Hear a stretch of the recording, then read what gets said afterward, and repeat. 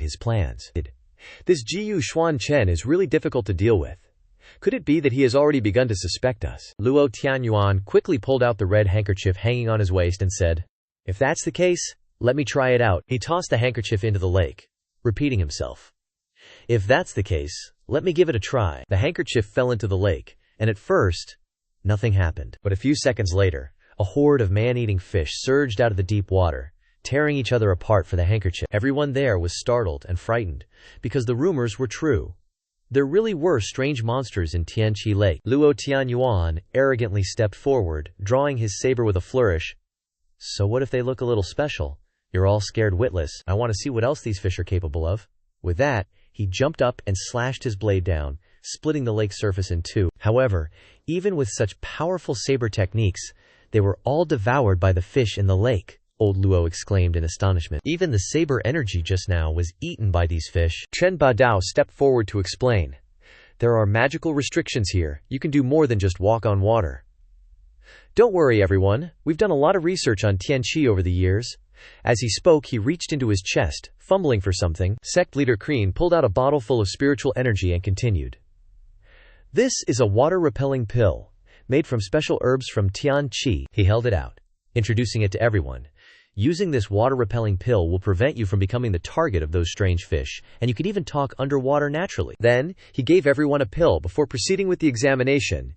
Xuan Chen held the spirit pill up to his nose, checking the ingredients.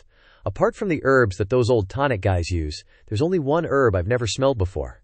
After swallowing the spirit pill, Liu Yuyan confidently stepped forward to take the lead. "Let me go first for everyone." She calmly walked on the water, feeling the effects of the water-repelling pill. Yuyan moved around leisurely, without becoming the target of the man-eating fish, feeling refreshed and praised. "It really works." Xuan Chen also watched attentively, nodding in admiration of the effectiveness of the water-repelling pill. HMPH. Following Liu Yuyan, disciples from other sects followed suit. He stood waiting, going last, still holding the spirit pill in his hand without drinking it, thinking to himself, "Let's see what these people are up to." Everyone followed the initial plan and jumped into the whirlpool in Tianqi Lake to investigate. Upon reaching the bottom of the water, the male powerhouses began to execute their plan to assassinate Xuan Chen. Luo Tianyuan, unaware of the situation, said leisurely, "I didn't expect there to be another world beneath Tianqi." Jinjianzi turned to look at Dongfang Hai, nodding to signal that they were ready for the plan to eliminate the Holy Sun. Sect leader Dongfang spoke up, raising his voice to signal. Now, Dongfang Hai gathered his strength to unleash a huge magical artifact that was descending from the water surface. To avoid casualties, he told everyone to move aside so that the magical power would hit Xuan Chen directly. Dodge, already on alert. He didn't mind confronting the 5 major forces, drawing his sword to break Dongfang Hai's magic formation, even underwater. Xuan Chen's sword energy was still very strong, a powerful slash rushing forward, slashing towards the traitors. Wan Jiyu sect leader He Feng, who was closest, was hit by the sword energy first. The powerful slash severely injured him, causing him to vomit blood. Xuan Chen's slash was too powerful, blasting the group of people away. Chen Beidao was not injured too seriously. He was still strong enough to stand safely, only regretting that He Feng had been slashed down before he could even make a move. Old Krin turned back, his face pale, clutching his chest and cursing, "Damn it, I almost lost my life. Luckily I was far away." The magic circle emitted strands of ultimate force, forming a large net that enveloped Xuan Chen. Luo Tianyuan turned to ask in a panic, "What are you doing?" Before he could react, Liu Yuyan silently appeared behind old Luo, speaking cryptically. "Sorry, Grandmaster. If you and the Son of Destiny are related, then I can only send you to your death." Without any hesitation, she unleashed a powerful palm strike on Luo Tianyuan's back, severely injuring him and sending him crashing forward. Cough cough. Luo Tianyuan was severely injured, his body heavily slamming face first into the bottom of the lake. He turned away in disappointment, glaring in frustration. Speechless. "You, Liu Yuyan, stuttered in embarrassment. "Sect ancestor, please don't blame me." Without the slightest remorse, she continued, "I'm doing this all for the future of Tianyu sect. If Xuan Chen isn't dead, Tianyu sect will never be able to hold its head up high." Hearing the younger generation speak like that, Luo Tianyuan was so ashamed he went crazy, laughing loudly. "Ha ha, very good, you're very good." Old Lu Gio tore his upper garment, complaining, If that's the case, then consider that I've never been to this Tianyu sect. As the net grew closer, Xuan Chen raised his sword formation, preventing it from shrinking further. This daddy resisted with all his might, frowning as he thought. The power of this treasure pearl seems to be similar to the heavenly origin laws of the trial battlefield, even more profound than the sacred domain laws, as if it's from another realm. Xuan Chen muttered in speculation. Even Lord Thunder, could it be related to that person? Seeing him struggling so much, the powerhouses of the five great forces began to mock him. Jin Jianzi smiled sinisterly. Xuan Chen, this treasure pearl is your father's legacy. It can't be broken from the inside, so just give up. Using it to send you on your way today, you should be grateful, Xuan Chen said confidently and directly. You don't think you can capture me like this, do you? He displayed his power, producing a golden plaque and a scroll, and spoke loudly. Qing Yun Shan He Tu. Appear. The Qing Yun Shan He Tu flew above the net through the gap, releasing continuous streams of energy. It floated above. To everyone's amazement, Chen Badao exclaimed in shock, so this is the Qing Yun Shan He Tu. Dongfang Hai was not afraid at all. He still held the treasure pearl in his hand triumphantly, and laughed. Locking wisdom, I've long heard that Sect Master Jiyu has this treasure, but even with the level of a disciple of Jushao sect, what if more people come? Sect Master Kren resolutely ordered. Stop wasting words, continue casting spells and suppress them under the water. Once the medicinal effects of the pills wear off, the gluttonous fish will make them disappear without a trace. Quick battle, quick victory. Simultaneously, the four remaining leaders of the four great forces rushed forward to gang up on Xuan Chen. At this time, his body was full of power, and he unleashed his energy, grinning mockingly. You think just you guys are enough? A large fist descended from above the lake's surface, directly attacking the four great forces. Old Master Yan's voice rang out. Xen, you old dog, this old man is here to take your dog life. Making the old Xen patriarch exclaim in surprise. What? The powerful punch struck directly into Xen's sect leader's body, breaking his bones and making him cry out in pain. Ouch, ah. The Yan family head eliminated an immediate threat, as if watching a comedy, and laughed loudly. Ha ha, you schemed in every possible way. Did you ever think you'd have this day? Again, old Yan increased the power of the punch, slamming Chen Badao flat against the bottom of the lake. Aria. He was in pain and anger, and looked up, saying, This method you are. Old Yan, who led the elite soldiers of the Wu family, said resentfully. The Yan clan followed the Holy King back then. This old man only regrets that when the Holy King had an accident, I couldn't be by his side. His eyes flashed with killing intent, staring at the unscrupulous people, and shouted, Now you still want to repeat the old tricks and harm the Holy Sun, the new master of my Yan Taihu. Xuan Chen was furious, and he ordered, Leave these trash to me. Liu Yuyan understood the strength of the opponent, and immediately became vigilant, informing her companions, Be careful. Before she could enter a defensive state, Yan Taihu launched a heroic battle. He looked around and asked fearfully, Have you counted how many lives you have? Making Dongfang Hai run away in fear. Don't come over here, old Yan roared. Hand over the treasure pearl to me. He threw a punch straight into the chest of the Eastern Churchmaster. His body was sent flying, and the treasure pearl flew out of his pocket.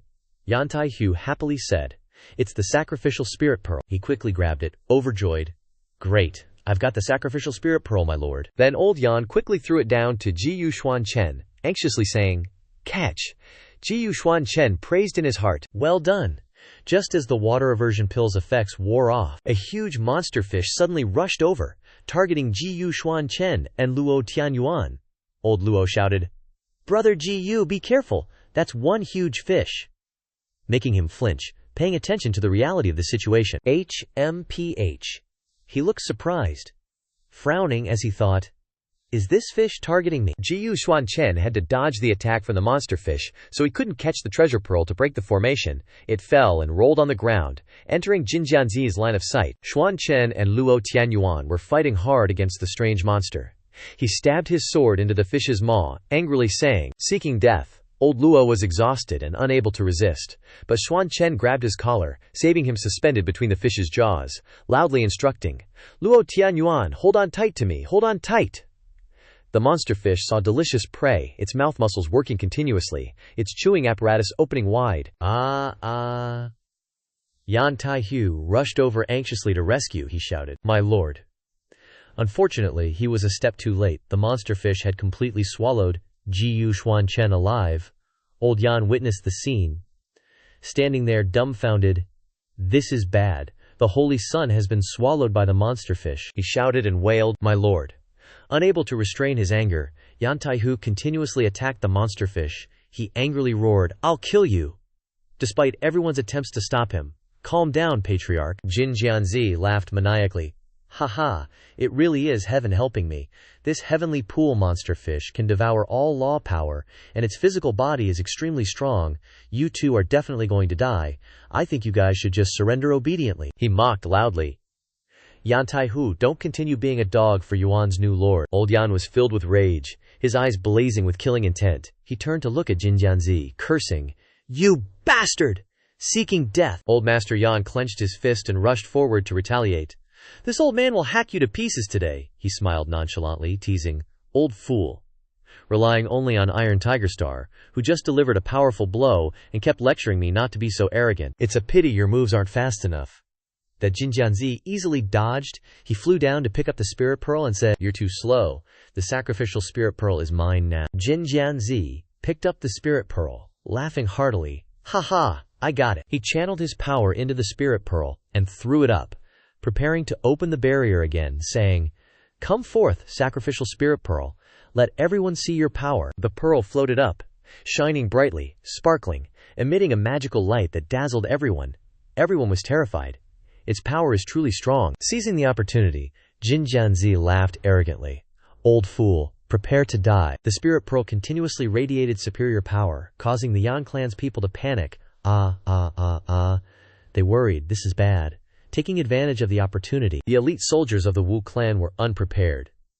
Liu Yuyan held her sword and rushed over, preparing to attack.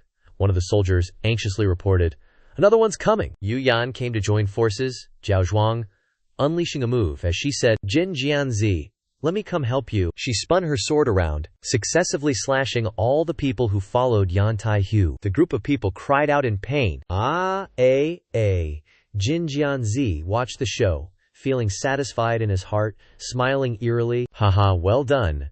Snatch 'em all in one go for me. Today is truly a great day." Suddenly, the spirit orb that was floating in the air started acting weird. It trembled non-stop, and in an instant it fell, slamming hard into Jin Jianzi's head. It cried out in shock, "Ugh, what the—" The remaining 3 people from the powerful force were stunned to see their ally attacked, collectively exclaiming, "What sect leader?" Jin Jianzi was hit straight on the head by the spirit orb, lost his balance, and fell to the bottom of the lake.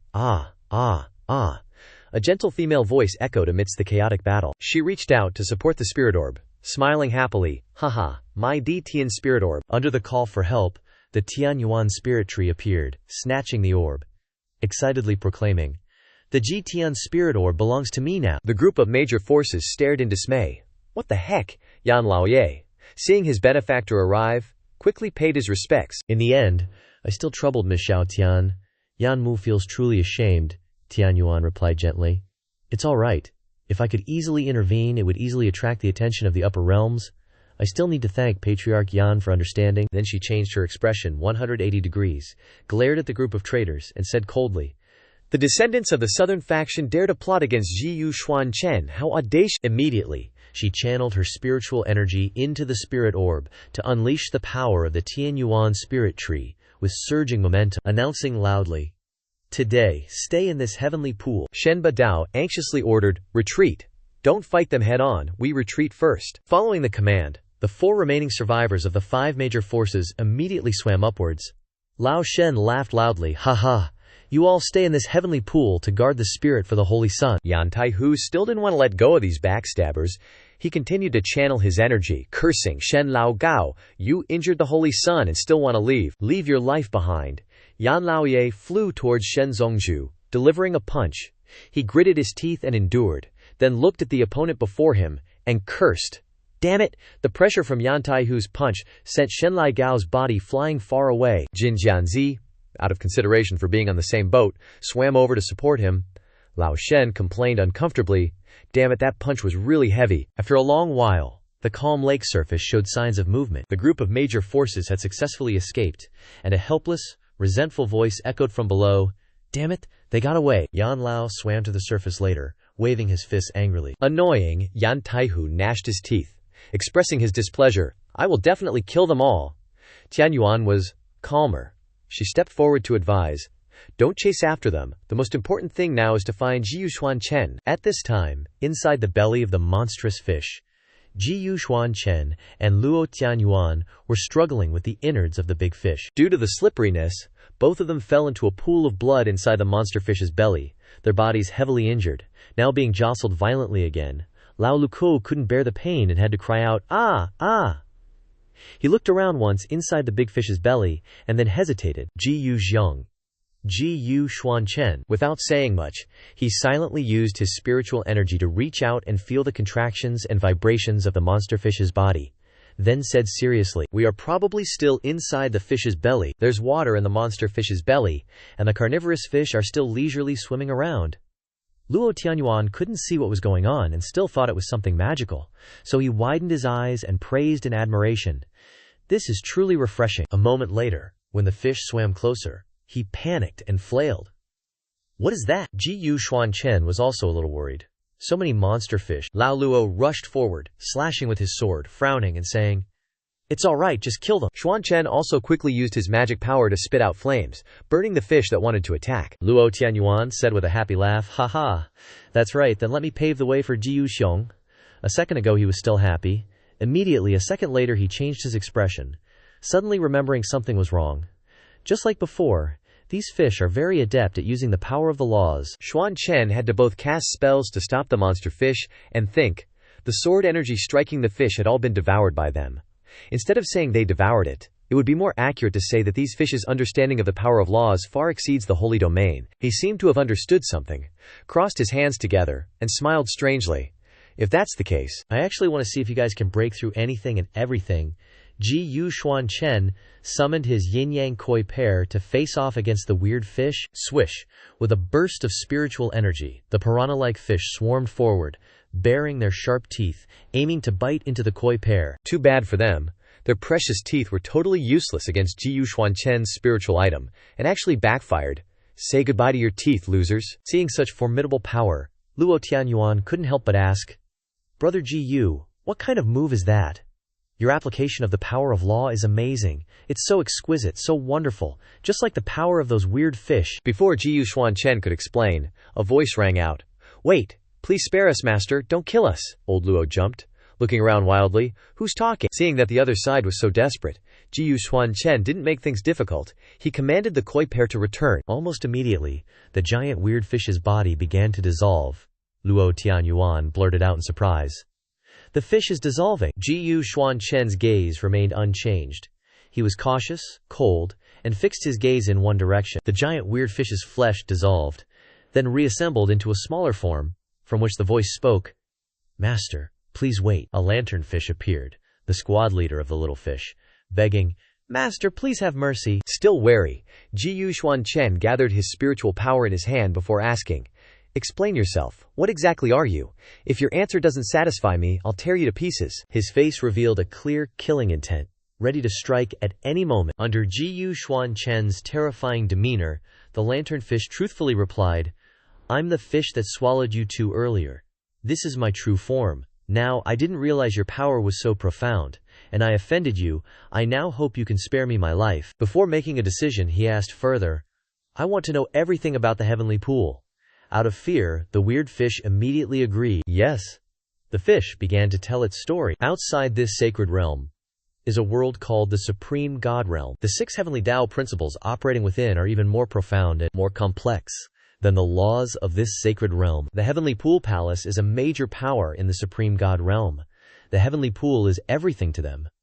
Originally, we Heavenly Pool fish were supposed to protect this place for the Heavenly Pool Palace and prevent outsiders from entering, like the sacred realm's minor world, to the people of the Supreme God Realm. It's like a low-level secret realm. They raise spiritual plants and beasts in the minor world, and some forces even put their disciples in the minor world to train, called Myriad Realms Training. After hearing the story, Luo Tianyuan crossed his arms, puzzled, and said, "Supreme God Realm, Myriad Realms Training, I've never heard of them." The Heavenly Poolfish continued, "I see that Master has the Yin-Yang Arts, Saint River Sect, the power of many paths. Perhaps you're also part of Myriad Realms Training, right?" Xuan Chen listened to this, resting his chin and musing. Yin-Yang Arts. Perhaps it's referring to the power of the Yin-Yang Heavenly Tome within me. Could it be that the Heavenly Tome is actually a Myriad Realms training tool sent by the Yin-Yang Palace? It seems the previous owner of the Saint River was probably also part of Myriad Realms training. Not getting any response from Xuan Chen, the weird fish spoke again. The Heavenly Pool Palace raises us only to use us as materials for refining pills later. If you are also part of Myriad Realms training, could you please not hold our previous offense against us, and take us away from this place? It called all the little fish over, sincerely pleading. Please, Master, take us away from this place, he coldly asked. What benefit would that be for me? The Heavenly Pool Fish immediately replied, listing the things it could do. We can impart to you the Heavenly Pool Art. I see your cultivation has probably reached the edge of enlightenment. The Heavenly Pool Art contains the upper realm's Heavenly Dabio, which can help you break through. Not understanding, he asked. What is the Heavenly Pool Art? The Lanternfish clearly replied. The Heavenly Pool Art is the secret technique of the Heavenly Pool Palace, originally only learned by direct disciples. Compared to the Yin-Yang Heavenly Tome's enlightenment of the Saint River's laws that you cultivate, they are similar. Saying this, it quickly swam around Ji-Yu Xuan Chen, creating a vortex carrying a lot of spiritual energy. It assuredly said, If you have any doubts, you can take a look first. The characters of the Heavenly Pool Art continuously appeared around Ji-Yu Xuan Chen. After observing for a while, he thought to himself, It's indeed as this weird fish said, this Heavenly Pool's laws are extremely profound. Ji-Yu Xuan Chen quickly produced a golden token. Acting as promised, I'll rescue this bunch of freaky fish. Gotta turn this gold badge into a teleportation thingy so they can scram. You guys get out of here. The fish were overjoyed to be rescued, cheering happily. Awesome, we're finally free. The leader fish hadn't left yet, staying behind to advise. Gongzi is still underwater. Tianqi's surface has a restriction set by the Tianqi Palace. Although Gongzi can break through on his own after cultivating the Tianqi Sutra, we are willing to stay here and protect the Dharma for Gongzi. Ji-Yu Xuan Chen didn't say much, he nodded in agreement. There's no time to delay, let's begin. Luo Tianyuan also wanted to take this opportunity to learn a thing or two and broaden his horizons, so he laughed and said to him, Haha, then I'll also steal some gains from Ji Uzjiang. I'll try to get a peek at the Tianqi Sutra. The two began the process of understanding the Tianqi laws, sitting quietly cultivating under the protection of the Tianqi fish. 3 days later, Lao Luo finished his part, while Ji-Yu Xuan Chen was still cultivating vigorously. Luo Tianyuan observed the situation for a while and exclaimed, Holy crap, in just 3 days, is he about to comprehend the Tianqi Sutra to the final level? The freakish fish was also in admiration, saying, If he can comprehend the Tianqi Sutra to the final level, then this entire Tianqi secret realm could be in his pocket. It hesitated for a moment and then continued, No, he already comprehended it. Finishing his cultivation, Ji-Yu Xuan Chen broke through, and he opened his eyes wide with a refreshed expression. Xuan Chen, try activating your power. He summoned the pair of carp and smiled faintly. Tianqi Sutra, haha, consider it done. Then he ordered the carp. To show off your power, let's test your might. In the blink of an eye, 2 fish grew wings. Luo Tianyuan exclaimed in surprise. Fly, Ji Yuxiong, your fish. Ji-Yu Xuan Chen happily stroked his spiritual pets, praising, You guys have also advanced to a new stage. At the same time as comprehending the Tianqi Sutra, the Yin-Yang Heavenly Tome has also been cultivated to great perfection. Rescuing Mother from North Wang Mountain this time is no problem. Lao Luo happily came over to congratulate him, congratulations Ji Uxiong, on gaining another level and obtaining new power. He didn't hesitate, and immediately cast his magic power and said, Time is running out. The two of them, and the school of fish, swam to the surface of the lake, swimming, and listening to Ji-Yu Xuan Chen's orders. Now, let's go back and settle the score with those rats. In the council hall of the Zhujiao sect, the figures in authority were sitting down to discuss matters. Yan Taihu asked nervously, Elder Yun Shan, is it true that you said the young sect leader is still alive? The elder stroked his beard and replied gently, Perhaps it is not wrong, but if the sect master still has no news, I think it is still not advisable to easily reveal the news to the outside world. Or should we use one scheme to counter another? Tian Yuan Shu Ling spoke up.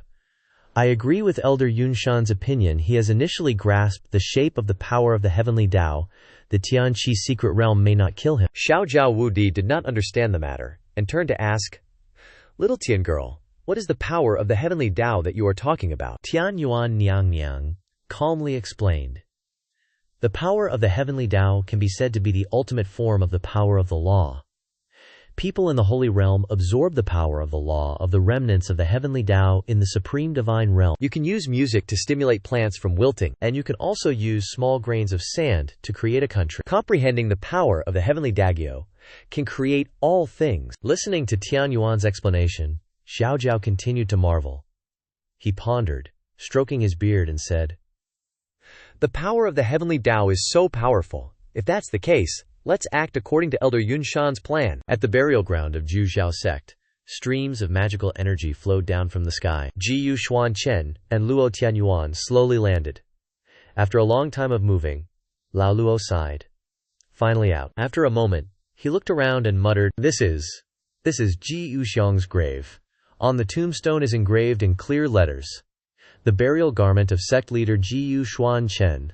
The incense just lit is not burnt out." He approached to observe, thinking to himself, "It's Yunshan's idea. It seems that the current situation of the Holy Realm is not stable." While absent-mindedly thinking, a figure flashed in front of Jiyu Xuan Chen. Elder Yunshan bowed to him.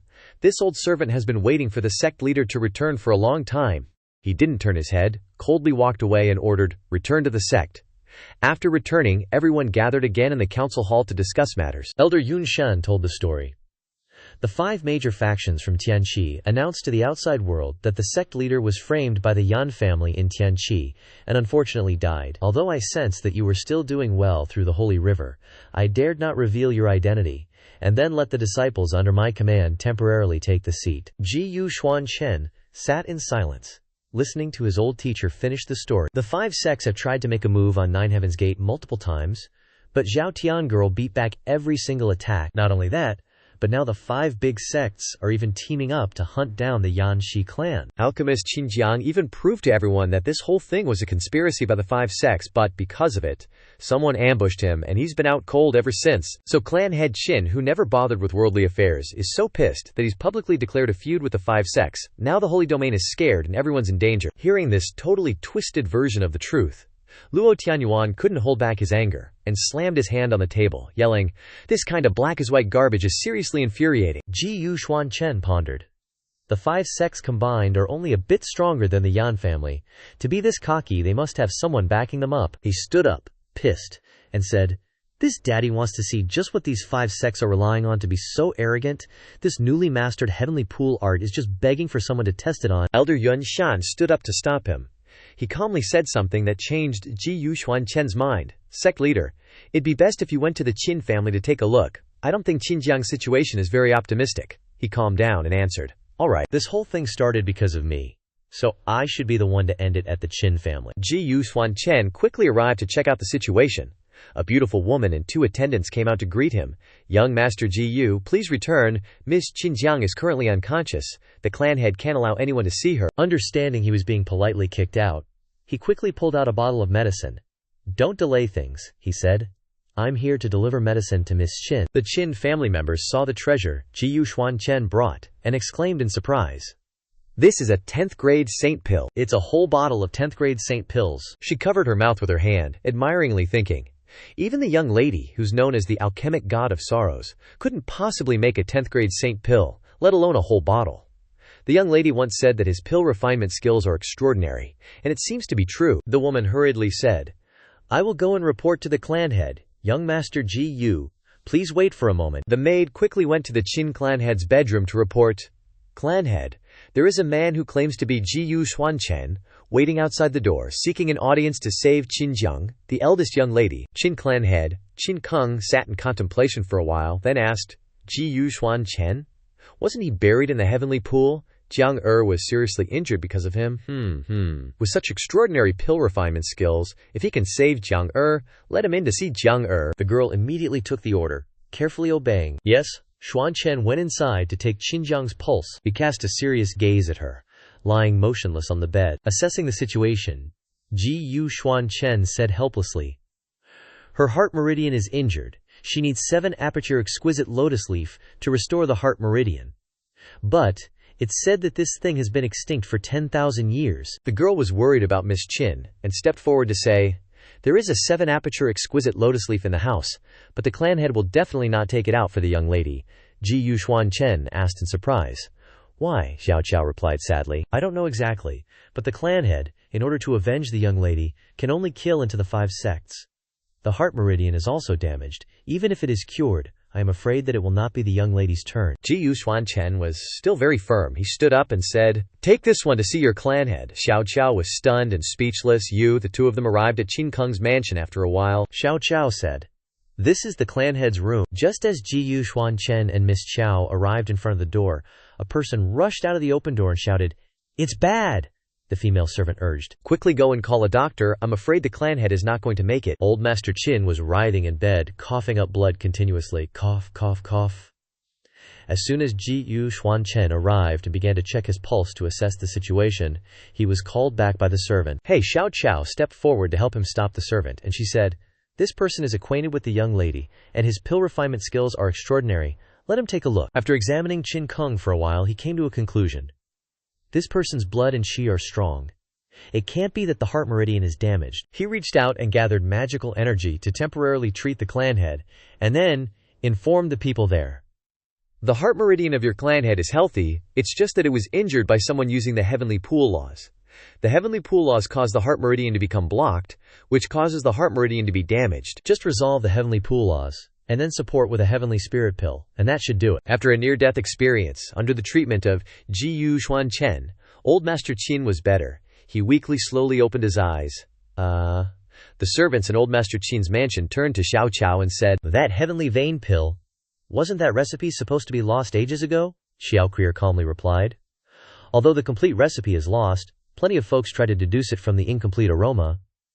"It seems like you've tried it before, miss." Then Xiao Chao bravely knelt down and said to the Qin family head, "Please bring out the 7-aperture exquisite leaf to treat the miss. Once she's fully recovered, she can refine the heavenly vein pill for you." Qin Xiang didn't want to take out the precious item and angrily shouted after hearing this, "Preposterous!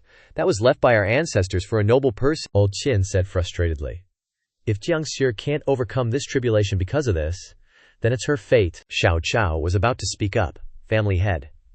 Just then, Xinjiang, who had just recovered, opened the door and walked in. She said weakly, "Xiao Chao, don't be rude." She leaned against the doorframe and greeted softly. Jiangjie greets. Father, rest assured, Jiangjie will definitely not use the family's resources. As for the heavenly vein pill, Jiangjie may not be able to refine it for you." Seeing Xinjiang just recovering and not resting, Xiao Chao anxiously ran to support her, worriedly asking, "Miss, you're awake. Why are you out already?" Miss Xin softly replied, "I'm fine. Prepare the medicinal ingredients for refining the pill for me." Seeing the not-so-deep father-daughter relationship of the Qin family before him, Xuan Chen frowned in confusion. He glanced at Qin Qiang, thinking to himself, "I heard that the Qin family head publicly broke ties with the 5 great sects for his daughter, thinking he was a loving father, but now he's unwilling to let his daughter use medicine? What's going on? How am I supposed to help the Qin family?" Xuan Chen spoke up. "I can replace you, follow me." Old Master Qin wearily stood up inside. The 2 old men whispered to the servant, "Tell me, have I been too strict with her?"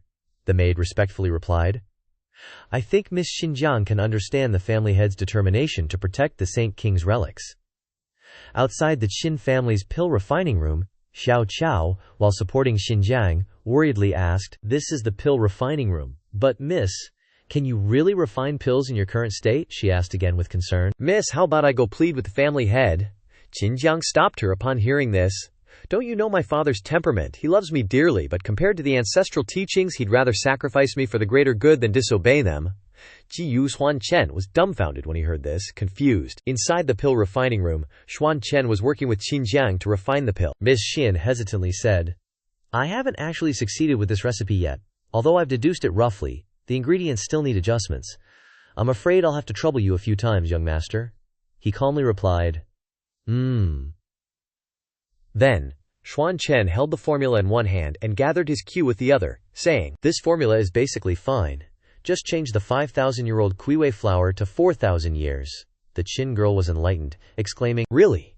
He explained leisurely. "Kuiwei flower is used for harmonization. When the pill is about to be completed, it urges the fusion of medicinal properties. 4,000 years is just right. If you use over 5,000 years, it will instead stimulate the medicinal power of the other ingredients." While using his magic to put the medicinal ingredients into the pill furnace, he said, "The reason why ordinary pills use 5,000-year-old Kuiwei flower is mostly because the alchemist's skills are not proficient enough, and the fusion is rushed. But the heavenly vein pill has strict requirements for medicinal properties. Adding a little too much will lead to failure. Hearing Xuan Chen's instructions, Xinjiang blankly said, "No wonder I fail every time at the final step of fusing the medicinal ingredients." During the process of refining the pill, the clear sky suddenly turned dark, a storm raged, and thunder roared. Xinjiang stared blankly at the sky, surprised. "This is a pill tribulation," she exclaimed. "To attract a tribulation, it must be at least a saint-patterned saint pill." With the aura of this tribulation cloud, this pill is probably above a 10-pattern spirit pill. Xuan Chen still used his magic to open the lid of the pill furnace, announcing, "The pill is complete." Xinjiang looked up and saw the pill, stunned. A 12-pattern saint pill. Ordinary pill patterns are capped at 10 patterns, which only legendary top experts can produce. Adding one more pattern is called a saint pill, and now I can actually see a 12-pattern saint pill being born. Jiyu Gongzi's level of pill refining can only be described as terrifying. Xuan Chen took the pill in his hand and confidently smiled. The pill tribulation continued to strike down on the courtyard. Xinjiang hurriedly ran out to see and ordered the guards to prepare to meet the pill tribulation. Xuan Chen followed behind, calmly saying, "No need." Then, he raised his hand to gather magic. An enormous amount of energy was released, destroying the lightning tribulation. Ms. Xin turned back in panic. "Wait, Jiyu Gongzi, you recklessly attacking like this will only make the power of the tribulation clouds even more prosperous. That's going to be a pain to deal with later," Xinjiang cautioned carefully. Xuan Chen still laughed confidently. "Oh really? Your little tricks sure do work." The dark clouds above were scattered, and the sky turned blue again. Miss Chin exclaimed in astonishment. "What, this?" The expressions of the guards in the mansion were also as expected. Everyone's mouths were agape, and they exclaimed in admiration, "Holy crap, that's way too strong." Then the Qin family head, way over there, also felt this power, and he dragged everyone out to the porch to see. Xinjiang excitedly shouted, "This is the aura of the yin-yang heavenly scripture saint child. My Qin family has finally waited for the saint child to descend." Old Master ordered everyone, "Quickly go to the alchemy office and find the person who triggered the tribulation clouds this time." Outside the alchemy office, seeing that the tribulation clouds had been dispersed, Xiao Qiao jumped up and down and hugged Xinjiang joyfully. "Miss, that's great." Miss Qin nodded with a slight smile. Yeah. While she was happy, Xinjiang's heart suddenly tightened, causing her pain. Miss Qin's illness relapsed, causing her to lose strength and fall down. She weakly said, "Quickly help me back. I cough, cough, cough." Xinjiang was exhausted and tired. Xiao Qiao hurriedly supported her, comforting her. "Miss, hold on a little longer." Seeing the situation worsening, Xuan Chen quickly went to take Miss Qin's pulse, and then frowned and said, "Her condition is not good." He picked up Xinjiang and said to Xiao Qiao, "Immediately get the 7-aperture exquisite leaf." Xiao Qiao worriedly followed behind, sobbing and saying, "I know where the family head put the 7-aperture exquisite leaf. I'll take you to get it." When Xuan Chen arrived at the gate of the alchemy office, Qin Zhong also happened to bring people to find the saint child. Old Master Qin raised his voice and shouted, "Who was refining pills here just now?" Xiao Qiao followed behind and said softly, "Family head?"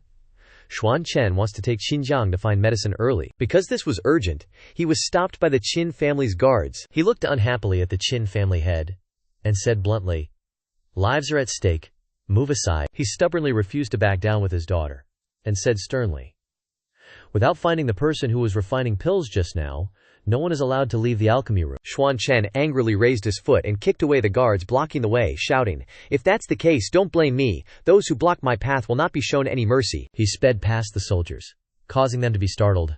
"Ah, ah, ah." So fast, Old Qin immediately ordered the guards angrily, "Everyone, get him! Are we going to let him waltz around the Qin family like it's his own backyard?" Xiao Qiao hurriedly followed, anxiously saying, "Young Master Ji Yu, I'll lead the way for you." Xinjiang, who was weakly carried by Xuan Chen, said vaguely, "Young Master Ji Yu, my life is not worth it. There's no need to offend my father for me." Xuan Chen said angrily, "I just can't stand seeing someone disregard life." Qin Chuan was moved by his words, and was stunned.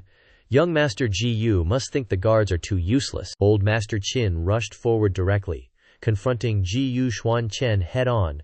Demonic energy gathered in his hand, and his eyes were filled with murderous intent as he rushed forward resentfully. "You little brat, seeking death." Having been pushed to this point, Xuan Chen had no choice but to take action. He helped Xinjiang to Xiao Qiao and instructed, "Take good care of your young lady." Then Xuan Chen turned to challenge Old Master Qin. He asked sternly, "You know the yin incantation? I want to deal with you." Xuan Chen summoned a pair of yin and yang spirit objects, showing off his unparalleled power. Qin Qiang looked on in surprise. He thought, "This is the yin-yang heavenly scripture saint child. This power must be the saint child.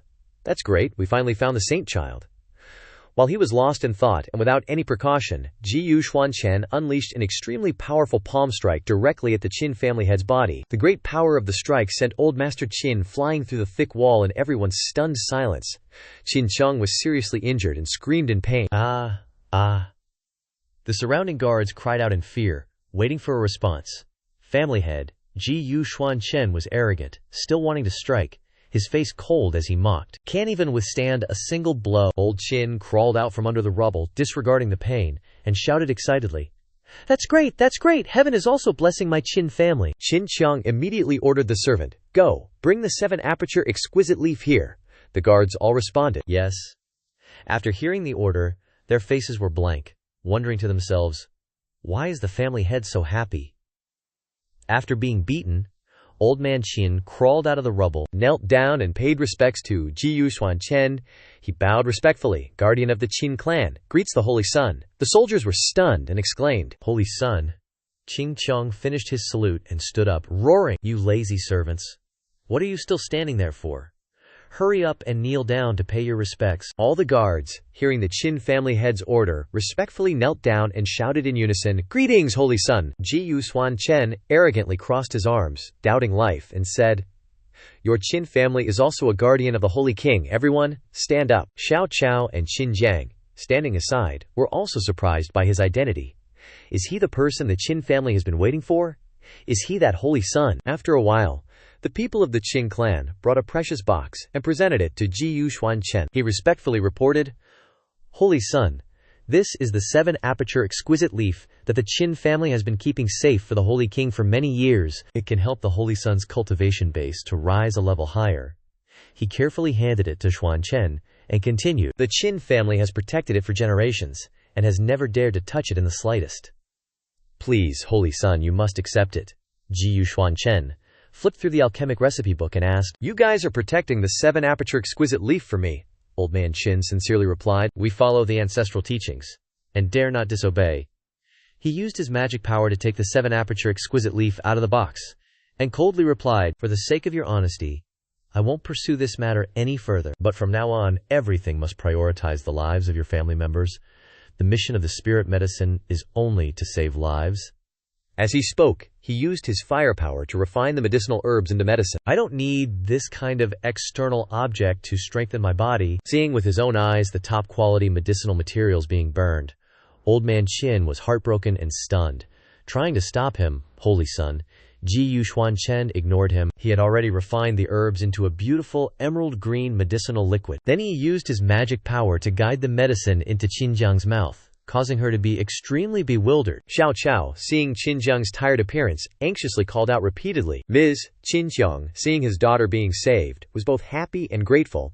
He knelt down again to thank him.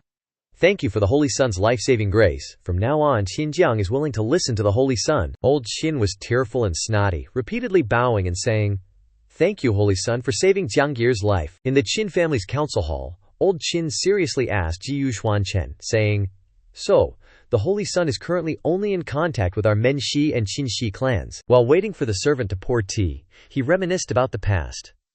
Back then, the Holy King passed down the remnant chapter of the Yin-Yang Celestial Tome to our 4 families. The Yan and Zheng families have the Yang chapter, while our Zhao and Qin families have the Yin chapter, ordering us 4 families to exchange people with each of the 5 major forces. After ambushing the Holy King and seriously injuring him, he died not long after. Afterwards, the Yan family secretly progressed and found the whereabouts of the Holy Sons, while our Qin family has been getting weaker and weaker. I also searched for the whereabouts of the Zhao and Zhang families with the Yan family head, but it's strange to say, the 2 families seem to suddenly vanish from the holy domain. Their whereabouts unknown. Xuan Chen didn't react strangely after hearing this. He raised the teacup and enjoyed it, then instructed, "It's okay, don't stubbornly follow the rules in the future, focus on developing within the clan."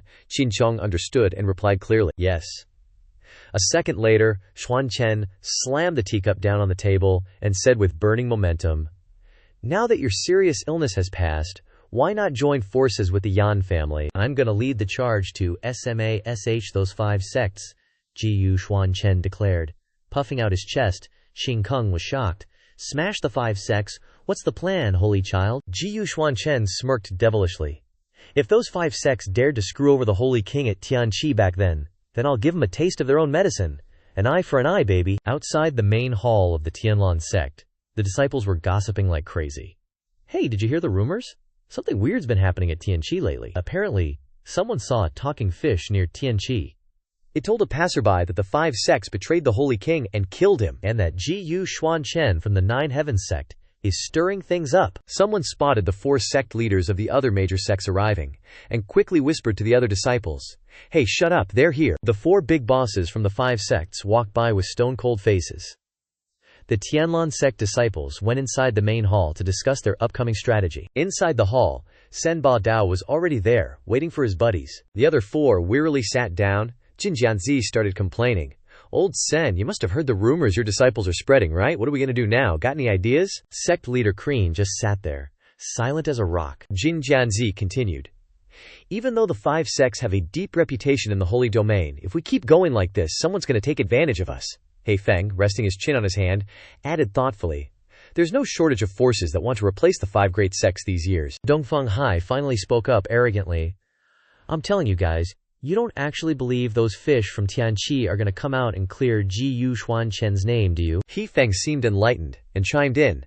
"I sent people to keep watch at Tianqi.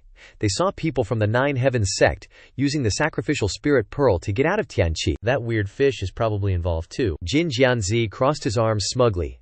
"Those idiots from the 9 Heavens sect still think they can find Xuan Chen. What a waste of effort." Chen Ba Dao reminded them slyly. "The 2 of you gave a direct order. Bring back the person dead or alive, and get back the sacrificial spirit pearl," Jin Jianzi exclaimed in panic. Xuan Chen's body was swallowed by the weird fish that day. It's normal not to have a body, right? Liu Yuyan frowned, considering the situation, and offered her opinion. Even if those who were buried in Tianqi were eaten by the weird fish, there would still be bone fragments left. The 9 Heavens sect is being patient. We can't guarantee there won't be any unexpected changes. Dongfeng Hai, seeing that things were getting difficult, shrugged and complained. "So, what are we going to do now? The sacrificial spirit pearl's already been taken. How are we going to get into Tianqi?" He Feng pulled out a blue jade stone and made a sinister face.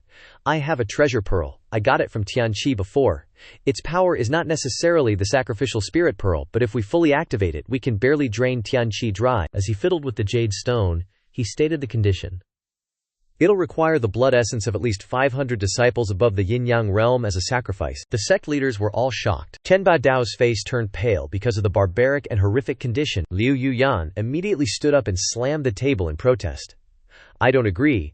My Tianyu sect would never betray our disciples." Dongfeng Hai stood up irritably and said, "What, is it only Tianyu sect that has to sacrifice?" He frowned and reminded her angrily. "If anything goes wrong, and the 2 of us are blamed, can your Tianyu sect handle it? Think carefully, sect leader Liu.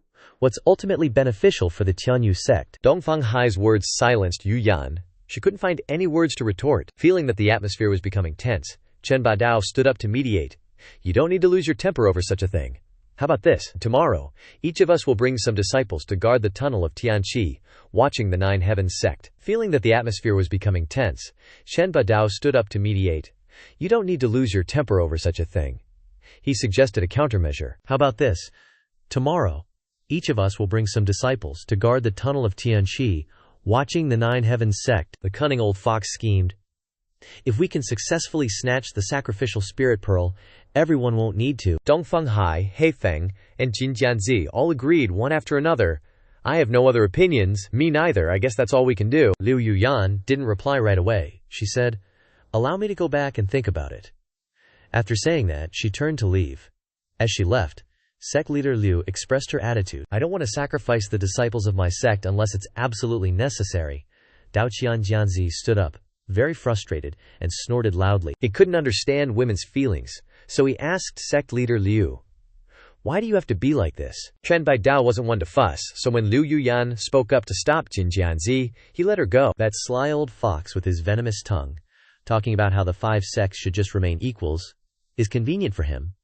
If someone wants to back out, we should be happy, right? The next day, in front of the Tianqi tunnel. The four major sects had gathered their people, just waiting for the order to move. The four sect leaders waited and waited, but still no sign of Liu Yuyan. Dongfeng Hai, arms crossed, grumbled, "What's taken that woman so long?" He frowned and said, "Could it be that she's not coming after all?" Suddenly, a strange formation appeared beneath the feet of every disciple from the four sects. With streaks of light constantly wrapping around them, people cried out in panic, "Ah, what is this? Look down!" Dongfeng Hai looked down in surprise and said in confusion, "This is the Heaven's Descent sword formation of the Tianwu sect." As soon as he said that, thousands of swords fell from the formation above, piercing people. The disciples of the four major sects were attacked, the swords piercing their bodies, and they cried out in pain, "AAA, AA." In an instant, hundreds of lives were lost. Even though they were all disciples under them, they were wiped out, screaming miserably below, "Help! Ari! Ari!" But their four sect leaders didn't care in the slightest. He Feng even took advantage of this massacre to collect a lot of blood, Quina, to open the treasure pearl. He looked at the pearl in his hand and quickly announced, "The treasure pearl has absorbed enough blood Qi, we can open Tianqi now." Who would have thought that we would end up using the blood of the four sects disciples to open Tianqi? How ridiculous. The Heaven's Descent sword formation ended, and the sky cleared again. Liu Yuyan led the disciples in the sect and flew over, launching a surprise attack on the four major sects. With a small number of people, she ordered, "The tunnel to Tianmen has been opened. Kill." When they saw the familiar figure of sect leader Liu wielding her sword Qi approaching, the crowd finally recognized them and shouted to inform everyone, "Ah, it's the Tianwu sect." The formation was recreated by the disciples of the Tianwu sect. People from the four major sects asked anxiously, "Why, four sect leaders." Caught off guard in a corner, Xen Bandao asked angrily, "Liu Yuyan, have you gone mad? Do you think your Tianwu sect can win against our four sects today?" Liu Yuyan didn't stop, her eyes wide open, and she rushed forward with murderous intent, replying, "If we can't win, then let's fight to the death." Dongfeng Hai was shocked by sect leader Liu's swordsmanship and exclaimed, "Burning blood sword technique. Are you throwing your life away? If you use this sword technique, you won't live for more than a few days." Liu Yuyan rushed forward furiously, roaring, "Is that so?" She was determined to fight to the end, her face turning green with veins popping out. She challenged the remaining four major sects. "Living longer than you is enough." In the past, when Liu Yuyan was still young, the previous sect leader of Tianwu sect had come to ask her, "Learning swordsmanship with the Celestial, may I?" She replied happily at the time, "Yes." Fragments of memories kept flashing in sect leader Liu's mind, giving her even more fighting power. Yuyan is determined. "I will definitely do what I promised the old sect leader." In the past, before the previous sect leader passed away, he lay on his sickbed and instructed, "No matter what happens, you must take good care of the Tianwu sect." Liu Yuyan looked at her sick and suffering teacher, kneeling and trembling. "Yuyan will obey your orders." Now, those four sects wanted to use the disciples as sacrifices, which made her very angry, and she struck decisively with a single slash. Sect leader Liu shouted angrily, "How can the disciples of my Tianwu sect become sacrifices for others? Die!" Suddenly, a large palm descended from the sky, breaking Liu Yuyan's attack. The person said, "Those who are disloyal deserve to die." The pressure from the move made her grimace. The large hand like a spring stretched out and pressed Liu Yuyan down to the ground. She was seriously injured, trying to stand up, and coughed up blood due to internal injuries. Chen Badao saw the expert appear and immediately went forward to salute. "Elder Zhao." Zhao irritably scolded, "HMPH. A bunch of good-for-nothings." Not valuing the Holy King Guardian, the master of the Zhao family, Zhao Shan stood majestically displaying himself. In the end, this old man still has to take action personally. Liu Yuyan froze, biting her lip in frustration. Oh no, why did he have to show up? At this rate, the disciples of my Tianyu sect are probably... Immediately, sect leader Liu leaped up, instructing, "Tianyu sect, retreat with everything you've got. Run for your lives." She was worried about the lives of her sect members, wanting them to leave so she could buy them time. Seeing her fighting so selflessly, the disciples were worried and tried to stop her. Sect leader, ignoring their pleas. Liu Yuyan blazed with fighting spirit and rushed forward, activating her sword formation and launching an attack, her eyes burning with hatred. "I'll fight you to the death." Zhao Shan looked at Liu Yuyan and said calmly, "The sword intent isn't bad. I can see the spirit of disregarding death, but it's a little lacking in self-awareness." Old Zhao calmly raised his hand, using his accumulated power to counterattack. Liu's sect leader's entire sword formation was destroyed in an instant. The weapon she summoned shattered into pieces and flew everywhere. Yu Yan exclaimed in horror. What? Before she could even collect herself, old Zhao landed another blow on her. Meng Jin attacked Liu Yu Yan, heavily wounding her and sending her plummeting from the sky. The disciples in the sect saw this and cried out in alarm. Oh no, sect leader's injured. Sect leader, the insidious Lao Xin, seized the opportunity and ordered, "Now's our chance. Destroy the traitors of the Tianyu sect. Kill, kill." Just then, a hand reached out and caught Liu Yuyan. Luo Tianyuan appeared, rescuing sect leader Liu. She weakly opened her eyes and looked. Lao Luo carried Yu Yan, gently landing on the ground. Then, he turned around, glaring at the heartless crowd. Qian Bai Dao panicked, pushing away the disciples around him to get a better look. Luo Tianyuan, how is he still alive? Lao Kren exclaimed with a chill down his spine. This is bad. I have a bad feeling about this. A massive beam of energy shot down from the sky, causing a large-scale explosion, injuring many people. When the magical power dissipated, Xuan Chen and the disciples of his sect were there. Xiao Zhao Wudi turned to him and reported, Master, the disciples of the Zhujiao sect have all gathered. Xuan Chen's face was ice cold as he announced to the people of the 5 great sects, You little rats, the game is over. The 4 sect leaders heard the familiar voice and turned back in horror. What? Seizing the opportunity, Zhao Shan rushed forward, angrily saying, Xuan Chen, you really aren't dead. Seeing him acting recklessly, he chuckled. Oh, Xiaotian Yu Niang. Quick as lightning, Xiaotian Yu Niang appeared behind Zhao Shan, saying enchantingly, I think you should be more concerned about yourself. As she swiftly swung her palm down, that old fox Zhao managed to dodge it. The Tianyuan Shuling praised with interest. HMPH, that old guy's pretty fast. Zhao Shan teleported to the side, gritting his teeth and saying, Damn you, Xuan Chen. He angrily questioned, Was it you who planned to lure the people of the 5 sects here? Xuan Chen arrogantly replied to old Zhao's interrogation. If I didn't, how could I lure out an old fox like you, hiding behind the scenes and scheming? Then, he stretched and cracked his knuckles, preparing to attack. HMPH, you trash, I'll leave these small fries to you guys to handle. Following the order, Xuan Chen's 2 disciples charged forward to engage in combat. Xiao Zhao, the martial emperor, targeted He Feng, wielding his great blade with a mighty swing. Let me be your opponent. He Feng barely dodged the powerful sword strike. Xiao Zhao taunted. Not bad. You're pretty quick at dodging, huh? On Luo Tianyuan's side, he carried Liu Yuyan back towards the disciples of Tianwu sect, instructing, Protect your sect master well. We'll settle our scores after this battle. Everyone rushed over anxiously, calling out, Ancestor, Ancestor, Sectmaster, is she all right? Xuan Chen's disciples also rushed into the fray. Several of them charged at Jinjianzi, shouting in unison, People of the Juxiao sect, follow me and kill. Things weren't looking good for Shen Badao either. He was surrounded by people from the Juxiao sect, cursing in frustration. This is really damn annoying. He looked towards him, thinking, Xuan Chen is still not dead. But I think, no matter how good you are, don't even think about leaving this place today. A strange old man, emanating icy aura, flew over quickly, drawing Xuan Chen's attention. He curiously turned to look. HMPH. He unleashed a powerful punch, yelling, Xuan Chen, meet your death. As soon as the words fell, the 2 terrifying forces collided. The old man launched his palm strike, but Xuan Chen met it with a solid punch. The 2 streams of power crashed into each other like 2 worlds colliding, creating a violent tremor. The clash between the 2 caused a small explosion in mid-air. Xuan Chen quickly retreated. He asked vigilantly, Who is it? The old patriarch of the Zhang family chuckled. Haha, you really have a tough life. Only then did he notice the energy on his chest. It was gradually freezing. Cold air infiltrated his body, making Xuan Chen stunned.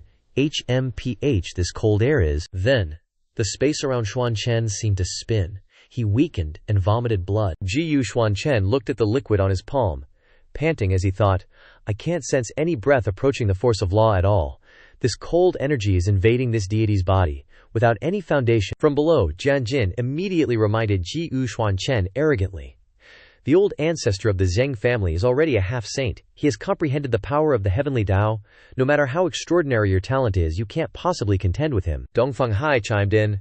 That's right, using the power of law to fight against the power of the heavenly Tao is a one-way ticket to death. Xuan Chen, you might as well surrender obediently. Tian Yuan walked out from behind Xuan Chen and reminded in a low voice. You need to be careful. The power of these two people is strange, not like the power of the Holy Realm. If you can't defeat them, retreat and avoid them first. Xuan Chen looked at the icy mark on his chest, wondering. This is the power of the heavenly Tao. But it seems to have power different from the yin and yang fish that this deity is evolving. He laughed excitedly. Oh. Then, Xuan Chen's body emitted fiery heat, melting the heavenly Tao ice. This deity actually wants to try this kind of power. Xuan Chen created a fire dragon, its imposing aura flaunting its strength. Old Zheng was frightened and sweated profusely. Heavenly Tao materialization. You've only just broken through to the Tianyuan realm.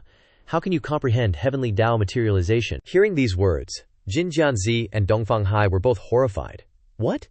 He doesn't just grasp the Tianyuan law, but can also comprehend the power of the heavenly Tao. Old Zheng returned to his calm state, urging him to speak, admonishing, Boy, it's beyond my expectations, but I want to see. How much skill do you have when you comprehend the heavenly Tao force at such a young age? He summoned a large whale, magical and mysterious in the vast space. As he created pieces of ice, he said, Compared to my power, who is stronger and who is weaker? The coldness caused by old Zheng's cold air covered the entire surface of Tianqi, and everyone couldn't help but marvel. This bone-chilling power is really strong, it's so cold. The cold air began to spread further, freezing everything. Xuan Chen frowned as he watched him show off his power. Ice and snow are covering the ground, freezing everyone's feet. My feet can't move anymore, aha, what is this? Even outside the heavenly pool, it's getting hit by old Zheng's power. The sky was clear, and now it's snowing. People passing by are freaking out. Snow, heavy snow. The confused dude is like, the heck, it's June, why is it suddenly snowing like crazy? At Zhuzhao sect, Elder Yun Shan is anxiously waiting for the sect's victory, also hit by the snowfall. He looks up, uneasy. This level of cold seems like the holy domain is about to change. Back at the heavenly pool, Xuan Chen says, Eyes gleaming, this is some serious ice mountain power, worth breaking through for yours truly. He controls the fire energy to unleash the fire dragon, attacking that old Zheng ghost. Old Zheng is all calm, bring it on. HMPH, you're barking loud, but let's see if you've got the bite to match. Zheng cranks up his ice powers, ready to block Xuan Chen's attack. As soon as his fire dragon touches that cold air, bam, frozen head. A few seconds later, the whole fire dragon turns into an ice sculpture. Old Zheng sneers, and you dare to be so arrogant. The Zheng family head smirks triumphantly. He destroyed the strange ice space. Then old Zheng, with his hands behind his back, says, You actually have some strength. But this is as far as you go. Xuan Chen ain't backing down. He's like, smugly? Try this on for size. Old Zheng powers up again, throwing out another attack. Using the same trick again. What's the point? This time, his attack is different. The fire dragon doesn't go head on, but weaves around his attack path to dodge, and then attacks. The fire dragon flashes past him, then bites down on the whale-summoned creature behind him. Zheng is startled and screams, What? He immediately looks back in panic, shouting uselessly, Let it go. Did he really find out? Seeing the old shameless dude's reaction, Xuan Chen understands even more. He says sarcastically, So you didn't comprehend any heavenly power at all. The thing that really gave you the power you have now is the time magic artifact hidden in that ice whale's belly, isn't it? He trembles at the exposure of his secrets, gritting his teeth. You little brat. The ice whale roars in pain from the fire dragon's bite. Old Zheng tries to blast the fire dragon away to protect his spirit beast. Casting moves and uselessly shouting orders, Xuan Chen's dragon moves smoothly. When he heard the fire dragon opened its mouth wide again, it tightened its grip on the ice whale's body and landed a fatal bite. The old man, surnamed Zheng, screamed loudly. No. The ice whale is destroyed, and inside reveals the time magic artifact that Xuan Chen mentioned. The fire dragon quickly snatches the treasure and brings it back to its master.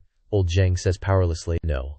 Seeing the fire dragon bring the magic artifact to Xuan Chen, the old man yelled in vain, Give it back to me! Snatching up the treasure, Xuan asks arrogantly, You're using this to manipulate the time of the heavenly pool, right? He replies irritably, How could you have found out about it? He calmly replied, From the moment you turned the heavenly pool into a land of frost, I figured it out. This is not the same type of power at all. When you first attacked me, you cultivated ice power that was extremely strong, but it's not the same as the natural law of heaven and earth. You were just adjusting the passage of time in the heavenly pool so that I would enter the state of being attacked by the cold air sooner, including my fire dragon. Basically, you didn't use the power of frost to repel it, you just sped up time so that the fire dragon couldn't react in time. Initially, Xuan Chen could dodge old Zheng's move, but after using the magic artifact of time to shorten it, he put him in a state of being attacked by the cold air. Xuan Chen held up the time artifact and explained, "To confuse your opponent, you intentionally made the surroundings so cold, creating illusions. They thought they were attacked by ice powers, right?" "You're spot on," old Zheng couldn't argue, grudgingly thinking. The power of time law is extremely mysterious and hard to detect. Yet he discovered it in our first fight. Accepting the truth, he laughed maniacally, turning from rage to joy. "Ha! Zheng isn't wrong after all. You're absolutely right, worthy of being that man's son." Then he asked, "Do you know where the sundial came from?" Old Zheng, now completely bonkers, proudly boasted, "This is what I snatched from your father's hands at Tianqi after injuring him." Xuan Chen's face darkened, and he coldly retorted, "You're the one who killed my father." In the midst of their verbal battle, a commotion behind him made him turn around. Zhao Shan ferociously attacked the Thang Tian Yuan tree. The old spirit yelled, "Die!" Xuan Chen quickly teleported to support Xiao Tian. He sincerely warned, "Be careful." Then, Xuan Chen used one hand to support the Tianyuan girl, and the other to block Zhao Shan's attack. Old Zheng seized the opportunity to launch a sneak attack. "Now's the time." A flash of light zipped through. The two sides retreated, standing on opposite sides, directly facing each other. Xuan Chen asked unhappily, "What's wrong?" Zhao Shan cautiously told old Zheng, "Be careful, this kid isn't easy to deal with." Old Zheng, carefully holding the time artifact he just snatched, replied, "Got it." Xuan Chen looked at the two cunning old foxes, shrugging and sighing. "You guys really went to great lengths for an artifact." Zhao Shan gathered his qi, vaguely revealing information as he said to him, "Saint Child, why don't you guess what else I got from your father?" A transparent barrier box suddenly appeared, trapping Xuan Chen. He was stunned, then suspiciously asked, "You can manipulate space." The old man showed off a token, answering, "Correct." Under Zhao Shan's control, the air inside the barrier gradually compressed. Xuan Chen blurted out in shock, "The space is constantly being compressed?" He tried to use his power to resist being crushed. Just then, Xiao Tian's spirit tree wounds worsened, and she screamed in pain. Quadruple A. Seeing this, he increased his power, expanding the space to make Xiao Tian more comfortable. But Tianyuan still couldn't bear the pressure, she screamed. Triple A, quadruple A. Xuan Chen glanced over, worriedly thinking, if this continues, she might not be able to endure it. Immediately, Xuan Chen unleashed his ultimate move, summoning the Holy River Golden Decree. The compressed air was rapidly incinerated by the power of the Golden Decree. The spiritual energy from the token was continuously released, breaking the barrier that trapped the two. Old Zhao and Old Zheng witnessed the scene, exclaiming in shock, "This is..." Xuan Chen seized the opportunity and immediately teleported away. Zhao Shan smiled faintly, scoffing, HMPH, he has a spatial artifact too." He stared directly at the two cunning old foxes, seriously delivering his assessment. "Just now, I felt like my internal organs were being compressed and deformed, and the air in my lungs seemed to vanish in an instant." Xuan Chen frowned.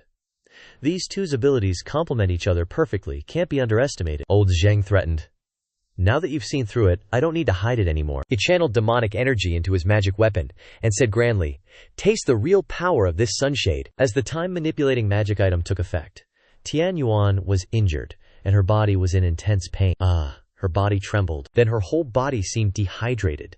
Her skin shriveled up and became dry. Xuan Chen froze, astonished. "It's Kari."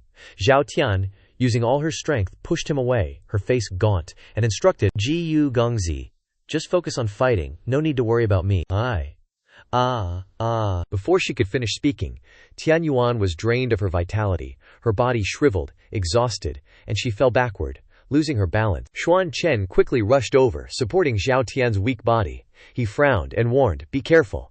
When he grabbed Tianyuan's hand, Xuan Chen felt something was wrong, and turned to look, only to see that the skin on her hand had shriveled up, dry like a mummy. The old man Zheng had used a time treasure, accelerating Xiao Tian's life process. Witnessing this tragic scene, he said loudly with satisfaction, "No one can defeat time." Xuan Chen, kneel down now. Offer up the complete yin-yang heavenly book with both hands, and I'll spare the lives of your loved ones. He put on airs, pointing directly at Xuan Chen's face, ordering him. A strange doubt arose in his heart. Why does this one feel like nothing happened? This person's time magic weapon currently exhibits two forms of attack. One is like how he treated Tianyuan, directly aging them from youth to weakness. The other is like how he treated this one, After adjusting the time of the entire heavenly pool, the bone-chilling force instantly struck this one. Xuan Chen looked at him, thinking, this guy could clearly manipulate Tianyuan's body to weaken this one, but he chose to manipulate the time of the entire heavenly pool instead. He pondered for a long time. Could it be because this one has refined the power of the time law before, so this person's time manipulation has no effect on this one? If that's really the case, well, reenacting the power of the time law wouldn't be difficult. Thinking this, Xuan channeled his energy, preparing to fight. Xuan Chen smiled with amusement at what he was about to do, he thought. On the contrary, it's quite interesting. Once again, Xuan Chen reenacted the power of the time law, and the power from his body was greatly enhanced. Old man Zheng was horrified. What, he actually comprehended the power of the time law? No, this is the power of the time law advanced to the next level, the heavenly Tao force. Xuan Chen transferred the accumulated strength into Tianyuan's mouth for her to absorb. Receiving the vitality, Xiao Tian returned to her previous appearance. She seemed to come back to life, her eyes blurred, gasping for breath. Fu, fu, old Zheng cursed nervously. Damn it! He continued to transfer more power into the treasure, launching a preemptive strike against Xuan Chen. I don't believe the law you reenacted is stronger than the sacred artifact your father left behind. Tianyuan, who had just recovered, was attacked by evil magic again. She clutched her head in pain, screaming, "It hurts so much, ah ah ah!" Xuan Chen summoned his yin-yang fish, retorting furiously, "So what if it's a sacred artifact? In the hands of you lot, it's just a waste of heaven's treasures." He commanded the parrotfish to attack. Old Zheng was caught off guard and shuddered, trembling uncontrollably. This aura. But having gone so far, old Zheng did his best to gather his magical artifact, launching another attack. Die for me. The yin-yang fish opened their mouths wide, surprised by the immense power emanating from the time-based magical artifact. They were delighted, quickly absorbing all the magical power. Old Zheng exclaimed in astonishment. These fish can actually devour the power of time law. Having digested the power, the two fish grew rapidly, threatening the enemy's spirit. Old Zheng panicked, turning to Zhao Shan for help. What are you waiting for? Make your move already. Old Zhao sighed. So quickly things have gone south. He took out the golden token he used earlier and spoke, continuing, I wanted to watch a bit more of the show. Zhao Shan imprisoned Xuan Chen's yin-yang fish in a sealed barrier just like he did Xuan Chen.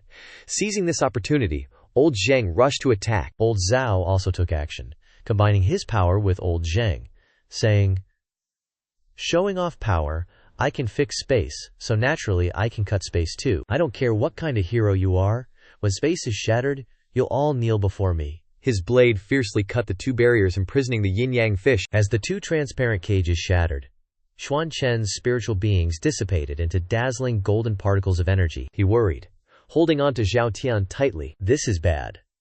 Sensing something ominous, Xuan Chen took out the sacred river golden token. He opened a space portal for Tianyuan to leave, saying, Xuan Chen pushed her weak body through the portal. Go rest first. Xiao Tian was pushed back to the real world.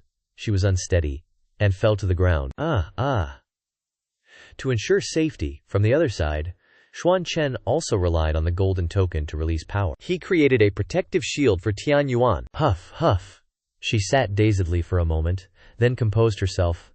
I can't keep going like this. I need to recover some power. Tianyuan lifted herself up, absorbing the life force from the roots of the trees in the ground. The energy of life was continuously fed into Xiao Tian's body. She burped, breathing contentedly. Back in the ever-changing space, Xuan Chen and the two old guys were fighting fiercely. One person said angrily, You actually dodged it.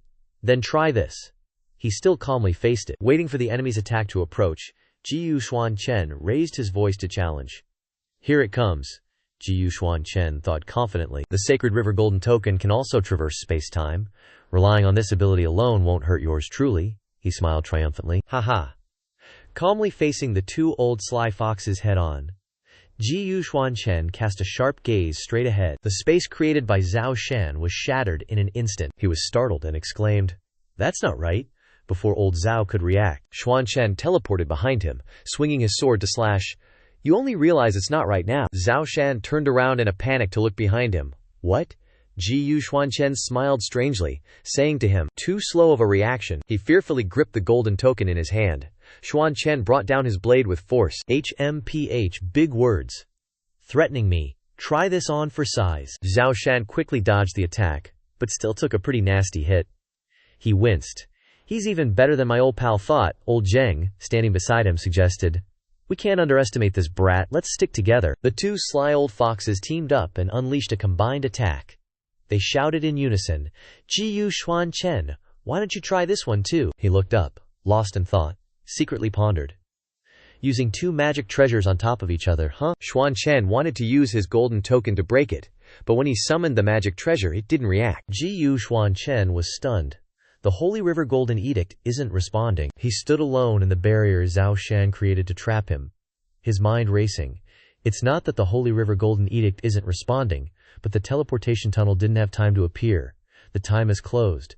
This space is about to be shredded to pieces. If the power of the time law has no effect on this venerable one, because this venerable one has refined it before, then maybe I can also refine the power of the space law to break this situation. In that case, let's bet on it. Discovering the loophole and the method to break the bad situation, Jiyu Xuan Chen immediately exerted himself to refine it. The two old geezers, seeing that he wasn't reacting, were surprised, giving up on struggling already. What's that little punk doing? Jiyu Xuan Chen calmly sat down, scoffing. Is this all you've got? Truly a waste of this venerable one's time? He glanced up, scoffing with a smile. Ha!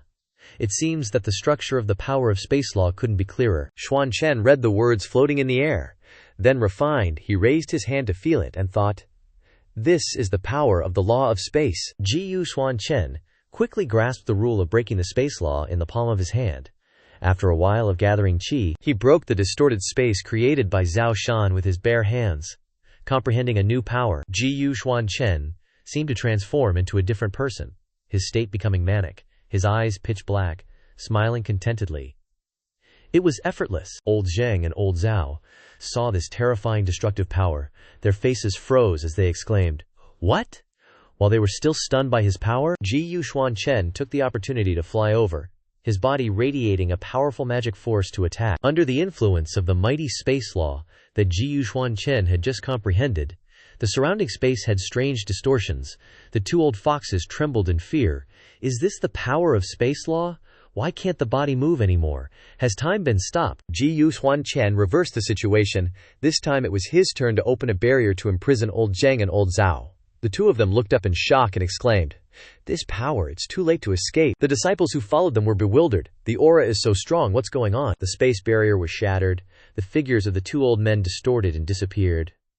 Two disciples standing and watching whispered to each other, half Saint Zhao and half Saint Zheng. What's happening? Old Zheng and old Zhao were officially destroyed. Their bodies vanished, leaving behind only two magic treasures that fell to the ground. After absorbing enough vitality, the Heavenly Origin maiden sighed wearily. Phew. Madame Fu looked back at her body, thinking to herself, it's over. Luo Tianyuan admired Xuan Chen's victory. He raised his eyebrows and praised, "Awesome, Brother Jiyu.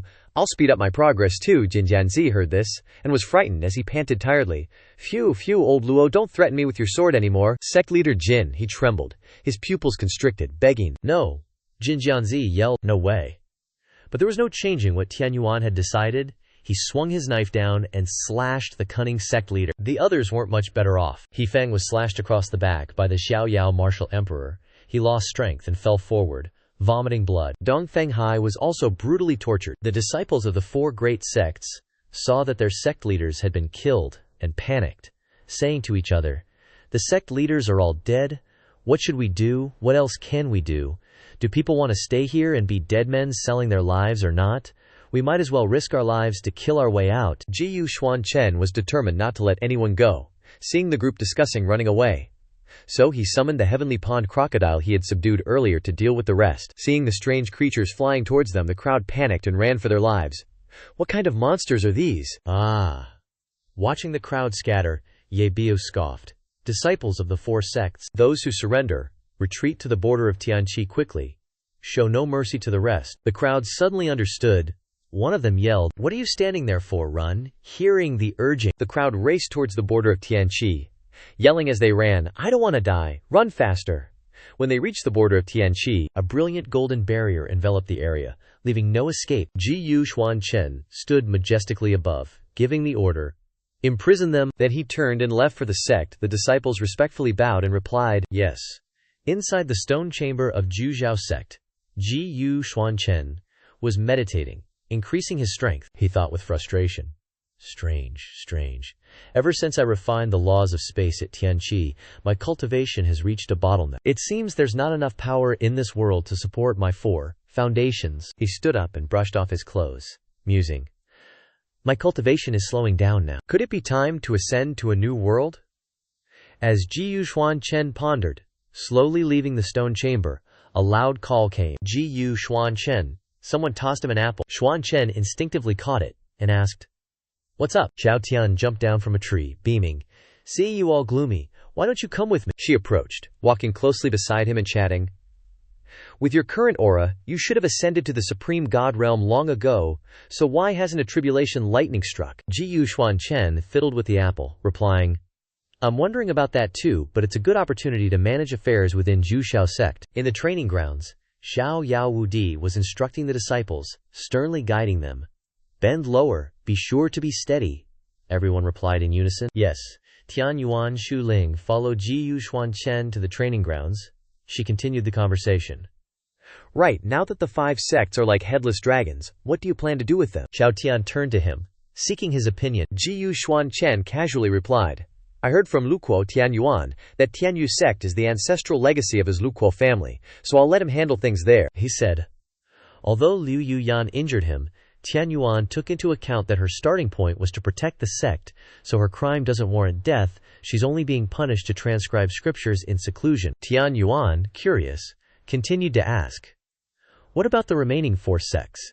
He leisurely replied, "Just absorb them all." Xuan Chen answered Xiao Tian's questions. As for the Zhao and Zheng families, their whereabouts are still unknown. The Shanhe Order and Ri Mian, 2 magical artifacts, are also missing. I suspect Zhao Shan and Zheng Hai have a backup plan, and I've sent people to investigate. Tian Yuan understood the situation. She nodded and exclaimed, "So that's how it is." Just then, Si Zhao led his disciples over, paying their respects to him, solemnly bowing. "Master," Xuan Chen quickly responded, "You've come at the right time. I was just about to ask you, how are the disciples of Xiaojiao sect doing under your charge now?" Wu Di reminisced. "During the instruction, you all need to check this, and this in time." He reported to Xuan Chen. Hu Haiquan, Mo He, and Elder Qi Huo are currently assigned under Elder Tian He, and they're probably helping Elder Tian. He managed the sect's affairs recently. He added, "Mo Tianyan and Han Gong, along with others, are cultivating with me, and I'm training their physical bodies." As Xiao Zhao finished speaking, the 3 people behind him bowed together.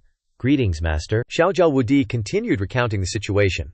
As for Ye Tianyu, Qin Guan, and Qi Ziyan, Elder Yunshan took a liking to them. Right now, they're probably cultivating in seclusion with Elder Yunshan deep in the mountains. Xuan Chen asked with concern, "Did any of the 3 of them complain about this arrangement? Ye Tianyu and Qi Ziyan, fine, but that Qin Guan was always restless. I'm afraid she can't stand the hardship of cultivating in the deep mountains this time." Xiao Zhao was taken aback. He denied, "Master is wrong, all 3 of them are full of energy." Before they were about to set off for seclusion, Elder Yun Shan asked very carefully, "This time, cultivation will take half a year in the mountains. Do the 3 of you have any objections?" 2 of them didn't object at that time, and expressed their gratitude. "Thank you for your consideration, Elder. Thank you for your consideration, Elder." Only Qin Guan was a little dazed, and she poked her fingertip, blurting out in astonishment. Going into the deep mountains for more than half a year. Seeing her attitude, Yun Shan was worried, and he considered giving a proposal. "If you have any other opinions, you can refuse." Xiao Zhao Wudi immediately stepped forward to speak up for her. "If you want to catch up with Master, you have to cultivate diligently." Qin Guan was poked in the heart, and she embarrassedly turned her head away, answering, "It's not that, we know. It's very difficult to catch up with him," she suddenly said loudly. "But this young lady believes, as long as we work hard, we can definitely do it." Xuan Chen breathed a sigh of relief after hearing the story. She's become more mature, after all. He suddenly remembered something and continued, "Right, I said I'd take you to see Zhao Fengzi, but I haven't done it yet. I just happen to be free today." Wu Di was startled upon hearing this, panicking. "You want to go see senior brother?" Xuan Chen asked blankly. "What's wrong? Don't you want to go?" He panicked, and immediately replied, "No. I need to prepare a bit." Seeing this, Miss Xiao Tian spoke. "If that's the case, I'll go back into the Azure Cloud Mountain and Rivers painting for a few more days. The aura of the Heavenly Offering Spirit Pearl is too strong for me. It will attract attention from the upper realm. I need to strengthen my refinement." Then, she immediately disappeared before everyone's eyes. After an incense stick's time, Xiao Zhao Wudi had finished putting on the sturdy armor. He grinned, making Jiyu Xuan Chen see 3 dots. I'm ready, master, let's set off. He used his magic to open the portal. Xiao Zhao Wudi looked around and asked, This teleportation array doesn't seem like the ones I've seen before. Master, did you tell senior brother we're coming today? Jiyu Xuan Chen shook his head in response. No, I still have the jade slip that Xiao Fengzi gave me here. I can freely enter and exit the Heavenly Array sect. Hearing this, Wu Di immediately stepped forward to adjust his armor. He grimaced and said, Master, don't rush. Let this disciple test it out for you first. Jiyu Xuan Chen sighed. I'm not in a hurry. Seeing his disciple so uneasy, he understood the problem. He entered the teleportation first and called out, If you're worried about something going wrong, then I'll test it out for you. Xiao Zhao was afraid something would happen and shouted in panic, Master, master! Jiyu Xuan Chen waited for a long time and waved his hand helplessly, calling out, Xiao Shi, how long are you going to dawdle? Wu Di pointed at himself shyly, complaining, Could it be that I misunderstood senior brother? He stepped into the teleportation, muttering to himself, If it really is a misunderstanding, then it really is. In a few seconds after crossing the gate, the two of them were immediately teleported to the Heavenly Array sect. Before the Heavenly Array sect, Wu Di suddenly flew out, face-planting into the ground, kicking up dust everywhere. Cough, cough, he was covered in dirt, crisscrossed with scratches. Wu Di wiped the pain on his face, and said tiredly, Luckily, I was wearing armor, he asked coyly. Xuan Chen, why is it that master is all right? A man's voice replied. The answer is, it's because this teleportation array is a formation planted on top of another. His footsteps approached. The sect leader of Heavenly Array sect, Han Tianfeng, stood up to explain the rest, and also only effective for the second person going in. After speaking, Han Feng knelt down and paid his respects. Disciple greets Master Jiyu Xuan Chen, gently advised. Get up. Xiao Zhao sulked and hid behind Xuan Chen, and complained, Senior brother, what do you mean by setting up this formation? Han Tianfeng said honestly, laughing loudly when junior brother gets hurt, haha. He laughed playfully without any regret, recently feeling that the disciples of the Heavenly Array sect were a bit lazy, so he set up this formation to remind the disciples to be vigilant at all times, and to strive for first place in everything. Afterwards, Han Feng turned to chat with Jiyu Xuan Chen. I don't know why master is visiting today, he said with a smile. I just wanted to bring Xiao Shi to see you. Hearing this, he eagerly went over, smiling at his junior brother. It really has been a long time since I last saw 10th junior brother. Senior brother misses you very much. Seeing his brother welcoming him so warmly, Xiao Zhao didn't suspect anything, and reached out to hug his senior brother. Han Tianfeng went over to hug his junior brother, inquiring while secretly creating a formation to tease him. It's been so long, I wonder if junior brother has made any progress in his understanding of formations. Hearing Tianfeng's words, Xiao Zhao went into alert mode, asking, Senior brother, what are you up to now? As soon as she finished speaking, a small explosion caused by sect leader Han's formation went off right above Emperor Wu's head. That crybaby Lao Shi, just like a kid who's been teased, started bawling. Cough, cough, chili water again. Han Tianfeng burst out laughing, amused, and said, Junior sister's memory isn't bad, but your vigilance is seriously lacking. Jiyu Xuan Chen helplessly tried to mediate. Alright, stop messing around. It's been a few days since I checked your cultivation progress. We'll make up for it these next few days.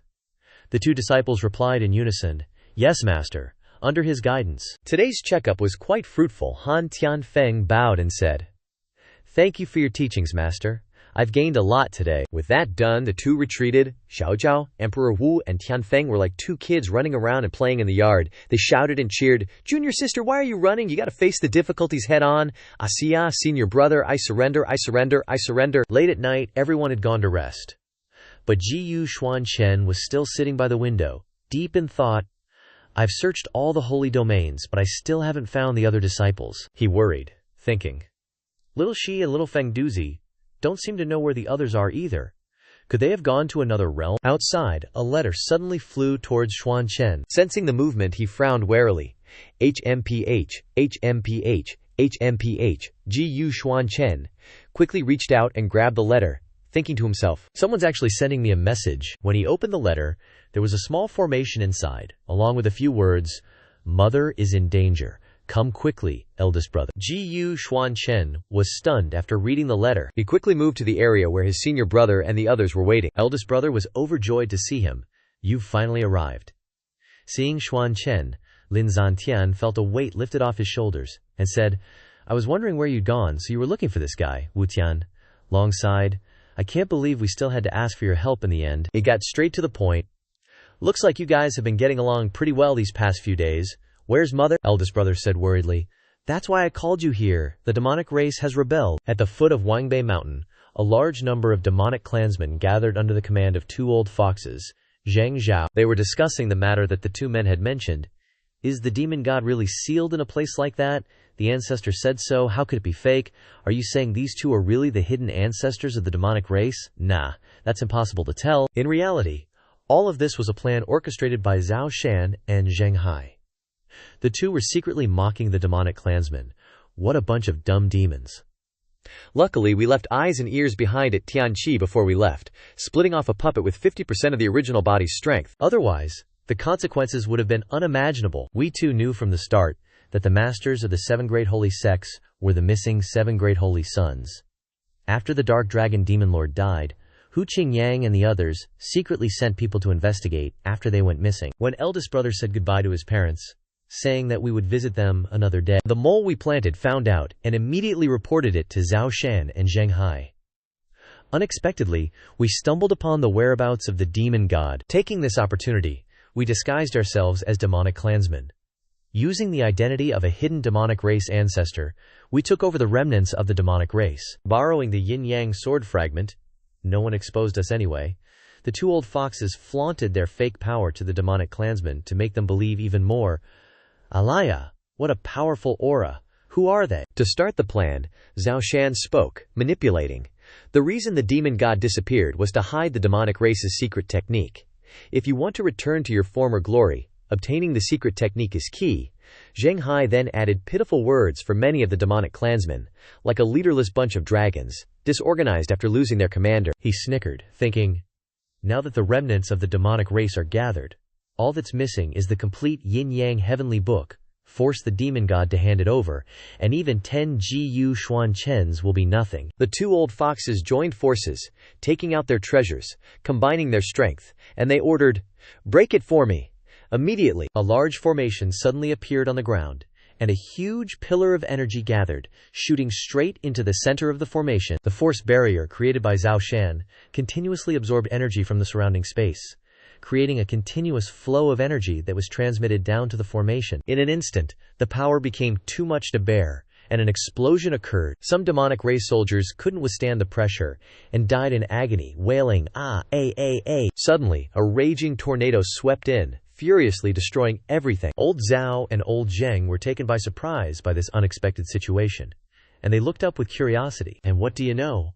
A huge gate opened in the sky, and inside, a woman with bloodshot eyes roared furiously. Who's still causing a ruckus here? The demonic soldiers sensed the power and exclaimed in shock. This pure demonic energy, it's a demon god. They immediately passed the information around. The demon god isn't dead. Looks like what those two said was true. They really are the old ancestors of the demonic race. The demon god hid some secret technique. Those two sly foxes, Zheng and Zhao, were also very surprised, Zhao Shan said unexpectedly.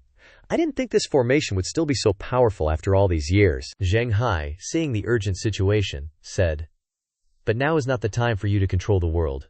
Men, bring them up here. The two demonic guards, hearing the order, immediately dragged Hu Qingyang and Shang Zhenshan forward. The demon goddess was extremely distraught to see her sons being captured. You, Zhao Shan, aware of her psychological state, threatened loudly, overwhelming her. Obediently hand over the yin-yang heavenly book, demon god. Otherwise, your two good sons will be drinking tea with King Yama. Shang Zhenshan immediately retorted loudly. Who has anything to do with this woman? He shouted. This old man isn't her son. If you want to kill or chop, just come at me. Zhao Shan grinned and said, still so stubborn, huh? Then we'll chop off one of your arms first. Zhen Shan gave him a cold glare, responding heroically. You think I'm afraid of you? Before old Zhao could make a move, the demon goddess immediately shouted, stop! The yin-yang heavenly book, if you want it, take it, release my sons. With that, she took out a wooden scroll from her person and threw it forward. Zheng Hai caught the heavenly book, surprised that he got it so easily. We actually got it. The two old guys opened it up to read, but exclaimed angrily, why is there only the yin scroll? Old Zhang immediately reached out and grabbed Hu Qingyang by the neck, causing him to cry out uncomfortably, "Ugh, ugh, ugh!" Zhang Hai angrily stared straight at the demon god, questioning, "Are you messing with us?" He squeezed Qingyang's neck harder, threatening, "Looks like we have to let people know how formidable we are." His hand tightened more and more. The demon goddess cried out in agony, seeing her son being tortured. "No." Suddenly, a stone flew straight into old Zhang's wrist, causing him to painfully release Hu Qingyang. Immediately after regaining his composure, Zhang Hai angrily asked, "Who is it?" Xuan Chen rushed over like lightning, angrily saying, "Taking your lives, you two sly foxes." In shock, Xuan Chen charged forward. At the same time, he used both hands to block and break the combined moves of Zhang Hai and Zhao Shan. The three of them faced off, maintaining their fighting stances for a few seconds. Sensing that the situation was not good, knowing that a big change was sure to happen, the demonic soldiers reminded each other, "Who is that? Run away quickly. Retreat 3 miles. The two old guys proactively took a step back, but still provocatively said, "I didn't expect you to actually chase us here. You really are a persistent ghost." Zhang Hai held out the time artifact, arrogantly saying, "Xuan Chen, now that we have the complete yin scroll, you don't still think you have a sure chance of winning, do you?" Then he poured spiritual energy into the artifact and treasures, using them as intermediaries to strengthen his move, making it more powerful when attacking Xuan Chen. Receiving his move, Xuan Chen waved his hand lightly and dispelled it. Xuan Chen's face replied sternly, "This seat has never been sure of victory." Zhang Hai firmly gripped the treasure. Angrily looking at his weak move being broken, he cursed uncomfortably, "Damn it! Only half the power is still too reluctant." The old geezer immediately turned around, warning his companions, "What are you waiting for? If you don't use your full strength, you and I will." Before he could finish his sentence, Zhao Shan instantly attacked Zhang Hai from behind. Old Zhao revealed his sinister side, using his fellow disciple as a sacrifice to increase his power. Zhang Hai, completely caught off guard, was stabbed in the back by his own ally, weakly crying out, "You, Zhang Hai dies." The two magical artifacts were completely under Zhao Shan's control. Xuan Chen, ever vigilant, immediately jumped back 2 steps to get out of the way. Both astonished and disdainful, he asked the old man before him, "You can just kill your teammates like that?" Zhao Shan snatched the treasures from Zhang Hai's bloodied corpse, ranting madly, "Teammates, he and I were just out for our own benefits. Now that he can't create any more value, he might as well pave the way for me." He changed his tone to something sinister. Xuan Chen, don't get too cocky." Zhao Shan narrowed his eyes at him, warning, "I've pretty much recovered my full strength." He finished, flexing his strength. "Even with just a complete yin incantation, plus these 2 magical items, don't even think about getting an advantage over me. This yin-yang heavenly scripture, if you won't hand it over, then I'll just have to snatch it." Suddenly, thin, thread-like red energy appeared around the 2 magical artifacts, confusing Zhao Shan. He froze, puzzled. HMPH, those demonic threads just keep pouring out. He wondered, bewildered. What is this? The red threads lengthened and pierced straight into Zhao Shan's body, causing him to groan in pain. Ah, ah, ah. The 2 magical treasures enlarged, floating in the air, suspending Zhao Shan's body. Being controlled by the demonic threads like a puppet, he felt a bit strange. Suddenly he couldn't move, just like a marionette. Xuan Chen watched for a moment and realized what was happening. He froze, stunned, and blurted out, "It's a demon god!" He immediately rushed forward to respond. She said, "Not good. Immediately use your magical artifact, otherwise you'll definitely die." Zhao Shan's eyes suddenly lit up, and the demon god struck out to block the threads that were constantly moving within his body. Unfortunately, one person's strength wasn't enough. The attack was easily overwhelmed by the power of the 2 magical items, destroying the demonic forces. Watching the chaotic battle, "I'm confused. Great demon god, ancestor, why are you fighting the great demon god? Moreover, the power that the 2 old geezers are using is clearly the power of the laws of battle. At our level we should observe and then decide what to do." Xuan Chen gritted his teeth, sensing a strange pressure. "This feeling it's like something's noticed me." Behind him, a giant eye appeared, staring intently without wavering. Tian Yuan appeared from within the scroll beside Xuan Chen, whispering in his ear, "Be careful. You've been noticed." Xiao Tian explained. In the lower realm, using treasures from the upper realm is extremely easy to attract the attention of the upper realm. This is also why I've always been refining the sacrificial heavenly spirit pearl.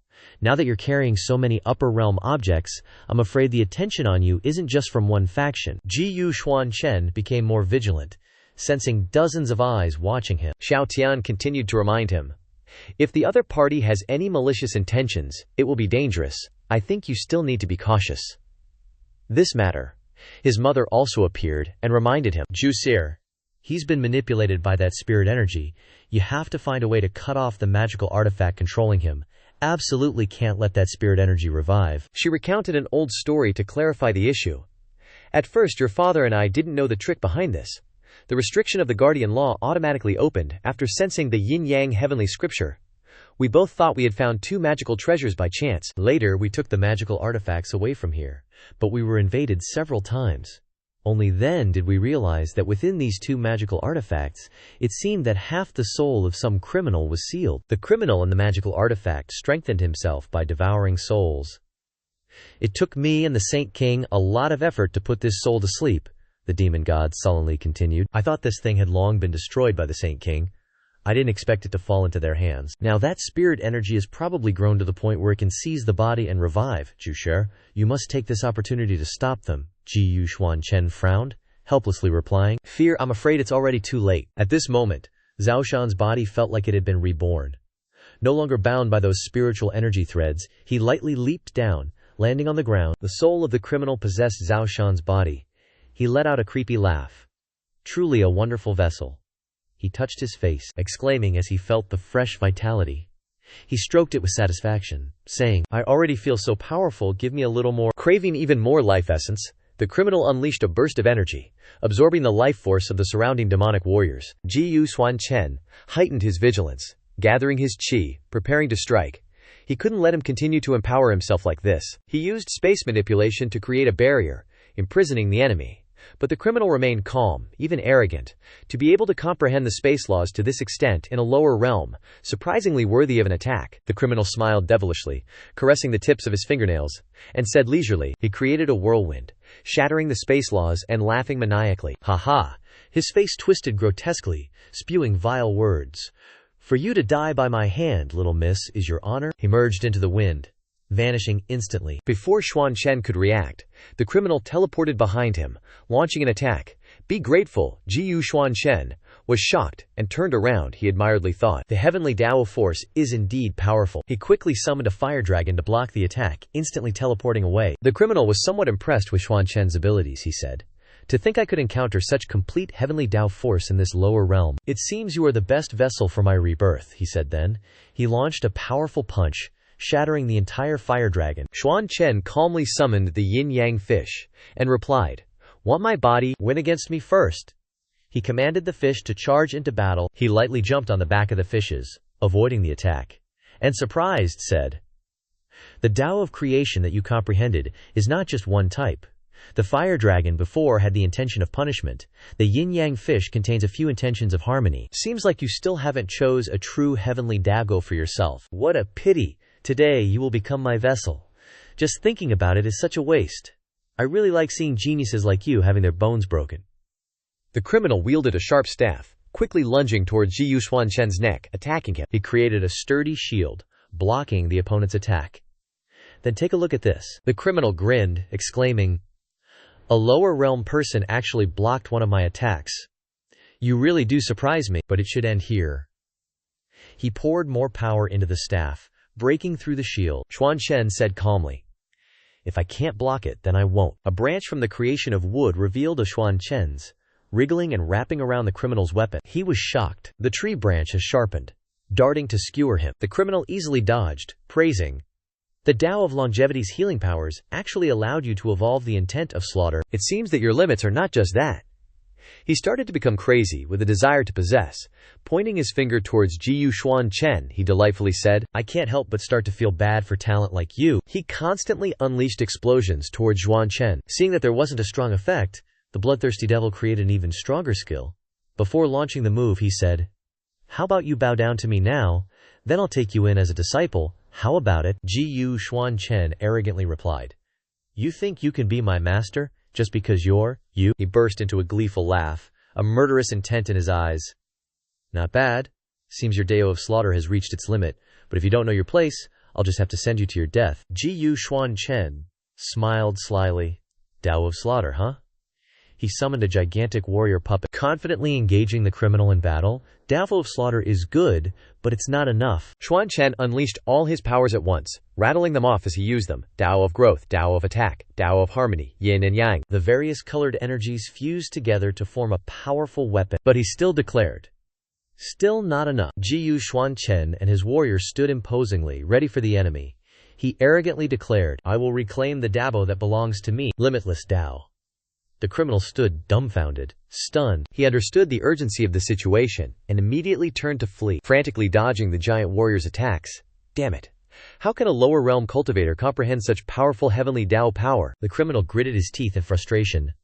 I finally found a chance to be reborn. How can I fall here? He spun around, wielding his weapon to counterattack. I will not fall. Xuan Chen scoffed. Stubborn fool. Xuan Chen's all-encompassing attack slammed down, overwhelming him. The criminal, unable to accept defeat, screamed, I'm powerless. Not strong enough to resist. Two magic treasures, their spiritual energy depleted, plummeted to the ground. The bloodied criminal, repeatedly struck, wailed, No, it's over. The place was a wreck after the battle, filled with smoke and dust. Xuan Chen leisurely took each step. He walked over and picked up the two magic items, observing, looks like the core of these items was damaged by that last hit. Probably hard to fix. Thinking, he destroyed them to absorb the remaining energy. If that's the case, might as well destroy them at this level. Afterward, Xuan Chen recalled the giant warrior, smiling in satisfaction. That was indeed a satisfying battle. The demonic soldiers, seeing that there was no one to rely on, whispered and muttered in panic. The old ancestor has been killed by someone of the demon god clan. What about us? He was so engrossed in the battle that he forgot he was being watched. An anomaly occurred in the eye behind Xuan Chen. It was blood red, exuding an aura that suppressed the demonic soldiers, causing them to panic. What is that? A heavenly vision? Divine punishment? Xuan Chen curiously turned to look, his crimson eye darting around, and said, Someone from the sacred domain can create such might. Perhaps some great power abandoned the myriad realms training ground in the lower realm and want me to check it out. As he looked down, the single eye rejoiced. HMPH found you. Hearing these words, all at once, eyes from various upper realm powers appeared to watch. They discussed with each other, not someone from the divine realm again. One of them said with amusement, Interesting, how about catching him and making him my toy? It released a large chain to suppress Xuan Chen. Xiao Tian's voice echoed from within the scripture scroll. Be careful. She manifested her true form, using the heaven-sacrificing spirit pearl to help. Xuan Chen just gathered the heavenly essence and was told that he was a person of the upper realm. Xiao Tian Gunyang created 2 layers of barrier to protect him. That eye chuckled with interest. Another sacrificial spirit pearl. Looks like even the heavens are helping me out. It attacked Lian Hui with chains, ranting maniacally, Jackpot! This is a real jackpot. A heavenly origin tree, a spirit emperor's corpse, a spirit pearl, and a weird little kid I can capture and refine. Today is my lucky day. So lucky. Suhan. The barrier created by the heavenly origin tree wasn't strong enough to defend against the one-eyed freak's constant attacks. The shield was cracking. Xiao Tian gritted her teeth, pouring in more power to hold on. She worried. Crap! The sacrificial spirit pearl can't take much more. The fire dragon was summoned by Xuan Chen. The fire dragon went and coiled around the spirit pearl of the heavenly origin tree spirit. The 2 powers combined, blocking the attack from the upper realm dude. The spirit beast opened its mouth, preparing to launch a counterattack. Xuan Chen pointed a finger and cursed, Get back where you belong. His fire dragon obeyed, launching a furious attack, giving the one-eyed freak no time to react. It screamed in agony, Ag, arg, that hurts. The one-eyed freak was shocked by Xuan Chen's overwhelming power. Heavenly Dao force. How can a lower realm guy have such brute heavenly Dao force? The eye shrunk its eyeball, changing into another state, and it cursed resentfully. Damn lower realm people. The one-eyed freak put a curse on Xuan Chen. A small eye appeared on his neck. All done, the divine eye created a storm and left. His voice echoed, I'll let you off easy today, but I'll be back to deal with you later. The demonic soldiers asked each other in a panic. What was that just now? It called itself someone from the divine realm. Could it be a god? Xuan Chen felt the eye on his neck, pondering for a long time. This thing is absorbing my life force. The heavenly origin tree spirit immediately went over. Using her life force to temporarily heal him, she instructed, Don't move. On your neck is a kind of curse seal, with erosive power.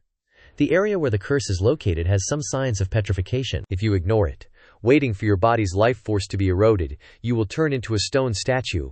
I have temporarily suppressed it for you, but I'm afraid it won't last long. Xuan Chen stared blankly at the curse mark on his neck. Xiao Tiangunyang suggested. This is the only way, Xuan Chen. Go to Lei Mo, he asked doubtfully. Lei Mo? The heavenly origin tree spirit explained in detail. In the middle of the holy region and the supreme god realm is a small world, in which there is a place called Lei Mo. It is said that it is the place where the bodies of people from the god realm used to reside, which have been thickened by the power of thunder for tens of thousands of years without dissolving, she emphasized. Now only the thunder power strong enough to remove this curse mark. Just right, you have reached the peak of the half-saint.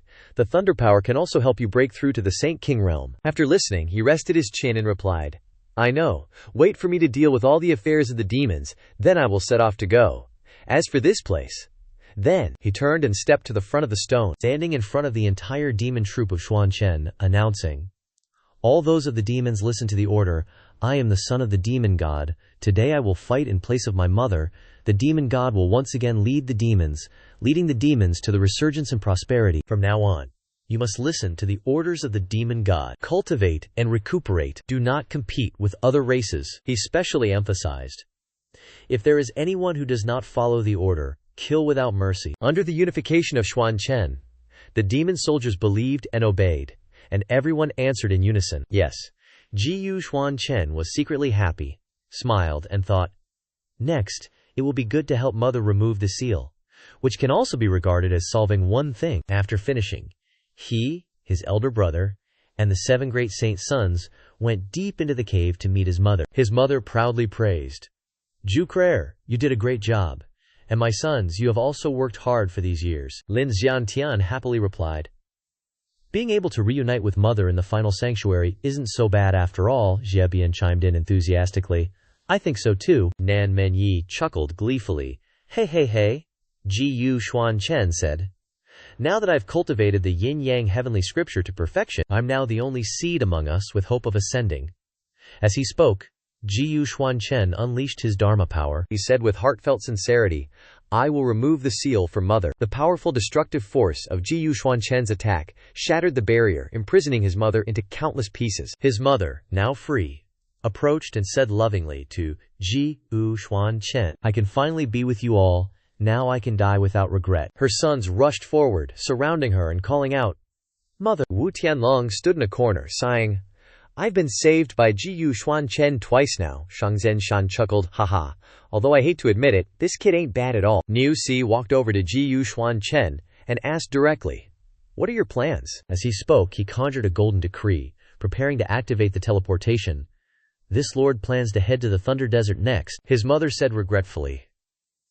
That's right, it's time for my son to leave the sanctuary. Before leaving, he said to his mother with reluctance, Mother, there's one more thing I want to ask of you, she replied urgently. Just say it, it's okay, Xuan Chen confided. I've now established a faction in the sanctuary, and I don't want to see the demonic tribes slaughtering each other anymore. I hope Mother can lead the demonic tribes to cease fighting, rest, and reduce the infighting. She lovingly instructed her senior brothers. Eat up, let's go, Juver. I will follow your wishes and manage the demonic tribes well for you. If you get tired, you can always come back here to listen to your mother's advice. Xuan Chen kept it all in his heart as he stepped into the teleportation formation and left. Arriving at his destination, Xuan Chen looked around. His gaze turned toward the wide-open city gate ahead. Xuan Chen stepped out of the teleportation formation, thinking to himself, the wormhole's arrival here was obstructed by an unknown force. He looked at the sign above the city gate, filled with questions. City of Heavenly Evil. Where is this place? An arrow flew straight towards his face. 2 savage bandits appeared, brandishing weapons and scanning him up and down. Who goes there? Entering here requires a toll of 10,000 holy stars. Xuan Chen remained calm and asked, Where is this place? The 2 didn't hesitate to answer, This is the City of Heavenly Evil, a gathering place for evildoers. Judging by your appearance, you're here for the Thunder Desert, right? If you want to enter the Thunder Desert, you got to go through the City of Heavenly Evil, so fork over the spirit stones obediently. Xuan Chen thought to himself, a gathering place for evildoers. Are these exiled people from other cities? He decided to act decisively, tossing out a bag of holy stars as a toll, and said softly, Take it. Upon receiving the money, the 2 villains switched faces faster than pancakes, smiling brightly and directing, "Welcome, honored guest." Inside the city, the atmosphere was lively. True to its name, the city of heavenly evil. Every few steps you'd see groups gathered fighting. Hand over your money. And lurking in the shadows, pickpockets were stealing money. Xuan Chen looked around, disgusted, thinking, the city of heavenly evil truly lives up to its name. As he passed a magnificent pavilion, he was drawn by the lively atmosphere and the massive crowd. Everyone was excitedly watching the city lord throw a bridal ball. Turns out the groom selection is for the heavenly beauty city lord. Xuan Chen noticed the gorgeous and arrogant woman standing above, getting ready to throw the ball. He stopped in his tracks, wondering, is this some kind of groom selection thing? Besides him, there was another group of 4 people also paying attention to this event, and they didn't look too happy about it. Uh-oh.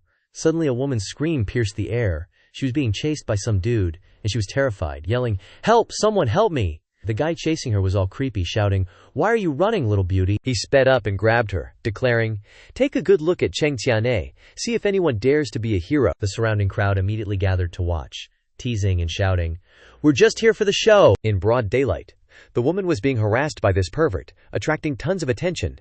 But Xuan Chen remained calm, not paying any mind. The girl frantically tried to push the creep away, but he just teased her with interest. Oh. The woman ran towards Xuan Chen, begging, "Please, save me." The beefy guy flexed his muscles and threatened from the other side, "Hey bro, I advise you not to meddle in other people's business." Then he stomped over, raising his hand to grab the beauty. The girl hid behind Xuan Chen in fear, trembling and yelling, "Don't." But he angrily reached out, forcefully grabbing the guy's wrist, and said, "You're blocking this daddy's path." Then, Xuan Chen easily threw the pervert backwards, catching him completely off guard. He said disdainfully, "Get lost." Tianyan, watching from the platform, was a little surprised by this scene, and she blushed, smiling secretly. HMPH. The maid beside her reminded her worriedly, "Lord Tianyan, the auspicious time has arrived. It's time to throw the embroidered ball." Tianyan looked towards Xuan Chen and said with interest, "Heh. Then it's decided. It's him." At this time below, the beefy guy had gotten up and was angrily cursing. "How many lives do you have to dare to interfere in my business?" He angrily called for backup. Brothers. Hearing the call, more than a dozen guys came to help. Relying on their numbers, the beefy guy said loudly, "If you want to be a hero, you better be prepared to get beaten." Xuan Chen frowned gloomily, clearly worried about getting tangled up with these guys. The big pervert yelled, "Brothers, beat these dogmen and women to death for me." Without waiting for them to make the first move, he immediately activated his magic power and rushed over to solve the problem completely. Hey. Suddenly the embroidered ball fell, along with the command, "Stop." The woman he saved looked up in astonishment and announced, "Ah, it's Lord Tianyan." Xuan Chen subconsciously caught the embroidered ball. Tianyan flew into the air, appearing and resolving the crisis to everyone's admiration. "Tianyan, Lord Tianyan," she said.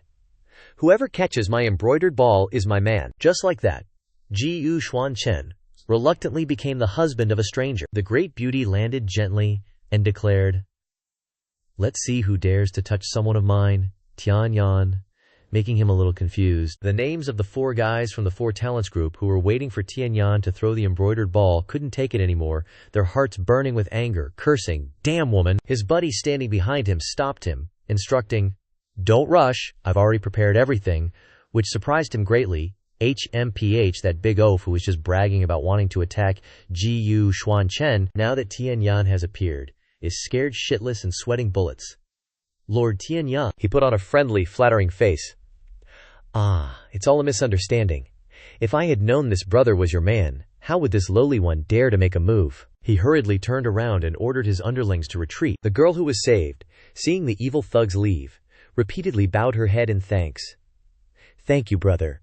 Thank you, Lord Tianyan." Tianyan cheerfully said, "No need for so much courtesy. I didn't come here to save anyone."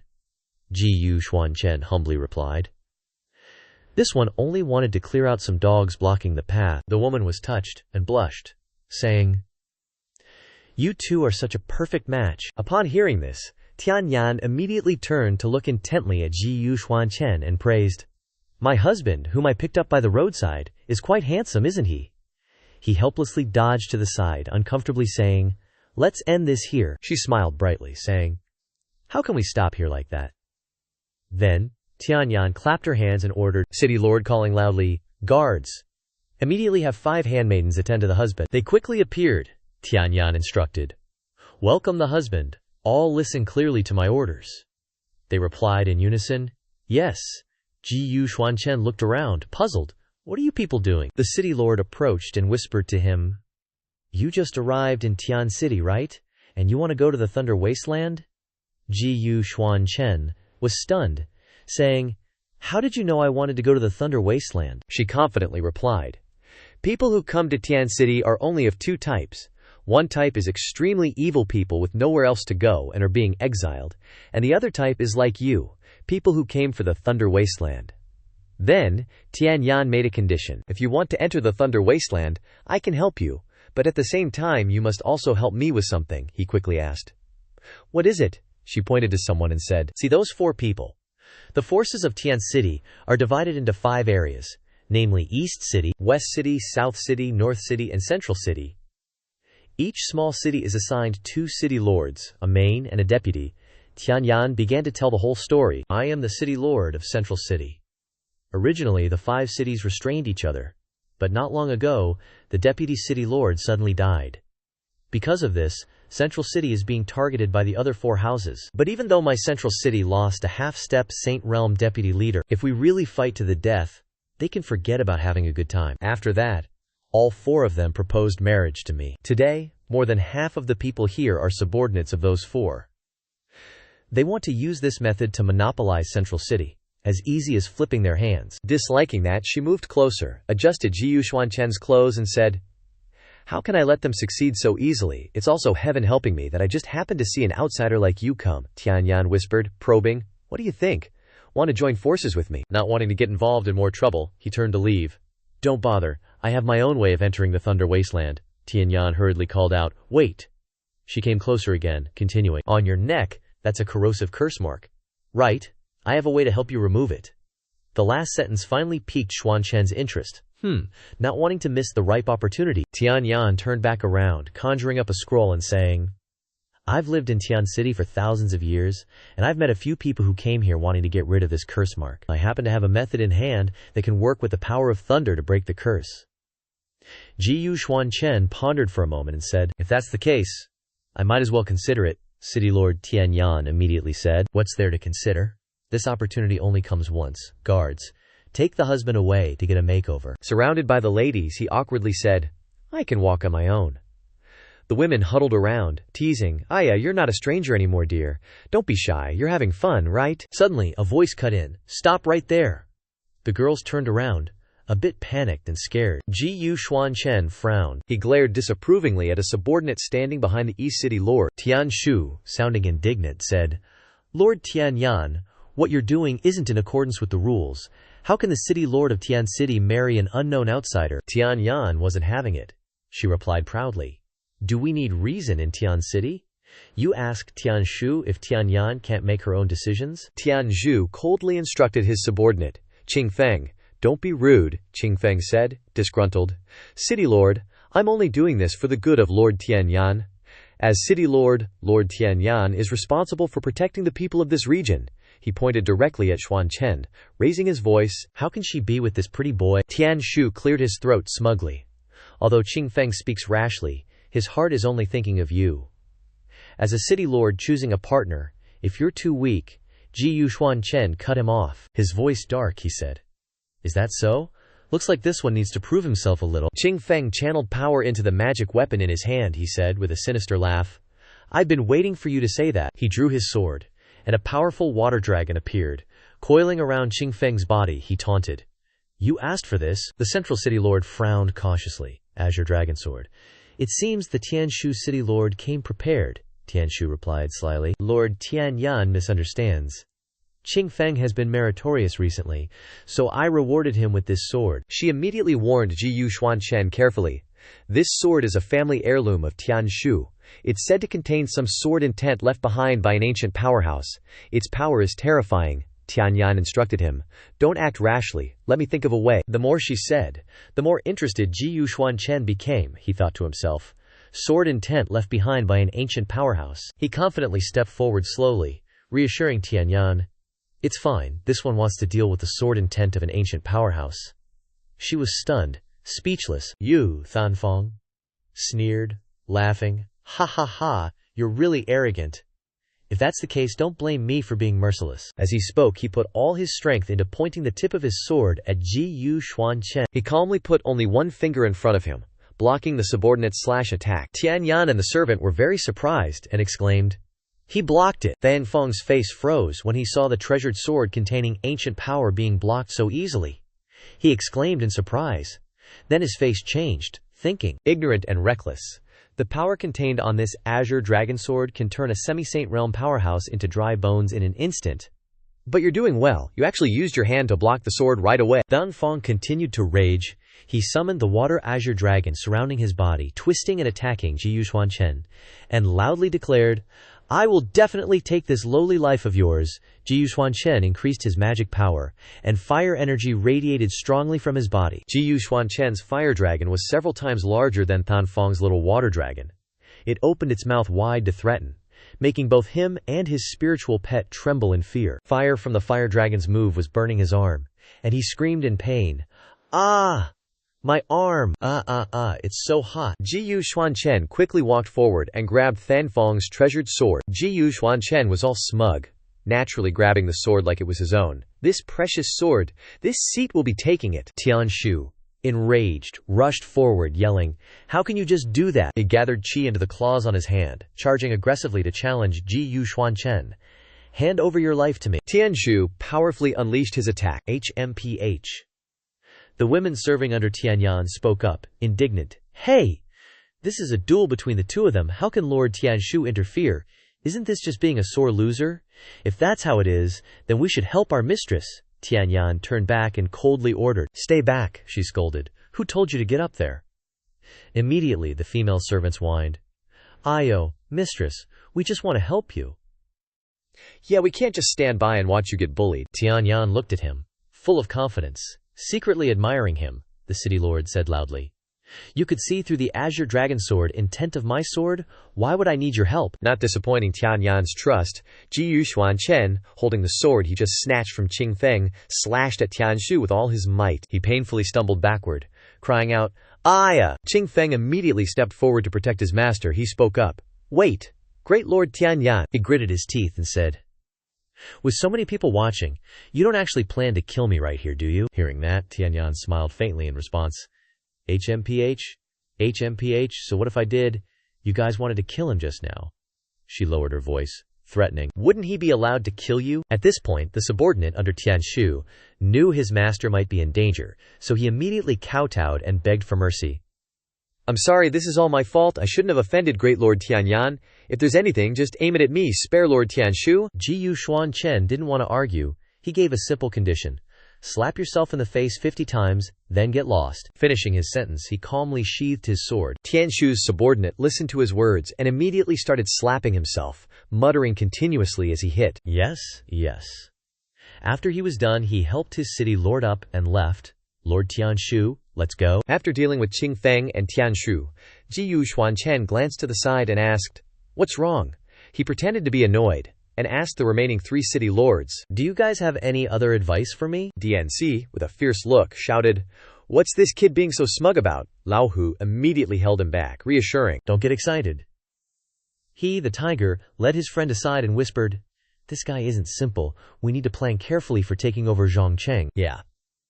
Afterwards, Xuan Chen and Tianyan returned to the manor. The two walked and chatted. To think that even the azure dragon sword intent could be broken?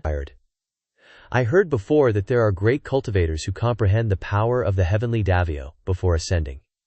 But I didn't expect that I could have a fake marriage with someone like that while still alive. She pondered with her chin in her hand, saying to Xuan Chen, "If you're that strong, things will be much easier later on," he asked curiously.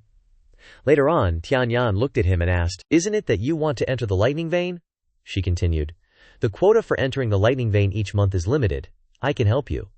But we have to wait until next month." Inside the council room, Tianyan asked the female servants, "Has Tianhong returned yet?" A maidservant came forward respectfully and replied, Yes, Tianhong.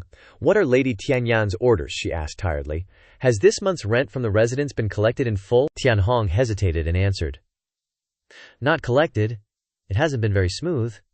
I was planning to report back to you, my lady, she confided. Quite a few shops are refusing to pay rent, using the Vice City Lord's demise as an excuse.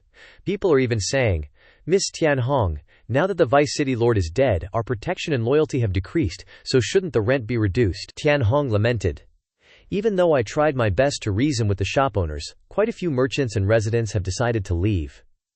They grumbled, with such high rent, it's better to go to another area. At least we can get more guarantees there. Your subordinate sent people to investigate the opinions of many, but discovered that quite a few residents from the other 4 cities are secretly instigating. These spies are spreading rumors, saying, anyway, Central City is declining now, why don't we go to West City? City Lord Xian Xiao can give you better protection. The maid bowed apologetically. Tianhong's work has been disadvantageous. Please punish me, Lady Tianyan. The female city lord had a headache after hearing this and pondered. She sighed. It's all right, I expected this. It's just that if we reduce the rent now, I'm afraid it will be difficult to increase it later. Xuan Chen spoke up. Not only waive 3 months' rent, but also don't reduce the rent amount. After 3 months, charge the same amount. Tianyan sighed. You don't understand something. This Tian City actually has another owner, a peerless powerhouse hiding in the lightning desert. The 5 of us city lords are just working for this person. Each month, we collect Saint Crystals from the residents. And if the Saint Crystals are not enough, we use natural treasures as substitutes. The 5 of us city lords will periodically give these cultivation resources to that powerhouse. If we can't submit them, not only me, even the maids in my mansion will hardly escape death. In the past, 10 semi-saint powerhouses joined forces to fight, but they all disappeared without a trace. Perhaps that mysterious powerhouse is probably at the peak of the saint realm, only lacking ascension, Tianyan said worriedly. So the rent can't be reduced at all, otherwise the other 4 cities won't bother making excuses about the rent. Xuan Chen sat and pondered for a moment, then said, This one feels that temporarily waiving the rent is the best option for now. At worst, this one will pay the 3 months' rent for you in advance. Tianyan turned to look at him, and then blamed him. Do you know how much a month's rent is? But before she could finish speaking, Xuan Chen threw down a large bag of Saint Crystals, and said majestically, Is this enough? Seeing the bag of Saint Crystals, the maids were very surprised. Even Tianyan was no exception. Looking at the bag of Saint Crystals, a maid couldn't help but exclaim to her sisters in the same mansion, Oh my God, there are at least 100,000 Saint Crystals in there, right? Tianyan stammered. Huh? Everyone in the room exclaimed in surprise. Just how much wealth does our husband have after all? But Xuan Chen seemed very annoyed. He rested his chin and pondered. What a headache. When can I finally enter the lightning desert? After issuing the strategy of waiving 3 months' rent, not only was the problem of rent in the city solved, starting from today, Central City will waive 3 months' rent. And after 3 months, the rent will be as usual. The announcement was widely read by the people, and at the same time attracted many residents from other cities to come and seek refuge. Those migrating residents who came to seek refuge exclaimed as they migrated, Central City strategy is great. City Lord Tianyan is rescuing us like this. At the City Lord's mansion of Central City, a grand banquet was held. Tianyan and Xuan Chen sat in the highest place, talking to each other. Tianyan said, If it continues like this, Central City's rent can probably double, and the losses of this time can be recovered in less than half a year. Tianyan's maid stood up to toast Xuan Chen. This glass of wine is to respect our husband, thank him for contributing strategies and money to Central City, and also thank Lady Tianyan for hitting such a legendary husband with a ball, saving the city from the sea of fire. Xuan Chen said, This one only agreed to help you solve the problems of the 4 cities, but never agreed to be your husband. If everything is settled, then when can we enter the lightning desert? Tianyan looked at Xuan Chen, and then confidently said, Entering the lightning desert is simple. Any time is fine. She casually put her feet up and continued. But the environment in the lightning desert is very complicated. This trip is fraught with unpredictable risks. I'm afraid the city lords of the 4 cities will be detrimental to you. He slowly sipped his wine, asking intentionally, Is it detrimental to this one? Or do you want this one to help you get rid of the thorn in your eye? Tianyan also raised her glass, and then continued, Young Master Yu is indeed a smart person. Xuan Chen didn't say anything more. He stood up and left. As he left, he turned back and said, Prepare a bit. This one will set off after one incense stick. At the Wanshu Xiai restaurant, the four of Tianshu gathered here. The four-armed man slammed the table angrily and said, "Is Tianyan crazy? I think she is plotting to drag our four cities down with her. Rotten garbage." His companion sipped his wine and said, "I don't think it's like Tianyan at this moment." Xuan Chen spoke up. Central City is originally very weak, unable to sustain without collecting rent for a month. But with the accumulation of the four cities, we can withstand 2 months without problems. Fighting with us is also not beneficial. She is not that stupid, the four-armed man asked suspiciously. "Then what do you say is her intention after all?" His buddy chimed in. "Guys, since when do we, people of Tianxi City, need to be so courteous?" Lao Hu spoke up.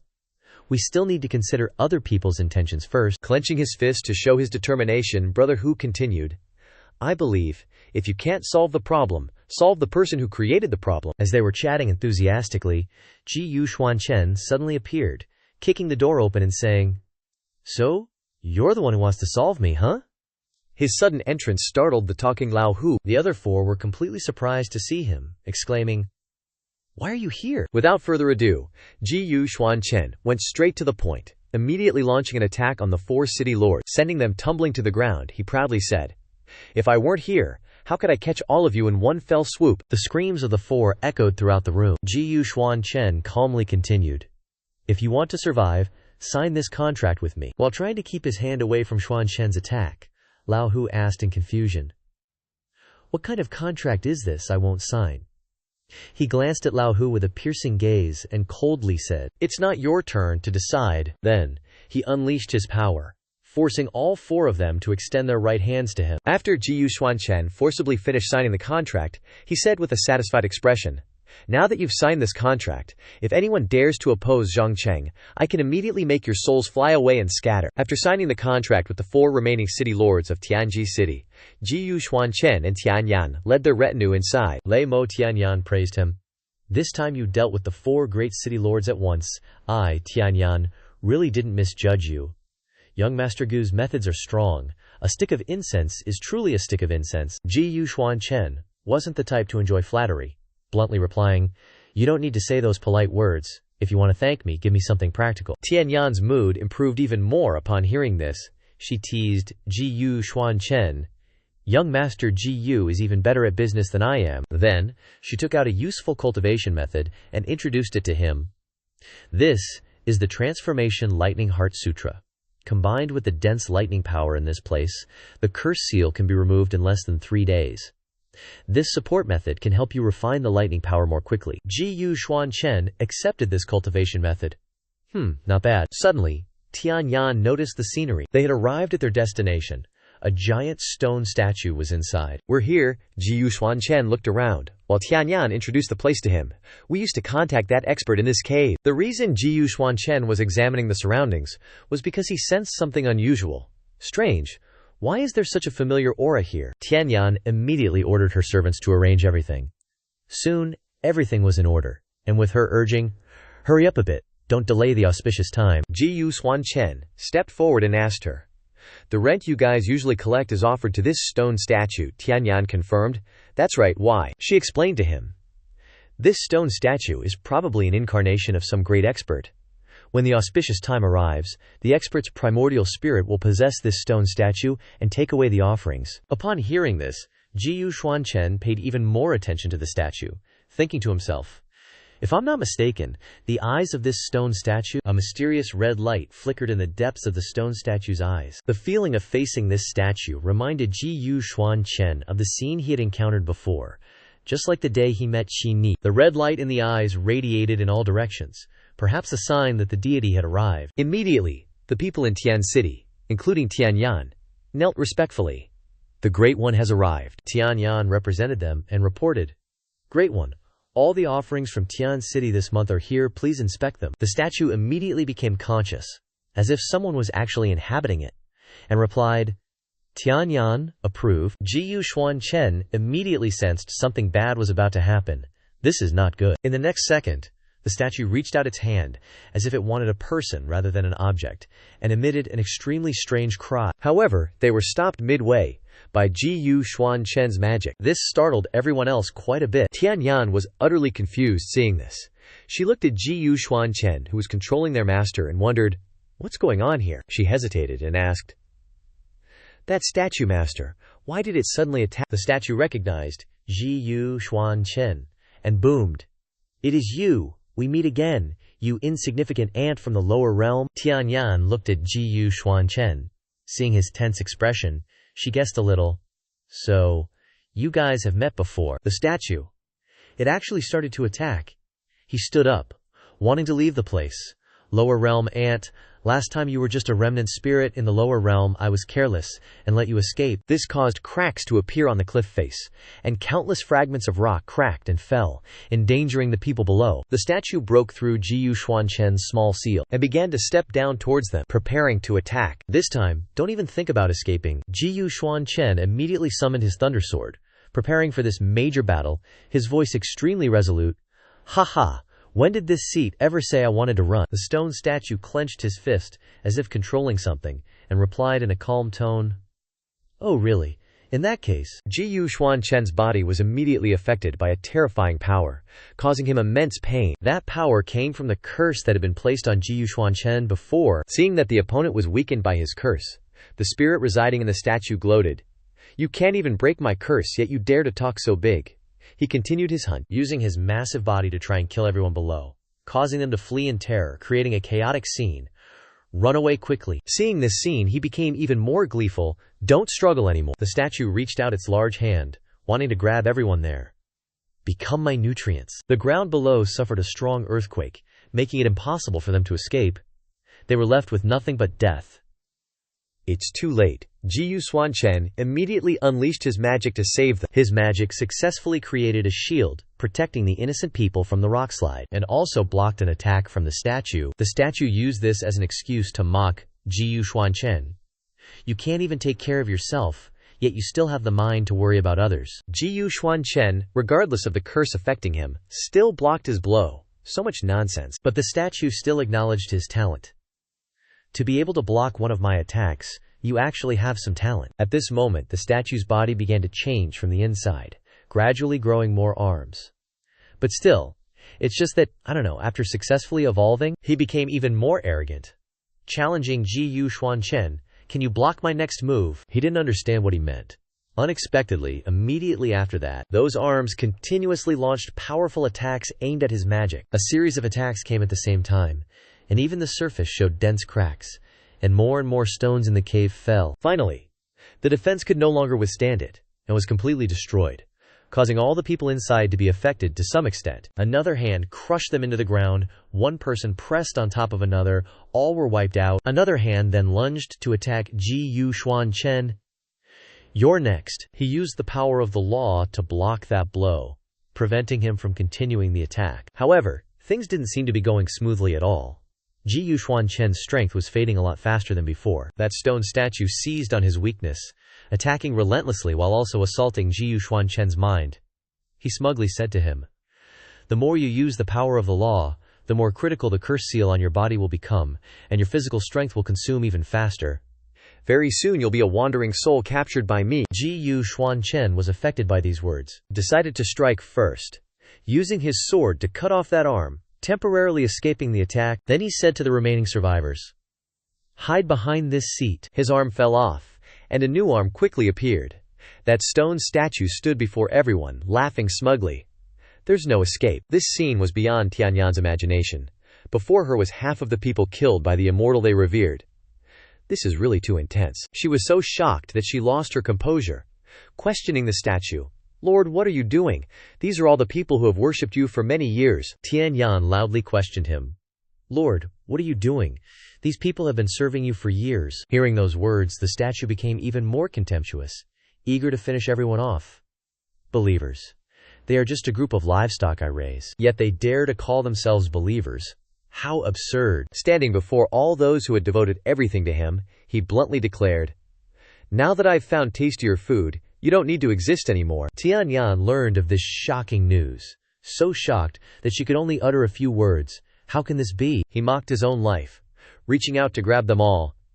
If you are so loyal, then become my nutrients and live forever with me. Xuan Chen couldn't just stand by and wait for death. He immediately rushed forward, trying to cut off those arms. Then he used his sword to unleash a powerful sword intent, quickly taking down several of his arms. He seemed angry, wanting to end this as quickly as possible. But the statue laughed at his efforts and gave a sinister smile. Now he's starting to show his true colors.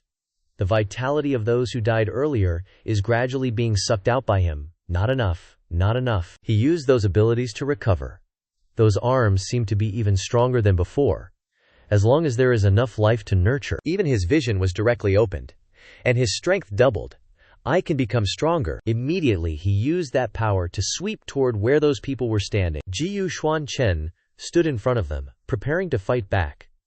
This attack, be careful. The battle became more and more intense. Xuan Chen successfully blocked this fierce attack. This made the statue couldn't help but surprise.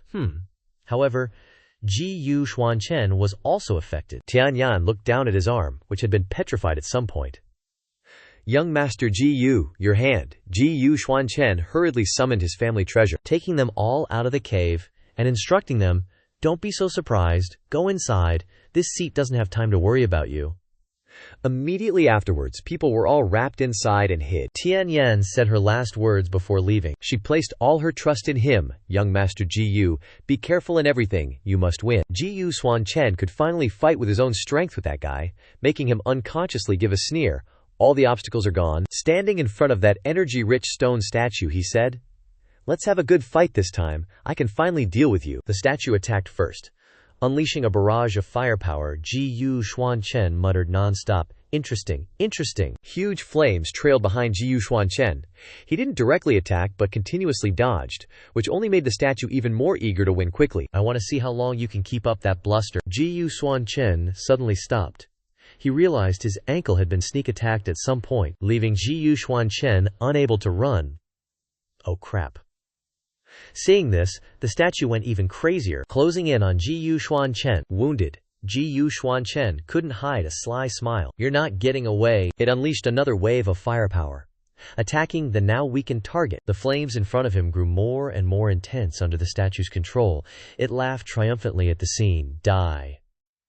But lurking within the smoke was the silhouette of two figures, not just Xuan Chen alone. This made the statue pause its attack, suspicious. Behind the thick smoke was Xuan Chen and the Tianyuan tree spirit, who had come to his rescue. She warned the statue not to be arrogant, then turned to Xuan Chen and instructed, Xuan Chen, find a place to seclude yourself, remove the curse mark first, leave things here to me. Hearing their conversation, the stone statue couldn't help but laugh. Tianyuan tree spirit, I've wanted to take you from Lei Tinglao Jun many times, but that old codger wouldn't let go. Now that you've come to my door yourself. It reached out a long hand, as if wanting to grab her openly. Then I won't be polite. The Tianyuan tree spirit immediately used her divine power to resist the terrifying attack. She scornfully said, you think you can take me just to refine pills? The statue didn't pay attention to her words, but instead became even more ferocious.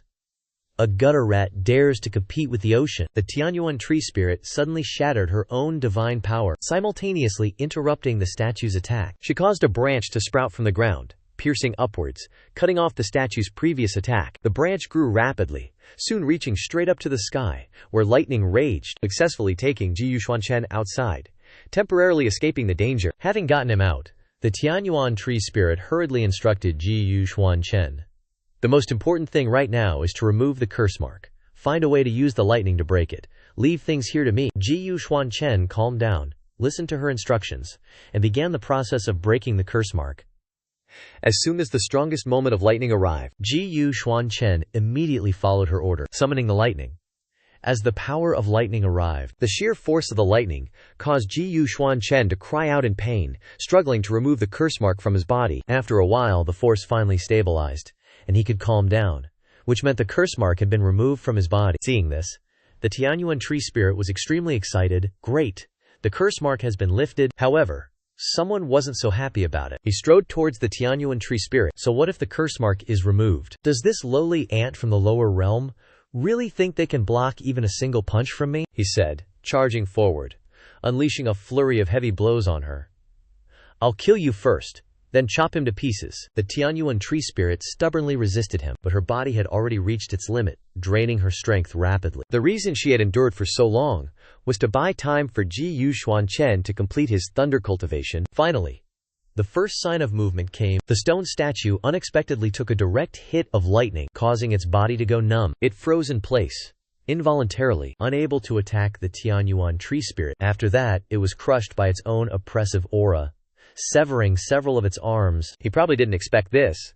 This is Xuan Chen's successful cultivation in this environment. Forging his own Genesis Dao, suppressing that arrogant statue. He knew this was a potential threat, so he immediately launched a counterattack. Unexpectedly, he was about to break through to the Saint King realm at this time, gathering the invincible heavenly Dao power in legends. He drew his own conclusion.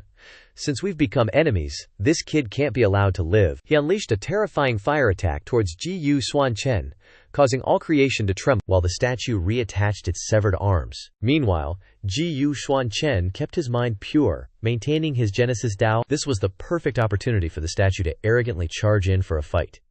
He couldn't help but laugh as he lunged at Xuan Chen. With this strike, you're definitely finished. The Tianyuan tree spirit was barely holding on. Now she only thinks of the only way to save everyone, not about spiritual power gradually dissipating. If this continues, everyone will die. That's the only way. At the Juxiao sect, Xuan Chen's disciples were gathered together for cultivation. Mo Tianyan quickly noticed something was wrong. She gestured for everyone to look towards senior brother. Everyone, look. A vortex appeared in the sky, accompanied by the Tianyuan tree spirit's telepathic transmission. Her voice was urgent. Everyone. Everyone. She tried her best to convey the current situation to everyone. Currently, your sect leader and I are in a life-or-death situation and need your help. Her transmission also reached other places. At the Tianzhen sect, where Xuan Chen's disciple, Xiao Tian, was cultivating. They were extremely anxious when they heard this message, asking, "Are you saying that Shifu is in danger?" The Tianyuan tree spirit, constantly monitoring the situation, replied, "Yes, this person is a strong one from the upper realm. Before Xuan Chen breaks through to the Saint King realm, blocking even one of his moves will be difficult beyond belief." She informed all of his disciples, wherever they were, even in some secret realms. There's only one plan now. Use the combined cultivation of many people for a sacrificial refinement. The Nine Heavens sect caught wind of this too.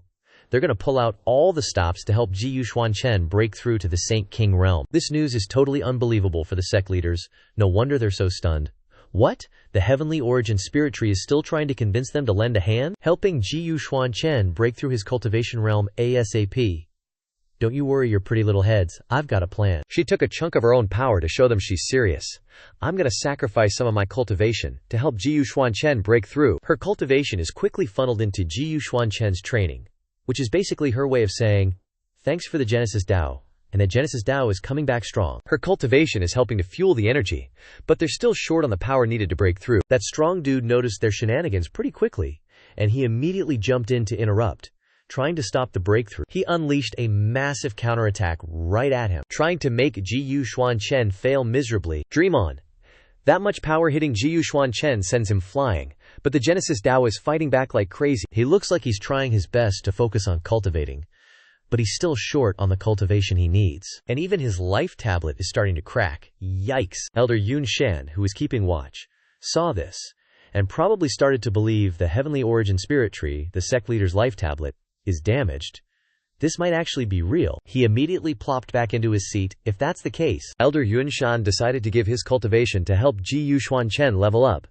This old man will give whatever strength I have left. Then he went all in, releasing his cultivation and sending it their way. His cultivation successfully made it to Xuan Chen, but this had some serious consequences, and the whole Yunshan sect is in mourning. Elder Yunshan kicked the bucket, all because he gave every last bit of his cultivation to him. The Genesis Dao in his hands started to gain power, thanks to those two powerful cultivation boosts. This proves the heavenly origin spirit tree is totally right.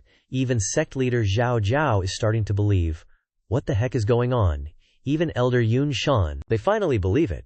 So the elder must have checked the sect master's life tablet. This is probably for real. Over with Qin Ziyan, Qin Guan, and Xiao Meng, they've also made up their minds.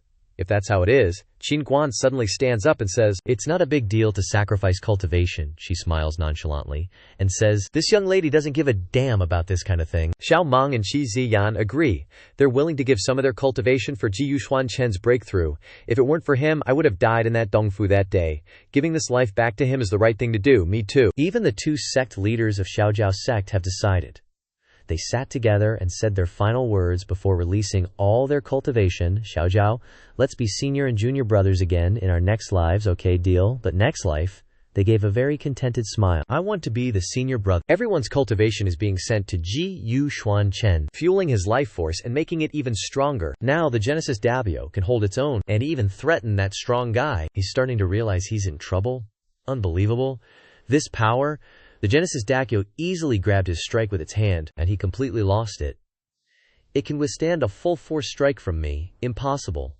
There's no way anyone in this world is more talented than me.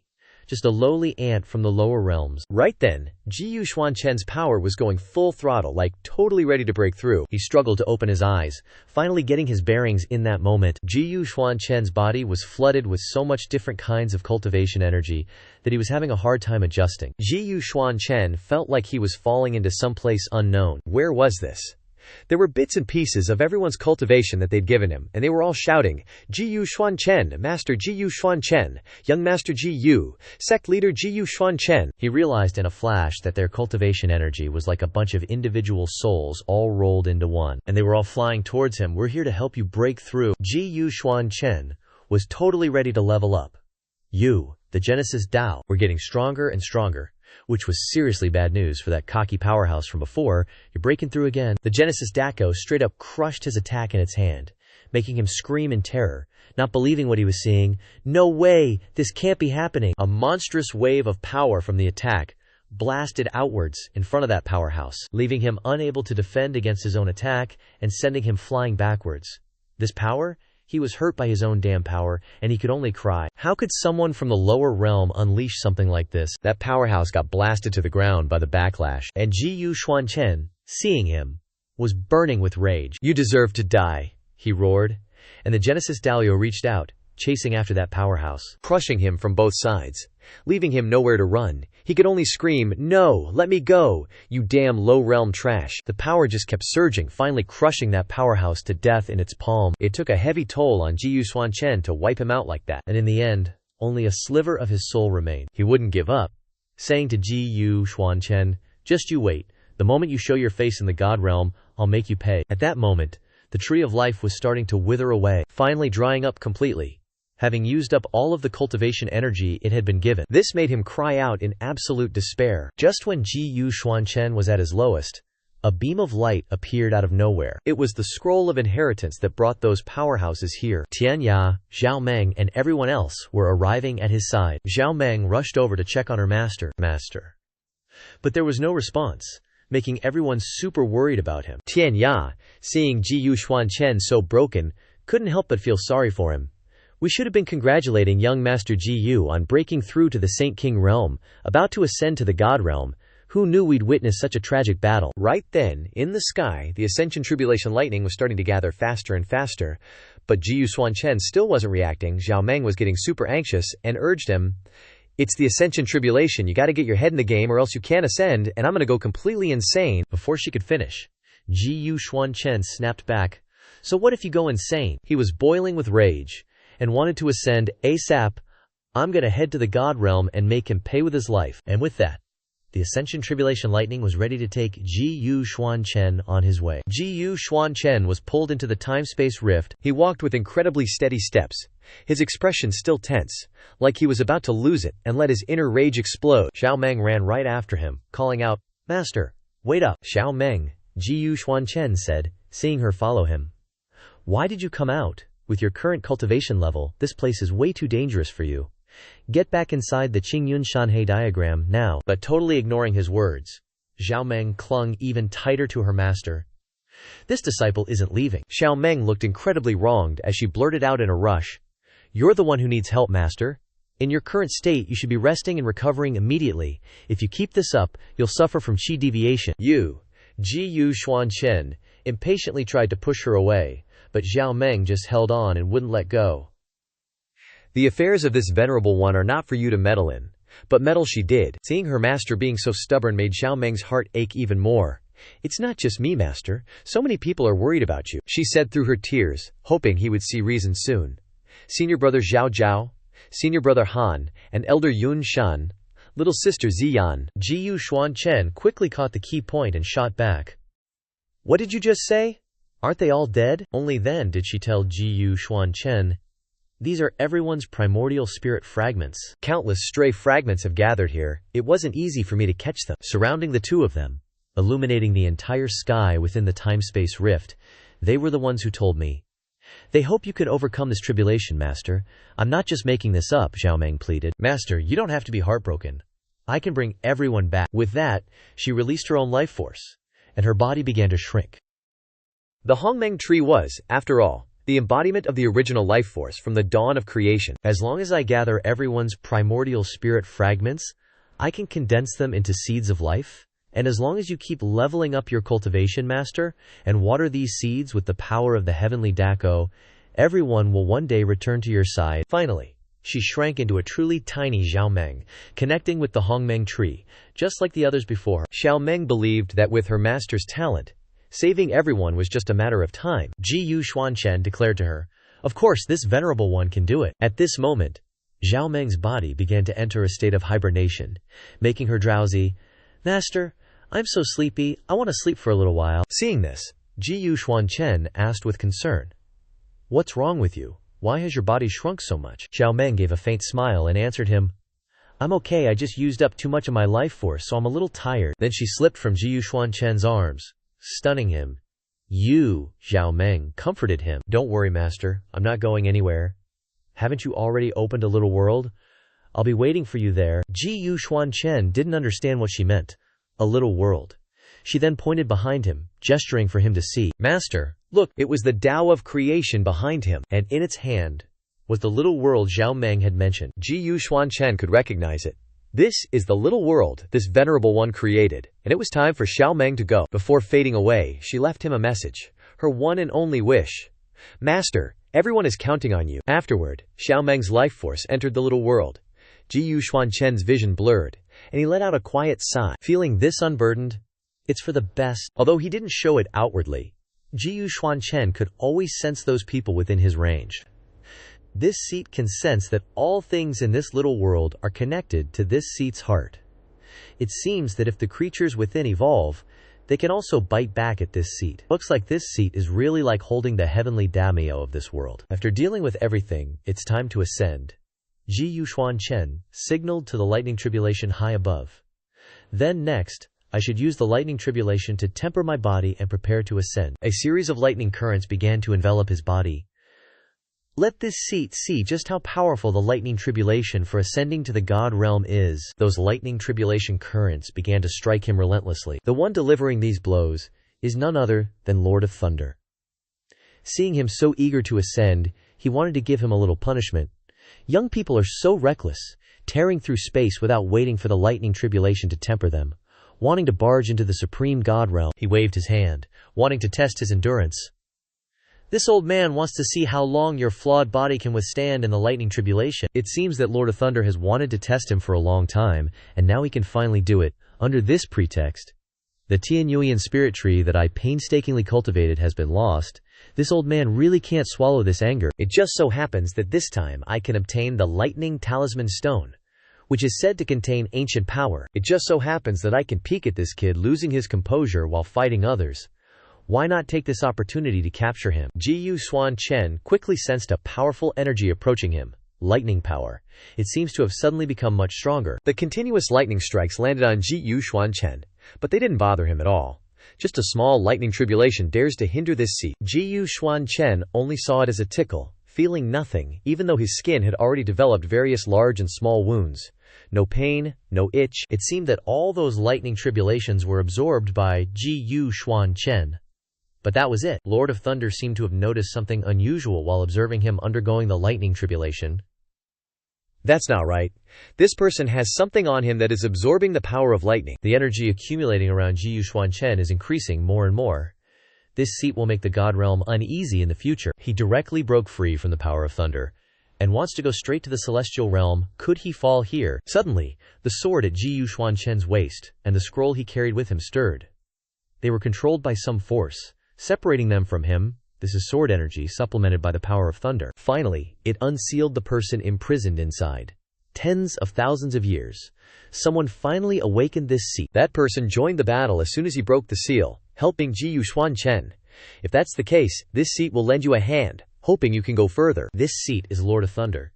Immediately sensed the ominous feeling when he saw that person. Lord of Thunder panicked. Oh no, the lightning stone has lost control. He left that place immediately. This place is not suitable to stay for long. And that powerhouse grabbed the lightning stone in his hand and said to Xuan Chen Jr., remember carefully, this thing will be called the Star Celestial Secret Diagram in the future. The Star Celestial Secret Diagram is gradually revealed. It, along with the sword, approached Xuan Chen. He looked at it, his eyes complicated. Star Celestial Secret Diagram, Lord of Thunder has already distanced himself, but he can still observe.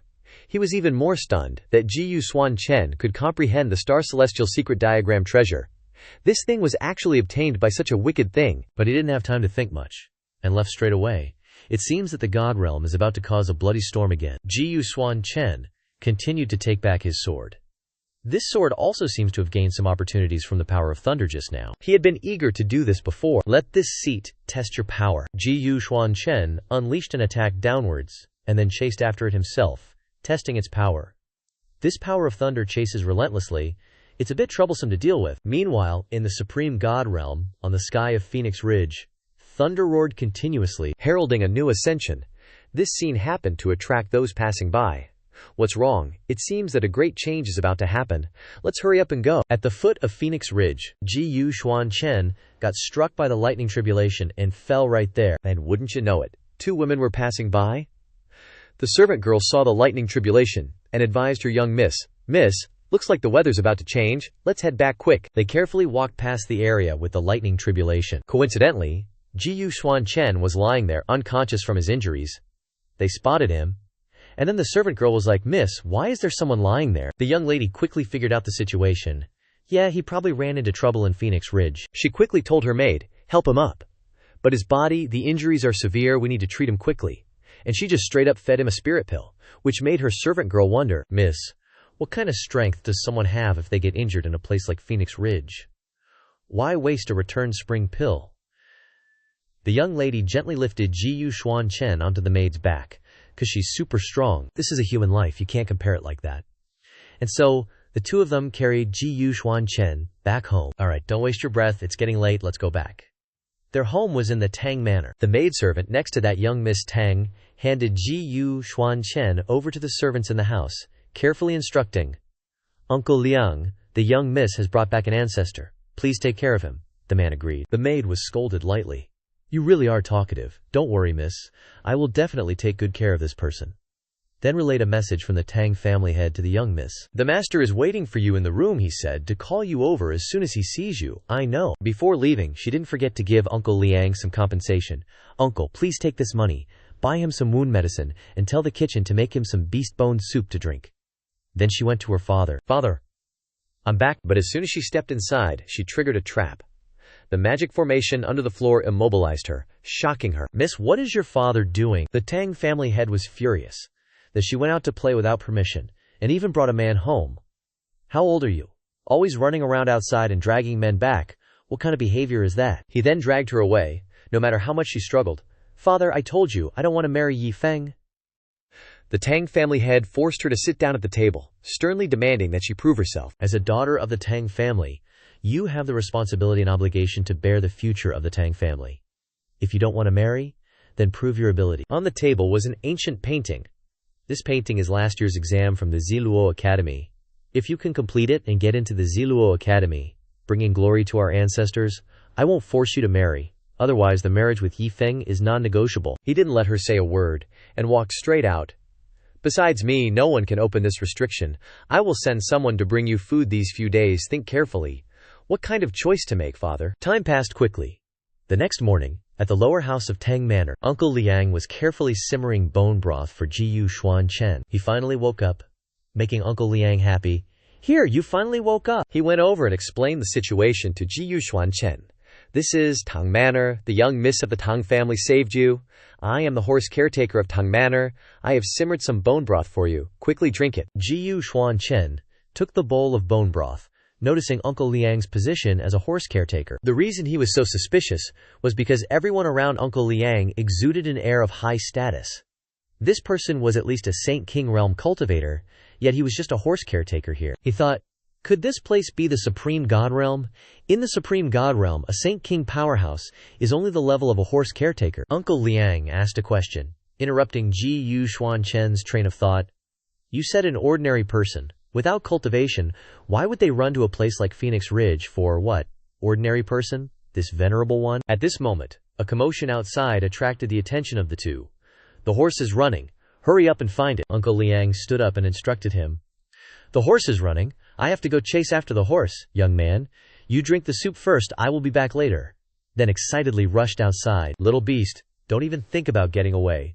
Where he ran, shallow footprints were left on the ground. Even the lower house was shaken by this movement. The tremor was so intense that the old support pillars started showing cracks. This made Xuan Chen super surprised. All this power just to chase a horse. Seriously. Outside, a whole bunch of people were trying to corner the horse, trying to catch it, and it was total chaos. Don't let it get away, everyone. Charge. This horse is freaking strong. Super fast too.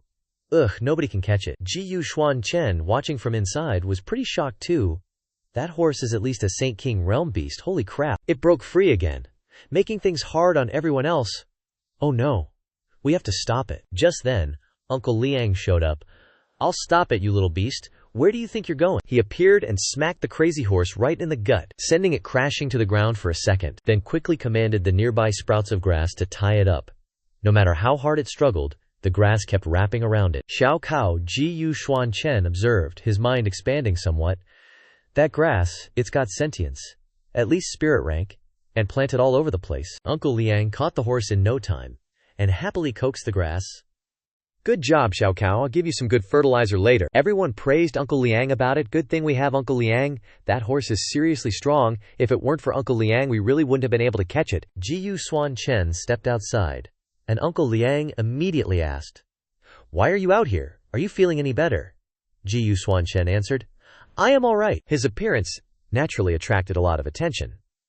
That's the young man that the young miss picked up. I think he's the most handsome out of all the junior apprentices. Does he cultivate his divinity? Xuan Chen didn't understand what they said. Cultivate divinity? Uncle Liang was worried, because he didn't know this concept. He feigned amnesia so he can ask for guidance. Senior, I don't even know what cultivating divinity means. I've forgotten a lot since waking up. Please, enlighten me. Uncle Liang was happy to explain. So, you took a blow to the head, huh? Poor kid. Don't worry, Uncle Liang's got you. Cultivating divinity is cultivating a godhood. From crudely grasping the power of the laws, to developing your own set of heavenly principles, cultivating to the point where you can create your own little world.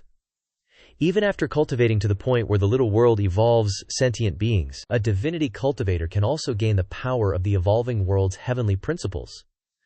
There won't be anyone that can stand against him. Xuan Chen listened and thought to himself, creating your own little world? That's basically cultivating a godhood? What the hell am I then? The Tang family workers, seeing him so lost in thought, invited him to give it a shot. Take a shot while you are still young. Unlike old men like us who can't do it anymore, we can't even hold a horse. That's right, young man, do you want to give it a try? Xuan Chen asked them. But I saw that Senior's strength in catching the horse was extraordinary just now. Are you not divinity cultivators? Uncle Liang and the others laughed loudly in response.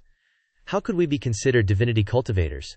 We've just been working in the Tang family for many years, and the master rewarded us with a set of mind-body cultivation methods for self-cultivation. Xuan Chen was even more wary when he heard this. Just a self-cultivation method?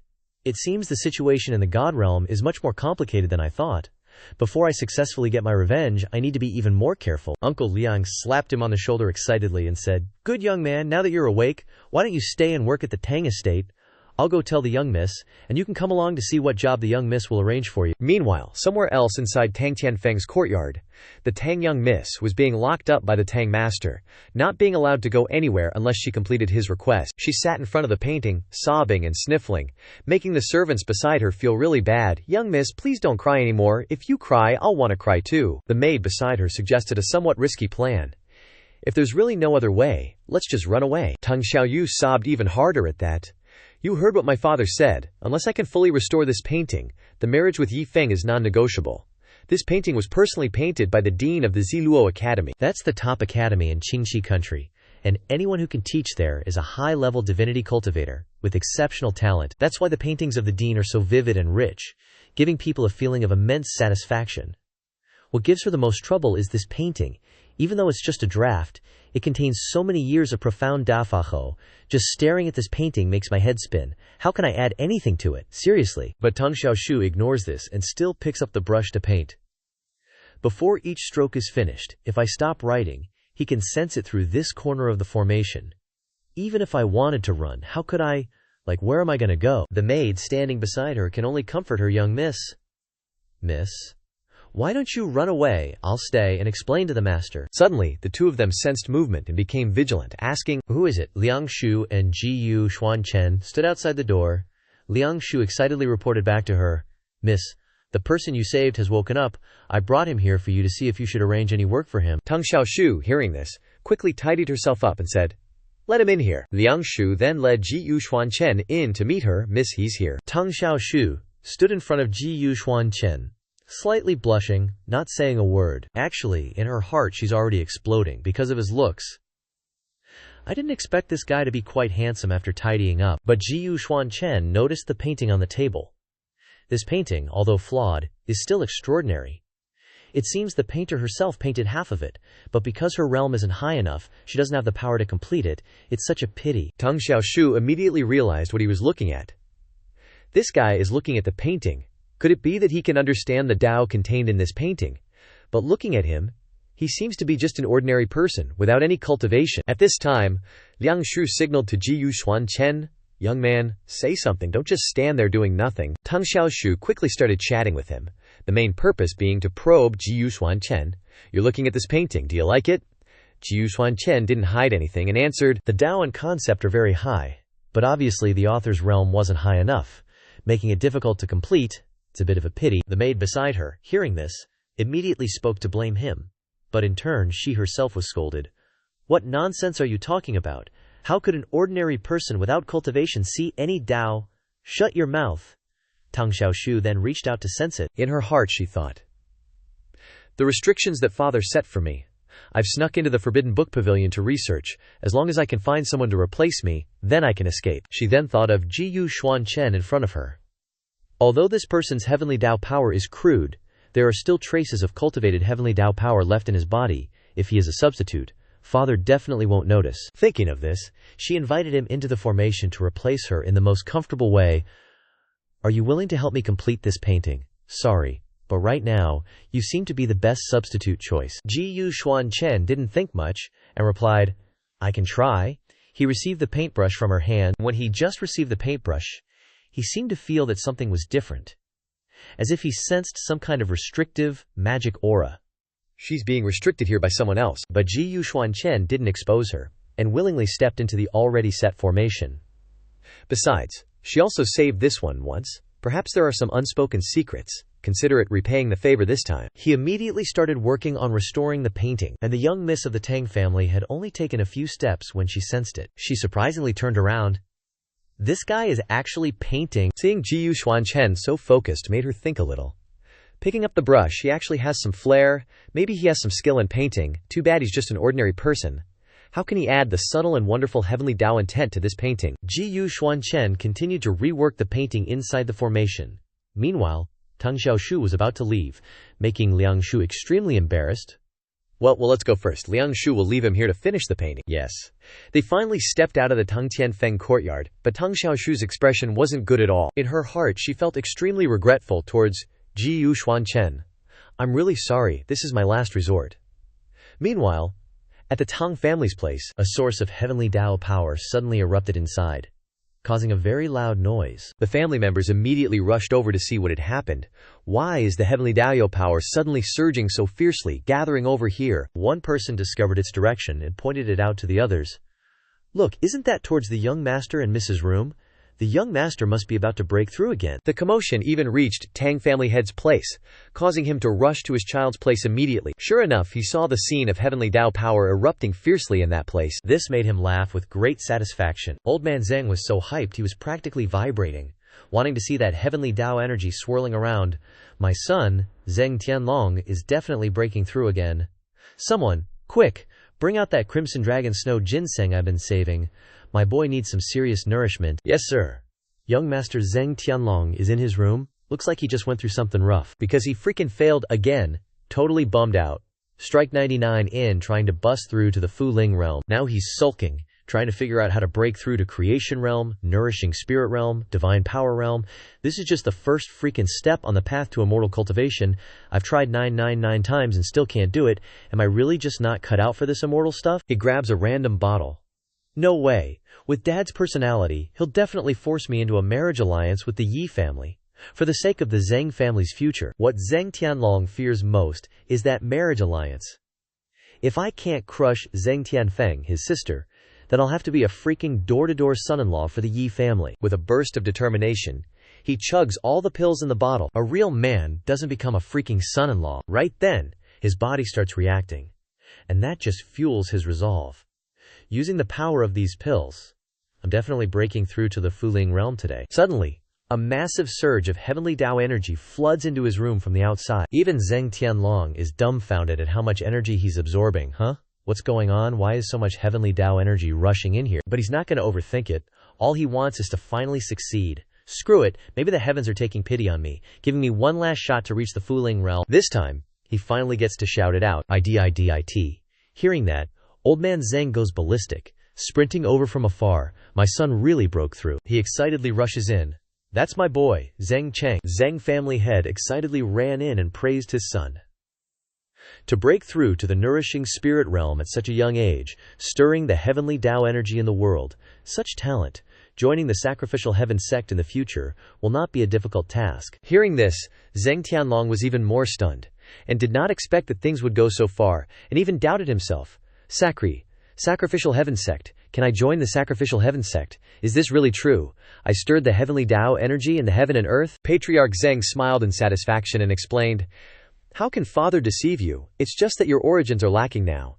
To enter the Sacrificial Heaven Sect, you need to find a way to enter the Violet Luo Academy. In the God realm, the Sacrificial Heaven Sect's power has entered the superpower of various countries. The Violet Luo Academy, which belongs to the Qingqi Kingdom, is also considered a top academy. Then there's Sky Dome City. So Zeng Patriarch was very happy, and hugged his son and said, of course, to be able to break through the spirit-nourishing realm at this age in Sky Dome City, our son is still the first person. Zeng Tianlong took advantage of his father's happiness and asked, so, I don't need to be a live-in anymore, right? He immediately threw his son away, causing him to fall, and tidied up his demeanor, and replied to him, of course.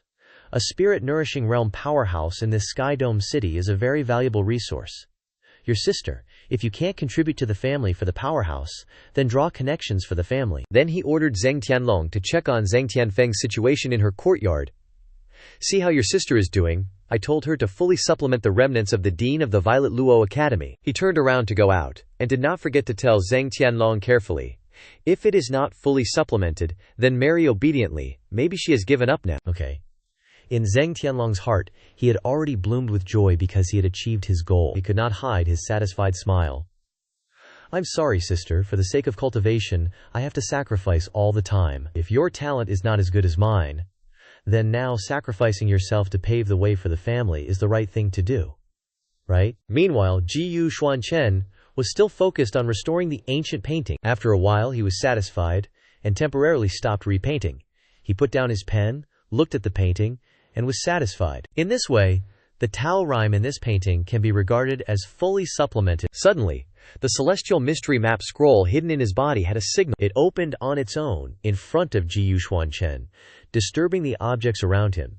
Xuan Chen seemed to understand its intention. This magic weapon was still summoning. I will go into the celestial mystery map and see what is going on. Xuan Chen successfully entered the inside, where he was observing the surroundings. This scenery instantly reminded him of the time he spent inside the celestial mystery chart. It didn't look quite like the azure cloud landscape painting from before, though. This place was overflowing with dense energy and heavy celestial Tao power. It's super concentrated here. Cultivating here might be a case of getting more results with less effort, Xuan Chen kept walking forward. He was surrounded by blue stones containing boundless Tao power. Was it because of these crystallized celestial Tao forces? The uncrystallized Dadyo forces floated in the air, forming a thin membrane. Right then, Xuan Chen decided to reach out and touch it. He was relying on its energy to comprehend the transcendent decree. Xuan Chen even figured out a concealing form move from it, like some kind of special martial technique. Through Xuan Chen's eyes, he guessed right. It was indeed a unique sword art. The Tao rhythm contained within it was somewhat similar to the incomplete painting I filled in. The owner probably sought this transcendent decree to complete the painting when drawing it. What puzzled Xuan Chen was how the Tao rhythm in this painting suddenly transformed into a transcendent decree. Suddenly a voice echoed behind him. It was the spirit that helped Xuan Chen in his battle against the lightning. Old Gu, this is the mystique of the celestial mystery chart. Even a little Tao rhythm can deduce a complete cultivation technique and understand all the celestial secrets in this world. Xuan Chen immediately became vigilant, unleashing an attack on the potential foe. Who's there? However, the other guy was just a spirit. He easily dodged Xuan Chen's move, like it was nothing. The spirit reappeared, laughing and teasing him, as he looked at Xuan Chen with a smug expression. You can't kill me now. Xuan Chen pressed his azure dragon sword against the spirit's neck, questioning, "Why didn't you appear when I ascended before? Why show up here now? What are you up to?" The spirit raised his hand, indicating he meant no harm. "You can see for yourself. I'm just a remnant soul relying on the azure dragon sword. The lightning tribulation force when you ascended awakened me." Then, he proved his words to Xuan Chen. "I see the azure dragon sword has fully recognized you as its master, so I have to find another place to settle down." Xuan Chen gradually believed these words based on his connection with the sword. The azure dragon sword seemed to be acknowledging it. The remnant soul laughed and said to him, "Don't be so distant. We actually have a common enemy, the Sacrificial Heaven Sect." Xuan Chen immediately became wary when he heard the name, Sacrificial Heaven Sect. The remnant soul ripped open his clothes to show him. "I was just one step away from ascending, but then he had a large, deep scar on his body. Quote, I was ambushed and attacked by the 3 sons of the Sacrificial Heaven Sect, losing my Dano fruit. I could only barely maintain my remnant soul by relying on this azure dragon sword," the remnant soul told him. "This transcendent decree is how the 3 sons initially killed me. It's also the Sacrificial Heaven Sect's treasure. The one who wanted to kill you before was one of the 3 great geniuses of the Sacrificial Heaven Sect, Guan Shanyu. I heard he cultivated his own Dao at 10 years old, is arrogant, and has challenged the top powerhouses of the 100 Realms without ever losing." Xuan Chen found it amusing. "Undefeated, huh?" the remnant soul reminded him. "But if you want to kill him, the most important thing to watch out for is his father, Guan Ruhai. Even in the God Realm, where powerhouses are as numerous as clouds, the Sacrificial Heaven Sect is a force that sweeps across a realm. Guan Ruhai, as the current sect leader of the Sacrificial Heaven Sect, is like a monarch whom even the lords of small nations like Qingqi must bow to." The remnant soul approached Xuan Chen, continuing, "If you don't believe any of this, you can always find someone to verify it." The more he spoke, the more Xuan Chen had to contemplate. The Sacrificial Heaven Sect's transcendent decree is the only sword art that can leave damage on the soul when cultivated to a high level. He persuaded him again. "We have a common enemy, so how about joining forces to fight against them?" Xuan Chen quietly activated his magic. Just a tiny Sacrificial Heaven Sect. The next second, he stunned the remnant soul. Xuan Chen directly refused and even attacked him.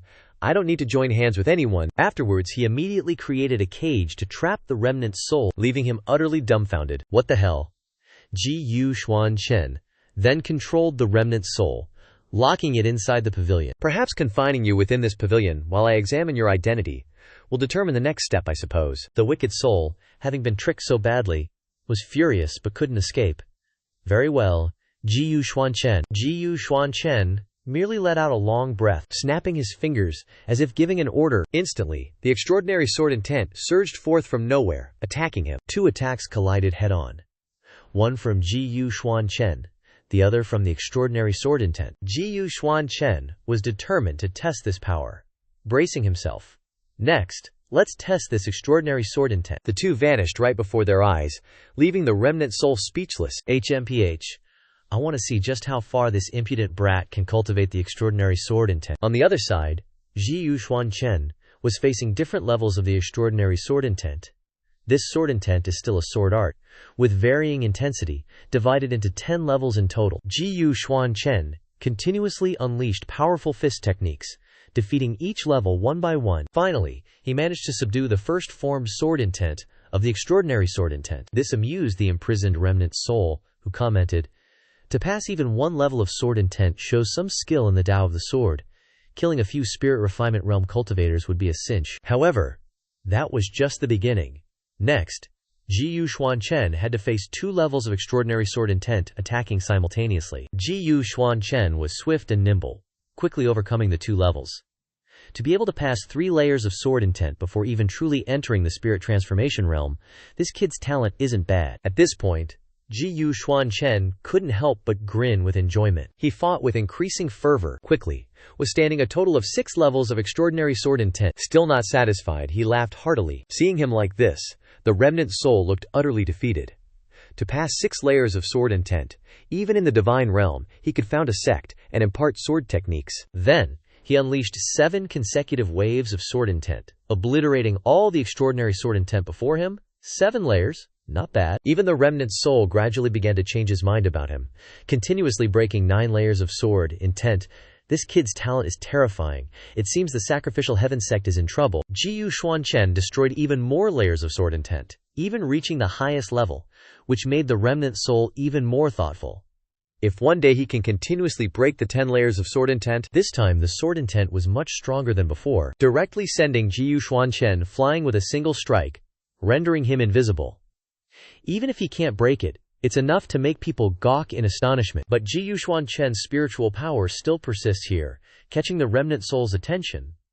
Not only can Xuan Chen return, but he's also trying his best to fight against that extremely powerful, extraordinary sword intent. Never had anyone seen Xuan Chen end his attack with such a powerful, top-tier sword lance technique. Now all the extraordinary sword intent had fallen before him. Even he had to give the extraordinary sword intent a casual remark. These guys are no longer causing trouble. Only to slowly stand up, they absolutely didn't dare approach Xuan Chen again. Only then did he notice something peculiar about their bodies. These figures are merely incarnations of sword intent, but the sword lance still left its mark. This made him think of the scar on the residual soul's chest. That sword wound on residual soul's chest. Could it really have been inflicted by the transcendent decree? The atmosphere was eerily silent. This residual soul is paying more and more attention to Xuan Chen. This kid is definitely not easy to mess with. At the same time, outside the Tang family's hidden phoenix courtyard, a powerful surge of Tao energy erupted, drawing the attention of the Tang family head. Another pillar of light. Father, why do I feel like all this heavenly Tao power is gathering here? Hearing this, he pondered. There's an incredibly strong Datio aura, almost like it's absorbed all the heavenly Datio power from Skyvault City. Could it be that the Phoenix Child has truly completed the missing part of that painting? To verify his thoughts, he and Tang Tianlong entered the hidden Phoenix courtyard, going inside to investigate. The person's been gone without a trace for a long time now, but Tang Tianlong was searching for his sister's figure. Where's Big Sis? Could she have run away? The Tang family head only focused on the painting on the table, and was stunned by the amount of Tao power just replenished. The Tao aura in this painting is even more profound than before it was repaired, more than several times over. Indeed, Tang Cheng, the family head, couldn't help but praise, leaving Tang Tianlong puzzled. Awesome, father. What happened to this painting? Why are you staring at it so intently? He himself was also stunned by what was happening. Father, are you about to break through too? The Tang family head was absorbing the Tao aura from the painting. Feeling increasingly joyful and powerful, he exclaimed. The feeling is coming. This old man is about to break through to the creation realm. This made Tang Tianlong suspicious. Father's almost 50, right? Is this old iron tree finally blooming? He wanted to verify it himself, so he went closer to look at the painting. I want to see what's so impressive that it could make father, after almost 50 years, finally break through. Perhaps when he looked at the painting, he understood the reason. This painting, the brushstrokes full of spiritual energy, this sharp and overbearing Tao intent. This time, it was Tang Tianlong's turn to benefit. This feeling is right. I'm about to break through too. In the end, both of them leveled up. Tang Tianlong, at Spirit Realm middle stage. I feel like my whole body is filled with power. Tang Cheng advanced to Creation Realm initial stage. However, what they paid attention to was the source of the Dao aura. Father, this painting's Dao aura is several times stronger than before. Did Big Sis really fix it? The Tang family head said to him. I specifically placed a restriction on this room. If a cultivator enters, I can definitely sense it. Restriction because you want Big Sis to get married. How heartless can you be? The Tang family head seemed to realize he was wrong. I didn't expect your sister to have been hiding her strength all these years. Maybe this time she was really pushed too far, so she revealed her true power. Tang Tianlong asked him, so what should we do? Won't she hate us and take revenge on us someday? Hearing this, the Tang family head's expression grew increasingly tense. No way. We have to find your sister and bring her back here now. Then, he ordered all the family servants. Hurry. Everyone go out and find the young miss. We must bring her back here. If she doesn't want to come home, then I'll personally go and apologize to her. Yes. While the Tang family head and the servants were searching for Tang Tianfeng, Xuan Chen had just come out of the star celestial chart. He was more vigilant than ever about his surroundings. Inside the star celestial chart, time is unknown.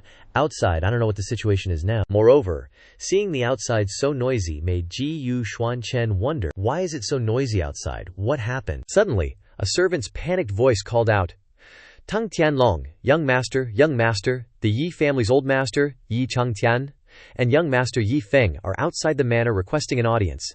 The old master just went out to find the young miss. Can you go out and receive them? Tang Tianlong was in a difficult situation, having to think of a way to deal with it first. The Yi family came here at this time, probably attracted by the terrifying heavenly Dao energy fluctuation earlier. First, I have to calm them down, then wait for father to come back and decide. After that, he hurriedly left the Tang family's hidden phoenix courtyard. Take me to meet the people from the Yi family. Yes.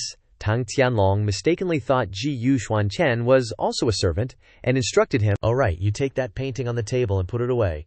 Then follow me. Xuan Chen didn't resist. He would do as Tang Tianlong said, to probe the situation. Whatever, let's see what the situation here is first. In Tang Tianlong's mind, he was only thinking about that precious painting.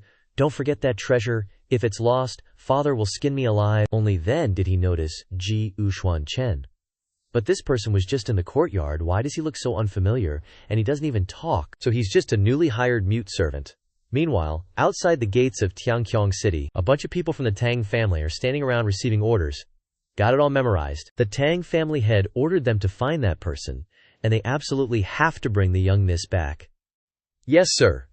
A bunch of onlookers were standing nearby, eavesdropping. Little did they know, Tang Tianfeng and her maid were disguised, trying to escape them. The maid asked worriedly, young miss, what do we do now? Tang Tianfeng whispered back, just watch my moves. That old geezer Tang Tianlong is definitely about to break through. With his talent, entering the Ziluo Academy will be a piece of cake, and he definitely won't be coming back to the Tang family. She then led her maid away. Let's get out of here first. If things get really bad, we'll find an inn and hide there for a few months. Ah, young miss, please slow down. Because she was walking too fast, Tang Tianfeng's maid tripped and fell, making a loud noise and causing a commotion. The Tang family head quickly noticed. Isn't that Tang Tianfeng? Quickly covering her face with her hat, she helped her maid up so they could flee. Let's go, quickly. Immediately, the Tang family head ordered his people to rush forward and catch them. Block them. Yes, sir. The people arrived quickly and in great numbers, soon surrounding the two of them on all sides. Tang Tianfeng still refused to give in, while her maid was already freaking out. Young miss, what do we do? She used her skills to take the sword from the side of a servant. My sword. Tang Tianfeng grabbed the sword. She actually put the sword to her neck, scaring everyone. Young miss, Tang Tianfeng, backed into a corner, could only threaten with her life. Father, your daughter isn't asking for anything, but this Yi Feng guy has bad character and immoral virtues. Your daughter would rather die than marry someone like that? The Tang family head immediately stepped forward. This matter. In the next second, he threw himself down, hugging Tang Tianfeng's leg, crying tears of joy. This is negotiable, my precious daughter, he said contentedly. As long as you paint a few more paintings for me later, I'll listen to you. He even knelt down and begged Tang Tianfeng, making her utterly confused. Just now, your father had been thinking about it. Now that Tianlong has broken through to the spirit beast realm, and you have such talent, you and Tianlong are both treasures that the heavens bestowed upon the Tang family, and I didn't know to cherish you. The Tang family head directly admitted his mistake and apologized. Father was wrong. I won't force you to anymore in the future. Now that the Tang family has the strength, we don't need to be afraid of the Yi family anymore. We'll go back and call off the engagement with the Yi family." Hearing this, Tang Tianfeng's eyes filled with hope. Really, Tang family head. Tang Cheng confirmed to her, "Of course, it's absolutely true. All the elders and relatives here are witnesses. I, Tang Cheng, swear that if I ever force my son and daughter to get married, I'll die." This resolute attitude was unfamiliar. Even Tang Tianfeng's maid whispered to her, "Young miss, do you think the old man has gone crazy?" At this time, Tang Tianfeng remembered the person she had tricked into the formation to replace her, and she couldn't help but blush. How strange. Why did father's attitude suddenly change so quickly? Could it be that that person has really finished painting it? In the main hall of the Tang family, the Yi family head, Yi Changtian, and his son, Yi Feng, were already sitting there, waiting. But it had been too long, and the Tang family head hadn't returned, making Yi Changtian extremely impatient. "Why hasn't Tang Cheng arrived yet? He said today we'd decide on the marriage. What's the Tang family trying to do?" Tang Tianlong quickly reassured him. "Yi family head, don't be impatient. How about I have someone bring my older sister's birth chart here for you to read her fortune?" "Is that all right?" Suddenly, a stern voice rang out. "There's no need to read it." At the main entrance, the Tang family head led his daughter back. This sudden outburst naturally grabbed everyone's attention. The Tang family head took the initiative to speak up about the matter. "So sorry about this, old Master Yi. Our Tang family wants to call off the engagement today." Tang Tianfeng, upon seeing Jiyu Xuan Chen, was overjoyed. "Found him, that's great. Looks like he hasn't been punished by Dad yet." These words really pissed off old Master Yi. Call off the engagement. Just his tone alone carried immense pressure. Tang family head. Did you think before you spoke? Consider this.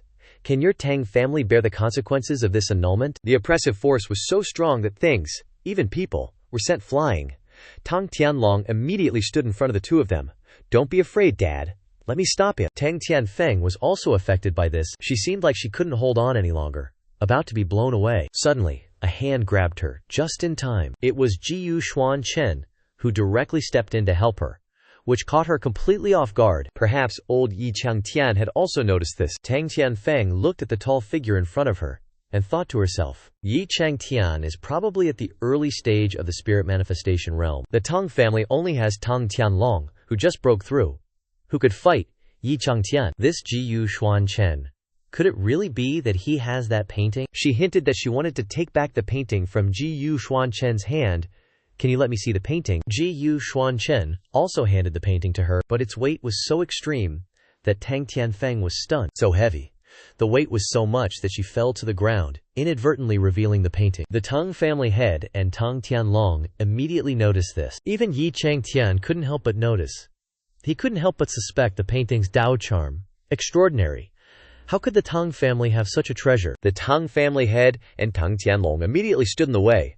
The Tang family head ordered the two, "Oh no, we can't let the Yi family notice this treasure. Tianfeng, what are you doing, causing trouble while the elders are talking? Tianlong, go put the painting away." Yes, but Yi Changtian didn't allow this, immediately rushing over there, wanting to snatch the painting. Tang family head, what do you mean by this? I'm a guest in your Tang family, and you won't even let me look at a painting. Fortunately, Tang Tianlong managed to catch the painting in time. Luckily I was quick. But something happened. He actually fell to the ground directly, unable to hold the painting. This made old man Yi Changtian extremely happy. He laughed loudly and walked closer to inspect it. Yi Changtian directly mocked Tang Tianlong. "Tianlong, you virtuous fellow. It seems you've been neglecting your cultivation lately.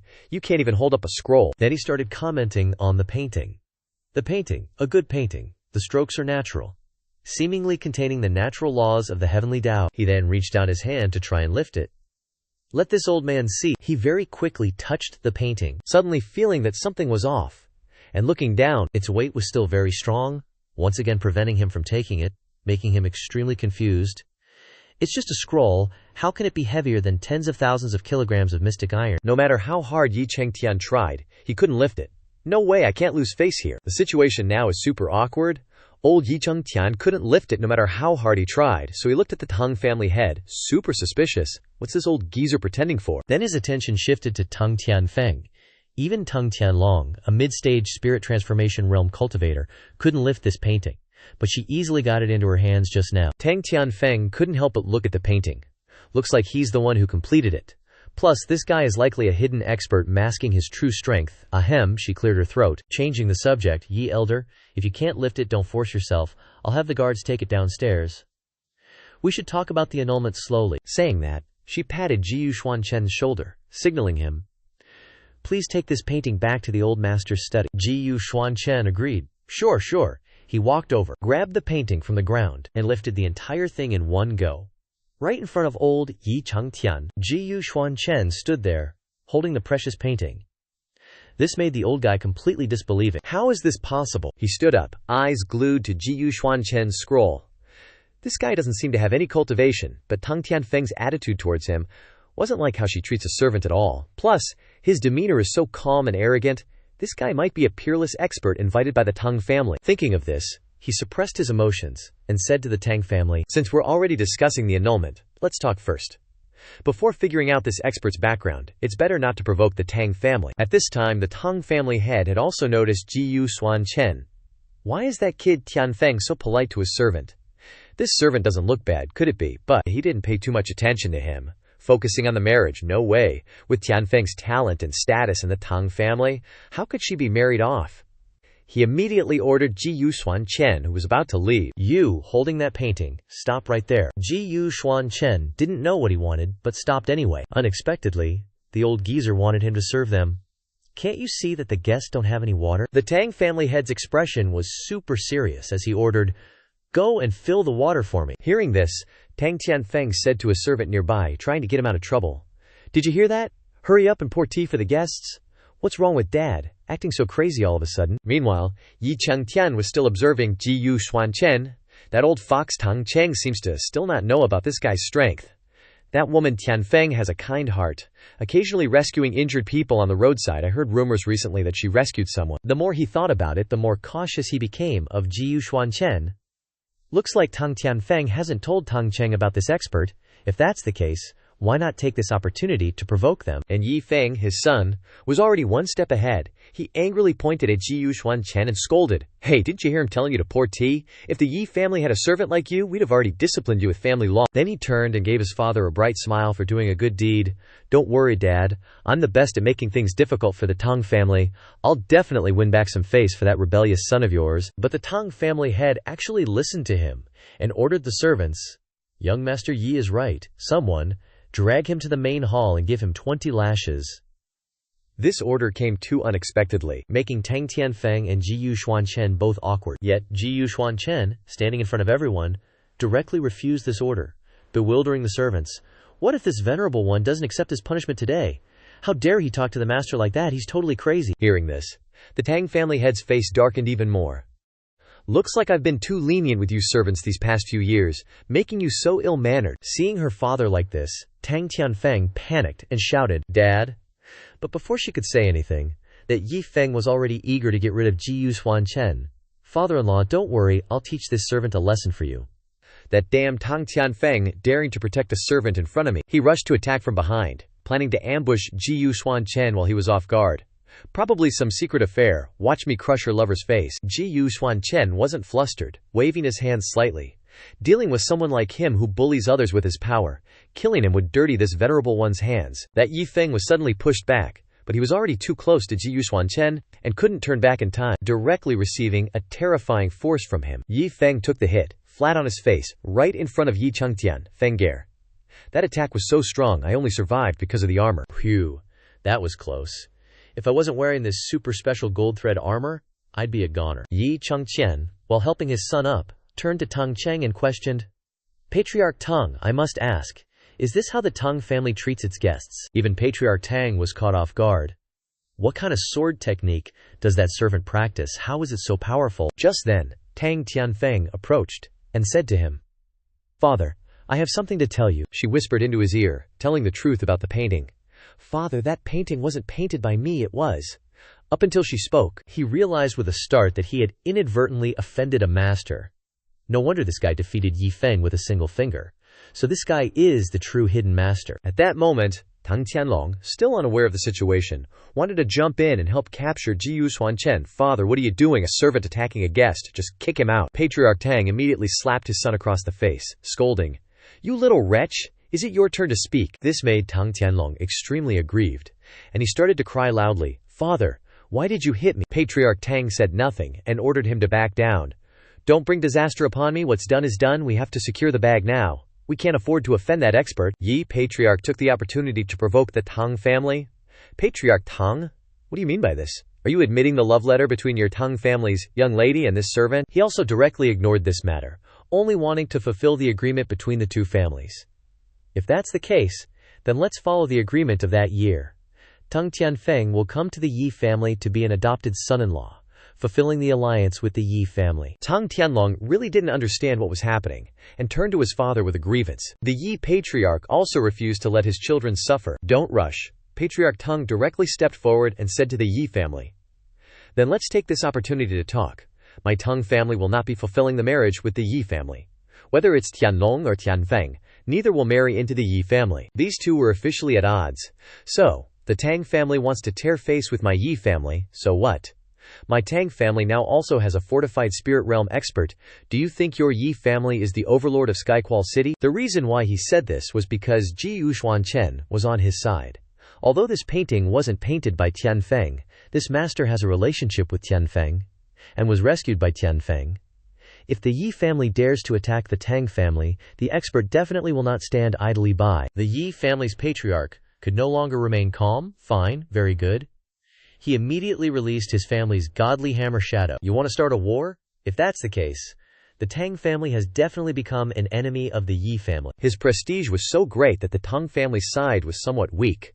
The Yi family's suppression technique, the godly hammer shadow behind him, must be the manifestation of the suppression path, right? In the chaotic situation, Tang Tianlong also rushed out to take a stand. Yi elder is already at the fortified spirit realm. Our elder just reached the Genesis realm. That's worrisome, son. I'll come help you, father. I will represent the Tang family to confront the Yi family. We are both at the fortified spirit realm. I will not lose to you. This made the Tang family's lackeys extremely excited as they stood on the sidelines cheering. Young master has the spiritual roots of our ancestors, and at such a young age he has already broken through to the fortified spirit realm. With such talent, joining the Violet Luo Academy will be no problem. The more they said, the angrier the Yi family's patriarch became. So our Tang family doesn't need to be afraid of the Yi family anymore, and even wants to enter the Violet Luo Academy if he offends the Yi family. He secretly made up his mind. Then today, I will cripple your cultivation. The old man then hurled the hammer towards Tang Tianlong. Based on you want to enter the Violet Luo Academy. Tang Tianlong was also prepared to defend. Since I broke through to the fortified spirit realm, this is the first time I've fought someone else. But he was able to block this hammer, making him even more confident in himself. So it turns out Elder Yi is only this strong. Yi Chengtian took something out from his person. Don't be happy too soon, kid. He pulled out a piece of jade soul slit, saying, This is my Yi family's ancestral soul-nourishing jade slip. Inside it nurtures a wisp of my Yi family ancestors' remnant soul. He crushed the soul jade slip in front of everyone, summoning the remnant soul inside. A remnant soul of a true god. Using it to deal with a punk like you can also be considered your luck. Instantly, a remnant soul appeared before everyone, its power causing fear. What is that thing? With this guardian spirit, the Yi family became much more arrogant. Weren't you just being all high and mighty, kid? Kneel down and beg for mercy now, and maybe we'll spare your life. Seeing Tang Tianlong, the remnant soul immediately launched its spear at him. Tang Tianlong braced himself to respond. Young master, be careful. Xuan Chen, seeing this remnant soul, felt a stir of interest in his heart. Oh, this remnant soul is kinda interesting. At this moment, Tang Tianlong erected a defensive layer, welcoming the spear. Stop it for me, hurry! But the spear simply pierced straight through his defenses, without showing any signs of stopping. Tang Tianlong finally knew fear and ran, trying to escape its pursuit. Dad, save me, Dad, I don't want to die. Even the Tang family head was completely stunned by this. You actually took out this treasure. It seems that old dog Yi wants to wipe out my Tang family line. Now their only hope was, Xuan Chen, I'm afraid only this expert can help us get through this difficult situation. Actually, Xuan Chen really wanted to try fighting this remnant soul. Tang Tianfeng, Tang Tianlong's sister, was next to him and pulled on his sleeve, begging for help. Please, can you save my little brother? Xuan Chen, already holding his sword at the ready, replied. This master was just about to test the abilities of this remnant soul. With that, he unleashed a strike of sword, intent, aimed at the remnant soul. The sword intent possessed overwhelming power, causing everyone to dodge wherever it flew. This sword energy's aura is too expansive. Tang Tianlong also hastily dodged to the side. How can that servant be so strong? Xuan Chen shattered the remnant soul, causing the Yi family head to suffer a backlash and lose strength. He trembled as he questioned. This is the remnant soul left behind by our Yi family's true soul realm ancestor, yet it was destroyed by this servant's single sword. Impossible. Yi Feng, who was beside him, asked, "Dad, are you okay?" "It's nothing, it's just that the ancestor's remnant soul was destroyed, so I suffered a little backlash." The Tang family head stood before them again, asking the Yi family head, "Today you tried to kill my son. If you don't give me an explanation, I won't let it go." But he only received an angry attitude from the Yi family, and the reply, "Anyway, that brat Tang Tianlong is still fine, isn't he? You broke the agreement without any explanation to us either." He looked at Xuan Chen. "Isn't there this little punk? The Tang family thinks they can challenge us." Yi Changtian now wanted to seize Xuan Chen's body. "I still have a trace of power left from the jade tablet of the remnant soul just now. If I can seize and control this person, the Tang family will have to obediently yield." He took advantage of Xuan Chen's inattention to launch a sneak attack, already anticipating seeing the Tang family kneeling and begging for forgiveness. Xuan Chen didn't even need to move. His sword energy blocked this trace of power. He gave him a look full of disdain. "You dare to launch a sneak attack on this master with such meager skills?" Xuan Chen's sword energy moved again, puzzling the old Yi family head. "What's this? Xuan Chen is attacking again with his sword. Speaking of which, I've seen enough of this drama." The old Yi family head was attacked directly, pierced through his eyes. Yi Feng, who was standing next to him, panicked upon seeing this. Dad. He supported his injured father and threatened them. "You guys just wait and see." After saying that, he darted off. Tang Tianlong was about to chase after him when the Zheng family head stopped him. "You still dare to provoke, so you think your little bit of skill is enough to chase and kill people?" Just then, they remembered Xuan Chen. "Ah, this young master, may we ask for your name? And who is your father?" As soon as the words left his mouth, he received a slap from the Zheng family head. "Show some respect. Call him young master." He leaned in and whispered to his son, "Your older sister just told me this painting wasn't drawn by him. The real artist is this young master." What? The two of them immediately changed their attitude, fawning over Xuan Chen like an idol. "Young master, if you need anything, just let us know. We Zheng family members are the most enthusiastic and hospitable." Yes. Xuan Chen felt this wasn't bad, he thought to himself. On the contrary, it's a good opportunity to inquire about the Violet Luo Academy. He walked over to a chair and sat down, beginning to introduce himself. "This seat's name is Xuan Chen. I have a few things I want to ask you. Please, just tell us what you need." The expressions on their faces weren't pretty, making Tang Tianfeng helpless. They looked like lapdogs. Xuan Chen then asked about the Violet Luo Academy.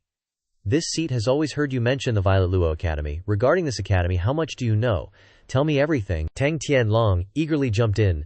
"In my opinion, I know the most." He began to tell Xuan Chen.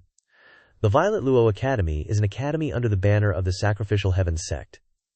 The teachers in the academy are all outer sect elders of the Sacrificial Heaven sect. If you perform exceptionally well in the academy, you might become a disciple of the Sacrificial Heaven sect. The Violet Luo Academy doesn't openly recruit from the outside. If you want to join the Violet Luo Academy, you have to make a name for yourself locally before the Violet Luo Academy will personally come to your door to accept you as a disciple. Xuan Chen thought to himself. So, if I want to get close to the Sacrificial Heaven sect, this Violet Luo Academy is a must. At this moment, a dazzling light suddenly appeared in the sky, attracting everyone's attention. What is that? Servants in the house all pointed to the sky, saying, "Someone is descending from the heavens." It's a Violet Luo envoy. The Violet Luo envoy has come to our door to recruit disciples. This time, it was the Zheng father and son's turn to be surprised. The Violet Luo envoy had just landed at the Zheng family, and there were already many people waiting. The Violet Luo envoy asked them, "Who broke through here yesterday?" Immediately, everyone cheered and encouraged Tang Tianlong. "Young master, the Violet Luo envoy has come for you. Our Tang family is about to have a student of the Violet Luo Academy. I was the one who broke through yesterday." Tang Tianfeng watched his younger brother's figure, thinking to himself, "This time, Tang Tianlong is entering the Violet Luo Academy, and the distance between us will only grow further. Jiyu Xuan Chen, on the other hand, was also thinking, this is the envoy responsible for recruiting disciples for the Violet Luo Academy. The envoy looked at Tang Tianlong. So young, and already at the Spirit Foundation realm, not bad talent. He then gave him a token. Use this token to register at the Violet Luo Academy. If you don't arrive within a month, it will be considered abandonment, and you will never be selected again. You can only bring one servant with you to handle trivial matters. Tang Tianlong immediately knelt down and accepted it. Thank you, envoy. The Zheng family head was overjoyed to see his son being accepted into the Violet Luo Academy, making Tang Tianfeng feel even more inferior. Suddenly, the Violet Luo envoy reached out and asked her, could this young lady please raise your head so I can take a look? He began to sense her aura. Surrounded by the fragrance of medicine, the heart of the Tao of alchemy. Not bad. Then, he gave her a token as well. Go to the Violet Luo Academy and receive your token, and choose to register at the Violet Luo Academy immediately. Tang Tianfeng immediately turned to her father and boasted, Father, I can go to the Violet Luo Academy too, worthy of being my Tang family's daughter. The Violet Luo envoy was quite satisfied with the two of them. These two have decent talents. They can contribute to the Violet Luo Academy. Suddenly, he noticed someone in the house. This person. That person was none other than Jiyu Xuan Chen. He has the aura of the power of the heavenly Dagyo, but, if you sense carefully, there is no trace of divine cultivation. The Violet Luo envoy then had the intention of testing him. This person is a bit strange. Might as well test him out. He then released a sword towards Jiyu Xuan Chen, intending to probe him. Jiyu Xuan Chen knew at a glance that this was someone trying to test him. The sword by my side is already getting restless. Do you think I'd be scared of you? Jiyu Xuan Chen didn't even need to lift a finger. His sword aura automatically retaliated against the envoy's attack, and even injured that envoy. What? The Violet Luo envoy felt the blood on his skin and thought to himself, this person has no cultivation, yet he possesses such battle prowess. Could he be a retainer of the Tang family? How terrifying. The envoy didn't want to cause trouble for himself, so he quickly took his leave. It seems this family is truly not simple. I must take better care of them. Once we enter the academy, I'll take my leave first. See you at the Violet Luo Academy. The Tang family respectfully saw the envoy off. Jiyu Xuan Chen seemed to realize something, and he chuckled to himself. I still don't know the true strength of the Jitian sect, so I must remain hidden for now. After I investigate thoroughly, I'll kill him. Before he can react, Tang Tianfu happened to witness this scene, and she mistakenly thought that the young master was interested in the Violet Luo Academy. She thought of her family. If Tianlong and I leave for the Violet Luo Academy, and there's no one at home, I fear the Yi family will oppress the Tang family from top to bottom.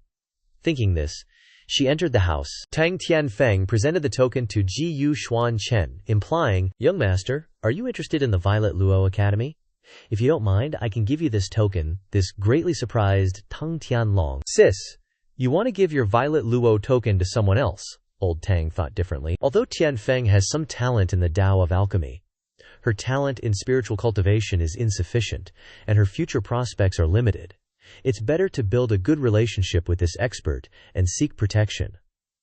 What a good daughter of the Tang family. Tang Tianfeng spoke sincerely to him. Tianfeng knows her talent is limited, and one day she won't be able to protect the Tang family, nor does she want to implicate anyone. Giving this token to you today is in the hope that you can protect the Tang family from being bullied. Jiyu Xuan Chen looked at the token and thought for a moment. According to what the Tang family said, the Violet Luo Academy doesn't publicly accept disciples. Missing this opportunity means, who knows where he will find another chance. He refused the token. If the Violet Luo envoy gave you the token, then it's yours. I can just enter as your follower, he added. As for that Yi family, I'll wipe them out for you. That way, you won't have anything to worry about anymore. The three members of the Tang family were very grateful for his kindness. Thank you, young master. Meanwhile, on the Yi family's side, Yi Feng had brought his father back to the front of their house, begging for help from an expert. Grandfather, please. The Tang family is being too oppressive today. They even injured my father, Yi Chengtian, and crippled his cultivation. He knelt down and begged, crying. Yi Feng earnestly requested that his grand elder emerge from seclusion and demand justice for the Yi family. After hearing Yi Feng's words, the large gate was suddenly forced open, and a voice came from within. The Tang family actually doesn't take me seriously. It seems I've been in seclusion for too long. Yi Feng witnessed his grand elder emerge from seclusion, his expression indescribable. Great-grandfather, that's Yi Qing Cheng, of the divine power realm. Take me to the Tang family. The Grand Elder saw his grandson was still in the creation realm, and his face darkened. "How old are you, and you're still in the creation realm? You're truly disgracing the Yi family." Yi Feng gave a forced smile and replied, "Grandfather's lesson is correct. I will definitely cultivate twice as hard in the future. So now I'm going to the Tang family." Suddenly, a voice came from nowhere. Not only that, but the Yi family members were sent flying. There's no need for such trouble. The person who had arrived was Xuan Chen. When old Yi Qingcheng saw him, his expression became even uglier. Meanwhile, Xuan Chen confidently stepped forward. "I'm standing here today. If you want to seek revenge on the Tang family, then come and attack me." The old man of the Yi family heard this and laughed. "This kid actually has some skills." The old man nimbly weaved through the atmosphere that was being discharged with a layer of poisonous fog, aiming to disorient him. "You're the one who injured my son. Don't say that I'm bullying you. My cultivation is the Dagao of corrosion." Xuan Chen was quickly approaching. Under the divine power realm, anyone who steps into this poisonous fog will have their muscles rot away. Hearing this, Xuan Chen felt excited and wanted to test it out immediately. "I wonder if this corrosive Dao can be used with my sword techniques." He tried to release some power into his sword Klai, and then unleashed a long, sweeping arc of sword Klai forward. Even Old Master Yi was slightly affected by where it passed, but this only made him more excited as he said, "Kid, your sword style is quite fierce, but too bad I cultivate the Dao of corrosion, and I'm not afraid of muscleheads like you. No matter how strong a martial artist is, just a little whiff of this, and their internal organs will rot and they'll die." Xuan Chen immediately covered his nose, preventing himself from inhaling the poison, and used the power of the heavenly Dao to manifest the wind power, first to disperse the poison. But he didn't notice that old Yi Qingcheng had circled around behind him at some point and thought he was just a powerless martial artist. But it turns out he still possessed some strength. Xuan Chen then slashed out a sword instinctively, but old Yi's body was like it was made of poisonous gas and was completely unaffected. Old Yi Qingcheng chuckled. "Young man, you really don't respect your elders." Xuan Chen suddenly felt that something was wrong. Striking him only caused the poisonous bone to invade more aggressively. Xuan Chen could only temporarily shield himself, not realizing that old Yi was extremely triumphant when he saw this and laughed loudly. "In this poisonous fog, no one can kill me." Xuan Chen has inhaled the bone poison. He inhaled a lot of poisonous smoke just now, no wonder. But when he thought about it, he realized he was fine. "I seem to be okay," he thought. "This poisonous smoke is all around, almost covering the entire Yi family. This person is the ancestor of the Yi family. He can't let this battle destroy the Yi family. There must be a way to control this poisonous smoke." When entering the Yi family, he saw some servants carrying torches and running around everywhere. Could it be that the method to counteract this poison is fire attack? After thinking it through, Xuan Chen unleashed a large burst of fire directly at him. The old master was directly injured by the fire. What? How can a kid without cultivation release the power of the heavenly Dao? Xuan Chen had no intention of letting him go, and once again aimed at this weakness to attack. Finally, he ended his life with his own hands.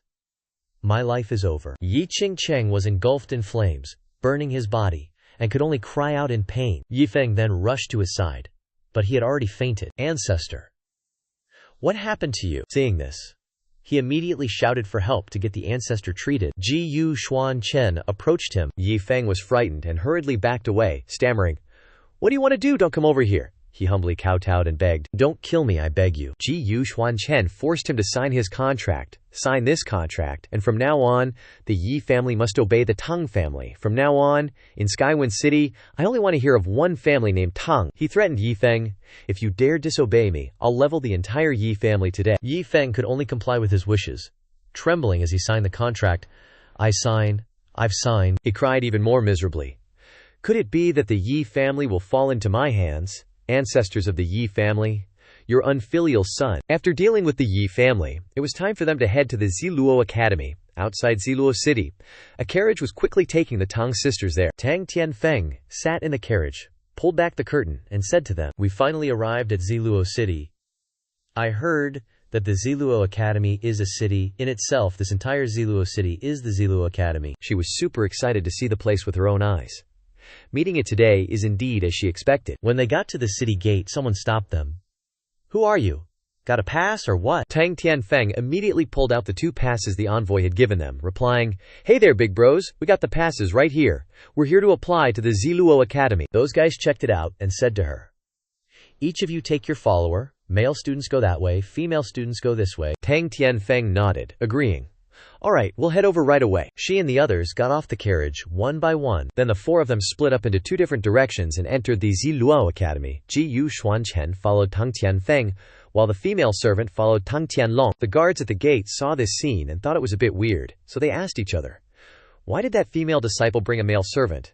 I don't know, but it seems like the academy doesn't have any rules about this, so maybe we don't need to bother about it, right?" Suddenly, Tang Tianfeng, who was walking ahead, burst into tears, making Xuan Chen confused. Before leaving the Tang family, the two sisters had a chat. "Sis, Xiang is really something. Just by relying on his own strength, he has given our Tang family prestige in Tianqiang City, a feat that 3 generations of our ancestors couldn't achieve. He can do it." Tang Tianlong said to her, "Xiang might be staying to repay you for saving him, but that favor will eventually be repaid. You need to think of a way to keep him. I can say it in reverse is easy. How can you keep him here?" Tang Tianlong eagerly suggested. "Isn't that easy? A woman pursues a man. As long as you can convince him, wouldn't you be able to keep him?" After hearing this, Tang Tianfeng beat him up. "You little rascal." Finally, the two of them arrived at their place of residence. Tang Tianfeng thought to herself. Even though she scolded that little brat back then, she also hoped that Jiu Gongzi could stay. Is this really the only way to keep him? When the door opened, suddenly there was a loud shout, followed by a wash basin. Tang Tianfeng nimbly dodged to the side. Ah, that was close. Xuan Chen was more calm. I didn't expect there to be a woman bathing inside. She saw Xuan Chen and was very angry, and asked, "Why is there a man?" Tang Tianfeng tried to explain. "Sorry, we didn't mean to, he's my follower. We didn't expect someone to be bathing when we entered." This matter, Xuan Chen helplessly went outside first. "This one will avoid for now." But before he could walk far, there was a command. "Stop." The woman immediately put on her clothes. "Does that mean she's definitely not letting this go? Is this still my fault?" Tang Tianfeng was very embarrassed and didn't know how to explain. No, I definitely didn't mean that." But that girl refused to listen and had already drawn her weapon. "No matter what you explain, there can't be a man in the women's academy.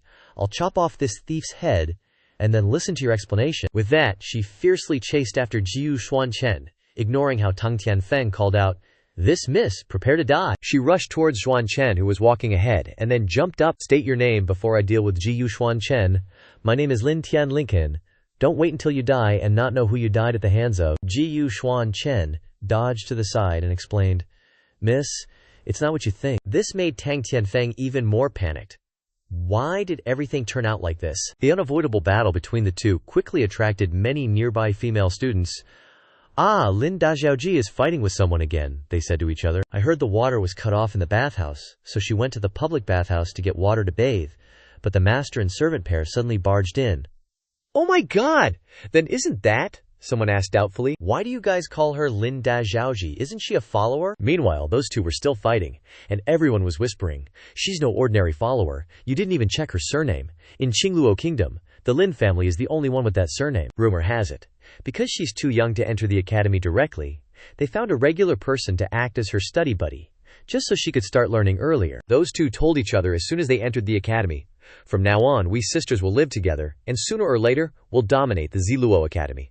So that's how it is. Everyone continued gossiping. If she were just a regular follower, would she dare be so arrogant? At Ziluo Academy, you can't mess with people without real strength, you know. This Miss Lin, I heard she broke through to Creation Realm at 10, and Fortune Manifestation Realm at 12, and now she desperately wants to kill Xuan Chen? Take this.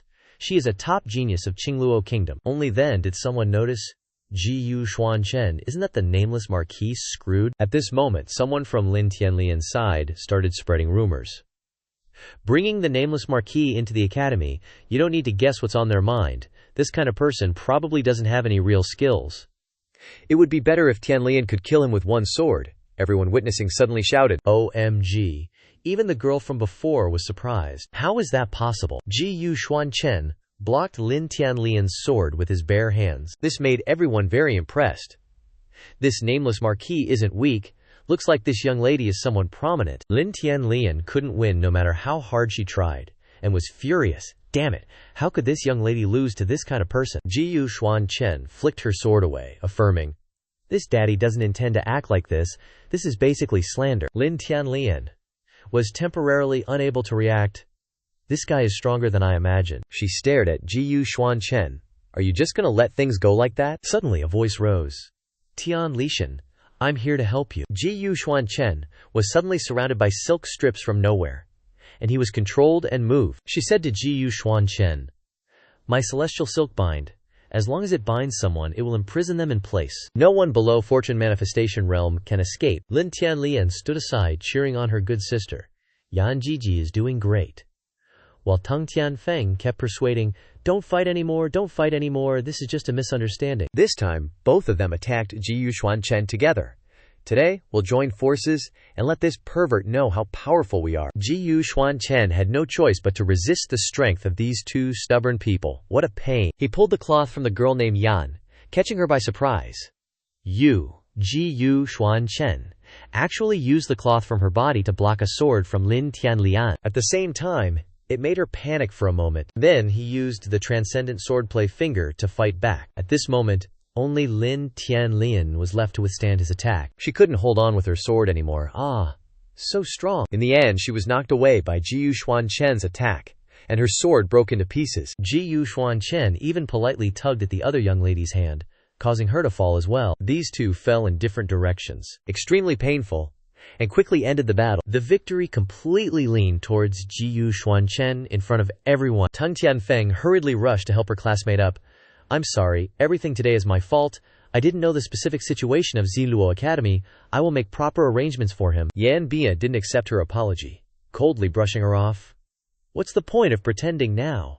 Such a big commotion had already alerted the elders in the academy. Qin Yun, a peak divine power realm expert, came to ask what was happening. What's all the noise about here? It's Qin Yuanzang is here. Seeing her, the female students started gossiping even louder. It's Qin Yuanzhang. That Nan Hao is in deep trouble this time. That's right, Qin Yuanzhang is always strict and doesn't like disciples fighting on their own. He'll be severely punished if she catches him. Teng Tianfeng immediately stood in front of Xuan Chen and apologized. Yuanzhang, I'm Teng Tianfeng, a new disciple. This is all my fault. I didn't teach my Nan Hao well. She knelt down in front of everyone, pleading for Xuan Chen. I'm willing to take all the blame. Punish me alone if you must. Qin Yuanzhang angrily unleashed an attack, trying to hit her, scaring her into dodging. Get out of the way. But in the end, she didn't feel any blow land on her. After a moment, Teng Tianfeng realized that she seemed to be unharmed. Because Xuan Chen behind her had broken the attack, leaving her completely stunned, Zhiyu Gongzi Yu Qin Yuanzhang found him quite interesting. Nan Hao, you really do have something special about you. Clearly you have no cultivation, but you were able to block one of my attacks. Seeing that he didn't make a move, she wanted to attack even more. I want to see how long you can last. Qin Yuanzhang used her speed to rush quickly towards Xuan Chen. Xuan Chen didn't want to put up with these people anymore, so he directly pushed Teng Tianfeng aside, drew his sword, and prepared to fight them. What happened today was definitely not what I wanted. He gripped his sword tightly and said to them, but I also made mistakes, and I'm willing to accept the punishment. He then used his extraordinary speed to rush ahead and block Qin Yuanzhang, relentlessly sticking to her. Qin Yuanzhang immediately recognized the technique. This is extraordinary decision. But it was too late to notice, because Xuan Chen had already attacked, forcing her to defend. Her weapon was already showing signs of cracking. This is bad. Qin Zhenglao's sword finally broke. She had to activate a higher level defense. This extraordinary decision can't be underestimated. She barely managed to activate the divine turtle armor, choosing to tank this one big hit. Luckily, I have the divine turtle armor with me. Blocking this one attack should be enough. But Qin Yuanzhang's armor quickly shattered under the immense pressure of extraordinary decision. Qin Yun suffered a backlash but immediately had to use another method to resist extraordinary decision. To be able to use extraordinary decision with this much power, who exactly is this person? This is using essence blood as a shield. Although it damages the body, it can't be helped. Just as she finished setting up her defense, extraordinary decision struck. This time, it shattered instantly upon contact, catching Qin Yun off guard. She was truly terrified this time. What should I do? Is this really the end? But in the end, nothing happened. Extraordinary decision was completely absorbed before her eyes, leaving her incredibly surprised. Xuan Chen took the initiative to make peace. I also had some shortcomings. If there is any punishment, I will willingly accept it. Now that Qin Yun was out of danger, she wasn't as unscathed as before. This blood shield was condensed from 5 years of my cultivation, yet it was shattered by this person's attack. How can someone who can practice extraordinary decision be a normal Nan Hao? She thought to herself. Could it be like Lin Tianxelian, a hidden expert who uses the identity of a page boy to enter the school? At this time, Qin Yuanzhang didn't bother to argue further, and directly said to them, "Fighting without permission, all 3 of you will be punished. Follow me over here." Tang Tianfeng once again pleaded with Yuanzhang, "I am also at fault for this matter, let me be punished along with them." Qin Yuanzhang agreed to let all 4 of them follow her and be punished. "Then you come along too." Lin Tianlian lost, but was still extremely unwilling. "I'm not convinced." "Don't get excited, didn't you see that Qin Yuanzhang wasn't even his match just now?" Yan Bi beside her thought more thoroughly. "I think maybe he's like you, wanting to use the identity of a book boy to get an education. Who's like this pervert?" Lin Tianlian said with certainty, just as they arrived at the Zilla Academy's library pavilion. "Just watch, I'll show him who's boss in the library pavilion later." Headmaster Qin made them copy lines as punishment. "Copy them well. If you don't finish copying 1,000 times today, you won't get to sleep." There's also the guardian beast, Yu, keeping watch, so don't even think about slacking off. Yu is the guardian beast guarding the library pavilion, and I'll have it keep an eye on you guys. She kept paying attention to Xuan Chen. If he can learn the extraordinary technique, why does he need to enter the Zilla Academy to study? He's probably the son of a senior, out on an experience trip. She constantly reminded herself. Absolutely do not underestimate him or offend him. Just observe and then decide. Tang Tianfeng, seeing him a bit uncomfortable, offered, "Ji Gongzi, are you tired? How about I help you copy?" Xuan Chen directly refused. "It's okay. If you 2 copy together, you can finish sooner." Lin Tianlian also noticed him, and she planned to play some tricks again, taking advantage of the 2 not paying attention. "No one has ever made this young lady suffer such a big loss. I'm definitely getting it back. This tricky pill will automatically dissolve into the body when it hits someone, harmless, but hitting the wrong spot will hurt for 3 months." She aimed the tricky pill at Xuan Chen. "Let's see what you do now." Xuan Chen quickly noticed it. He dodged extremely quickly, trying to mess with this venerable one. These tricks are too low level. Lin Tianlian clicked her tongue in regret. He actually dodged it. The magic Qi-containing pill of hers didn't stop. It flew towards the guardian spirit who was sleeping in the distance. Oh no. By the time the beast woke up, the tricky pill had already been absorbed. Immediately after, its body began to change. The guardian beast, after the tricky pill permeated its body, immediately became uncontrollable. Lin Tianlian saw the situation before her and knew something was wrong. "Oh no, I've caused trouble." Headmaster Qin was a bit stunned. She called out to it, "I am Xin Yun, what's wrong with you?" But Yu instead became enraged, attacking people indiscriminately, baring its fangs, and trying to pounce on Headmaster Qin. Yu lost control, attacking wildly throughout the library, causing everything to become a mess. Even Headmaster Qin didn't understand why. What's going on?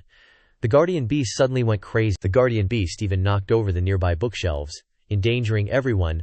"The bookshelves are falling. Everyone, quick, dodge, don't get crushed by the bookshelves." Everything happened so suddenly that Lin Tianlian was too frightened to notice that she was about to be in danger. "Tianlian, hurry!" The bookshelf behind her collapsed in front of everyone's eyes. Luckily, Lin Tianlian was only pinned down on her lower body, but the guardian beast, now completely berserk, roared at her. Seeing this scene, her face turned deathly pale, utterly terrified by the beast's fangs. Fortunately, Xuan Chen arrived in time to protect her, blocking the guardian beast. In an instant, Xuan Chen questioned, "That pill just now, was that your doing?" Lin Tianlian was scared now. She admitted, "Yes, it was me. I didn't want it to be like this." Headmaster Qin was furious when she heard this. "What nonsense are you spouting? Hurry up and give Yu the antidote." "Yes, I will. I'll give it the antidote." She tossed a medicinal pill into the guardian beast's mouth, and it was already starting to recover. Things finally wrapped up smoothly. Except for a bit of a mess backstage, Tang Tianfeng and Yan Shi helped Lin Tianlian up. "Be careful now." Lin Tianlian bowed her head, apologizing to Yu. "Sorry. I didn't mean to." "Ugh, it's fine." Qin Din had calmed down a bit too. Even if Yu doesn't hold it against you, you still damaged the Songshu Pavilion's guardian beast, so you can't go unpunished. You're writing that scripture 3,000 more times. No sleep until you finish." Lin Tianlian could only accept her fate. "Yes, no sleep for me tonight then." The day was drawing to a close, almost evening. Tang Tianfeng and Xuan Chen had finished up, finally done, while Lin Tianlian still had a ton of copying to do, making her mood terrible. "Ugh, this sucks. Want me to help you copy?" Tang Tianfeng offered, "I'll give you a hand, it'll be faster with another person." Xuan Chen wanted to pitch in too. help you finish writing it 3,000 times, and we'll call it even for today." Before Lin Tianlian could get mad, her sis already spoke for her. "HMPH, who needs your help?" "Thanks anyway, Zhu." She advised Lin Tianlian. "Just the two of us wouldn't finish by tomorrow? Don't you have an assessment tomorrow? Isn't Lin Shi always clinging to you? He's probably here too. Aren't you afraid of losing to him?" She stepped in to mediate between the four of them, and the atmosphere finally eased up. "About the guardian beast, you haven't apologized to it yet. Hurry up, say sorry, this was my fault too." Xuan Chen didn't say anything, just sighed. Tang Tianfeng, seeing this, also agreed with a smile. "Then we can consider this as knowing each other through fighting." Late at night, Principal Qin, checking their punishment copy, couldn't help but be surprised. They bid farewell to the principal and went back to their rooms. "Goodbye, principal. I am finally done copying. My arms are about to break, no joke. Well, go back first." Just then, someone came looking for them outside the courtyard. Lin Tianlian and Yan Shi saw him and looked super surprised. "What are you doing here, Tianlian? Let's just go." Before they could leave, the guy blocked them. It was Lin Tianlian's cousin, Lin Shi. "Don't be so quick to refuse me, little cousin. I heard about what happened during the day, so I came especially to help you vent your anger." Not only did he block Lin Tianlian's path, but he also stopped Tang Tianfeng and Xuan Chen. "You two, stay right there." Tang Tianfeng saw that he wasn't up to anything good, and shot back. "Hey, what do you want?" Lin Shi smirked. "What do I want? Obviously, I'm going to help my good little cousin vent her anger." And those two, Lin Tianlian, temporarily locked up. Without letting it out, Lin Chi, "What's with your crazy episode again? Ouch, why do you care about this thing?" He walked up to Xuan Chen and asked, "So it's you little peeping Tom, who dared to peek at my cousin taking a bath?" Tang Tianfeng stepped forward to speak for them. "We already apologized. We didn't mean to." But this Lin Shi guy didn't seem to be listening. Didn't mean to. Lin Shi didn't say much, he just wanted to strike directly, and he was very fierce. "You dare to casually look at my woman? Now I will dig out your eyes, and I will keep a life for you. How about that?" No matter how Lin Tianlian called him, it was useless. "Lin Shi, I said you don't need to take care of my business, and moreover he just helped me, please let him go." Xuan Chen understood the nature of the people here too well, and wanted to cast the super transcendence decision, that thing. However, Tang Tianfeng quickly blocked in front of him. "You want to make a move on my page boy? Have you got my consent?" Xuan Chen wasn't planning on making a move either. They were too close, and any rash action now might accidentally hurt her. The two of them went straight at each other. "Seriously, you guys are taking this bullying thing way too far." While they were fighting, that Lin Chi could already feel her power. Early stage of the spirit fusion realm, huh? Not too shabby, I guess. But right after that, Tang Tianfeng got blasted away by the attack. Xuan Chen swooped in real quick to catch her. "My hand." Meanwhile, that arrogant Lin Chi still wasn't showing any signs of letting up. He was all smug, ready to throw another punch.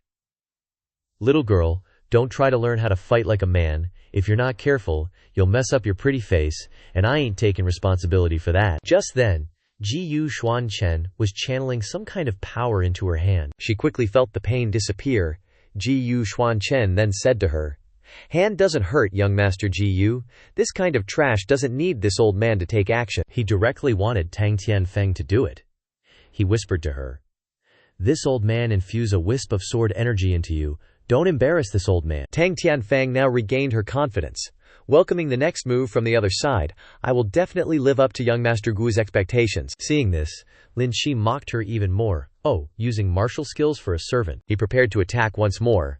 "Too bad you're fighting this young master who is at the peak of the spirit fusion realm. No matter how strong your martial skills are, the outcome will be the same." Then he laughed loudly and unleashed a super powerful strike towards Tang Tianfeng. However, the result this time took a turn. Tang Tianfeng was able to block him. Why can't I move? After that, his attack was shattered before her solid defense, leaving Lin Shi completely stunned. What the? Immediately after, a blood-curdling scream echoed through the quiet night outside the library, even making the Dean Qin freeze up. Turns out Tang Tianfeng used the sword energy Xuan Chen gave her, and aimed straight for his sensitive parts. This outcome was exactly what Yan Xi and Lin Tianlian wanted, making them ecstatic. "Enjoy that. Good job, Lin Tianlian." After this incident, had a growing fondness for Tang Tianfeng, she said, "As long as you hate Lin Shi, we'll be best friends. Consider everything today water under the bridge." Yeah, Yan Shi agreed. "Didn't think you'd actually protect your servant. I guess this old lady has some differences with me, huh?" Tang Tianfeng was super happy. She said silently to Xuan Chen, "Thank you, it was just a dog. A matter of convenience." Lin Shi glared at them with resentment. ready to threaten. You guys? But before he could get a word out, the trio of young ladies glared daggers at him. Got something you want to say? He got so scared that he ran away, not forgetting to leave a parting shot. You guys wait. Daring to mess with my Lin family, I'll definitely show you what's what. Only then did Teng Tianfeng notice that name, Lin family. Right. I heard him call Miss Lin his cousin earlier, Yanji explained. He and Tian Lian are indeed cousins. Ever since they met at the academy, he's been sticking to Tian Lian like glue, chasing after her relentlessly, even though Tian Lian has rejected him countless times. Just mentioning him was enough to make Lin Tian Lian incredibly agitated, saying, "You guys don't worry. If that guy dares to come again, I'll beat him until he can't even find his way back home." Yan Shi also reminded them. But Lin Qi, that guy is super sneaky and vicious. You two need to be extra careful lately. Don't fall for his traps. Thank you for the reminder, Miss Yan. Early the next morning, Xuan Chen was strolling alone in the Violet Luo Academy when a deep, melodious tune drifted through the air. It successfully caught his attention, making him think. This music seems to contain the laws of heaven. It's amazing. He followed the music, blending into the crowd, and arrived at a pavilion in front. It seems to be coming from here. This must be the place. A girl standing next to Xuan Chen, unable to sense his cultivation, wondered in her heart. How can even a good-for-nothing with no cultivation dare to become a disciple of Dean Miao Yin? She quickly spoke up, drawing everyone's attention. Hey, you, the one who just arrived. Can't you see what's written on the board? It says on the board, "Those who can persevere for 1 incense stick's worth of time in the mystic sound melody, proving their minds are not easily shaken, can become disciples of the mystic sound pavilion master." Xuan Chen read it and felt even more eager to try. If you can't persevere, your mind will be injured. If you don't have the cultivation you say you do, you might die. To be able to injure someone's mind with a melody, interesting. This daddy wants to see it for himself. That's exactly why I'm here. Hearing that, she replied with veiled hostility. HMPH, suit yourself. Acting all high and mighty, you'll soon learn how formidable it is. Even Yanji was surprised to see Xuan Chen. Why is he here too? Although Ziluo Academy has had precedence of page boys being accepted as disciples, does he also want to become a disciple of the Mystic Sound Pavilion Master? Quite a few people came here to request to be disciples of the Mystic Sound Pavilion Master. They all went to the seats arranged beforehand, waiting for it to begin. The principal of Ziluo Academy, Miao Yin, was already seated there. Mystic Sound Pavilion Master. The incense has been lit. Can we begin? Mystic Sound Pavilion Master immediately started playing. These strings are formed from the power of the Heavenly Dao. Using the power of the Heavenly Dao to activate them, only those who can comprehend the Dao rhythm within can hear the melody. The melody starts to unfold. Thinking, I've been studying this melody for 3 years. Besides purifying my heart, I also want to see if I can meet someone destined to understand this melody and accept them as a disciple. The melody began to spread throughout the Mystic Sound Pavilion. The girl who spoke to Xuan Chen earlier was supervising the examinees. It's starting. From now on, I need to observe the student's situation and resonate with the melody. Yanji kept telling herself. Stay calm. I must maintain my mind and resist the mental impact of this melody. At this moment, everyone was trying their best to resist the mental impact from the melody. Mystic Sound Pavilion Master started playing the second movement. The melody became clearer and clearer in their ears, like an army attacking a fortress with a storm, forcing the examinees to concentrate even more. The melody is playing again. The test must have started. The mental impact is starting to affect them. What emerged was a scene of a brutal war between two sides. The atmosphere was different from before. Extremely chaotic. Kill. One examinee inadvertently opened his eyes because he was attracted by the sound. Why are there sounds of horses and battle cries? Unexpectedly, in the illusion, that army flew up at a surreal speed. The army, as numerous as a storm, swept across everywhere. They passed. Their target was those foreign invaders like the examinees here. It immediately caused the examinee to panic and shout loudly. He screamed miserably, begging, "Don't kill me." Meanwhile, outside there were always people watching them. She smiled as she looked at the selection of students in front of her. Let me see what the quality of this group of students is like. She walked past, and someone couldn't withstand the mental impact and woke up immediately. Their minds are shaken, they're out of the competition from the very beginning. There were others as well. This kind, although they haven't been breached, they won't last long. Next was Nianji. This one's not bad, maybe the most promising. She's persevered for 1 incense stick's worth of time. At this moment, she noticed that person, Is this guy pretending? She witnessed Xuan Chen's mind as still as water with her own eyes, and there was no difficulty at all, which made her very suspicious. I've seen too many people like this. They look like they're completely unaffected by the melody. Thinking. But they have a bad impression of him. In fact, they can't even hear the melody. Pretending here. The incense stick has been burning for quite some time. The supervisor gave the order. Time is almost up. Quickly kick out these failures. Finally, that moment came. The end of time bell rang throughout the room. Time's up. But Xuan Chen suddenly changed. In an instant, in the illusion, Xuan Chen was holding a sword in the middle of the chaotic battle. He immediately guessed that the melody was used to activate the heavenly Dao, forming the illusion of a star before his eyes. He is a soldier, rushing forward with extremely fast speed, wanting to attack him. Vividly real, truly amazing. Xuan Chen actually charged up to counterattack. Now that's something worth this old man experiencing. One strike from Xuan Chen was enough to take down someone in the illusion. He looked at the guy on the ground, suspicious. Couldn't even take one hit. As Xuan Chen turned away, that soldier somehow recovered and stood up. He rushed up, trying to stab Xuan Chen in the back with his spear again. Kill. He blocked it real quick. He thought to himself, seems like only the flag isn't restored. He also figured out that everything in this illusion seemed to follow the principles of yin and yang, similar in effect to the yin-yang heavenly tome this old man once cultivated. Xuan Chen recalled what he'd been told earlier. Supreme God Realm, World Training Ground, never heard of them.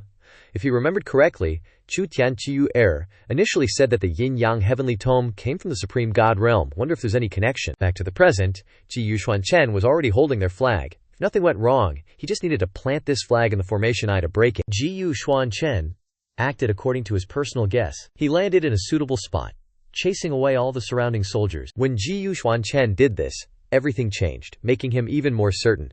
As expected, the flag was the key to breaking this illusion. At that moment, the strings of the wonderful Sound Pavilion Master's instrument suddenly snapped. This shocked her greatly.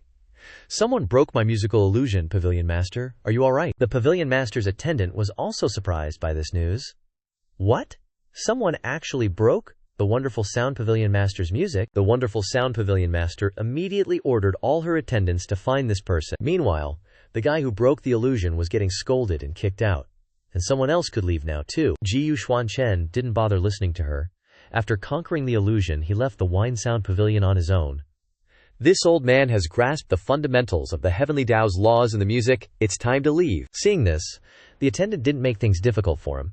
At least she didn't cling and refuse to let go. Pretty sensible. The wonderful Sound Pavilion Master was still fuming, wanting to know who broke her musical illusion. Broke my musical illusion. Everyone else there was extremely surprised to hear this news. What? Someone actually broke the wonderful Sound Pavilion Master's musical illusion? Could a master have passed by just now? Just resisting the spiritual attacks in the illusion was exhausting enough. Someone actually broke the illusion. At this time, the only remaining examinee in the pavilion was Yan Ti. The wonderful Sound Pavilion Master immediately asked, "You're the last remaining student." She was the only student who lasted through one incense stick of time. But this student knows she doesn't have the ability to break the illusion. The wonderful Sound Pavilion Master smiled, had someone bring over an instrument, and said to her, "Don't underestimate yourself. How much did you comprehend from the music just now? Perform it for me." Yan Ti was a little stunned. Everything was happening too fast for her. She couldn't miss this opportunity. So she sat down and began to play. Then this student will do her best. After a piece, the wonderful Sound Pavilion Master praised her. "The music isn't bad. From now on you'll stay and become my personal disciple." Thank you, Pavilion Master. Even so, the Pavilion Master was still sure that Yan Ti wasn't the one who broke the illusion. "You certainly didn't break the music. Was there anyone suspicious passing by just now?" Hearing this, the attendant thought of someone suspicious. She felt guilty. She just thought about the possibility, and fear arose in her heart.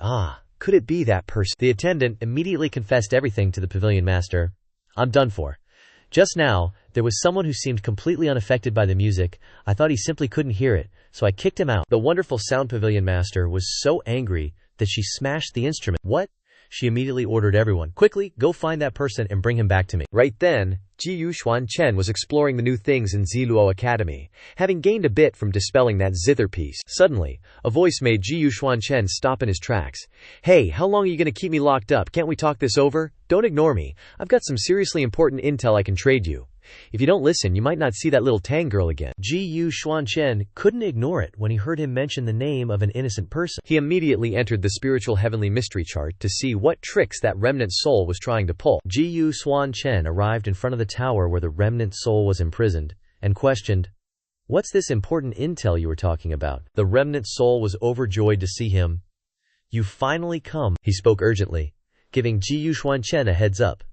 "That little Tang girl is in danger, but I advise you to read this before you go." Xuan Chen took the book, listening to his advice. "After you absorbed the rhythmic sound zither piece, the spiritual heavenly mystery chart created this for you. Check it out yourself." He flipped open the book. This is a cultivation technique created from the supplement of Dakao in the zither piece from earlier. He divided the book into small pieces to absorb it. Xuan Chen could feel that this cultivation technique was extremely similar to the yin-yang heavenly scripture. It seemed to have the same origin, but was far more profound than anything written in the yin-yang heavenly scripture. Xuan Chen combined the power of the book with the inherent power of the Genesis force. The two energies gradually merged together, creating an extremely terrifying power, so much so that even the remnant soul locked inside the tower was stunned by it. Xuan Chen used his own power to find the name of the book, Success Achieved. This book should be called The Endless Evolution Divine Decree. Not only that, Xuan Chen continued to absorb the essence from the book and began the refinement process. This made the remnant soul flustered. Even its power was so strong that it could blow him away at any moment. This kid is creating his own cultivation technique. Still, based on the yin-yang heavenly scripture, no one has dared to do this in millions of years. Is this kid a little too arrogant? At that moment, a solid defense was created outside the Genesis Tao, preventing anything from falling on Xuan Chen. The remnant soul knew what they were doing at a glance. Starting to cultivate. Last time he cultivated the extraordinary decree like the supreme battle skill, plus the transcendent yin-yang heavenly scripture. Does he want to take over the God realm? He hasn't even started cultivating to godhood yet. How can there be an illusionary law manifestation? Finally, they completed the cultivation process. Their strength once again made a new breakthrough. The remnant soul could feel that this law manifestation was becoming more and more solid. He's definitely not going to break through to the law manifestation realm today, is he? However, everything went completely against the remnant soul's thoughts. The Genesis Dabio once again released a terrifying power. They had broken through to the law manifestation realm together. At this moment, the remnant soul in the tower was suddenly sucked out, catching him off guard. It was Xuan Chen who had brought him out to ask questions. "You said Tang Tianfeng was in danger. What's going on?" From morning until now, the remnant soul hadn't had time to think about this. Crap. I just randomly made up an excuse to lure him in, hoping to launch a sneak attack while he was cultivating the technique. I didn't expect this kid to be so strong now.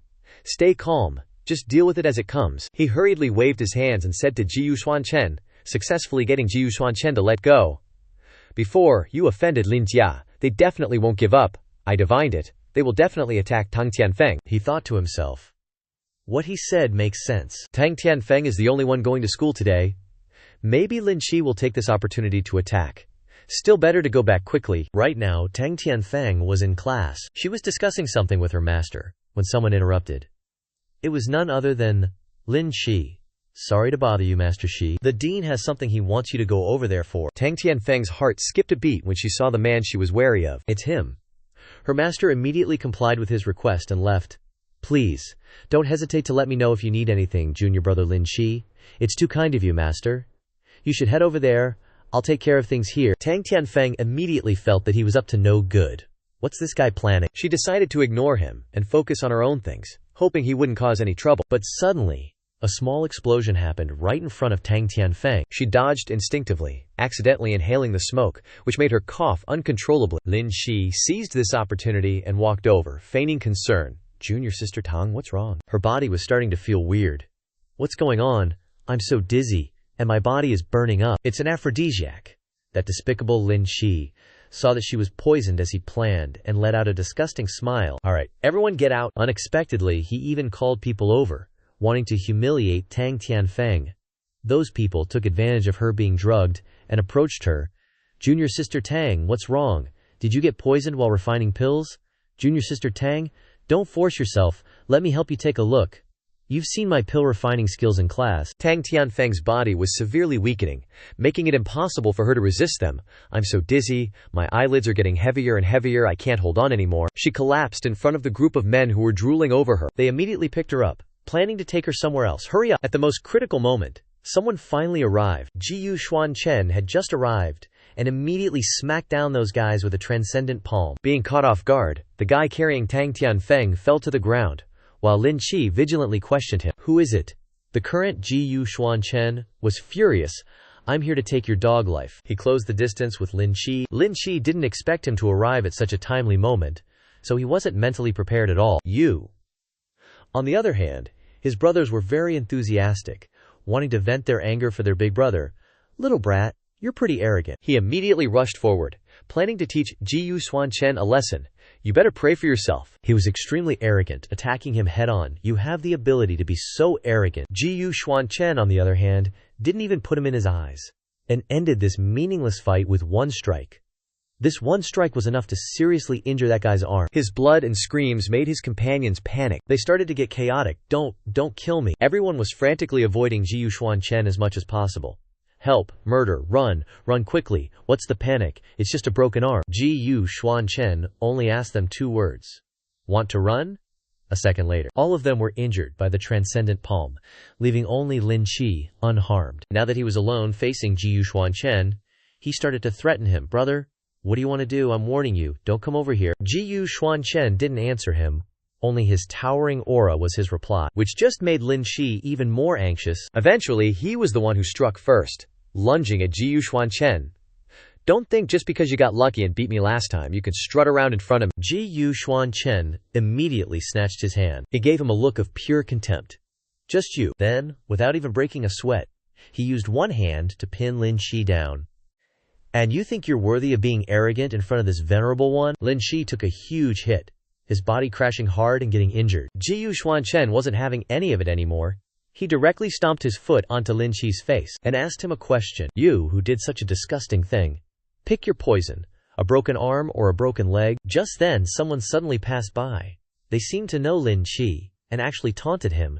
Man, you're really in a bind, Lin Qi? Xuan Chen immediately turned his head to see who it was. Meanwhile, Lin Qi, still under his foot, grasped at it like a drowning man clutching a straw, hastily begging for help. Him, big cousin, save me. That guy was Lin Feng, Miao Yin's direct disciple. Seeing his cousin in such a pathetic state just made him even more smug. So seeing him approach, Xuan Chen simply kicked Lin Qi to the side. That guy actually grabbed the poisoned Tang Tianfeng by her hair and insulted her. You're nothing special to look at, just a common, gaudy floozy. Xuan Chen immediately moved to strike, threatening him, get lost. That Lin Feng immediately dodged Xuan Chen's strike. You dare lay a hand on me. He pulled out his zither, flaunting it, and asked Xuan Chen with a sneer, do you even know who I am? Lin Feng plucked a single string on his zither, and the Dao rhyme within it instantly morphed into a charging soldier, aiming straight for Xuan Chen to attack. Kill. Xuan Chen could feel it. This Dalio rhyme felt eerily similar to the zither array he'd heard back in the small courtyard. Just like in that illusionary realm, he unleashed a countermove, though its power was way weaker than the zither tune from the illusionary realm. The soldier, struck by his attack, immediately went berserk, and the zither's Dao rhyme was destroyed in a single note. Seeing this, Lin Feng finally stopped messing around. Just a mere attendant studying with her.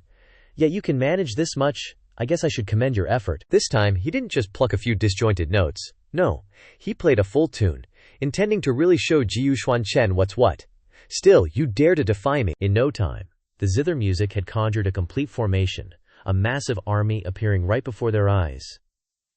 You'll soon realize this was your biggest mistake. Xuan Chen just felt even more contempt for this guy. This formation, in your hands, what a complete waste. He decided to play along, immediately conjuring a countering formation of his own. His surging Dao rhyme formed fighting soldiers, each one many times stronger than Lin Feng's pathetic army. You can't even unleash a fraction of this formation's true power. Xuan Chen sneered.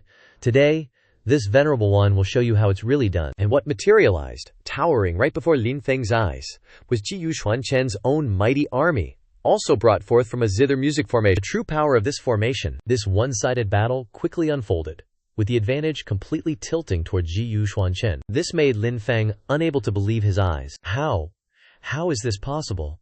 Even Dao rhythm can make him dizzy and fall to the ground. The zither strings also gradually snapped, and Lin Feng was violently slammed into the wall, causing him severe injuries. Not only that, but the zither in his hand was also completely destroyed. The zither being broken made him extremely distraught. This is a magic artifact that my family spent millions of spirit stones to make specifically for me. He was so pathetic now that he resorted to threats. You dare treat me like this? Do you know I am a personal disciple of the Wonderful Sound Institute leader? With just one word from me, you'll be kicked out of the Violet Luko Academy and never allowed back in your entire life. Xuan Chen wasn't afraid at all. On the contrary, his tone became even more flippant. If that's the case, Lin Feng looked at him in utter panic. Xuan Chen controlled the Dao rhythm from just now and flew towards him, attacking. Then this master will silence you now, and no one will know what happened here. No, wait. The Dao rhythm kept advancing, determined to attack him, causing Lin Feng to panic so much that he called out a name. Old Mo, save me. Immediately a person appeared to protect him. What a useless piece of trash. His energy immediately clashed with Xuan Chen's Dao rhythm. Protect the Divine Lord. Xuan Chen could feel the superior spiritual power from the newcomer. That person is Lin Feng's protector, Old Mo. In the Dharma appearance realm, kid, you've messed with the wrong person. Lin Feng then clung to the old man's leg. I order you, Old Mo, chop off his limbs for me. I want to see him begging for death. Old Mo also agreed with his idea. As you command, kid. Be more careful in your next life. Then he unleashed a force aimed at Xuan Chen. How can the eldest son of the Lin family be easily offended or touched by any Tom, Dick, or Harry? Xuan Chen grinned with amusement, and he also took out his sword, preparing for a serious battle. Is that so? Then this master really wants to offend him a little. He rushed forward, attacking the old man with his sword. Old Mo, on the other hand, found this extremely amusing. He caught Xuan Chen's sword with his bare hands. With a brazen face, he intended to snatch the sword from him. The sword isn't bad either. Leave the sword behind, and maybe I can spare your life. Xuan Chen smiled and challenged. If you have the ability, come and snatch it yourself. A fierce force transmitted from the tip of the sword, causing Old Mo's expression to change drastically. Its inner power even caused him to automatically separate from the sword. Or, in other words, he suffered a huge blow just from being indirectly attacked. Old Mo's protected energy was destroyed, making him extremely confused. What's going on? This kid's sword energy can actually break my protective spiritual energy. Xuan Chen took advantage of this to taunt him. Didn't you want the sword? Why did you stop? Old Mo realized that Xuan Chen was no ordinary person. What kind of martial skill is this? However, before he could even recover, Xuan Chen had already appeared in front of him.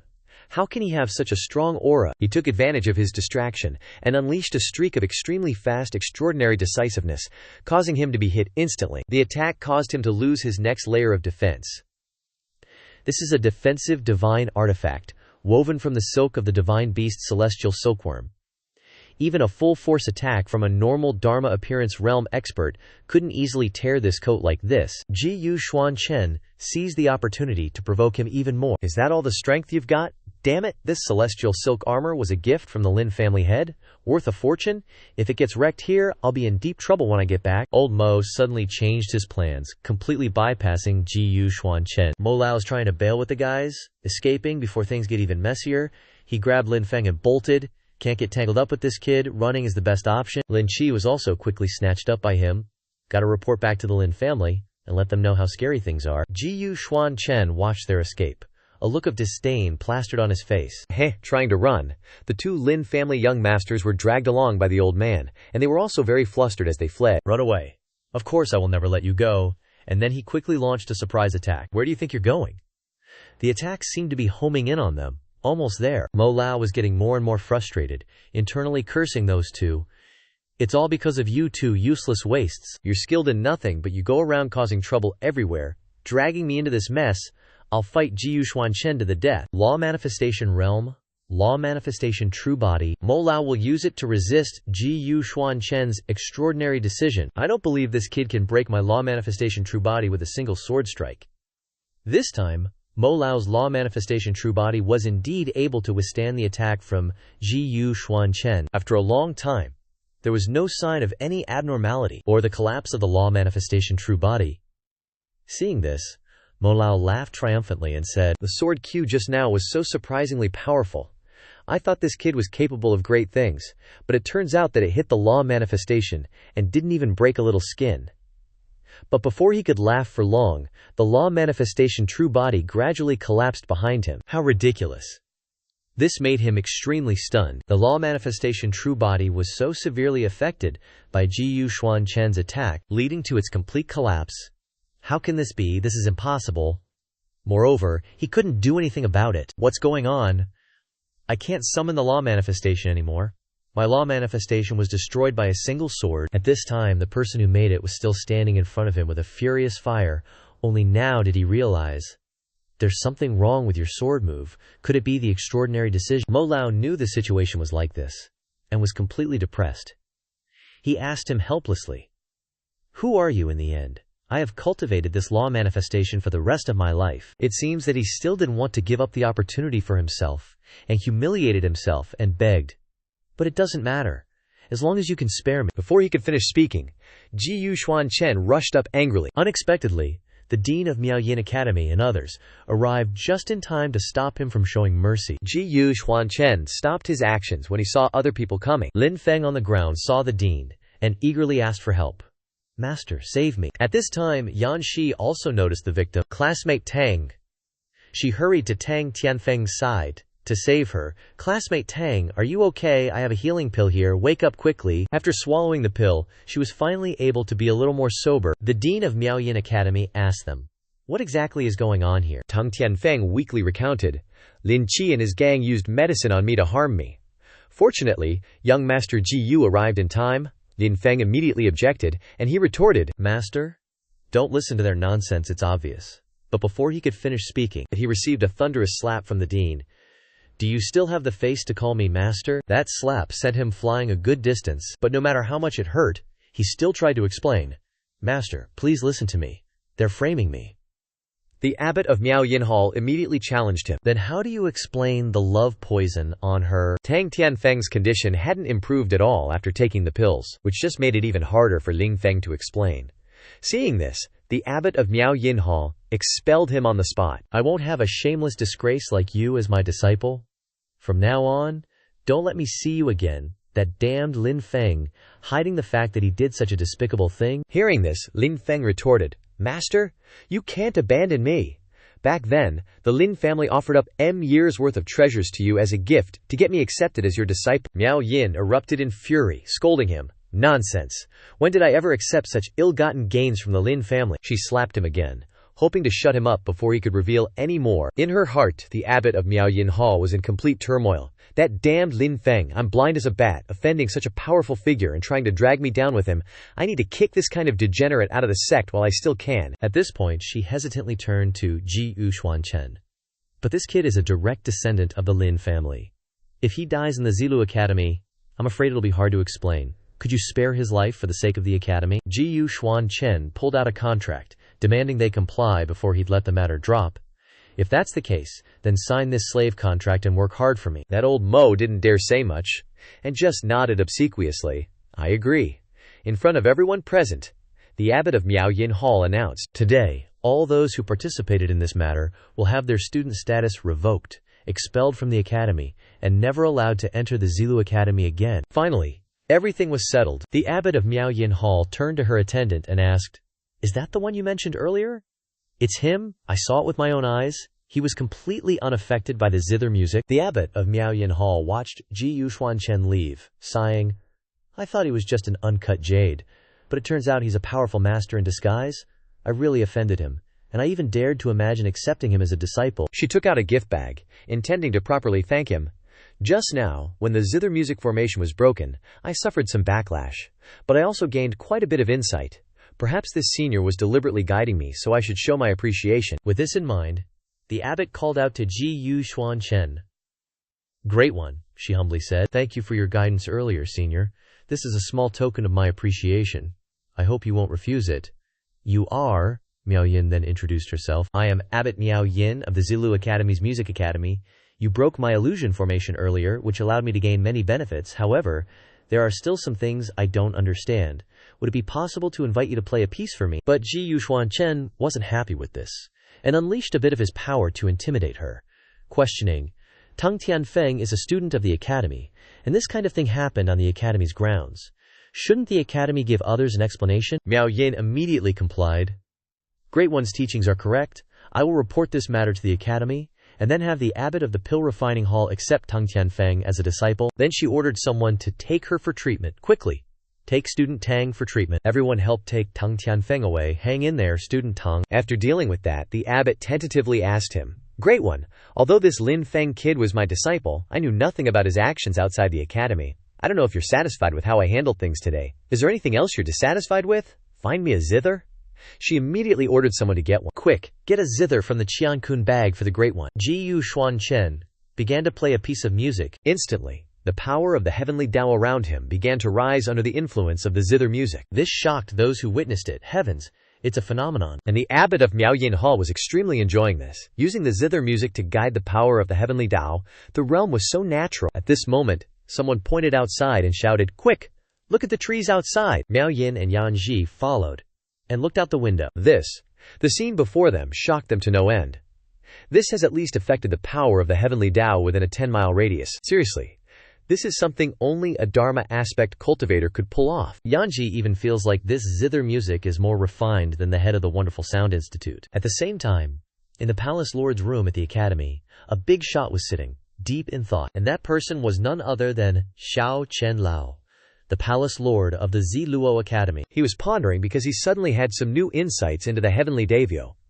He originally wanted to seize the opportunity to write them down, but the inspiration vanished in a flash.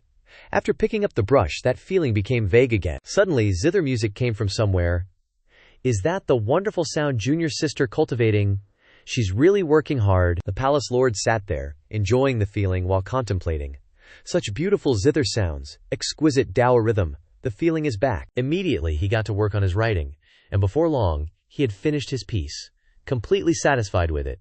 It couldn't be more perfect. The Palace Lord finished a painting thanks to this zither music, and he feels like his understanding of the heavenly Dafolio has reached a new level.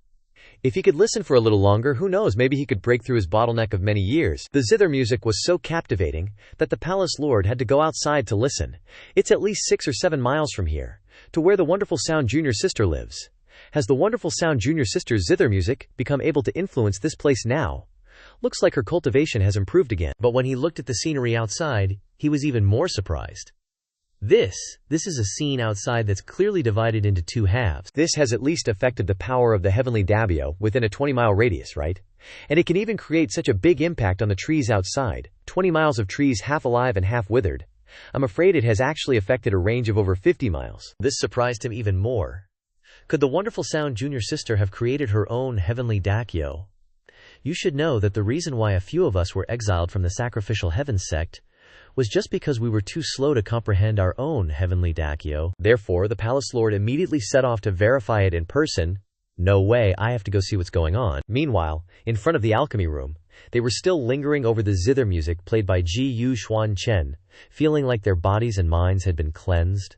So beautiful. The zither sound is so beautiful, about to ascend. The Palace Lord had also arrived at this point. Junior sister, the head of the Wonderful Sound Institute, feeling strange, asked, You finally found me, Xiao Shixiong. What brings you here? Palace Lord Zhao Chen immediately congratulated her. Of course, I'm here to congratulate you, junior sister. Your cultivation has improved again. The head of the Wonderful Sound Institute was a little confused, saying, I did indeed have some new insights, but I haven't had time to digest them yet. Shixiong, how did you know? The Palace Lord thought she was being modest, so he said directly, Don't be so humble, junior sister. I heard your zither music all the way from my place. The range of influence is at least more than 50 miles, right? I'm truly impressed. The head of the Wonderful Sound Institute was very surprised to hear this. What? Your place was also affected by the zither music? The Palace Lord patted her shoulder and asked, Looks like you must have had a sudden enlightenment just now, right? You don't even know the power of your own zither music. Tell Shixiong, what's your cultivation like now? Have you comprehended the heavenly Tao? Wonderful Sound then asked the Palace Lord a question. Shixiong, if I said that our academy has someone above the Dharma aspect realm who has come here, who is very likely to be a hidden master who has comprehended the heavenly Dao, what do you think we should do? The discerning Palace Lord noticed something suspicious. Junior sister, are you saying that the zither music just now wasn't played by you? That's how things are. Shixiong, let me tell you more details. After a while, the two of them had finished exchanging information. There's such a thing. Where is that Jiyu Xuan Chen now? The little girl who was with him has probably been taken to the head of the Alchemy Institute's place. He's probably still there too. So the two of them immediately set off to find him. Let's go see what's going on. At the residence of the head of the Alchemy Institute, Qingfeng Sang Tianfeng has been brought here for treatment. Next to the bed is the head of the Alchemy Institute. Examining her, the head asked, "Is this woman married? Are her family and friends here?" This unintentionally embarrassed the page who brought her here, because he didn't know anything about this. Jiyu Xuan Chen stepped forward to help, saying, "I am the page arranged by her family to come here. Is the poison on her body very difficult to cure?" The head said to him, "The love poison toad is very difficult to cure completely. The Seven Sages pill is the only one that can completely cure this poison, but refining it is as difficult as ascending to heaven, unless you can invite an ancestor-level alchemist to help." Otherwise, they were already discussing when the palace lord Jiang barged in, urgently asking, "Qing Feng, what's the situation with that Teng Tianfeng girl now?" The old man directly suggested, "If there's any shortage of vital spirit herbs, don't hesitate. Take whatever you need from the academy's storage, but you absolutely must heal this girl." The headmaster told them, "It's not a problem of ingredients." She silently thought to herself, "The medicinal herbs of the Supreme Divine Realm are different from the Holy Domain. Although the fundamental origins and principles of alchemy are not significantly different, the problem is that I don't understand the pharmacology of the Divine Realm." Jiyu Xuan Chen suggested, "Headmaster, is there no medicinal herb that can neutralize the toxicity of the toad venom?" The headmaster replied, "Of course there is, Swan Yang flower. But the medicinal properties of Xuan Yang flower are extremely potent. During refinement, carelessness can lead to backlash from the Xuan Yang flower's medicinal power, resulting in severed meridians and instant death. As far as I know, in the past 100 years, no more than 3 people have successfully refined this medicine, all of them famous alchemy masters. The rest either died or were crippled." Then are there any medicinal materials that can stabilize a person's qi and blood? Heavenly language flower might work, but the medicinal properties of heavenly language flower are extremely cold. Just the condensation of that medicinal essence has frozen countless cultivators to death. What about keeping the person's mind clear? Fish scale fang, only heard of it. If it cannot be refined within 3 seconds, it will emanate a strange fragrance. The aroma drives people crazy. The headmaster continued, "Each of the 7 main ingredients in the Seven Sages pill is incredibly difficult to refine. Anyone who can successfully refine just one of them could start their own sect, let alone refine all 7 together." Without hesitation, Jiyu Xuan Chen handed her a container. "Then please, headmaster, help me prepare some medicinal ingredients. I want to refine the Seven Sages pill." Headmaster Qing Feng was utterly bewildered by his words, asking, "Hey, what do you want to do? Do you not value your life? Did you not hear a single word I said just now?" Even the palace lord was stunned, and questioned her junior sister. "What's going on? You never mentioned that this master alchemist knows how to refine pills. You really didn't know? Or is this a gamble?" Soon after, Headmaster Miao Yin brought all the medicinal ingredients that Xuan Chen needed, making Qing Feng even more flustered. "These ingredients are all here with me. Have you all gone mad?" Jiyu Xuan Chen then collected the materials, telling the Headmaster Qing Feng, "There's no need to worry. I remember everything you just said." This made her even more anxious. "You remember everything. What do you remember?" As she warned him, the medicinal ingredients were already being added. The medicinal properties of Xuan Yang flower are fierce. Carelessness will lead to severed meridians. The more she watched, the more panicked she became. It's about to explode. At this moment, Xuan Yang flower and heavenly language flower were gradually merging together, finally becoming one, without any explosive reaction, leaving Tianfeng dumbfounded. Why didn't it explode? She put this aside to explain further. While the Xuan Yang flower was about to explode, the medicinal essence of heavenly language flower was drawn out. The two neutralized each other, and the medicinal properties also supported each other. Headmaster Miao Yin then asked her a question that sounded very simple. "Qing Feng, can you do it?" Immediately receiving the wrath of the person standing next to her, even the palace lord couldn't stop her. "Don't just stand there and talk nonsense, don't get angry." Meanwhile, Jiyu Xuan Chen was still focused on refining. This step required the alchemist to have a terrifying control of the heavenly Dao, drawing out the power of 2 medicinal ingredients like drawing silk from a cocoon, bit by bit, fusing them together.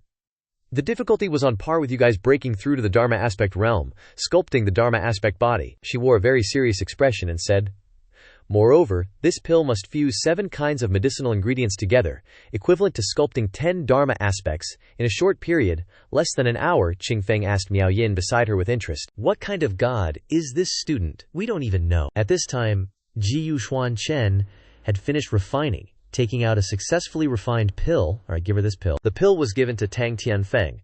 As she swallowed it, immediately her breathing became even, no longer chaotic as before. Headmaster Qingfeng announced to them, "It really completely eliminated the toxins.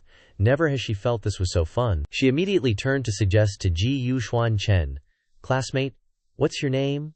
Where do you live? Are you familiar with the academy? How about studying alchemy with me? Oh no, or I'll study alchemy with you." Headmaster Miao Yin and the palace lord were also certain in their hearts that they had found a treasure. So those two jumped in to recruit Xuan Chen to their side. Why bother with alchemy? Playing tunes is way more fun. Come study music with me, classmate. With your talent, becoming the alchemy god is just a matter of time, my friend. Those two are just deans, I'm a palace master, you get the difference, right? Xuan Chen, surprisingly, actually laid out conditions for them. I don't plan on taking a master for now, but I do have something I need to ask you deans about. They all perked up, eager to help. "Just say the word. We'll tell you anything we know," he told them. The poison of Tang Tianfeng is gone, but after all that, her body's still taken a hit. What kind of medicinal herbs are suitable for strengthening her foundation? Sikong Qingfeng immediately jumped in, making the other two fume. I know. For damage caused by poison treatment, the heavenly repair fruit is the best. Damn it, she stole my line. Yan Elder seemed to realize something at this point. Heavenly repair fruit. Those guys started vying to volunteer to pick them, but the heavenly repair fruit can only be found in the Phoenix Mountains, and it seems the academy's out of stock. "Classmate, I can take you to Phoenix Mountain to pick them. We won't come back until we have enough. I can also pay for 2 years. Jian Elder suddenly spoke up. Tian Lian seems to be very familiar with the Phoenix Mountains. I remember the cultivation technique she practices requires heavenly repair fruit, so she goes into the mountains to collect them regularly. Every month." Xuan Chen immediately latched onto this. Knowing the exact location of the heavenly repair fruit would be ideal. "I want to find her now," he said, and he and the two left, leaving the other 3 feeling incredibly regretful. Damn it. To be compared to a student. He and Lin Tianlian quickly arrived in front of the Phoenix Mountains. Lin Tianlian said to him, "This time is exactly the period where the spirit beasts are most active in the Phoenix Mountains. Are you sure it's just the 2 of us? Don't you want to call some helpers?" Xuan Chen said. "It's enough. You're pretty fast too." Lin Tianlian also found this attitude interesting. "You really are confident." Then she followed behind Xuan Chen to find the heavenly repair fruit. They went deep into the mountains, unaware that an uninvited guest, Lin Qi, was also there. Xuan Chen, you bastard. Just a small commoner, yet he caused such great losses for the Lin family. He hid in the bushes, plotting how to harm him. If he hides in the academy like a tortoise, the Lin family might still be helpless. Since he doesn't know what's good for him and comes out, I'll make sure he doesn't return this time. Lin Tianlian suddenly had a bad feeling. Wait, something's wrong, she thought. Although this is the most active time for spirit beasts, and fewer people enter the mountains, I've never come to Phoenix Ridge at this time. In previous years, there definitely weren't so few people like there are now. At this time, Xuan Chen informed her. There's a pack of beasts roaming around 10 miles ahead. He thought to himself, ever since entering this fork, there has been the overbearing aura of the law of power of the demon race like a shadow following me. Perhaps it is a spirit beast cultivating the power of the heavenly Dagyo. Speaking of which, the divine powers of spirit beasts here are all innate, divided into 1st to 5th tiers from weak to strong. 1st and 2nd tier spirit beasts are often encountered. Their strength is equivalent to the creation realm and spirit realm of humans. But starting from the 3rd tier spirit beasts, each time they level up, their strength actually increases in an explosive way. The speed of growth is not comparable to humans. The divine power realm is perhaps instantly killed by the 4th tier spirit beast. Lin Tianlian spoke her mind. It's been a while since I've slain a spirit beast. It wouldn't be bad to wait for a few more to come out and relax. Xuan Chen then replied to her.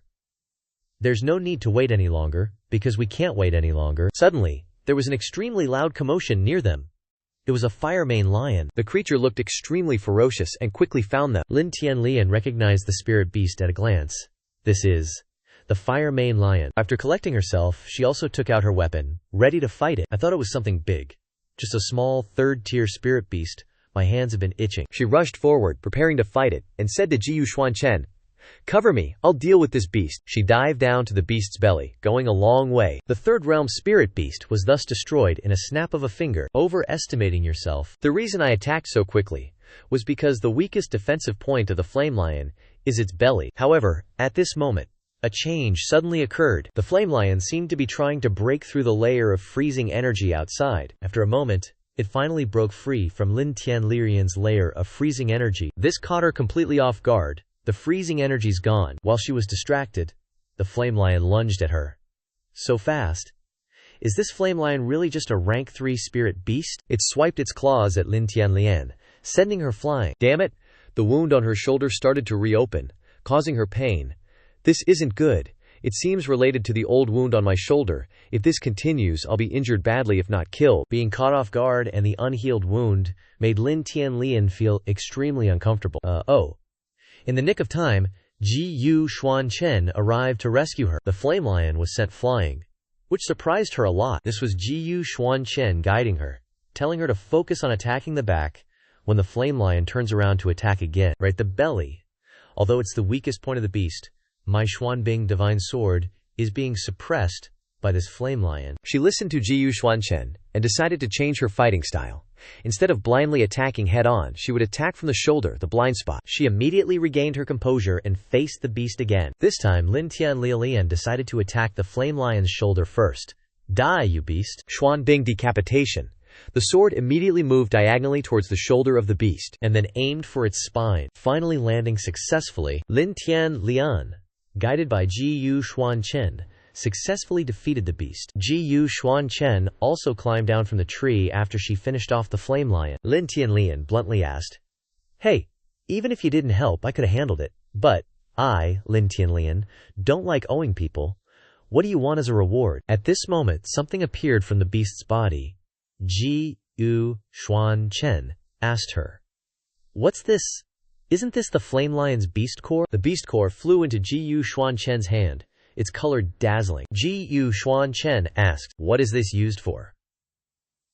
The most valuable thing on these spirit beasts is their beast core. Although the flame lion is just a rank 3 spirit beast, its beast core is equivalent to a pill refinement material. Not bad. Unexpectedly, after hearing this answer, he directly handed the core to Lin Tianlian, making her wonder, "You don't want it," Xuan Chen frankly said. "You killed it, so of course it belongs to you." Lin Tianlian was once again surprised by his actions. He clearly helped me just now, and that's why I was able to win against this flame lion. Otherwise, I'd probably still be fighting that beast. Not only did he not mention any reward, but he even gave me the beast core. She was lost in thought and didn't catch up with Xuan Chen, so she shouted, "Xuan Chen, wait for me. This guy is actually quite special." At this time, in the bushes in the distance, Lin Qi was still relentlessly watching the two of them. Being able to kill a flame lion, you may have a little bit of strength. He flashed a smile that was all kinds of sinister and calculating. But hey, no worries, the real show's about to start anyway. Bright and early the next day, they were back on the road, still hunting for that Tianshu fruit. Suddenly, Lin Tianlian's shoulder wound started acting up again. Ugh, here we go again. Xuan Chen noticed her grimace too. She was clearly having a rough time. Getting down the mountain at night would be a pain. Gotta make good time while they can, right? Lin Tianlian got a weird vibe all of a sudden. Out of nowhere, an arm yanked her back. She totally freaked. Turns out it was Xuan Chen pulling her along, which left her totally confused. Xuan Chen, what are you doing? Xuan Chen explained, "There's a ton of spiritual energy here by the water. You should focus on healing your wound here." Then, he plopped her down on a rock, smack dab in the middle of the waterfall. Lin Tianlian didn't even have time to react. "Heal," he tells her.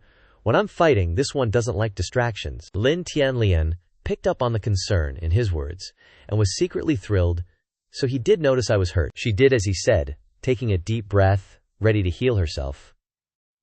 "Alright, if that's how it is, I need to channel some spiritual energy to heal." Lin Tianlian's shoulder was exposed, still looking a bit swollen. Right now, Lin Tianlian was focusing on channeling spiritual energy to heal her body, and Xuan Chen was just chilling on a high rock, waiting for her. Suddenly, he snapped his eyes open, looking way more serious than before. Xuan Chen glanced at Lin Tianlian, who was cultivating. He thought to himself, "This feeling, something's not right." And sure enough, trouble came knocking immediately. Lin Tianlian turned around to see it was a Tian Pi Niu, a 5th-stage spirit beast. It had been hiding under the water the whole time, and now it was charging out while she was at her weakest, totally berserk. Xuan Chen jumped in to help ASAP. He pulled Lin Tianlian away from the crazy spirit beast. This is Lin Tianlian, being pulled by Xuan Chen. No wonder there was a weird aura.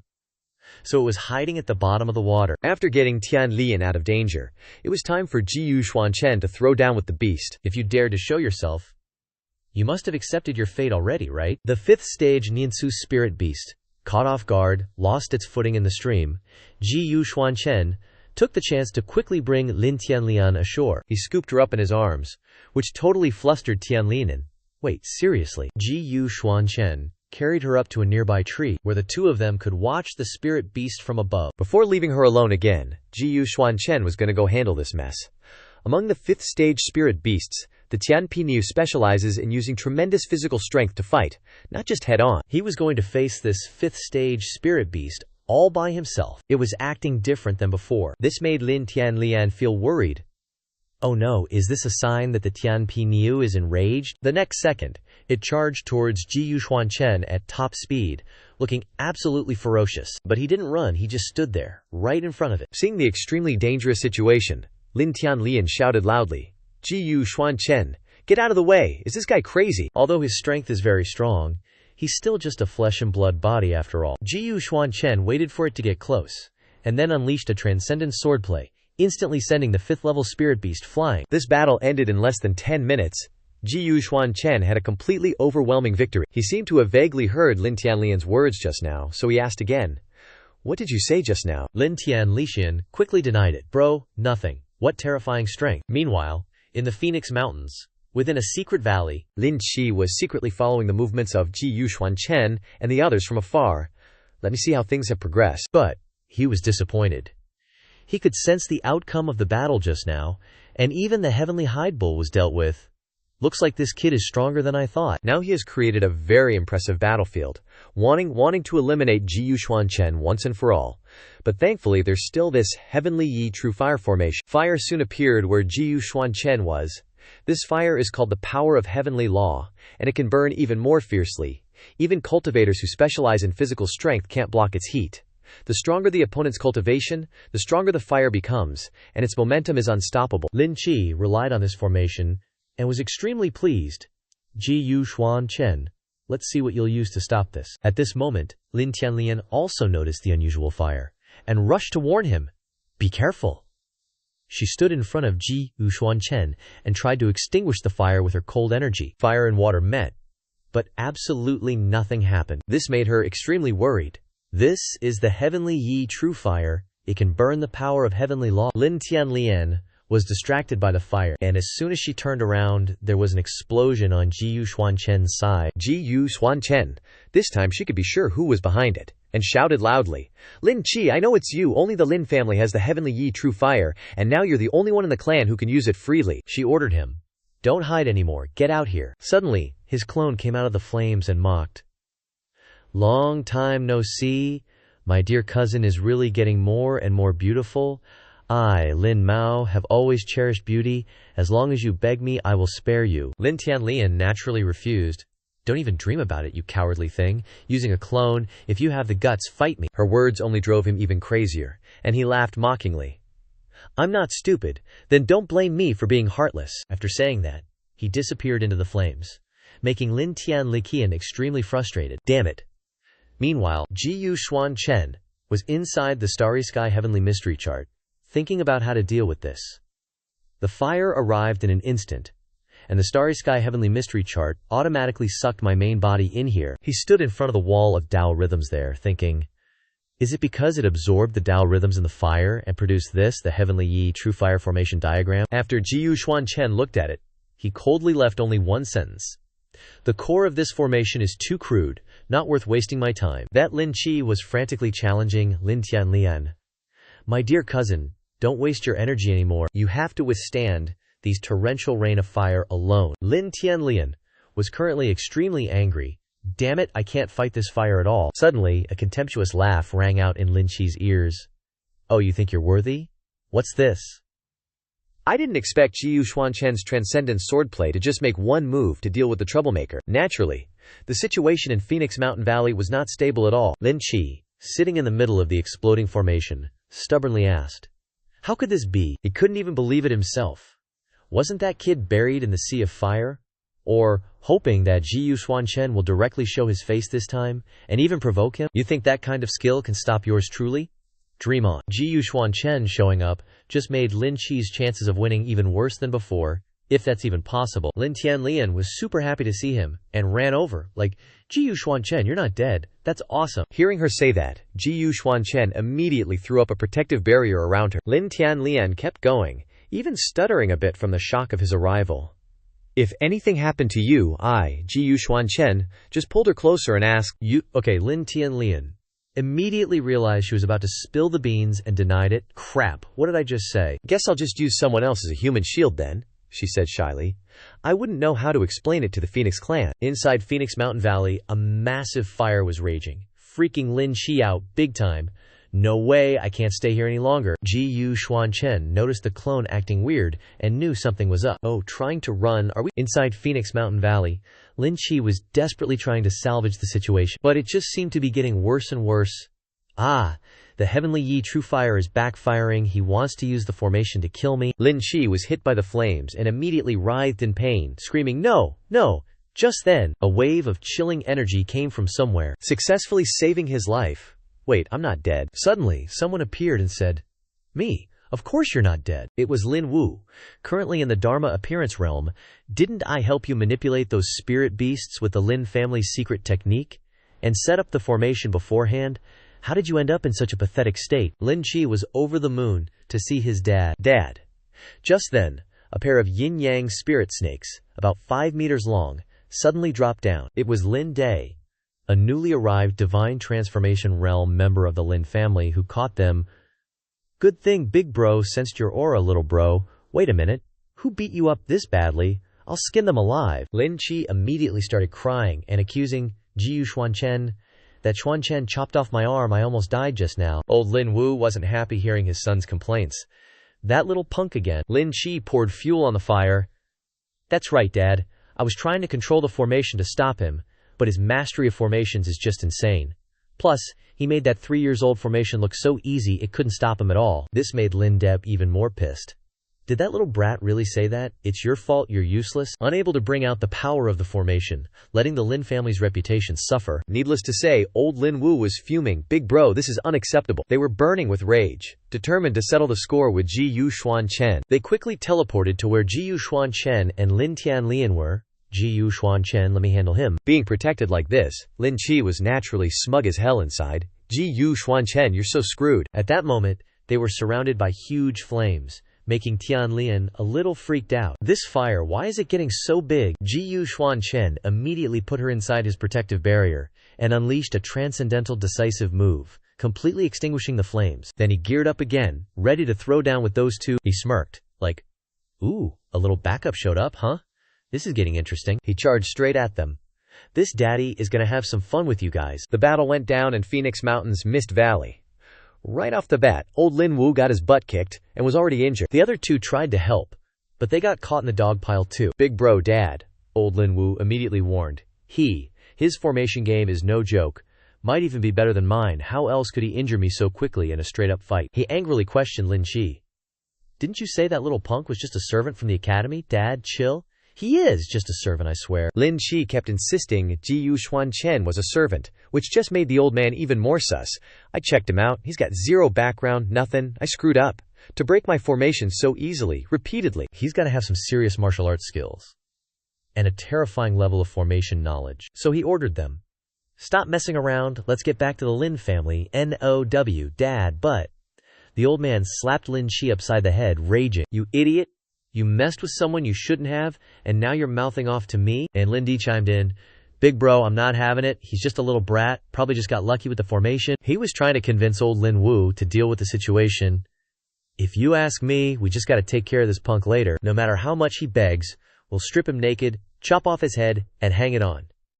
He didn't even finish before a strong force sent him flying. Xuan Chen had zero plans on letting them go. "Today, none of you are escaping. second brother, old Linwu, was getting more and more wary of Xuan Chen. This guy's aura is crazy strong, we have to go all out. Thinking that, he summoned a formation to fight Xuan Chen. And quick as lightning, a dragon crackling with electricity appeared behind him. Xuan Chen recognized it. Blood lightning curse, he smirked, asking, "Is that all you've got?" Xuan Chen was going toe-to-toe with this ferocious beast all by himself. The blood lightning curse roared like crazy, taking a deep breath, ready to attack. Finally being able to break Xuan Chen's moves, which made old Lin Wu breathe a sigh of satisfaction. Yes, that's it. However, it didn't stop there. Wait, no way. Xuan Chen's transcendence art unexpectedly created a dragon even grander than the other dragon. Just a swipe of its claws shattered the blood lightning curse, leaving old Lin Wu completely stunned. That lightning dragon was just obliterated like that. He doubted himself. How could this be? Just then, Xuan Chen attacked him again, causing the old man to scream miserably. And finally, he fainted and collapsed to the ground. Now only Lin Shi was still standing. Dad? While he was despairing, Xuan Chen was already heading over. Xuan Chen hadn't even said anything and he was already scared out of his mind, desperately pleading, "Don't kill me, please." It didn't seem like he had any intention of doing so. "Now it's your turn, Lin Shi." There was still enough time for him to utter those last 3 words before being obliterated, begging. Afterwards, only his miserable screams echoed through the mountains. On the other side, she finally spotted the Tianzhu fruit. Lin Tianlian quickly plucked it, saving it for Xuan Chen, worriedly thinking, "This is the Tianzhu fruit, it really was nearby. I wonder how that guy is doing over there." At this moment, Xiao Lian in her head blurted out, "What's this? Why are you so worried about that Xuan Chen even showing so much concern for him?" Lin Tianlian immediately denied the thought. Nonsense. How could this young lady possibly care about a small servant boy? Suddenly, someone snatched the Tianzhu fruit from her hand. "This is the Tianzhu fruit." Lin Tianlian turned to see who it was. "Who is it?" Discovering it was Xuan Chen made her feel much happier. "It's him, Xuan Chen." He put the Tianzhu fruit into his pocket and said to her, "This Phoenix Mountain is seriously too boring. This venerable one is tired. Let's go back." Then he used his magic artifact to fly away. "Hey, wait for me." The two of them used their spirit shield magic artifacts to fly back. Just then, there was a disturbance ahead. Tianlian said, "Troublesome. It's an omen of a beast tide." Beast tide. The two got closer and closer to it. Lin Tianlian explained. A beast tide is a phenomenon unique to Phoenix Ridge. Once it forms, it will recklessly attack everything. I fear that someone here used forbidden techniques and went mad, causing the spirit beast to go crazy. The Q flow has already started to vibrate. We should hurry back. Suddenly, a shriek rang out. "Tianlian, save me!" Lin Tianlian recognized the voice. "Save me, it's Linger." Could it be that she also went into the mountains to gather herbs, encountered spirit beasts, and got injured? The person was Han Linger, a student from the Ziluo Academy, in the Divine Power Realm. She looked very pitiful, constantly begging for help. "Tianlian, save me." Seeing this, Lin Tianlian felt very sorry for her. "My friend seems to be injured. You go ahead, I have to save her." It's still not too late while the beast tide hasn't arrived yet. She flew down with the spirit shield to rescue Han Lingye, signaling to Han Lingye, "Quickly grab onto me. My spirit shield can carry the weight of 2 people. Tianlian, thank you so much." The two of them quickly stabilized their positions. Lin Tianlian instructed her, "Linger, hold on tight to me, we're taking off." But at this moment, Han Linger gave a strange smile, saying to her, "But Tianlian, how could 2 people traveling together be faster than 1 person?" "What?" She reached out, intending to play a trick on Lin Tianlian, releasing her hand, causing her to lose her balance. Lin Tianlian naturally couldn't react in time to this situation. Han Linger even kicked her off the spirit shield. Everything happened so quickly that Lin Tianlian was thrown out like that. Han Lingye, Han Lingye, now revealed her true colors, saying to Tianlian, "Lin Tianlishan, you're younger than me, and your talent is even higher than a genius everyone calls me. I've long been annoyed by you." She gave a sinister smile, thinking she had won against Lin Tianlian. "Unexpectedly today, I used forbidden techniques here, and was schemed against to the point of going mad, but unexpectedly obtained a good opportunity. You should still thank you for meddling save me." The weather was getting worse and worse. Han Linger just left Lin Tianlian alone in this place. "Sorry, if you consider me a friend, then please feed them well for me." Then she threw something at her. Lin Tianlian was now left alone in the mountains. Suddenly, A noise caught her attention. It was the out-of-control beast horde she had warned Xuan Chen about.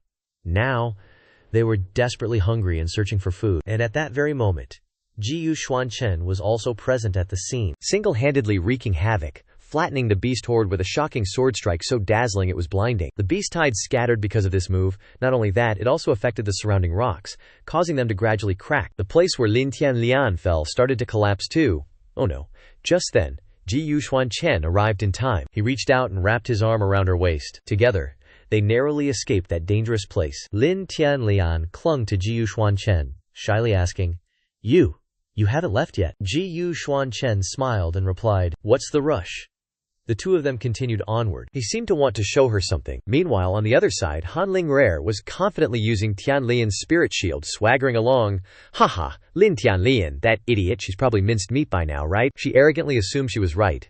If you're going to blame anyone, blame yourself for being so stupid, ending your life so early. Suddenly, something flew past, causing her to lose her balance. What's going on? It could even control her spirit shield at will, no matter what she said. This thing was none other than Xuan Chen, controlling it, bringing her back to the scene of the crime. "Now you can go." They flew like the wind, returning to the Ziluo Academy without knowing that they were being followed. By the time they returned to Ziluo Academy, it was already evening. Tang Tianfeng was being fed medicinal pills to heal her injuries, and her condition had improved a lot. She swallowed the pill that was brought to her mouth, and then breathed evenly. Dean Miao Yin said to Xuan Chen, "It's working. Student Tang should be okay now. I'll go check on student Lin later."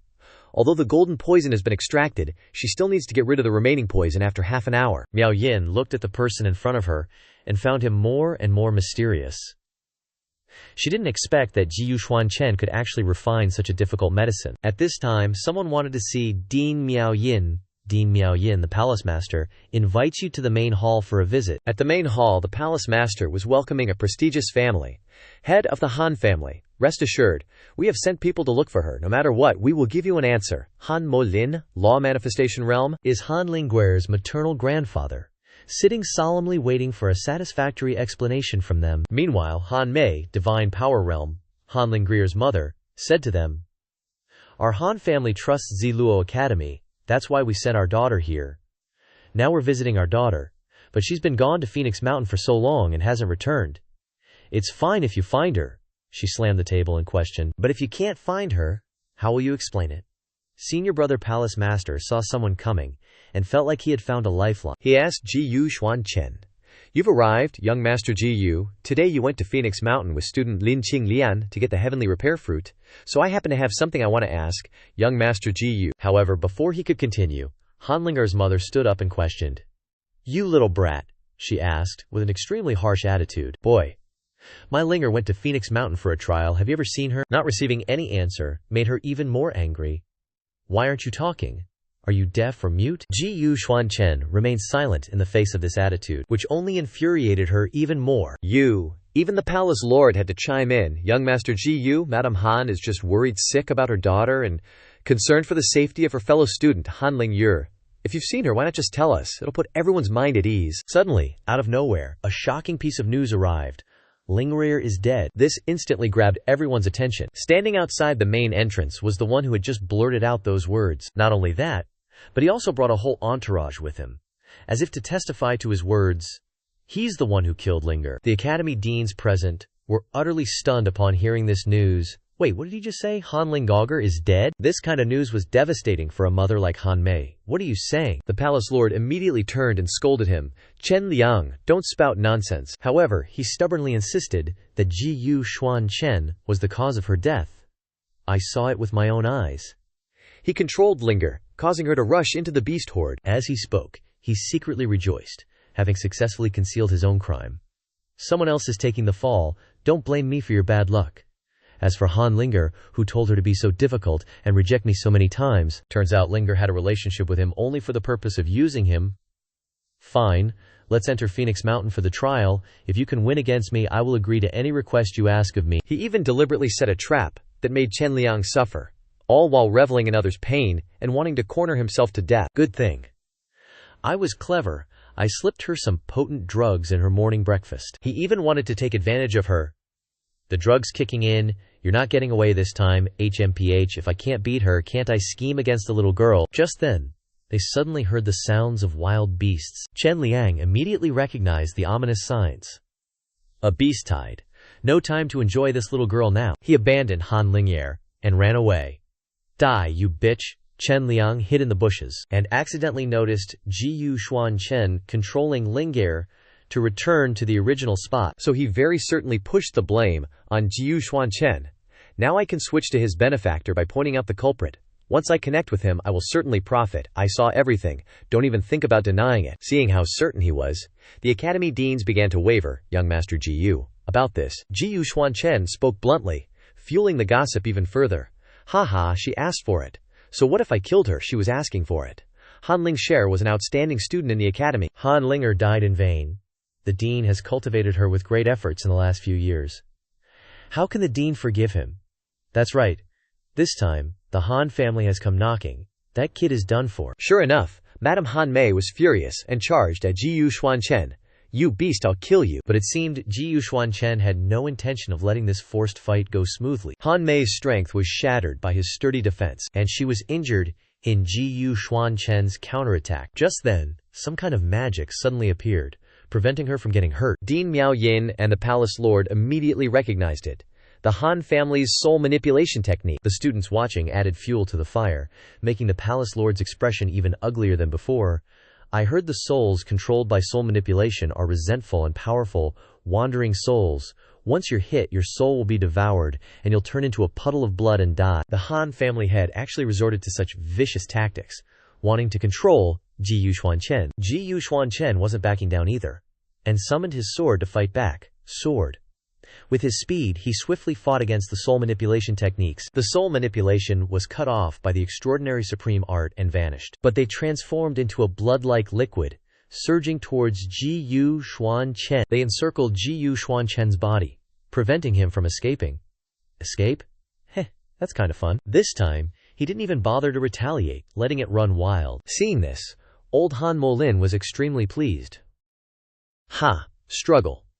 Once you're clung to by the wandering souls I nurtured, your soul will definitely scatter. In reality, Xuan Chen was just testing the level of his soul manipulation. This is the extent of the corrosive power. Heh. It's more like something is gently massaging the 8 extraordinary meridians of yours truly. Xuan Chen felt like that thing was about to take over his body, immediately detonating the supernal decision, blasting away the soul manipulation technique surrounding him. He said to old Han Mo, "This puny bit of strength. Not even enough to scratch an itch." At this point, the strength of both sides was clear, and old Han pondered extremely carefully. Holy crap, this kid is so young, yet his cultivation level is so profound. Now he turned to accuse Palace Master Zhao. Headmaster, are you saying that those who commit murder can just get away with it? Is this the rule of your Xinluo Academy? At this moment, Lin Tianlian and Yan Bi arrived and spoke up. Clan leader Han, she firmly said to them, Xuan Chen did not commit indiscriminate slaughter. It was Han Lingye who set me up, and I almost died in the beast tide earlier. Her words drew a thunderous retort from Han Mei. Where did you come from, you little brat, daring to speak nonsense? Let me teach you a lesson. At this point, the palace master could no longer allow them to run wild, directly stepping forward to stop them. Clan leader Han, we will cooperate to investigate Lingye's matter, but this is Xinluo Academy, not the Han clan. You are not allowed to overstep your boundaries. Then she flicked her hand away. You just happened to be there when she wanted to use force. Old Han Molin also spoke up to stop her. Step back, let her speak. This made Han Mei extremely angry, but she couldn't do anything about it. Lin Tianlian explained the matter in detail. We went to pick heavenly repair fruits and encountered the Phoenix Mountain beast tide. On the way back, I heard Han Lingye's cries for help and kindly saved her, but she set me up and stole my flying artifact, the spirit shield. She then pointed to the wound on her foot and said, this wound was inflicted by her venomous needle. And this needle is the golden poison needle, a heavenly illusion needle that only the Han clan possesses. She looked at the palace master with trusting eyes, expressing, Headmaster Zhao, clan leader Han, the remaining poison in me can still be treated and examined. If you don't believe me, you can check. Headmaster Miao Yin also stood up to help them. I can prove that I treated Tianlian's wounds. I initially found it strange that Tianlian was poisoned, but I was busy detoxifying for fellow student Tong Tianfeng and forgot to ask. Suddenly, the named Chen Liang flared up and constantly pointed at Xuan Chen and said, "This cannot prove that this brat didn't commit indiscriminate slaughter. You must want to harm Ling Veer. You must have been careless and been hurt by Ling Veer." Lin Tianlian found this too unreasonable and retorted, "You haven't even seen it with your own eyes? You can say things so clearly it's truly ridiculous. On the contrary, it's you, Chen Liang." She questioned him. "I remember your Academy of Herbal Medicine has always been near Clearwind Mountain. Why did you just happen to be at the foot of Phoenix Mountain today and see Han Ling'er die in the beast tide?" Every word hit him right in his guilty conscience, causing him to be unable to answer, and he could only hope to point to Xuan Chen as the murderer. Chen Liang really couldn't argue this time. Then another student recognized his unusual behavior. I remember now. This guy went into the mountains with Ling'er early this morning. Immediately, a series of other students stood up to tell the Han family about his crimes. I heard it, also saw it. It was him. He usually clings to Ling'er. Ling'er felt very annoyed. I heard Ling'er say that today she wanted to go into the mountains to teach a lesson to the one who clung to her. Could it be him? Early this morning I saw someone lurking in the kitchen. Now it seems like it's him. Lin Tianlian heard a clue and said, "I met Han Ling'er in the kitchen today. She said that she was set up by someone and lost her cultivation." That Chen Liang suddenly had to bear the brunt of the harsh public opinion, and he couldn't resist anymore. "Perhaps you are also not free from involvement." He pushed people away, then was about to run away, not bothering to argue with you anymore. "I have a headache, I'll go back to my room first." But how could Xuan Chen let him off that easily? He used his magic to force Chen Liang to fall to the ground. Xuan Chen looked at him with disdain, trying to escape. Seriously. Suddenly, a suspicious pouch fell out of Chen Liang's clothes, filled with strange and dangerous powders. Miao Yin immediately recognized it. "This, senior brother, this smell, this powder, it's evil fire powder." Everyone present was shocked by this news. Evil fire powder? Wasn't that a forbidden drug in the academy? No kidding. It said that anyone who uses this powder will suffer from QA deviation and even a backlash leading to a coma once they circulate their energy. Xuan Chen immediately apprehended him. Even at this point, he still refused to admit he was wrong. "Let me go. It was clearly that bitch Han Ling'er who tricked me into going to Phoenix Mountain, wanting to torment me. I was just protecting myself. It's her own fault she died in the beast tide." Just as everything seemed to be resolved, Lin Tianlian turned to the Han family and asked, "Clan leader Han, the witnesses and evidence are all here. Han Ling'er was framed by Chen Liang and locked in the beast tide. Do you have anything to say about this?" This time, the Han family was speechless. "No." "All right," Lin Tianlian continued. "If I saved her, it's a favor. If I didn't, it's my prerogative. Han Ling'er repaid kindness with malice, almost killing me. This debt, you used the Lin family as a shield. Are you asking me now if you want to settle accounts with Xuan Chen? Or tomorrow with my Lin family?" The situation had completely reversed, and the Han family was now in a difficult position. Behind Lin Tianlian was the noble Lin family of Qingqi Kingdom. Exactly how many families in Qingqi Kingdom could afford to offend the Lin family? Meanwhile, Chen Liang was still screaming miserably, let me go right now." A flash of sword light streaked across his mouth, blood spilled, and on the ground lay Chen Liang's tongue, severed by Xuan Chen's blade. Now Chen Liang couldn't say anything, only whimper in pain. Xuan Chen didn't show any mercy, directly pushing him to the floor, saying, "No need to force yourself, I will solve things for you all." Chen Liang was also a warning to the Han family, who were intending to oppose him. Finally, everything was over, and the Han family took Chen Liang and left Ziluo Academy. Out of the blue, Lin Tianlian was still a little worried and asked him, "Are you alright?" "I'm fine." Even she didn't expect the Han family to give up so quickly. "Those people from the Han family were probably intimidated by your power. Then, I'll take my leave first." And they took Chen Liang away. At this moment, Headmaster Miao Yin said to her, "All right, Tianlian, the residual poison in your body needs to be removed quickly. Follow me." Okay. Afterwards, they also left immediately. Xuan Chen was about to leave, but a voice stopped him. "Young Master Gu, please wait." It was the palace master who had stopped him. This made Xuan Chen suspicious, not knowing what the old guy was planning. The old palace master asked him, "Does young Master Gu know that the selection of disciples for the Jiantian sect is in 3 days?" Xuan Chen paid attention as soon as he heard this name, Jiantian sect. The palace master told him, "That's right, every year the Jiantian sect will select outstanding talents from the affiliated academies under its banner to become their disciples. Of course, with the exception of Ziluo Academy, which is a top-level academy. Based on the strength ranking, there is also Tianhu Academy and Po Jun Academy, Chongyang Academy. The selection process is super strict. Each academy will pick 15 candidates after going through 3 rounds, the preliminary, the second, and the final, and those who perform exceptionally well can officially join their ranks, the elder continued. Han Linger was originally one of the candidates this time, but unfortunately her moral character isn't good. She brought it on herself. The elder wishes for Ji-Yu Xuan Chen to replace her in the competition, young Master Ji-Yu. Although you're not an official student, you're still one of us from the academy, so I have a rather bold request.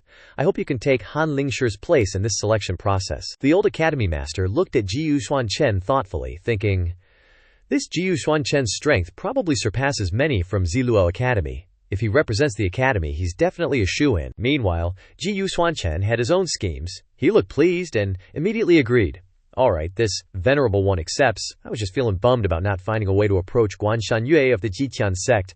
Who knew this trip wouldn't be in vain? It's actually a great opportunity. Young Master Ji-Yu, are you serious? After receiving his nod of approval, the old academy master immediately presented his token, saying, this is my token. Whoever holds it can freely pass through Ziluo Academy without obstruction. The elder instructed him before he left. For these next few days, young Master Ji-Yu, you can freely enter any area to cultivate and prepare fully for the selection. Ji-Yu Xuan Chen accepted it, partly to humor the elder. Since that's the case, this venerable one will take it. Inside the Star Heaven Pavilion, Ji-Yu Xuan Chen was currently cultivating diligently. Everything was progressing incredibly well. Ji-Yu Xuan Chen quickly advanced to the soul fusion realm. The spirit veins here, on the other hand, had abundant spiritual energy. Now this venerable one has broken through to the soul fusion realm. At this moment, he unconsciously remembered those who had sacrificed for him. I wonder how everyone in the personal world is doing. He immediately summoned his personal world. Inside, it's already a lush green with grass and trees. This place has really come alive. There were even new shoots sprouting. Is this heavenly origin? And everyone else, they all seem to be doing really well. He looked at it, unable to help but crack a smile. It's been a while, Trisk Tisk, that residual soul, standing by the side, half praising, half taunting him. This youngster's talent is really not bad, and his cultivation speed is astonishing. But if you want to cultivate even faster, you're still missing a little fortuitous opportunity. Ji-Yu Xuan Chen asked him, what kind of opportunity? The residual soul didn't seem clear on this either, and said to him, that, I don't know. But in this Ziluo Academy of Qingqi Kingdom, there's a skill pagoda. It hides many precious cultivation techniques from the Supreme Divine Realm. Perhaps they'll be useful to you. Ji-Yu Xuan Chen asked suspiciously. Skill pagoda. Only then did the residual soul reveal its true intentions, trying to persuade Ji-Yu Xuan Chen. Release me, Ji-Yu Xuan Chen. I've already reminded you so much. Shouldn't you let me out now? Anyway, the Jitian sect is our common enemy, isn't it? Ji-Yu Xuan Chen directly ignored his words. None of your business anymore. He then immediately gagged the residual soul, not letting him cause any more trouble, which left the residual soul bewildered. Ji-Yu Xuan Chen, on the other hand, was utterly delighted by this information and immediately prepared to set off for his next destination. Understood, this venerable one will go to the skill pagoda and see what fortuitous opportunities await. At this moment, at the skill pagoda, the entire institution was bustling. Outside, the sounds of welcoming new academy students caught Ji-Yu Xuan Chen's attention. Young master, is this your first time at the skill pagoda? Let me briefly introduce you to how things work here. The two of them entered inside together. Under the students' enthusiastic guidance, Ji-Yu Xuan Chen understood even more clearly. The skill pagoda isn't like the library pavilion. Although both collect ancient books, the ones here are all precious cultivation techniques. Once you enter the main hall, this pagoda is divided into 3 floors. The first floor is the new student area. To put it simply, both new and old students can enter. Next, the second floor is for older students.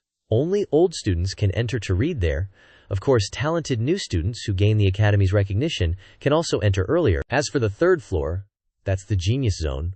Only geniuses within the academy can enter there. After all, someone who can even enter the second floor is already super rare in this academy. The third floor, just thinking about it, is too much. That disciple turned to Ji-Yu Xuan Chen with a beaming smile and said, but, with the academy head's token, you won't be restricted by these rules, and you won't have to spend credits to read the books like ordinary students. After saying that, he chuckled, eagerly awaiting Ji-Yu Xuan Chen's response. I know, he replied emotionlessly.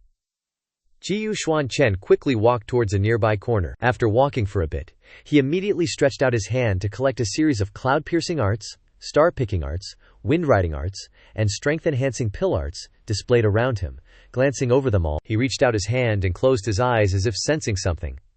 But they are occasionally suitable for this one's cultivation. Jiyu Xuan Chen's every move attracted the attention of the disciples present in the tower. They started discussing animatedly. Who is that? Logically speaking, someone with as many credits as Feng Yun wouldn't be so unfamiliar with borrowing books. Could he be the attendant of some genius senior brother? One of the brothers, looking displeased, crossed his arms and harumphed. What's so impressive about that? I bet 80% of those credits are stolen. Suddenly, a burly figure stood up from the next table. Hey, with all that talking, are you even letting anyone sleep? They immediately recognized the voice as Wang Bin's, a freshman in the early stage of the divine connection realm. He slammed the head of the nearest person onto the table with his hand. I'm talking about you, so noisy. Wang Bin narrowed his eyes and flashed a sinister grin. In Wang Bin's eyes, the aura surrounding Jiyu Xuan Chen was unpleasant. But that kid looked arrogant too, like some smelly insect that made people unhappy. Wang Bin, while picking his ear, ordered, "Brothers, hurry over here!" A group of tall and sturdy figures, roughly the same size as Wang Bin, poured out from all corners, causing panic among the people in the tower. "We're here, bro." Wang Bin became even more arrogant. "Someone actually delivered themselves right to my door." On the other side, Jiyu Xuan Chen was still immersed in thought. The records on this first floor are just ordinary pill Dao, formation Dao, and compendiums of medicinal herbs. How boring. Suddenly, Jiyu Xuan Chen felt a wave of pressure around him. It turned out to be Wang Bin, who pounced from behind. "Hey brother, you seem to have plenty of credits. Why not give some to my brothers?" Jiyu Xuan Chen didn't budge in the face of Wang Bin's overwhelming aura. He turned around and retaliated with a counterattack. "Overestimating yourself." The two sides clashed head-on, causing a huge explosion. Wang Bin's companions rushed over furiously, not knowing what awaited them. "Kid, I think you're tired of living." One of them suddenly realized something was wrong. But it was too late, he exclaimed. "Not good. This explosion is terrifying." Wang Bin's body was flung backward, colliding with his companions, causing them to scream miserably. The collision was like a spark igniting between Wang Bin and his companions. Another explosion, no less shocking than the first, echoed again. Afterward, everyone stood neatly, not daring to move. The flames in Xuan Chen's hands blazed brightly, along with a look that could devour them whole. What will Wang Bin and his gang do now? Are they still borrowing credits? Wang Bin fell to the ground, shaking like a leaf, and cursed. "Damn it!" Suddenly, a voice echoed from the upper floor. "Who's causing trouble here?" It was Wang Hao, a senior student of the Divine Connection Academy. In the late stage, Wang Bin's companions carried his body to Wang Hao, and he choked out, almost crying, Brother, I was beaten by an attendant." Hearing his younger brother's words, Wang Hao went crazy, his eyes bulging as he roared wildly, "What? Whose attendant dares to touch my brother, Wang Hao's brother?" Wang Bin pointed directly to a corner. "Brother, it's him." Everyone shifted their gaze towards Jiyu Xuan Chen. Some whispered fearfully, "Oh no, Wang Hao is here. Wang Hao is the overlord of the previous class, and Wang Bin is his most beloved younger brother." Jiyu Xuan Chen wasn't deaf, so he heard everything. He remained silent, not saying a word, but his sharp gaze was enough to terrify. Wang Hao, Wang Bin, still acting cocky, provoked Jiyu Xuan Chen and burst out laughing. "What? Scared now, huh? Weren't you all high and mighty just now, taking advantage of the situation?" Jiyu Xuan Chen was cornered by Wang Bin, who kept mocking him. "What's this? Try being arrogant one more time for this old man to see. You hurt me today, and without 10,000 contribution points, this isn't over." The crowd started chattering among themselves. 10,000 contribution points. Students only get like 100 contribution points each month. Exactly. Even if you make some big contribution and get some reward from the academy, 300 is already pushing it. With Wang Hao backing him up, this newbie's in deep trouble now. Wang Bin was getting bolder and bolder, poking at Jiyu Xuan Chen's throat as he yelled, "If you don't have the points, kneel down and call me daddy right now." Before he could finish, a foot silently kicked Wang Bin's arrogant ass. Turns out it was his big bro, Wang Hao. For some reason, he kicked his precious little brother's front tooth right out. Wang Bin screamed bloody murder. Unable to swallow his anger, Wang Hao turned his head to curse. What the fun? The scene behind him made him freeze. Wang Hao was bowing deeply to Jiyu Xuan Chen, apologizing. "Young Master Jiyu, please forgive my brother's blind eyes for offending you. I hope you can understand."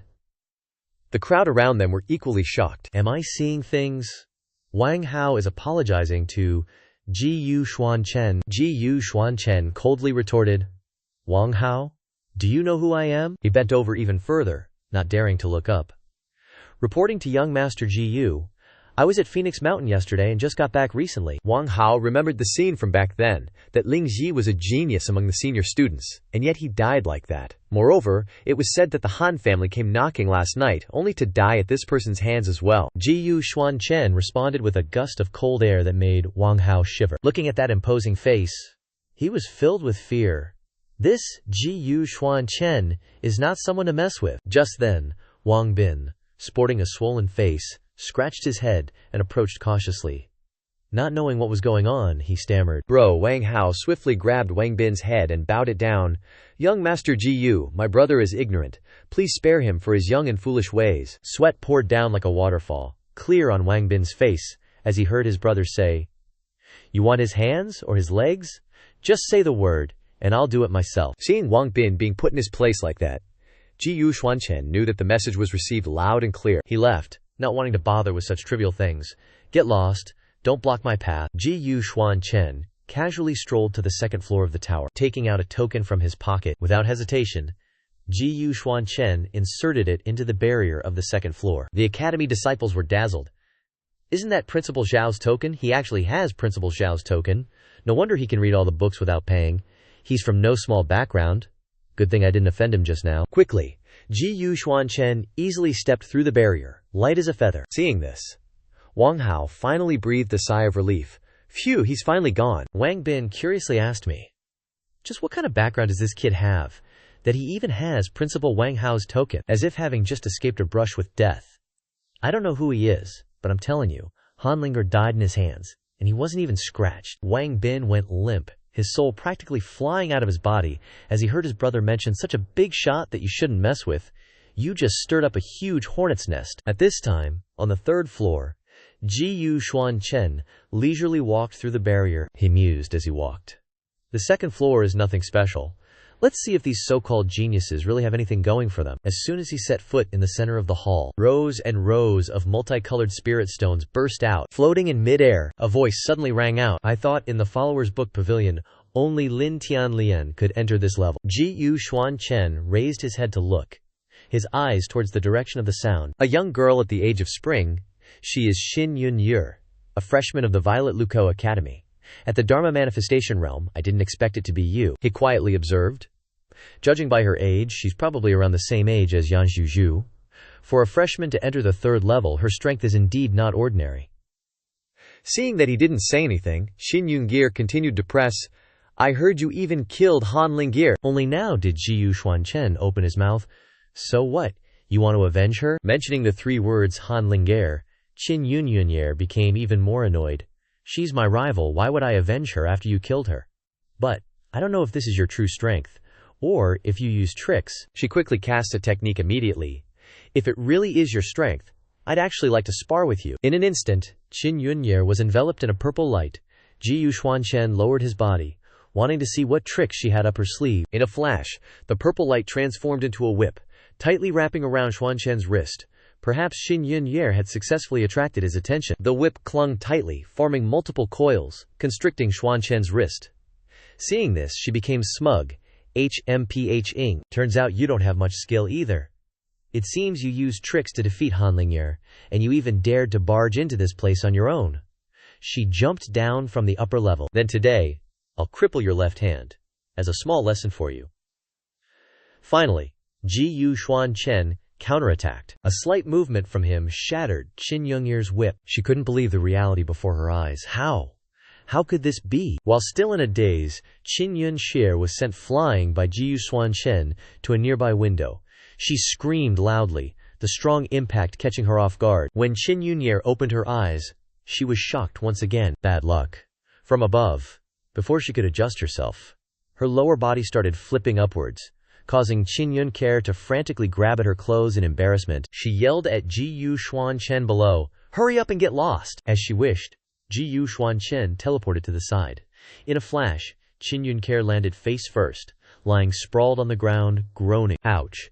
Both humiliated and angry, she was incredibly frustrated. Why didn't you catch me? Xuan Chen crossed his arms, looking at Xin Yunye with a sidelong glance. Didn't you tell this lord to get out of the way? She was so angry she couldn't speak. Are you trying to piss me off to death or something? He turned around, not even bothering to look at her. If there's nothing else, don't bother this lord. After taking a few steps, he paused. Using his power to probe the surroundings, the golden light radiating from Xuan Chen's hand grew stronger, heading towards the front. Seeing his appearance, Xin Yunye laughed. Don't tell me you don't know that the cultivation manuals on this genius floor are sentient. Not just any random dog or cat can look at them. They won't acknowledge someone like you. The next second, Xin Yunye was shocked by the scene before her. How is this possible? All the cultivation manuals surrounded Xuan Chen. They took turns, clamoring endlessly. Master. All the cultivation manuals overlapped, vying to call Xuan Chen master. Xin Yunhe's neck was about to break from looking. Her mouth was wide open in disbelief. The book spirits of these cultivation manuals were actually fighting to acknowledge this kid as their master. The book spirits circled around Xuan Chen, continuing to call out, Master. While racking his brains, a green light emanated from the inner layer of Xuan Chen's clothing. The Starry Sky Heavenly Mystery Chart was helping him choose. Quickly, the Heavenly Mystery Chart had chosen the most suitable cultivation manual for Xuan Chen. He reached out and grabbed it. The cultivation manual radiated a power that distorted space around it. It transported Xuan Chen to a place bathed in a crimson moonlight, engulfing the entire scene. Silent, without a sound, he raised his head in disbelief. Is this inside that cultivation manual? Suddenly, a noise nearby broke the silence. Xuan Chen quickly heightened his vigilance, his eyes darting towards the source of the strange sound. A towering figure appeared behind him, radiating an astonishing heat. The world within the cultivation manual, it seems this thing is the trial this manual has set for me. Despite the significant size difference, Xuan Chen wasn't afraid. On the contrary, he felt a surge of strength. The giant threw a sky-shattering punch at Xuan Chen. Luckily, he dodged it and circled around the giant, taking the offensive. As if he had eyes in the back of his head, he avoided Xuan Chen's sword strike. Pausing for a few seconds, he thought to himself. He actually dodged it in the blink of an eye. Although his physique was large, it didn't hinder the giant's agility. Xuan Chen observed the giant from a distance. Could he possibly be predicting my moves? A thought flashed through his mind. Wait a minute. Every plant here has a shadow, but it doesn't. The giant turned his head to look behind him, feeling uneasy. Xuan Chen grinned. Predicting my actions, huh? Interesting. He leaped forward, rushing towards the giant. Then let's see about that. Xuan Chen soared over the giant's head. He stepped on its head, cutting through the wind and gliding effortlessly behind it. Just then, the moonlight turned even more crimson, revealing a hint of peculiarity. The giant craned its neck to look back. A look of satisfaction washed over Xuan Chen's face as he figured out the key to defeating the giant. The smile on his lips grew wider and wider. Ha ha! Just as I thought. Xuan Chen sheathed his sword, reminiscing about the fight just now. No shadow. It's because it was originally a shadow manifested. The shadows of every plant here are its eyes. The enormous crimson curtain blankets the sky, and if I want to completely destroy it, I can only let the crimson curtain make all the shadows disappear. A large circle, dense with power, appeared beneath Xuan Chen's feet. It was the Kuangying art. The Kuangying art is this very cultivation manual. He stood proudly between heaven and earth, absorbing the essence of the converging cultivation manual. They surged and suffocated. I can feel it. There's a power within my body about to burst. Xuan Chen could feel every single path of the power. But, as long as I eliminate the distractions, this power will become more orderly, gradually gather, and then subside. He pursed his lips, his eyes flashing with killing intent. Xuan Chen hovered in the air, his entire body radiating a terrifying power. Ha! Kuangying art. He drew his sword, his expression turning serious. Then let me see just how powerful you truly are. A surge of power poured down from above onto Xuan Chen's head, causing tremors for miles around. After absorbing it for a moment, he dove forward. This feeling is actually pretty good. Above the pagoda of cultivation manuals, a glaring crimson beam shot straight into the sky, sending chills down the spines of every sect disciple. Holy crap!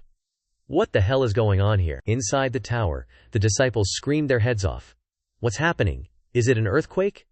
Xin Yunye was like a chicken with its head cut off, witnessing the whole shebang. She plopped down on her butt, totally freaked out and bewildered, thinking to herself, just who the heck is this guy anyway? What's his background? Outside the Jietian sect, looking towards the Ziluo Academy, The crimson light pierced through the clouds, revealing a sight rarely seen. From a high cliff, some mysterious figure witnessed the whole thing. He stared in the direction of, the Ziluo Academy. He put his hands on his hips, his face totally unreadable.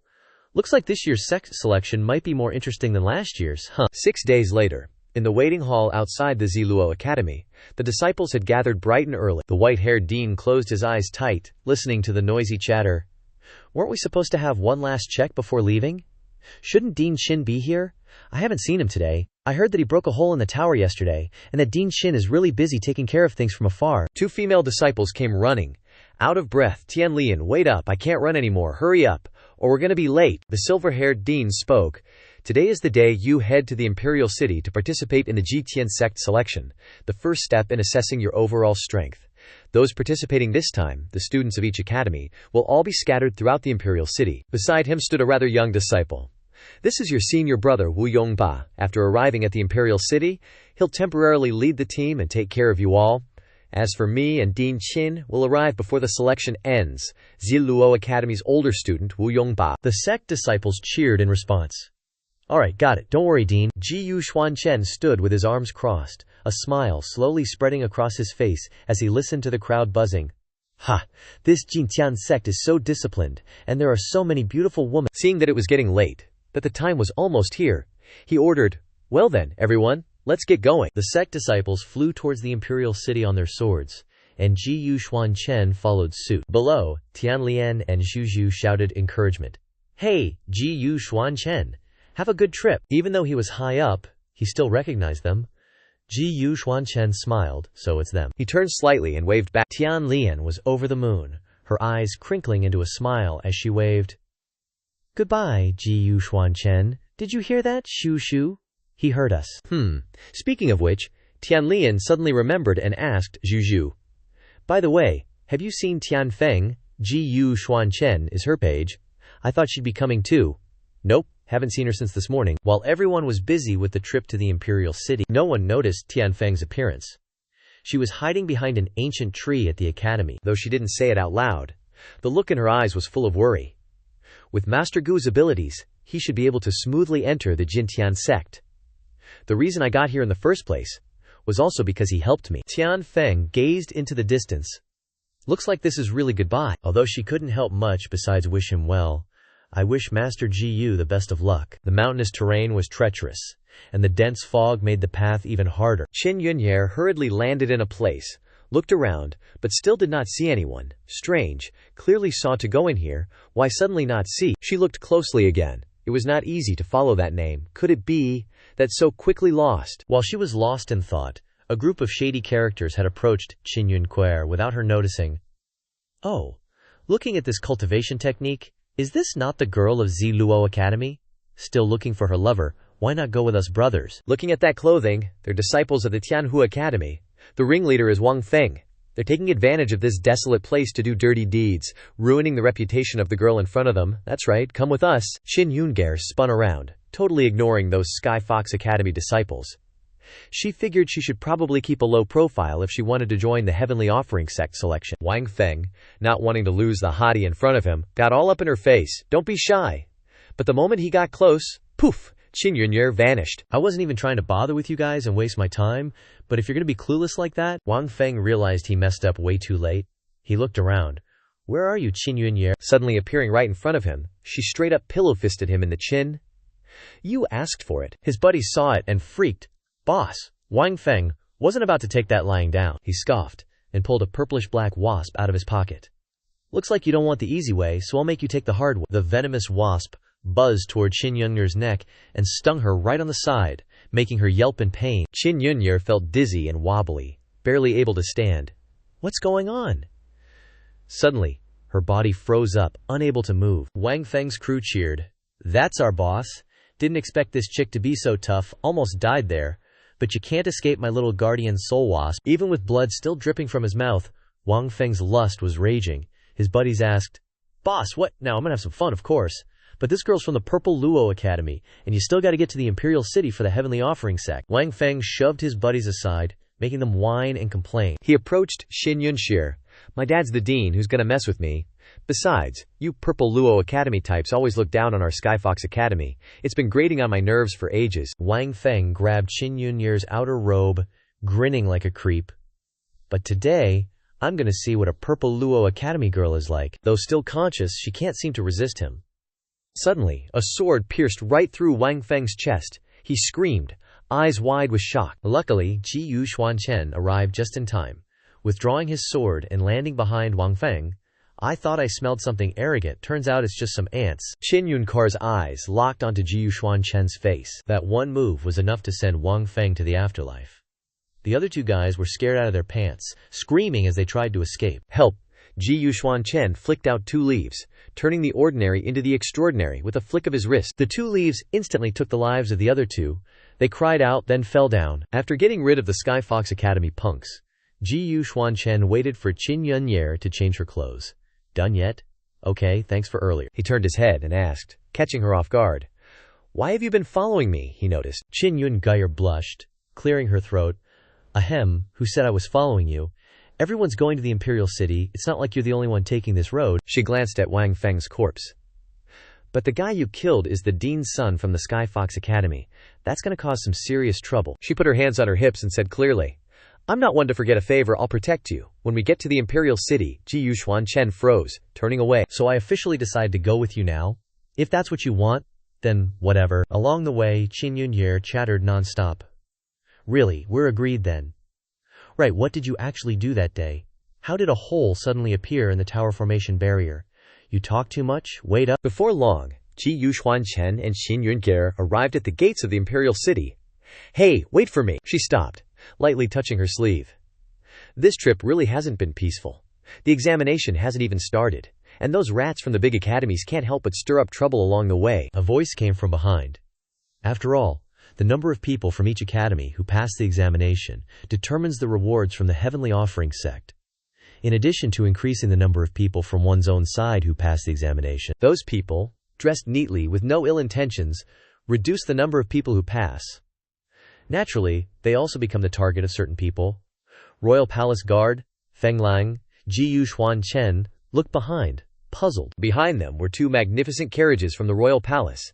The person in the middle spoke. I am Feng Lang, and I am ordered to welcome students to attend the king's banquet tonight, welcoming guests from afar. You 2 may sit in the carriage and wait. Disciples from all over started flooding into the Imperial City to register. First up, Naola Academy, then Pojun's Academy, followed by the students of Tianhu Academy, and even Chongyang Academy showed up to report. The royal palace of Qingqi Kingdom was already dimming into twilight. Feng Lang greeted the incoming students from various academies. Welcome everyone. The scene was getting lively. The royal palace truly lives up to its reputation as the most beautiful place in all of Qingqi Kingdom. Ain't that the truth? When I get back, I'm totally telling all the junior brothers and sisters. Qin Yunye frantically chased after Xuan Chen. Wait up. With such a great opportunity, can't you pay a little attention to your image? Mentioning that, Xuan Chen seemed puzzled. Image? Haha. Is it possible that tonight, besides the banquet, the king is also selecting a husband for the princess? Qin Yunye replied, It really is Dan. Seriously though, since nearly everyone who can come here is a top genius of Qingqi Kingdom, the king definitely needs some tricks up his sleeve to win them over. Xuan Chen continued, striding forward. This humble one has no interest. Qin Yunye smiled and followed. That's exactly what he would say. Inside the royal palace, positions for each academy had already been arranged. Ziluo Academy and Tianhu's Academy were on opposite sides, followed by Pojun Academy and Chongyang Academy. Someone raised a glass and shouted, I am Zhao Changshan from Pojun Academy. Are all the people from Ziluo Academy here yet? The other side returned the greeting. I am Zheng Qi from Chongyang Academy. Brother Changshan, aren't they all here already? Why are you asking? Zhao Changshan frowned. I thought among the 4 great academies, Ziluo Academy has always been number 1. Moreover, Ziluo Academy had the most selected people last year, so few this year. Could it be that Fatty Jihi Changshan is mocking? All the talents are gone. The Ziluo Academy students were furious. If it wasn't for the other 3 great academies being jealous of our achievements in the past few years and teaming up to suppress us this year under the new rules, how could things have turned out like this? Wu Yangba ordered. Calm down. Now is not the time to bicker with them. Han Chong of Tianhu Academy chimed in. The 2 brothers can't say it like that. At least Xing Luo Academy still has a few people who came. The 3 of them huddled together and discussed. That's right, Han Chong is right. Yeah, we should still care about the feelings of Ziluo Academy, right? Zhao Changshan looked toward Ziluo Academy and said with a smile, "Come on, let's all apologize to Ziluo Academy." As he finished speaking, 3 strange objects flew from who knows where and landed in the wine glasses of Zhao Changshan, Han Chong, and Zheng Ke. They froze. What was that just now? Looking closely, there were wild berries floating in their wine glasses. Zhao Changshan slammed his wineglass on the ground. "Who, which blind bastard spat berries, dared to mess with me?" Just as he managed to look up, a half-eaten apple flew into Zhao Changshan's mouth. He yelled, but choked it back, then went silent. After a few seconds, a familiar voice rang out. Seems like that wasn't enough. The students from the other academies stared in stunned silence. Even though he was being humiliated in public, Zhao Changshan was still arrogant, yelling, "Who is it?" It turned out Xuan Chen was the one who made him so miserable. Now it's much quieter. Zhao Changshan grimaced, ready to throw down with Xuan Chen. "You bastard!" At the same time, a group of soldiers marched in. The one wearing a fur coat over his shoulders, walking in the middle of the soldiers, was the ruler of Qingqi Kingdom. Following behind were 4 princesses, each as beautiful as a flower. In order, Princess Mingyu, Princess Yanxia, followed by Princess Chaolu and Princess Kaiyi. Everyone immediately recognized them. It's said there were originally 5 princesses. Looks like one is missing. The people present at the royal palace immediately bowed. "Greetings, Your Majesty." Qin Yunye, standing next to Xuan Chen, way in the back. "Look, behind us are the princesses of Qingqi Kingdom, maybe because they're outstanding." The national ruler glanced at Xuan Chen and Qin Yunye, taking them in. After settling into his seat, he announced loudly, "Everyone, dispense with the formalities and be seated." Everyone replied in unison. "Thank you, national ruler." The atmosphere in the royal palace was silent. Only his voice echoed. "You are all young heroes, outstanding talents of the Qingqi Kingdom, which makes this king very happy." The national ruler used his hand to summon something that looked special. "Therefore, this king has also prepared another small gift to welcome you." A pill, emitting a dazzling light, appeared, causing a stir among the crowd. This is the Qingshuan pill, the legendary Qingshuan pill, containing endless power of the heavenly Tao. This pill is extremely rare. It is said that the entire Qingqi Kingdom only has one. Countless gazes fell on the pill. Xuan Chen tilted his head and stared intently. Endless power of the heavenly Tao. The national ruler held the Qingshuan pill in his hand. Although the Qingshuan pill is good, there's only one. To ensure fairness, and also because this king wishes to see your styles, please have each house select one person to participate in the competition. Whispers arose again. The Qingshuan pill was indeed very attractive. But the competition would definitely consume energy. If it affected tomorrow's examination, the gains would not outweigh the losses. Exactly. I dare not risk it. A person stepped out from the crowd. This one is Zhao Changshan from the Pojun Academy, willing to give it a try. After that, 2 representatives from the other 2 academies also joined in. This one is Han Zhong from the Tianhu Academy, willing to give it a try. This one is Zheng Ke from the Zhongyang Academy, willing to give it a try. The national ruler was very pleased to see this, smiling with narrowed eyes. "Very good. Over here, a student from the Ziluo Academy muttered, We've been ambushed by these 3 academies all the way here. Where would we even find the energy to participate in the competition? But this is the national ruler's order. It's not easy for us to refuse." The national ruler looked towards Wu Yongba. "Has the Ziluo Academy chosen someone yet?" Wu Yongba was in a mental turmoil. "Can't let him down. Forget it. We must maintain the reputation of our Ziluo Academy." Just then, a voice rang out. Xuan Chen, from the Ziluo Academy.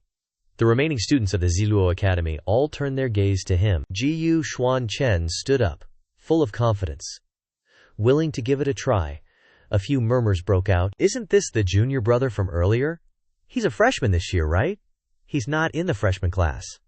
Heard he's just a servant boy." Zhao Changshan chimed in, adding fuel to the fire. The Ziluo Academy really doesn't take the national ruler seriously. Sending out a servant boy for this competition. Are you looking down on us? Or are you truly that weak? Wu Yongba quickly stood up. "National ruler, please forgive us. This little junior brother is probably too nervous, that's why he stood out. The Ziluo Academy will be represented by Wu Yongba." Someone in the royal palace shouted, "Change people, you are committing treason." Changshan didn't accept it. He pointed at Xuan Chen. "Since the person has already been chosen, I boldly request a duel with this representative of the Ziluo Academy." Princess Yanxia walked toward Xuan Chen, pretending to rescue him. "You're not bad. Regardless of the outcome of this match, she said softly, we can take a walk in the palace together after the banquet ends. The crowd was buzzing again. A walk in the palace. This princess seems to have taken a liking to this pretty boy. Even if he loses this match, if he becomes a consort, this kid won't be at a disadvantage. The national ruler, seeing the princess speak like that, spoke up. Yangxia, although you are a princess, you are still a girl. How can you be so rude? Sit down now. He forced a smile. My little daughter doesn't understand things. She was just joking. This king asks you, are you really accepting the competition? Xuan Chen didn't say a word, then stood still, listening to the whispers around him. Hearing the national ruler's words, it seems he doesn't agree. A toad trying to eat swan meat. How could the national ruler favor a servant boy? At this point, Xuan Chen lowered his head, then smiled mysteriously. Of course. The national ruler was very happy to hear him say that. Good.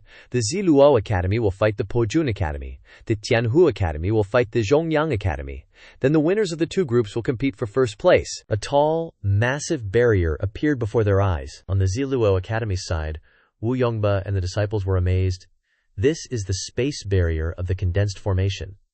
That's right, if you can't break the power of the formation, even half a breath inside can't be transmitted outside. Zhao Changshan thought to himself, I wonder how long he can last.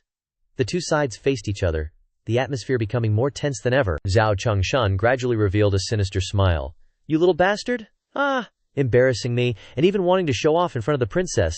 This old man will make you wish you were dead. He adopted a fighting stance, waving his hands to summon something that looked very intimidating. He raised his hand high again, shouting, Heavenly balance, wait! The crowd stirred. Look, Zhao Changshan is straight up using his killer move, Heavenly balance, wait, someone said. They say anyone who gets hit by that turns into mincemeat instantly. This is just a competition. Is he trying to straight up murder him? He manipulated the flow of the killer move towards Xuan Chen. You little punk. No matter how skilled you are, once you're caught in my heavenly balance weight, you can only wait for your death. A massive weight flew towards Xuan Chen. Go die then. He stood right there, single-handedly catching Zhao Changshan's heavenly balance weight. Zhao Changshan grinned like a maniac. This time you little punk will be completely turned into meat paste. But this spiritual light, why is it flourishing even more than before? Looks like my power has increased again. The female students from the other academies cowered in fear at Zhao Changshan's brutal move. That's too cruel, I better not watch. They said to each other, yeah, we should go watch the Tianhu Academy and Chongyang Academy. Zhang Ke and Han Chong were also competing fiercely, not losing to the other side. Neither side willing to give in. Back with Xuan Chen, Princess Yangxia saw him standing still as ever, and sighed sadly. What a pity. Qin Yuner was the same. She frowned, and thought worriedly. He's defeated again like that. No, that's not right. Suddenly she stood up. Wait a minute, look at that book, boy. Sure enough, Xuan Chen lifted Zhao Changshan's heavenly balance weight with one hand as easy as flipping a palm. The heavenly balance weight is not even worth a rock heavy, but the usual cultivation method I practice. Zhao Changshan panicked, sweating like a pig. How is this possible? No one can believe it. Oh my God, am I seeing things right? He can actually lift the heavenly balance weight. Moreover, the power of the heavenly balance weight seems to be getting even stronger. Who on earth is this book boy? The national leader was the same. He leaned forward, following Xuan Chen with his eyes, commenting, This kid is not simple. Xuan Chen's face darkened. So, is that all you've got, Zhao Pig Mountain? Zhao Changshan was frightened, and he shrank back. Such terrifying pressure. Xuan Chen kept the same expression, lifting the heavenly balance weight. Come back, then it will be my turn. Looking at the huge heavenly balance weight above his head, Zhao Changshan just stood there, looking up. When he realized it was too late, he stammered a few words. No. Heavenly balance weight crushed Zhao Changshan, shocking the entire royal palace. Pieces of the heavenly balance weight fell everywhere, and everyone rushed to find a place to hide. Quick, protect the national leader and the princess. The national leader watched, without blinking, speechless. It wasn't until later that the palace was stable. The wind stopped. From the rubble, Xuan Chen slowly walked out, his confident demeanor radiant, as he walked and said, Too weak. In another space, Zheng Qi collapsed on the ground in front of Han Chong, panting, I admit defeat. Brother Zheng has yielded. The two of them walked out of the barrier together, in front of everyone. After taking a few steps, Han Chong and Zheng Qi were stunned. This is Zhao Changshan's heavenly balance weight. No wonder I felt a strong shock in the erase space just now. It seems that his power has increased more. They thought Jiyu Xuan Chen had been defeated, hanging their heads and dragging their steps forward. Han Chong hurriedly bowed respectfully without even looking at who was standing in front of him. Brother Changshan, please guide me, he thought to himself. Oh well, it's come to this. I can only take a gamble. The moment he looked up, his facial muscles froze. What caught his eye was Jiyu Xuan Chen glaring at Han Chong. Senior brother Han, Zhao Changshan is dead. Your opponent now is me. Both Han Chong and Zheng Qi looked like they had seen a ghost, unable to believe the person in front of them. He could actually kill Zhao Changshan. I can't believe this person isn't the book boy of Zilu Academy. Why does he suddenly feel so terrifying? Han Chong didn't dare to look straight at him, and said quickly, no need to compete. I admit defeat in this match. Jiyu Xuan Chen was a bit taken aback when he heard that. Then, the entire royal court cheered for Jiyu Xuan Chen in unison. If that's the case, Jiyu Xuan Chen has won first place at tonight's banquet. A palace maid brought the prize for the winner, the Qing Xuan Pil, to Jiyu Xuan Chen. After receiving the reward, he returned to his seat and slowly sat down. The three princesses happily offered Jiyu Gongzi wine together. Jiyu Gongzi, your strength is extraordinary. I'll toast you a cup. Jiyu Gongzi, I'll also toast you a cup. Jiyu Gongzi, please. Jiyu Xuan Chen received special treatment, and the other disciples felt envious. The three princesses seem to all like this kid. It really makes people admire him. Admire what? If you have that strength, you go up there. Forget it, I can't beat him. Laughter broke out. Jiyu Xuan Chen finished every glass of wine offered. In front of the three princesses, after he finished the wine, he bluntly said, is there anything else? The three princesses looked at each other with awkward smiles. They turned and left, not forgetting to add before leaving, this Jiyu Gongzi is really cold, isn't he? What man would ever reject us? Qin Yunchair smiled to herself when she saw this. The three princesses embarrassedly went to the king. Help me, father. Seeing his three precious daughters suffer, the king worried. Oh dear. Could it be that this king didn't agree to let Yanha and Jiyu Gongzi take a night stroll earlier, and he still cares? How about this? A gentle foot stepped forward, interrupting the king. Jiyu Gongzi, are you interested in taking a stroll through the royal palace with me? It was Princess Yanha. She used wine to start a conversation with Jiyu Xuan Chen. Actually, my father doesn't interfere too much in my affairs. Princess Yanha blushed and thought to herself, he rejected his three older sisters just now. It must be because he likes me. The king laughed like he had a good harvest when he heard what the princess said. That's right, young people's affairs. An old man like me shouldn't ask too much about anyway. The disciples gathered and whispered. It seems that this Jiyu Xuan Chen is about to become Princess Yanha's stallion. Jiyu Xuan Chen closed his eyes, waved his hand slightly, indicating that he was tired. I was a bit tired from the competition just now, so I'll pass. Princess Yanha couldn't believe her ears. He rejected me so decisively again. The king immediately said, Jiyu Gongzi has already confirmed that what this king said was wrong. Then so be it. But after all, Yanha had already shown goodwill before she saw your true strength. He lifted his glass with both hands. Every eye present was astonished. If there was any offense, please forgive everyone. Passing the word around, did I hear wrong? The king is actually apologizing. This kid, who knows, might become a core member of the Jitian sect. The king naturally wants to recruit him as a son-in-law. A look of fatigue etched Jiyu Xuan Chen's face, he thought. This old man is just too lazy to take a walk. Why has it become so complicated? Qin Yunhe hurriedly stood up from behind him and said with a smile, King, it's getting late, and there's still an assessment tomorrow, so we'll go back to rest first. The king was easygoing. He didn't intend to blame them. Well, then you guys go back to rest. Tonight's banquet ends here. Outside the palace, everyone rushed out to go home, talking as they walked. It's fine for that kid to become famous, but this little girl is like that, and the king isn't angry. There were also some people crying, the people of the Ziluo Academy are so scary. At this moment a soldier was already waiting. He spoke as soon as he saw that the disciples were ready.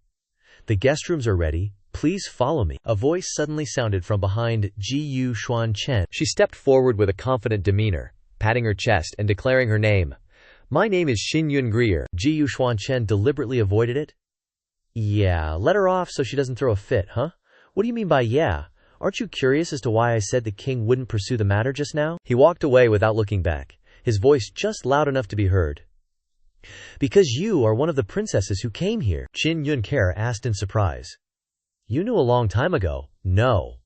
When did you know? Jiyu Xuan Chen looked up at the sky.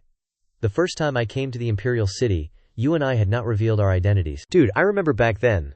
The royal guards recognized you at first glance, and I was just there for the test. Tonight, when the national ruler entered the main hall, it seemed like he was paying special attention to you. Xuan Chen turned to look at Qin Yunke, repeating everyone's gossip.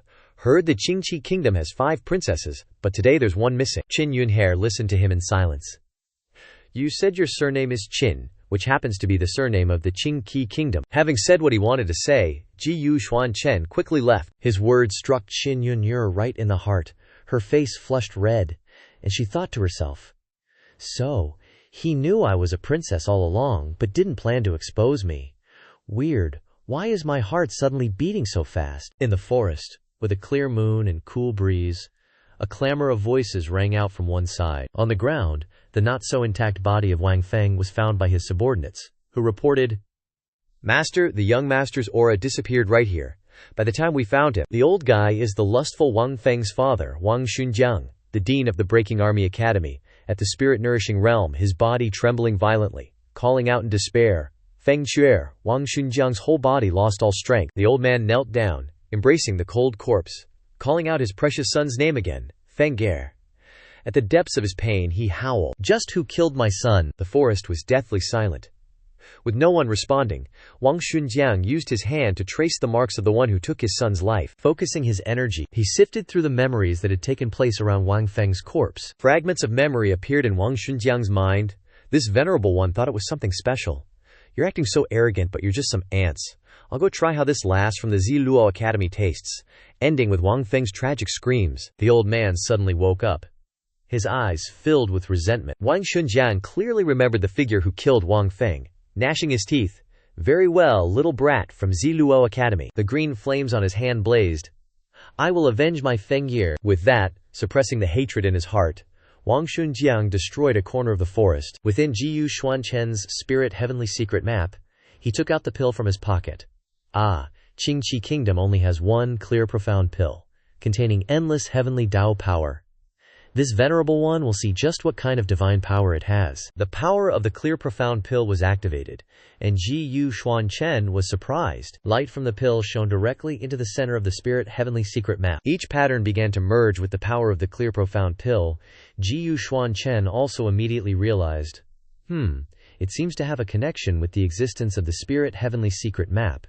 He watched without blinking. This clear profound pill is violently shaking in the air. After a while, the light from the pill expanded. Within the light contained the rhythm of the heavenly Dalo. This clear profound pill is actually using the rare and exotic herbs in the spirit heavenly secret map to refine itself. Its surroundings became dazzling, the light growing stronger and stronger. And then the clear profound pill absorbed the essence within Xuan Chen's spirit heavenly secret map. Seeing that the time was ripe, Xuan Chen reached out and took the clear profound pill. He opened his hand and looked at it. What was just refined was this thing. Suddenly, a muffled groan from the tower behind him broke the atmosphere. The one locked in the tower tried to blow away the talisman on his mouth. Looking at his urgent appearance, Xuan Chen wondered, You know this thing? His breathing became rapid, unable to believe it. This is the 9-Dragon Divine Pill. So that dude locked in the tower knows some stuff about the 9-Dragon God Pill? Legend says the Dragon Clan, like the OG dragon ancestor, invented pill refining, so he's also called the Pill God. And in the Supreme God realm, if you're a high-level alchemist, you can make the 9-Dragon God Pill. Basically, if the pill's owner uses the 9-Dragon God Pill, they can snag the 9 dragons' power and get a boost from the dragon ancestor. Then, once they get good at controlling the 9-Dragon power, a projection of the dragon ancestor shows up and tests the pill's owner. If they conquer it, that dragon ancestor projection becomes a super scary support for the pill owner in fights. The power in the pill kinda depends on its grade too. You can tell by how many dragon marks it has. That tower dude is super jealous, by the way. And about your 3 9-Dragon God pills, the fact that you managed to refine them is already pretty good. Xuan Chen sucked down the 9-Dragon God pill right in front of everyone. He closed his eyes, feeling it. This one can feel 9 crazy, strong energies stirring in my body. Xuan Chen was just bursting with life force. Over at the arena outside the royal palace, everyone was gathered. In the distance, an old geezer, face hidden except for a white beard, was watching the 4 great academy students. Feeling kinda uneasy and tense? What? The first round is just some Tian sect dudes checking things out. A bunch of guys in a corner were whining, Yeah, if you were to actually get to the second round, meet the elders, you'd probably pee your pants. The guy next to him just chuckled nervously. Xuan Chen was also there. The female students were totally smitten. That young master is so handsome, wonder how strong he is. To get into the selection, he can't be ordinary. Just then, a big gust of wind hit, making everyone wobble. They all looked up, shouting, "Look, they're here! They're here!" 3 mysterious dudes riding cranes landed in formation, left to right. After they steadied their landing, they all stepped down at the same time. The 4 academies knelt, paying respects. Greetings, 3 judges. These 3 were all disciples from the Jitian sect. From right to left, it was Chu Tao, Mo Taihang, and Zhao Liang. Mo Taihang, acting all important, stepped forward. "Everyone, in a few days you might become our junior brothers. No need to be so formal," everyone shouted back, standing up. "Yes," Mo Taihang asked the crowd, puzzled. Is there a student here named Xuan Chen, the top dog from last night's banquet?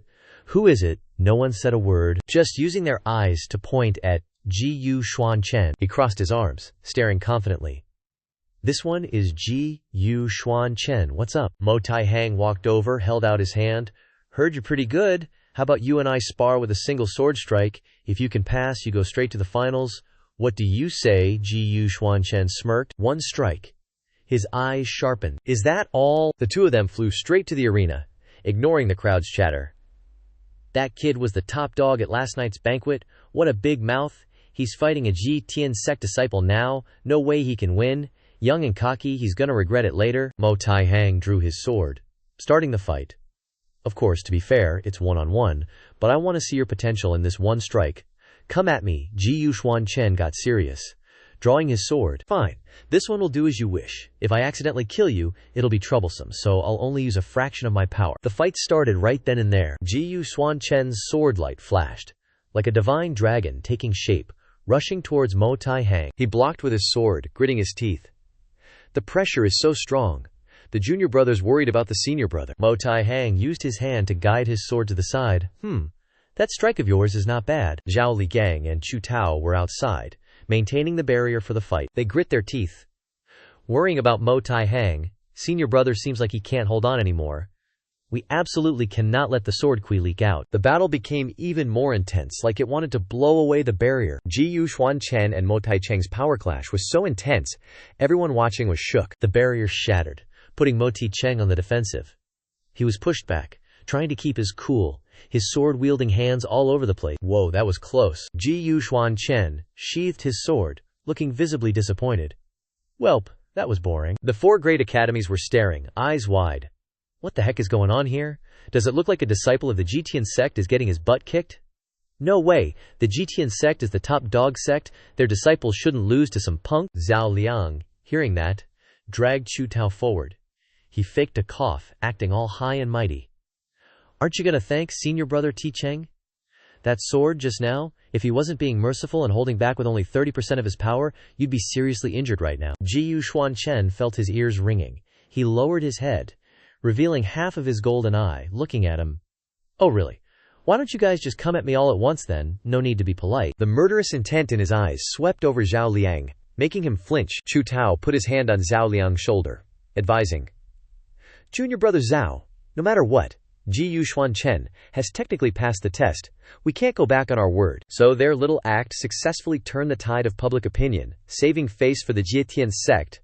Turns out the Jitian sect disciple was only using 30% of his power. No wonder that guy passed so easily. But Xin Yunggrier, who had witnessed everything from start to finish, was clearly annoyed. No, they're lying. Just now, during the fight, if those 2 hadn't seen Xuan Chen's sword power and worried about a disruption, damaging the Jitian sect's reputation, why would they have set up a temporary barrier? Moreover, if you paid attention, you could tell that Xuan Chen was clearly the one holding back. Xin Yunye remembered everything. That Mo Taihang's face was pale white, secretly taking a half step back, because he had clearly used all his strength but still suffered internal injuries. She rested her chin in her hand, looking at Dan Zhao. So, just now, Xuan Chen didn't just pass the test, but rather, her smile was morphing. It was a complete and utter domination. Announcement. The first round battle is concluded. Alright, Xuan Chen, you don't need to participate in the next second round, just wait for news. Mo Taihang approached his 2 junior brothers, patted Zhao Liang on the shoulder, and said, "Junior brother Chu, stay here and check the other examinees. Junior brother Zhao, come with me, I have something to discuss." Chu Tao obeyed the order. Mo Ti-cheng went ahead, with Zhao Liang trailing behind. Only when they arrived at a secluded spot did Zhao Liang dare to speak. "Senior brother, what do you want to say?" Mo Tai-cheng couldn't hold on any longer. He leaned against the wall for support, spitting out a mouthful of black blood. Zhao Liang was startled, crying out, "Senior brother!" Mo Tai-cheng took out a golden pill, quickly swallowing it, his eyes filled with anger. "I'm fine. It's just that guy's sword. Although it's not the same as our sect's. When I blocked it, the Daddio aura I felt was indeed the supernal decree." Remembering the confrontation with Xuan Chen, that overwhelming aura made Mo Ti-cheng unable to forget. Zhao Liang asked again, incredulous. "Supernal decree. But the supernal decree is incredibly powerful and extremely difficult to comprehend. He's not a disciple of our sect. Where did he get the art from? How could he have comprehended it?" Mo Ti-cheng hesitated. Suddenly, someone came up behind them. "To think that you're a disciple of the Jitian sect, and you're not as good as a servant boy from the Ziluo Academy. If that gets out, will you even have a face left?" Zhao Liang quickly made a move, throwing out a palm strike towards the back. "Who's there?" An old man in a black cloak, completely covered, received Zhao Liang's strike with ease. His wrinkled skin revealed crow's feet, his eyes full of hatred as he introduced himself. "This old man is a person from the smoky depths." A withered face appeared, and he spoke with a firm tone. "I've come to help you." The familiar face made Mo Ti-cheng recognize him. "You're Fu Yunxiu, the dean of the Po-Jun Academy." Wang Xunjiang directly addressed the main point. "You've probably seen Xuan Chen's strength and attitude clearly. This little brat doesn't put anyone in his eyes. Once he enters the Jitian sect, one day you'll all be trampled under his feet." Mo Ti-cheng and Zhao Liang became wary, asking him, "Why do you want to help us? What are the conditions?" Just then, a bird flew past. Wang Xunjiang then mentioned the conditions. He used his hand to capture the flying bird with an overwhelming stream of purplish-black energy. Forcefully squeezing the bird's neck, it struggled, but couldn't escape. Wang Xunjiang was getting increasingly enraged. "It's all Xuan Chen's fault that this old man is in this state. Now the white-haired bids farewell to the green-haired." In an instant, the bird's life force was sucked away by the old man, a dense killing intent surging behind him. "This old man will use his entire body's blood to offer as a sacrifice to my son's soul." Mo Tai-cheng and Zhao Liang looked up at a huge shadow looming over their heads. Every wrinkle on Wang Xunjiang's face deepened as he roared, "A sacrifice for my son's soul." In the arena, an announcement rang out. "The representatives of the 4 great academies, those who passed today's test, please gather." Mo Ti-cheng stood in the middle of the arena, solemnly announcing, "Everyone from the 4 great academies are exceptionally talented. As of now, the first round of the test has officially concluded. A total of 30 people passed, including 5 from Ziluo Academy, 10 from Po-Jun Academy, followed by 8 from Tianhu Academy, and 7 from Zhongyang Academy." Everyone listened silently to Mo Ti-cheng's announcement. "The second round will begin in 10 days.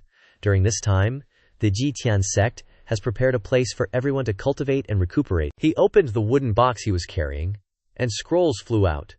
"To avoid disputes, we will also assign rooms for everyone. Everyone present will receive a scroll. The room number on the scroll is the room you will be staying in tonight." Xuan Chen opened his, and the location of his recuperation room appeared. Tianzi number 1, that's that. The 4 great academies returned together to the Lingxiao Pavilion Inn. Searching for their rooms, everyone was delighted by the magnificent scenery. "This is our place. The Jitian sect is so generous, they actually booked such a large inn.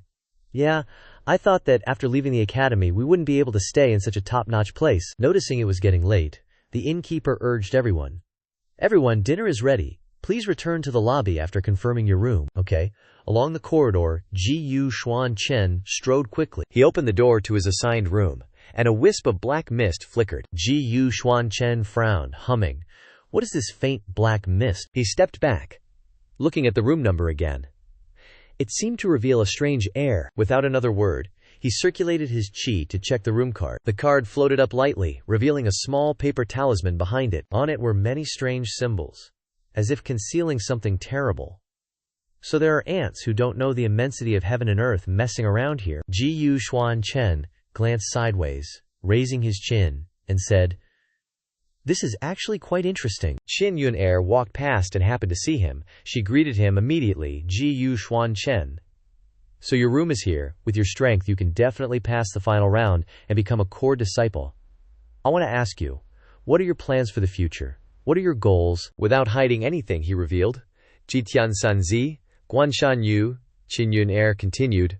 Guanshan Yu is one of the Jitian Sanzi, indeed very powerful. If you can take him as your master, it would be a very good choice. Not knowing what she was thinking, she suddenly blushed, wringing her hands, and said shyly, "Then I also need to work harder so that we can be together." Qin Yunher stretched her mouth wide with both hands, screaming in her heart, "Oh no! Why did I just say everything in my heart?" Ji-yu Xuan Chen, she called. Qin Yunher he walked over, raised his hand to her eye level, revealing, something was about to happen. He was going to make a decisive move. Ji-yu Xuan Chen flicked Qin Yunher's forehead lightly, causing her to be stunned. Perhaps because she was embarrassed, she didn't pay attention to the mark that appeared on her forehead. From this moment on, Qin Yunher felt sharp pain. "Hey, why did you suddenly flick me?" Ji-yu Xuan Chen made an excuse to deliberately evade. "Just now, it seemed like there was an insect on your forehead." Qin Yunher believed him and waved her hand around, looking around. "Where's the bug?" Ji-yu Xuan Chen smiled faintly. "Maybe I saw it wrong. Not much time left. Let's go to the main hall." It took her a while to realize she'd been tricked, and she chased after him angrily. "Hey, Ji-yu Xuan Chen, you're totally messing with me." Meanwhile, Mo Ti-Cheng and his gang were plotting their next scheme. "Did you get clear on what we wanted you to investigate? That purple-haired guy for sure, rest assured. Senior brother, it's confirmed." Back in the forest, Purple Hair remembered that night when Wang Xunjiang pissed off Tian Yelin. It was indeed because his only son died in the forest, probably killed by Ji-yu Xuan Chen. Mo Ti-Cheng worried. "No wonder he was willing to actively help us. But I just feel like Wang Xunjiang's state isn't normal. What if something goes wrong?" Purple Hair reassured. "Senior brother, what is there to worry about? If we succeed, we win. If we fail..." Purple Hair suggested. "Blame it on him," he smirked. "It was all Wang Xunjiang's doing. What does it have to do with us?" That night, at Ji-yu Xuan Chen's room, he was still awake when a knock sounded on the door. Behind the door, Purple Hair bowed and greeted him. "Is young Master Ji-yu settling in well?" he asked with a frown, somewhat annoyed. "What do you want from me?" Purple Hair rambled on. "In the dead of night there's nothing urgent, but my senior brother Mo and I value talent, so we've prepared a VIP room, especially for young Master Ji-yu." "Is there anything you're not satisfied with?" Ji-yu Xuan Chen replied bluntly. "Actually, there is." He was scared. What is it? Could it be that he's already detected the strangeness of this house?" Ji-yu Xuan Chen turned his face away. "I like peace and quiet, but there are ignorant flies buzzing around asking this and that, too much talking." Purple Hair was surprised. Finished talking, he ran away. "I'm sleepy. Just do whatever you want," Purple Hair thought to himself. "This guy is just asking for a beating." Purple Hair left, grinning. But Ji-yu Xuan Chen? "Oh, Ji-yu Xuan Chen, you're dead tonight." A goat-like laugh escaped his lips. Qin Yunher was lying in bed, unable to fall asleep, constantly thinking about that Ji-yu Xuan Chen. She sat up, her face flushed.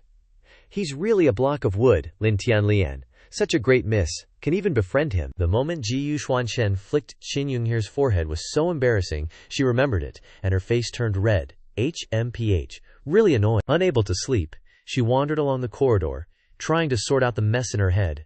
Forget it. If I can't sleep, I might as well find a place to improve my cultivation. After a while, Qin Yunher suddenly stopped. A sneaky figure over there caught her attention. Looking closely, it was Mo Ti-Cheng. What is he doing sneaking around in the middle of the night? Qin Yunher hid behind a pillar and watched. "I'll follow him and see what's up." Mo Ti-Cheng went deep into the forest, where someone covered from head to toe was waiting. As soon as they met, they discussed, "We've done everything you asked us to do. He's still in his room now. What do you plan to do?" Qin Yunher hid behind a tree and observed carefully. Who is Mo Ti-Cheng talking to? The way they're dressed is really suspicious. The hooded person slammed the staff in their hand. "Very good." A formation appeared strongly under his feet, spreading out in a sea of red light. A familiar figure appeared. Qin Yunher saw it and immediately remembered the rogue from yesterday. Seeing Wang Feng's body, he seemed to cry, wailing, "Feng Zhe, father is too late. Now I can only see you like this. Truly unexpected." Qin Yunher didn't expect that father, this old man, is the dean of the Pojun Academy. He raged with murderous intent. "But don't worry, Feng Er, that Ji-yu Xuan Chen has entered the soul-devouring formation.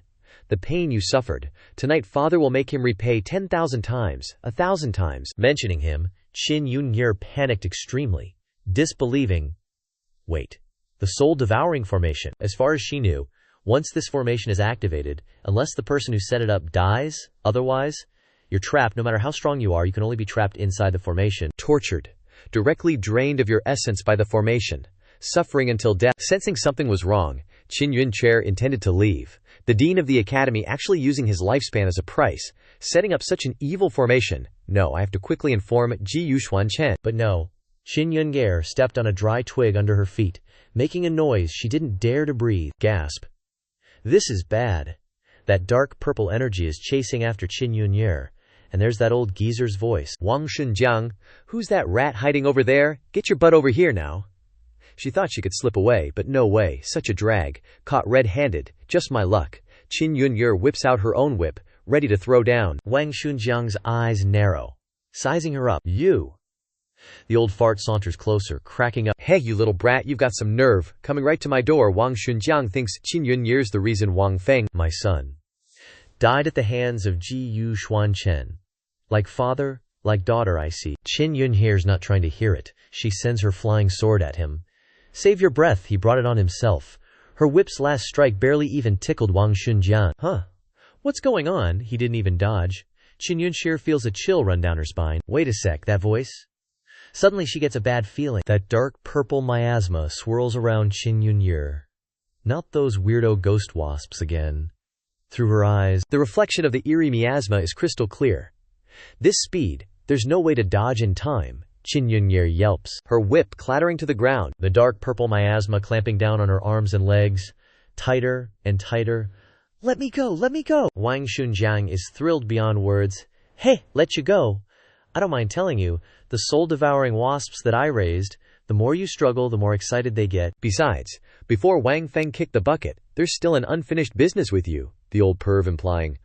Little girl, if Fenger took a liking to you, I'd send you to be with him, husband and wife in the Yellow Springs. Wang Shunjiang spreads his palm wide, the formation under his feet growing violent. But before that, he flips up his sleeve and bellows. It's about time for Xuan Chen's blood to nourish my son's soul. Tears well up in the corners of Qin Yunche's eyes as she cries out in despair. Wang Shunjiang pours all his energy into fueling Wang Feng's soul. Looking at his son's body, he grins with satisfaction.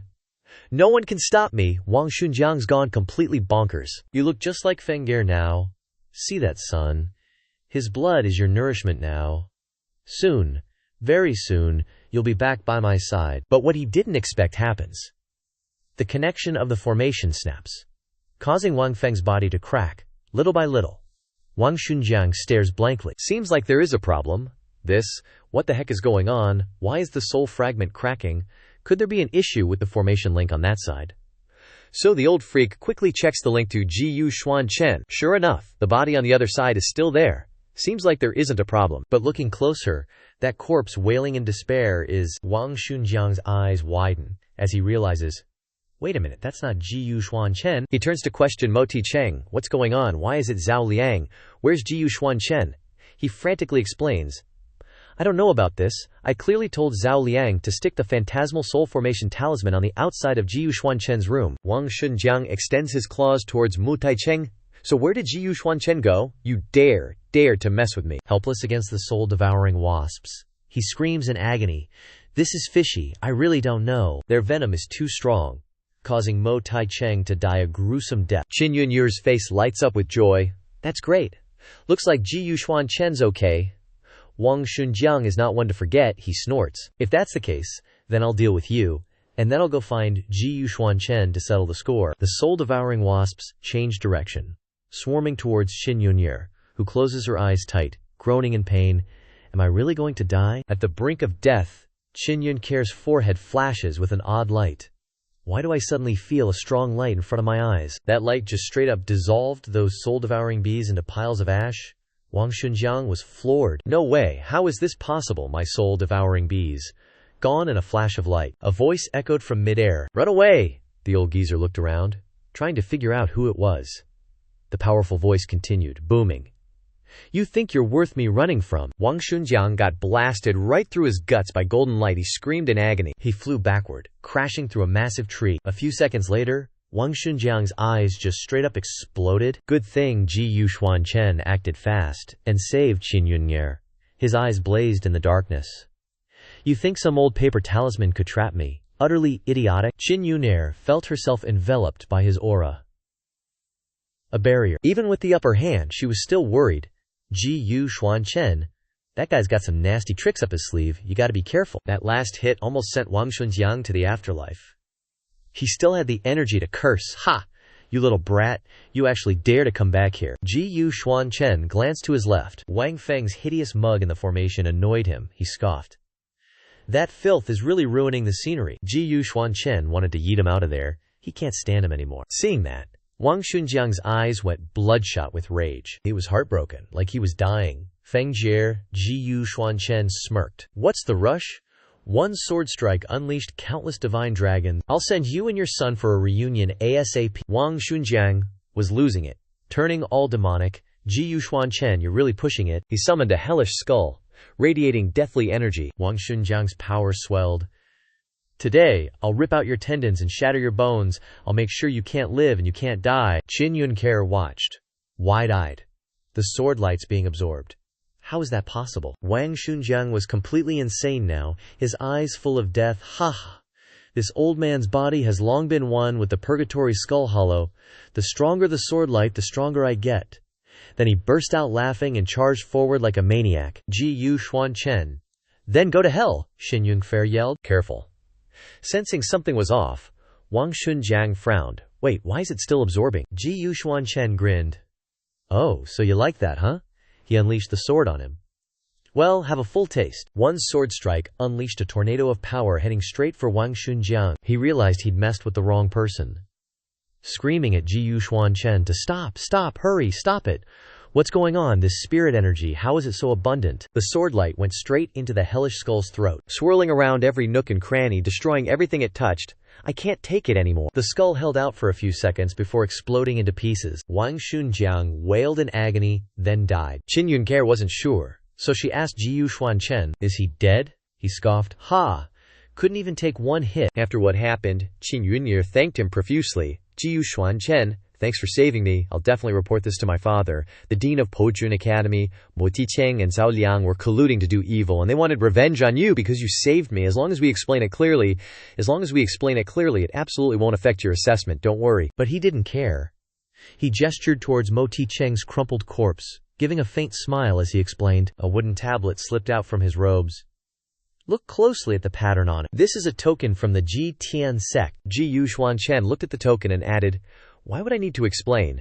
If there's a direct way to get into the Jitian sect and kill Guanshan Yu, why bother wasting words? Qin Yunye edged closer. You're taking the assessment to get into the Jitian sect just to kill Guanshan Yu. She recalled his words.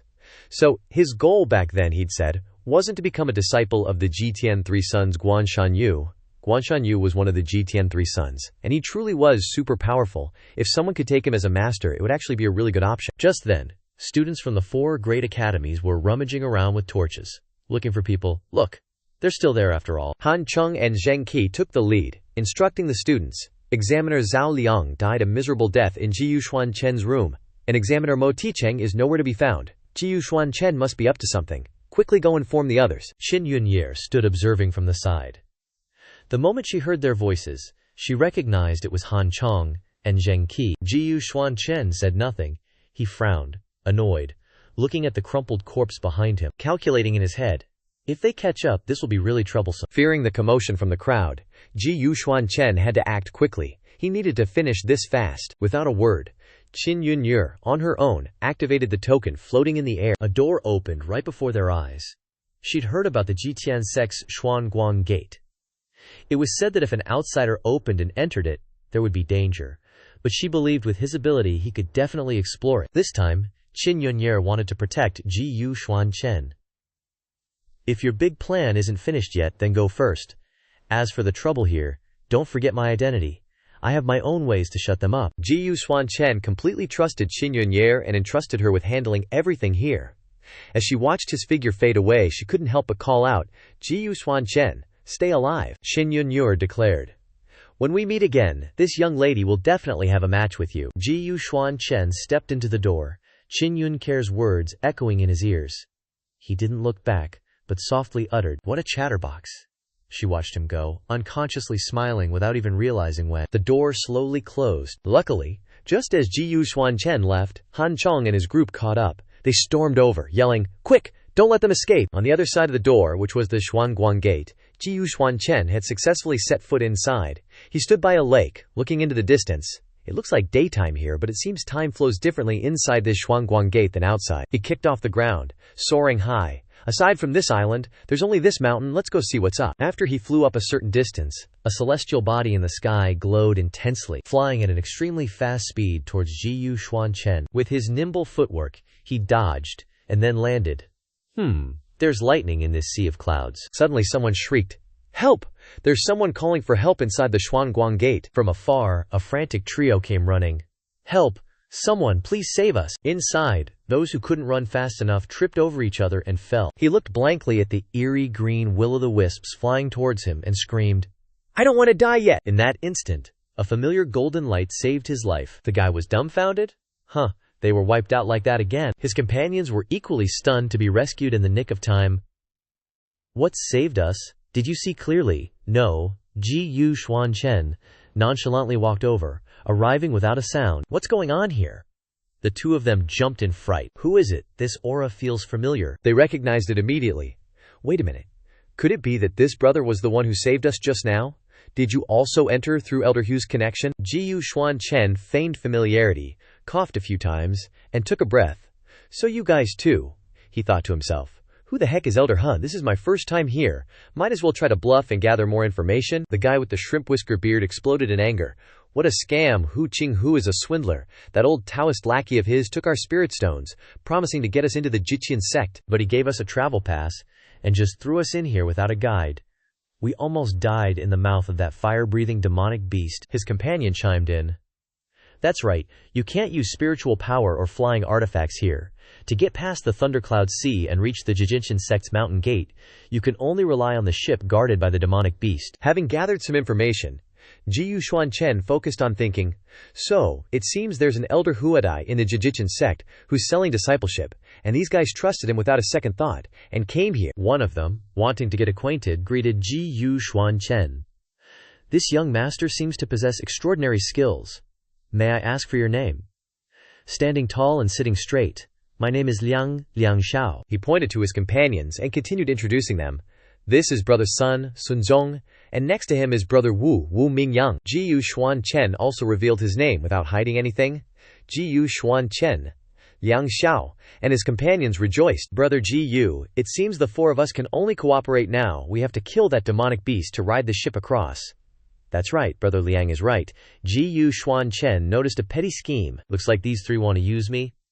"Whatever, killing a beast isn't that difficult, but is it really that simple?" Sun Jiang, with a temper as hot as fire, held the travel pass in his hand, intending to leave and get revenge. "No way, I'm going back to settle the score with that dog lackey of Hu Qinghu." Wu Mingyang chased after him.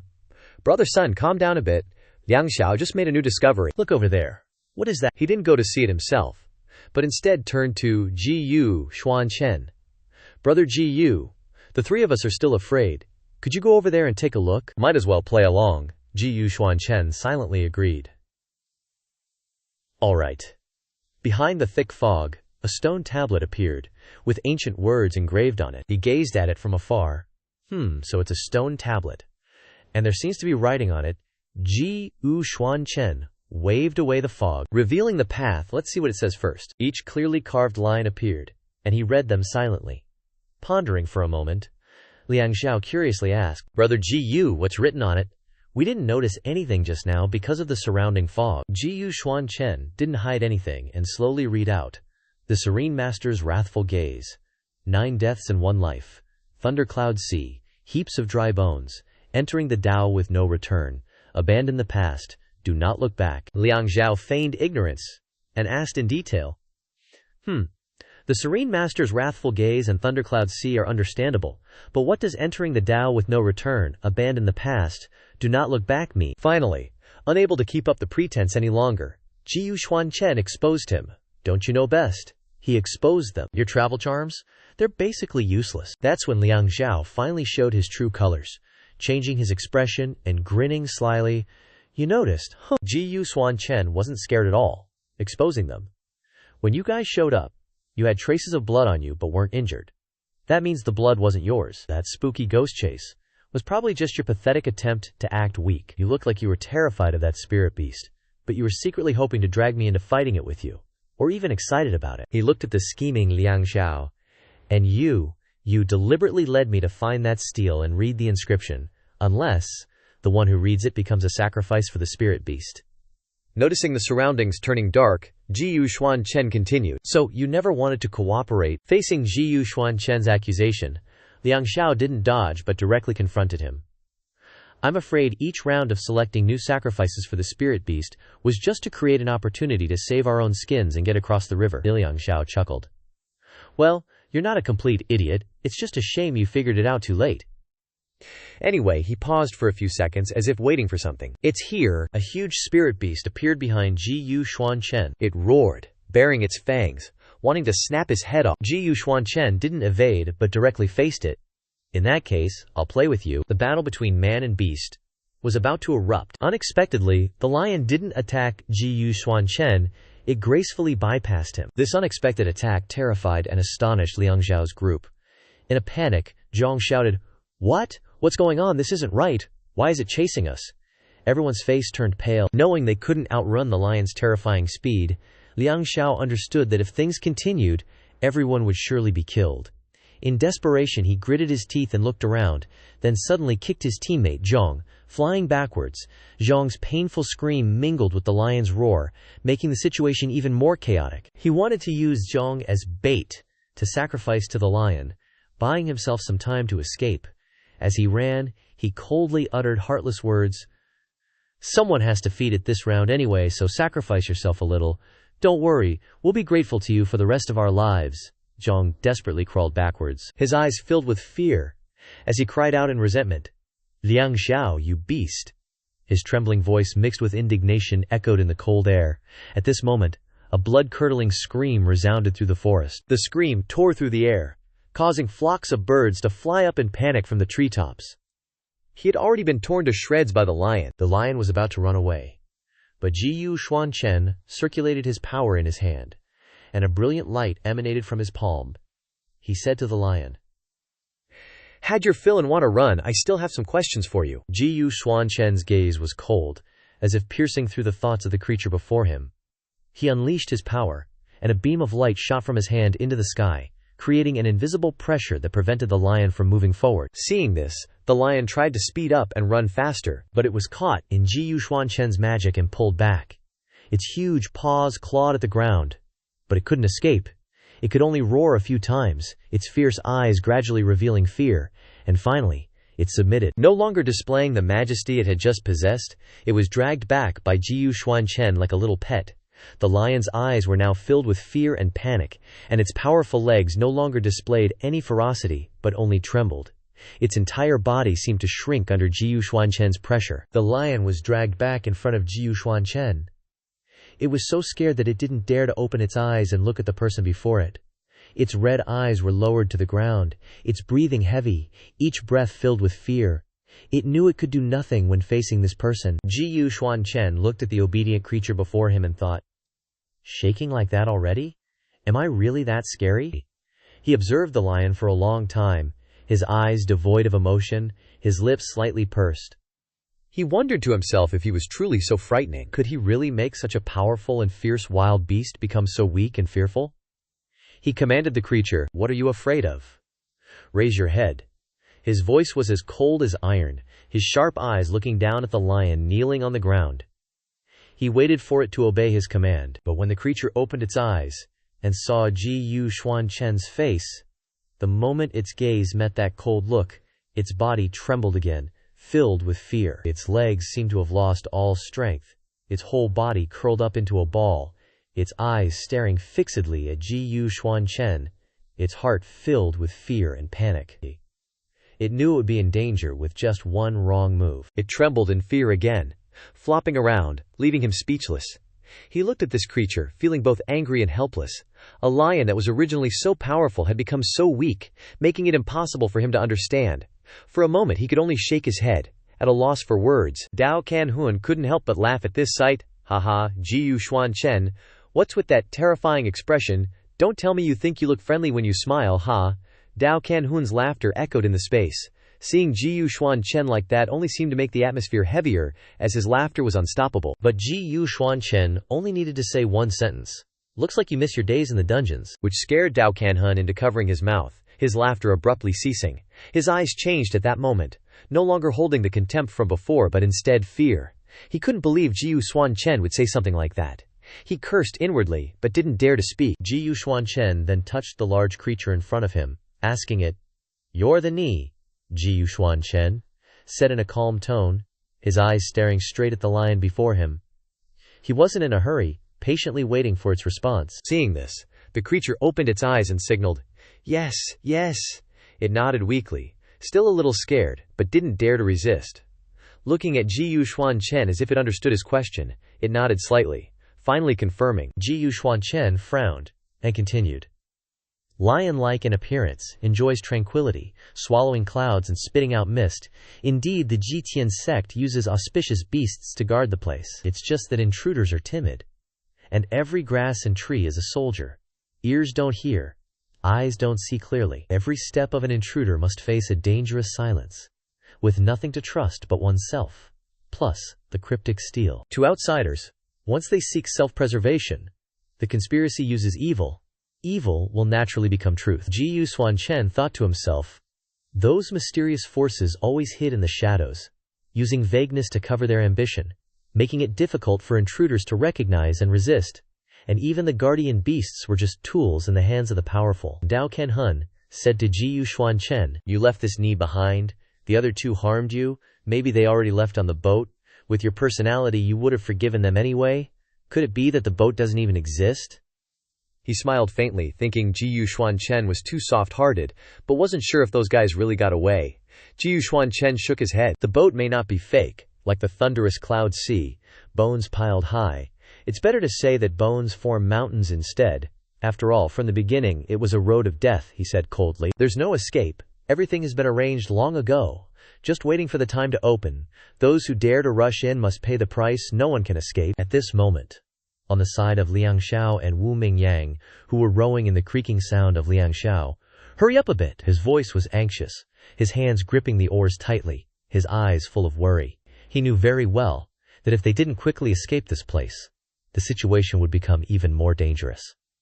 Suddenly, Wu Mingyang's face became terrified. He stood there in a daze, looking into the distance, his eyes wide as if he couldn't believe what was happening, his whole body frozen, unable to move. Liang Xiao angrily cursed, "Hey, what are you standing there for?" His voice became more and more urgent. He couldn't understand why Wu Mingyang was so dazed, but a sense of worry rose in his heart. The signs of trouble were becoming clearer.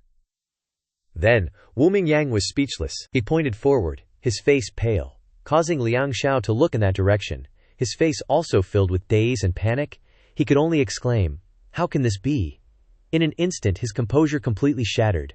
Before his eyes was an incomprehensible scene, only to see a pile of large skulls stacked in front of the two, each skull stacked on top of each other like a small mountain, surrounded by cold white air, mist covering everywhere. Liang Xiao shouted, "This Jitian sect, how has it become a mountain of white bones?" His shout echoed in the space, but the response was only a terrifying silence. The atmosphere became heavy.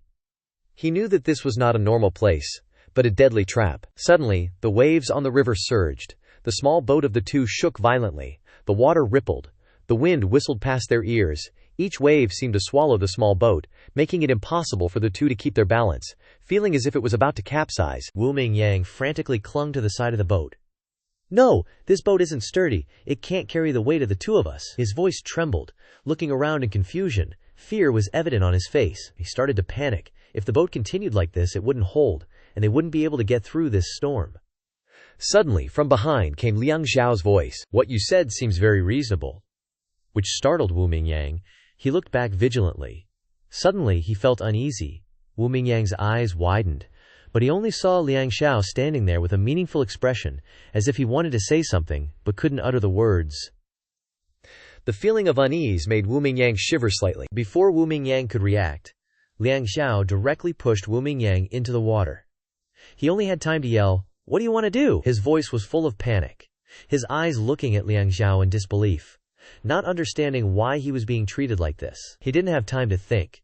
Cold water rushed into his body, everything became blurred, his scream merged into the waves. Then, along with a miserable scream, Wu Mingyang was swept into the deadly whirlpool and was no longer moving. The strong waves pushed his body. Everything became silent. Only rippling water remained, without a sound. The Yang Xiao stood watching, his eyes cold. Without the slightest hesitation, he just observed indifferently, as if nothing was important in his heart. It was all just a game, a dispensable pawn. He turned and walked away, indifferent, as if nothing had happened. The cunning Liang Xiao took out the token from Xuan Chen's body, he thought. So this mountain is just borrowing a name. Luckily I had preparations from the start, just casually wanting to catch sheep. Who knew this kid actually had a Jitian sect token? This made him feel a little surprised, but also happy that he hadn't overlooked this detail. This was a great opportunity. He continued to row the boat alone, saying, "How can a past charm compare to a Jitian sect token?" His voice seemed full of arrogance and complacency. "Wait until I get back ashore, leave this ghostly place, I'll settle the score with that old Taoist lackey." On this side, Xuan Chen was still very calm, as if everything was within his expectations. Dao Kenhun anxiously said, "Even so, if they find that the mountain is not right, they will naturally not come here to seek their own death. Moreover, don't blame me for not reminding you, your token was stolen just now." He hesitated a bit, as if he had discovered something. Dao Kenhun continued, "Wait, did you deliberately let that person steal the Jitian sect token?" Xuan Chen didn't explain, he only said one sentence to Dao Kenhun, "Don't forget the road ahead, don't turn back." His voice was light but full of power, as if no further explanation was needed. Everything was clear. Soon, while Liang Xiao was trying to row back, the water surface suddenly surged violently. Liang Xiao grabbed the side of the boat and shouted, "It's over! This boat is capsizing! Save me!" His voice was full of panic, his body couldn't control itself, and the boat was capsized by the strong wave. Then, he was also submerged by the waves, unable to resist, and was swept away to meet his ancestors, leaving only the calm water as if nothing had happened. Everything returned to peace. On this side, seeing that Xuan Chen was still silent, Dao Kenhun spoke up. "Xuan Chen, are you worried that Xin Yunyer alone can't handle those people? And the token on Mo Ticheng's body was stolen. If it is investigated, it will implicate her and the Xiluo Academy, so you just found a scapegoat. But now you don't have a token. Even if you force your way out, you may not have a chance to enter again next time, and the mountain opposite is just a trap. Without finding where the real Jitian sect is, the situation doesn't seem to be good." Xuan Chen only said, "Who said we didn't find the Jitian sect?" Making Dao Kenhun surprised and asked again, "You found it." Xuan Chen explained, "In the thunderous cloud sea, everywhere is turning back. If you enter the Dao without coming, don't turn your head before you. If you can't turn your head, then the Jitian sect can only be." Xuan Chen didn't say anymore. He directly took out his saber and slashed down at the sea of clouds, causing the space below to open up a new path. A path leading straight into the depths that only the strong could find. He said, "It's down below." Then he jumped in and disappeared, leaving only an empty space, where his figure no longer existed, as if he had merged into the turbulent clouds. Cut to the back mountains of the Jitian sect. At this moment we have a young man practicing martial arts. Hu Qing Hu, an outer disciple of the Jitian sect. Suddenly the water around him surged up, startling him. "What's going on? Why is it suddenly shaking like this?" he thought. His eyes now full of confusion. His hands kept moving, but his mind started to get worried. 15 minutes later, Xuan Chen was cultivating inside the star celestial compass. The moment he entered the Jitian sect, he was summoned into this place by the star celestial compass. I didn't expect the spiritual energy inside this star celestial compass to be so abundant, he couldn't help but marvel. The spiritual energy in this space practically seeped into his body, making him feel incredibly comfortable. The Dao residual soul chimed in. "The people in the Jitian sect might be nothing special, but this place really has so much spiritual energy that even a residual soul like me feels a lot better." His voice was full of praise, like the place itself had a special charm. An idea suddenly popped into Xuan Chen's head. How about this seat just takes this place over? When Xiaoman and Tianyuan wake up, it could be a great place for everyone to cultivate in the future, he thought to himself smugly, as if he'd come up with the perfect plan for the future. The Dao residual soul next to him started sweating. Why does this guy always use such a casual tone to say such scary things, he thought. Should I try to stop him? Nah. He could only stay silent, feeling that Xuan Chen's transformation was truly unexpected. Ahem. Speaking of which, the commotion you made breaking through that Shuantian door wasn't small. Are you not afraid that Guanshan Yu will come knocking on our door? The Dao residual soul couldn't help but ask, his voice laced with worry. He didn't understand why Xuan Chen could act so recklessly without fearing the consequences. Xuan Chen waved his hand. a golden light dazzling the Tao residual soul. "So what if he does?" he said with a slight smile, not at all worried. His eyes were full of confidence, as if nothing could scare him. He opened a passage to slip out, saying, "On the contrary, this seed is worried that he'll hide like a turtle." His voice was full of contempt, as if he had foreseen every situation and there was nothing he couldn't handle. Cutscene. At the back mountains of the Jitian sect, a group of disciples were chattering excitedly. "Hurry up and go check it out. We just heard that the Xuan Chen door was somehow smashed to pieces, and Nini actually escaped." Their tone was full of shock and curiosity. They couldn't believe what they had just heard. These words caught the attention of Hu Qinghu. The Xuan Tian door was broken. Could it be because of those little brats? He frowned, his heart full of doubt, but his expression remained calm, his eyes sharp as he searched for clues. "Impossible.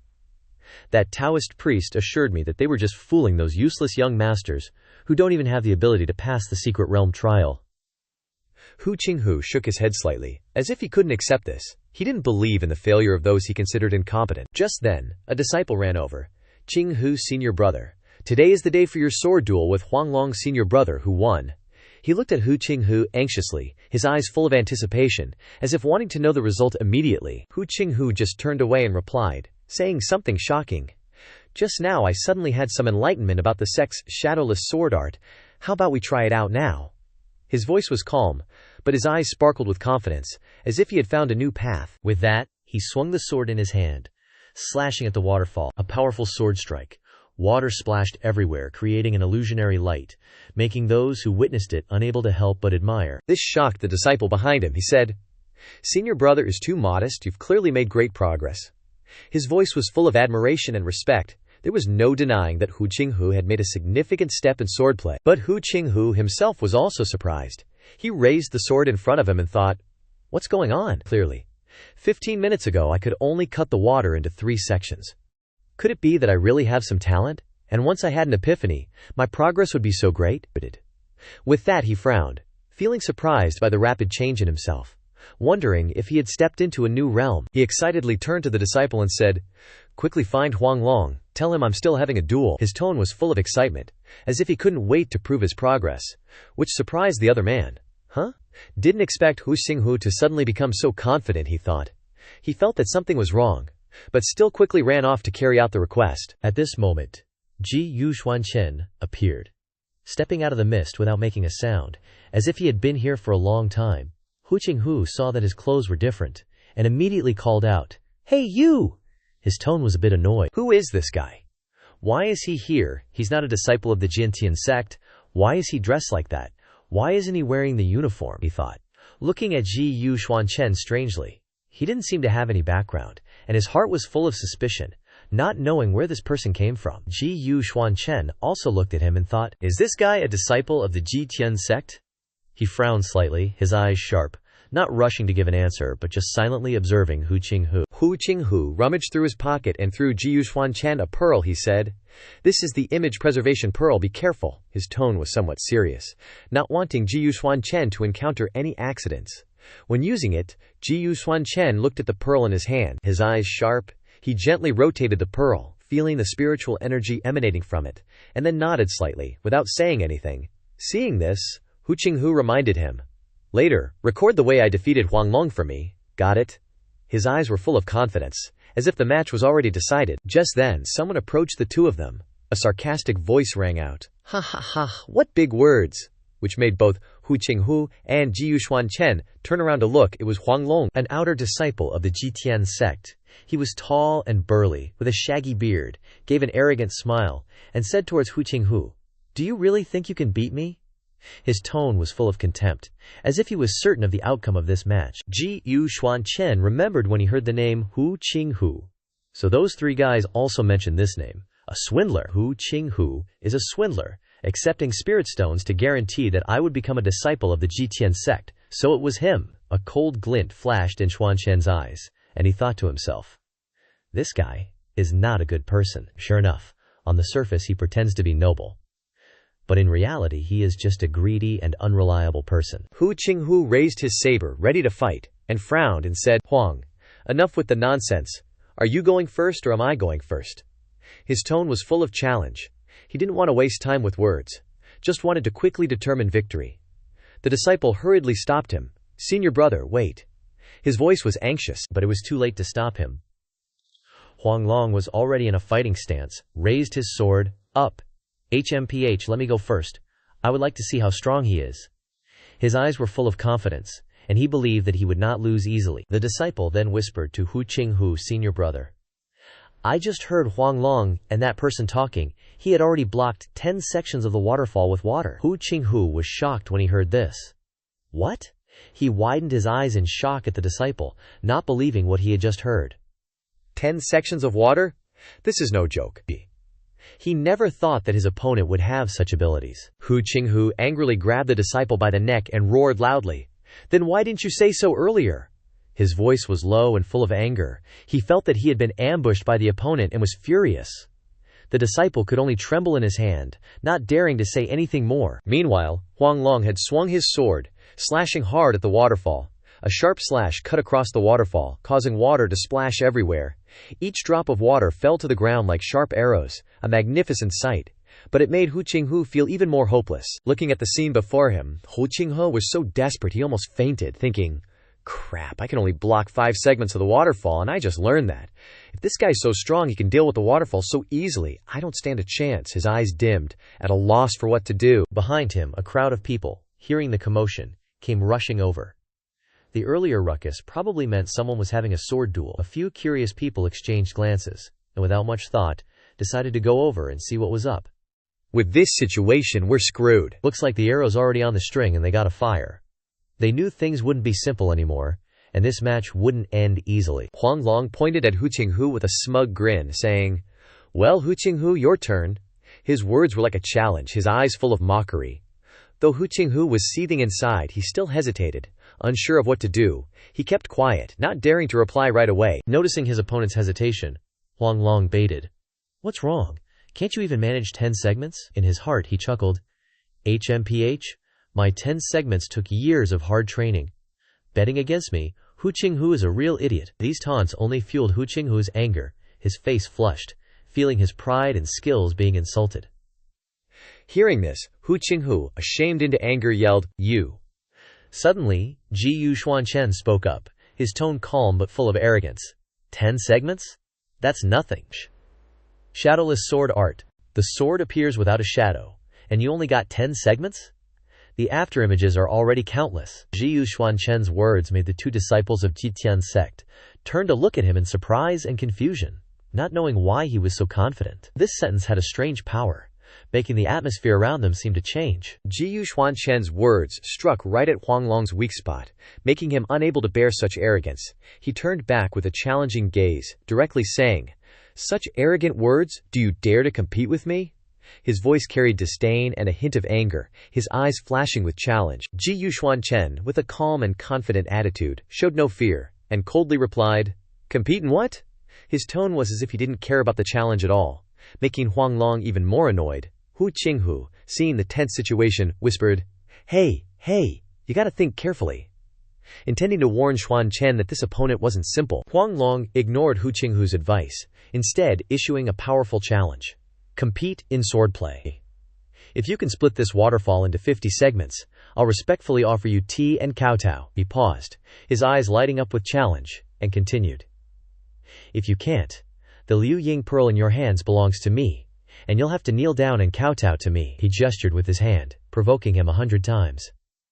His voice rang out, as if wanting to humiliate Xuan Chen. Hearing this, Hu Qinghu shouted loudly, "Hey! Why are you guys betting my Liu Ying pearl?" His voice was not only angry, but also full of discomfort, as if he couldn't believe this was happening. He didn't want to see this situation, but now he had to face the fact that others wanted to take away what he treasured. The crowd was in an uproar. 50 segments. Even senior brother Huang Long can't do it. This newcomer is screwed. This time he's really losing face. He, who told him to bump into our business, just watched the show. The surrounding discussions made the atmosphere even more tense. Everyone was secretly waiting to see the outcome of this match, their faces full of curiosity and interest. Xuan Chen was also ready to accept the request. Fine. Without hesitation, he waved his hand and threw the Liu Ying pearl far away, an unexpectedly calm action, as if he had foreseen everything. He didn't have to worry about losing the item at all. Without any anxiety, Hu Qinghu angrily rushed out to grab it, thinking in his head, "Does this kid have a problem with his brain? Anyway, my stuff, I won't let you. He couldn't understand why Xuan Chen could act like this, but a part of it was also anger at seeing his precious things being taken away. Xuan Chen approached Huanglong, saying, But who said you have to use a sword to split the waterfall? His voice was soft, but full of contempt, as if mocking Huanglong's complacency, causing Huanglong to be slightly surprised and step back. You! What do you mean by this? He couldn't understand, but felt that something was wrong. He only saw Xuan Chen using 2 fingers to catch a falling leaf. I'm just kidding. He wanted to use a leaf again, a simple action. But it stunned everyone around, unable to believe their eyes. Someone in the crowd whispered, Does he want to use a leaf to split the waterfall? Xuan Chen said nothing more. He flicked the leaf towards the waterfall, his movements light, but carrying an unquestionable confidence, as if this was a trivial joke. Before Huanglong's astonishment, Hu Qinghu and countless disciples, along with the bustling crowd who were eavesdropping, all couldn't believe their eyes. The waterfall had been split into countless pieces, and there were no after-images, a miraculous scene that made everyone hold their breath. This isn't 50 segments, this has to be 100 segments, right? A straightforward question rang out in the crowd. No one was sure, but everyone looked with surprise and fear. Huanglong at this time also couldn't hide the panic in his eyes. Huanglong and the disciples with him at this time were pale. He stammered, How is this possible? A newly arrived outer disciple, how could he split the waterfall into 100 segments with just a leaf? He couldn't believe his eyes. This truth was too hard to accept. How could it be so easy? Xuan Chen stood proudly, turning back to look at Huanglong like a victor. His eyes were as if looking at a loser, full of confidence and arrogance. Xuan Chen reminding Huanglong, What did you say you had to do when you lost just now? His voice didn't have a hint of worry, only certainty. Seemingly victory was already in the palm of his hand. Huanglong was startled, thinking, who could have expected that this kid would have such ability? He began to doubt himself, unable to believe that he would be defeated so easily by a newcomer. Hu Qinghu on the side stroked his long beard, teasing Huanglong. Huanglong, could it be that you want to go back on your word? You said you'd kneel down and offer tea, clearly wanting to emphasize Huanglong's shame. Huanglong was ashamed into anger, saying, What joke are you playing? I won't. He couldn't continue to resist. Feeling like he had completely lost face, he could only sulk. But as he was talking, suddenly a golden foot was placed on Huanglong's head. And before he could even realize what was happening, he only felt a strong force pressing down on his head, making him unable to lift it up. Huanglong asked, What is this? His voice was full of astonishment and confusion, unable to understand why he was being treated like this. He looked around but couldn't recognize who was acting on him. Not wanting to wait for Huanglong's voluntary action, Xuan Chen directly used his qilin foot to press Huanglong's head down, making him have no choice but to kneel down. As he knelt down, he thought, Why did I suddenly kneel down involuntarily? This feeling was uncomfortable, as if he had been overwhelmed by an invisible force, and the disciples beside him were also shocked. Oh, look, senior brother Huanglong really knelt down. They couldn't believe their eyes, not thinking that Huanglong, who had always been arrogant and overbearing, would have to suffer such humiliation one day. What is the background of this newly arrived outer disciple after all? Unexpectedly, senior brother Huanglong, who has always been arrogant, also has this day. They whispered to each other. This event shocked everyone. Xuan Chen said triumphantly on the side, with a voice full of arrogance, If you play, you have to bear it. If you offer tea, I'll spare you. He gave a satisfied smile, looking at Huanglong, who was kneeling at his feet. Huanglong was still overwhelmed by the power of the qilin. He was still kneeling on the ground like that, unable to do anything but admit defeat in his heart, thinking, This guy's pressure is terrifying. Even a small movement is impossible. Huanglong, angrily for no reason, turned to look at his disciples and roared, What are you looking at? Get lost for me! He wanted to shake off all this humiliation, but couldn't do anything but let the anger surge, and could only command his disciples. The group of Hu Qinghu turned to flatter. Hey, this humble one is Hu Qinghu. Looking at little brother, you seem to have a good temperament. How about becoming friends? But, in their hearts, they were thinking, to have this level of skill? Yet I've never heard of him being a closed-door disciple of any elder? Or does he have some high-level cultivation technique? If I can trick half a move from him, it would be worth it. But Xuan Chen only looked at them with a bored expression. This Hu Qinghu really has a cunning face, a fool who even puts his plots on his face. He didn't hesitate, looking straight at Hu Qinghu, making this guy feel uneasy. But Xuan Chen only looked at them. Xuan Chen's expression made the two guys feel uneasy. Why does he have this expression? Could it be that he's seen through us? Even knowing that Hu Qinghu and his gang were plotting something, Xuan Chen waved it off, saying, All right, he had other plans in mind. Since this guy's from the Jiqian sect, Maybe he knows something about Guanshan. Let's see what tricks he's got up his sleeve. Hu Qinghu ordered his disciple, "Go prepare some fine tea for us." But he paused mid-sentence, suddenly realizing he didn't even know Jiyu Xuan Chen's name. He hesitated for a moment, then turned to Jiyu Xuan Chen with a bright smile, asking, "So, what's this little brother's name?" Jiyu Xuan Chen didn't really care, simply replying, "Jiyu Xuan Chen, Hu Qinghu." Then boom, "Bring it for me and brother Jiyu." A little later, still in a scenic spot, Hu Qinghu led him to a small hall. The two were now being served tea, surrounded by flowing water and falling leaves, creating a romantic scene. The quiet atmosphere made everything seem light and ethereal. Hu Qinghu raised his teacup first, saying respectfully, "Brother Jiyu, I propose a toast. But, since we're friends now, I think friends shouldn't hide things from each other." He looked at Jiyu Xuan Chen, his eyes full of sincerity. Jiyu Xuan Chen returned the gesture, raising his own teacup, and said, "What you say makes some sense." Hu Qinghu then revealed his curiosity. "So, Brother Jiyu, with your extraordinary skills, could you reveal a little? Which elder's direct disciple are you? Or, do you have some high-level techniques with you?" He looked at Jiyu Xuan Chen, his eyes full of suspicion. In his heart he thought, Hey, you've been fooled." These thoughts flashed through his mind, making him feel amused.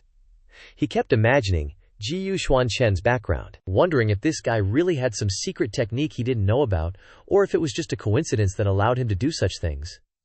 But he couldn't show his suspicion, and continued to act friendly and polite. Jiyu Xuan Chen wasn't in a hurry to answer. He looked down at the teacup in his hand, then asked in return, "Tell me, who do you consider to be the top experts in the sect?" Jiyu Xuan Chen's question wasn't just to answer Hu Qinghu's curiosity, but also a way to learn more about the situation in the Jichen sect. Hu Qinghu shared his thoughts.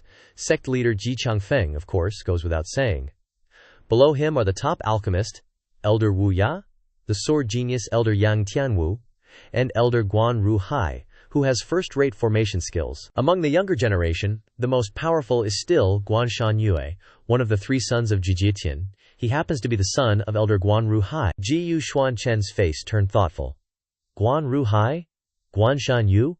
Have you seen them in action?" Hu Qinghu stroked his beard and replied, "It's not like you wouldn't know. How could they be people that ordinary disciples like us could meet, especially that Guanshan Yue?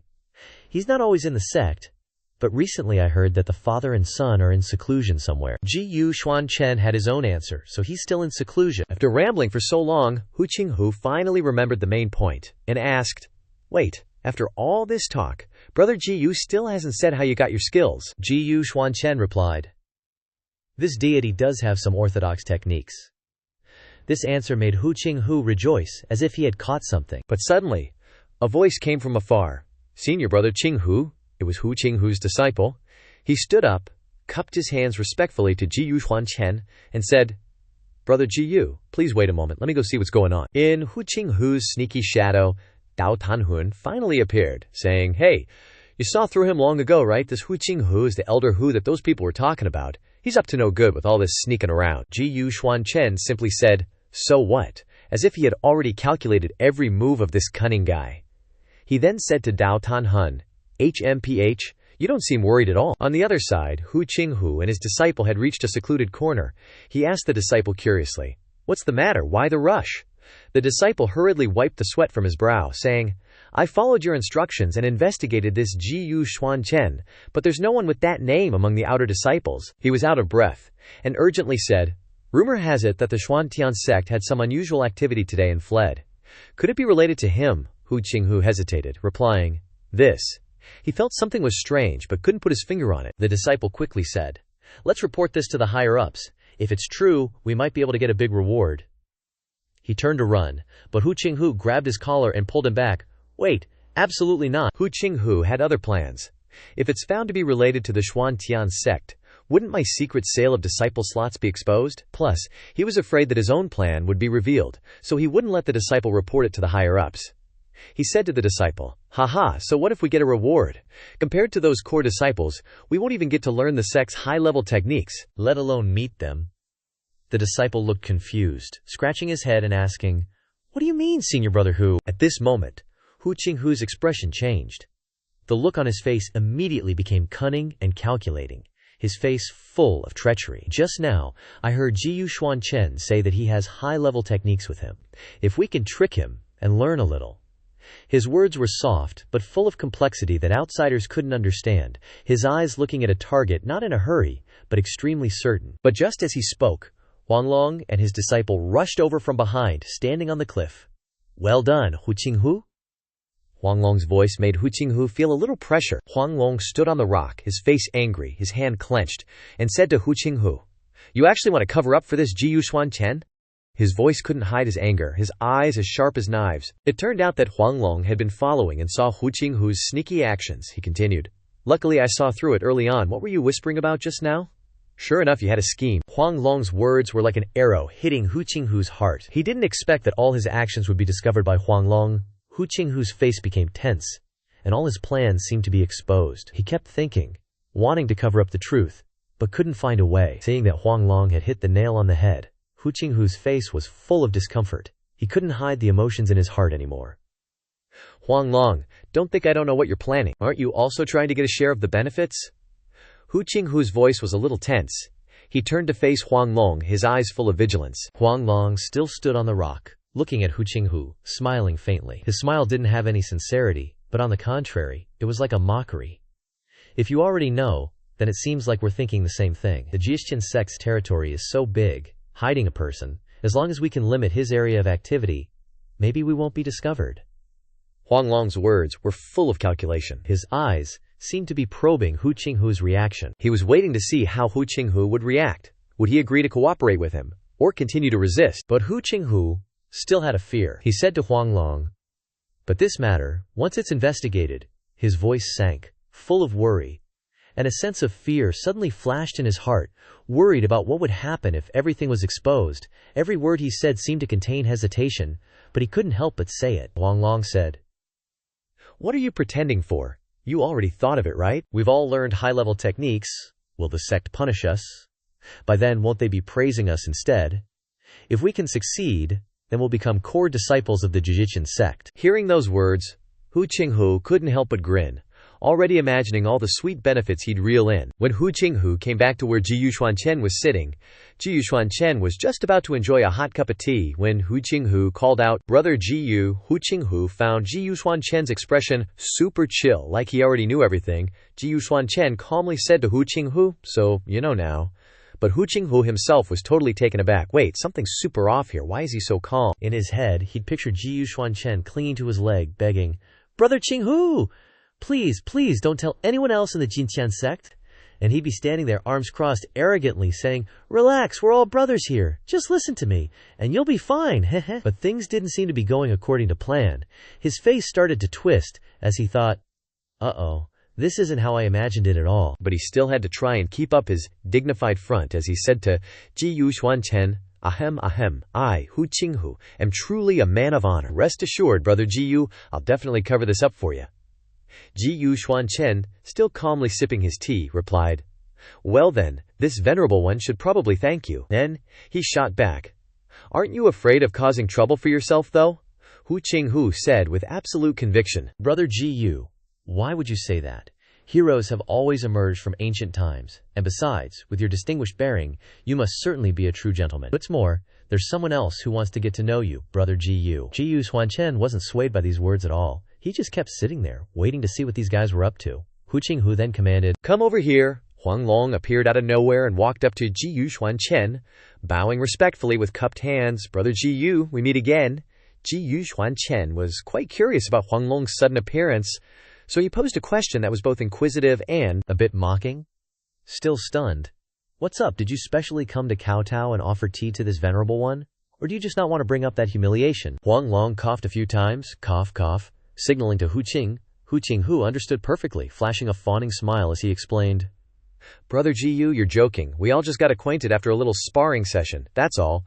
Brother Huanglong specifically came back just now to befriend you, Brother Jiyu." Huanglong quickly chimed in, agreeing, Exactly. Jiyu Xuan Chen picked up his teacup again, examining it, and said, "Well, that's actually quite interesting." Hu Qinghu then put on a serious face and said to Jiyu Xuan Chen, "Speaking of which, because Nini ran off just now, the sect guards have put up a bunch of restrictions. Brother Jiyu, you're probably not familiar with them, so you might run into trouble." Hearing this, Huanglong also jumped in with an idea. Then how about Brother Ji Yu stays at Brother Qinghu's place for a few days to settle down, and we can see if those restrictions get lifted a bit. Hu Qinghu played along, feigning a look of deep concern as he talked about this. Then Huanglong, as if trying to persuade Hu Qinghu, added, Brother Gu's martial Dao is top-notch. We could learn a lot from sparring with him sometimes. And Brother Qinghu, you could also give him some pointers on the pill Dao. What if he also has some talent in the pill Dao? This guy then slyly turned to ask Ji Yu Xuan Chen. Brother Ji Yu, how much do you know about the pill Dao? Ji Yu Xuan Chen just went along with it, replying, just a little. Then these two started their back-and-forth routine. Brother Qinghu, didn't you just say you had a sudden epiphany about some quick way to learn the pill Dao? Hu Qinghu replied, Ah, right, but deep down, these two schemers were plotting something much deeper. Heh, I knew it.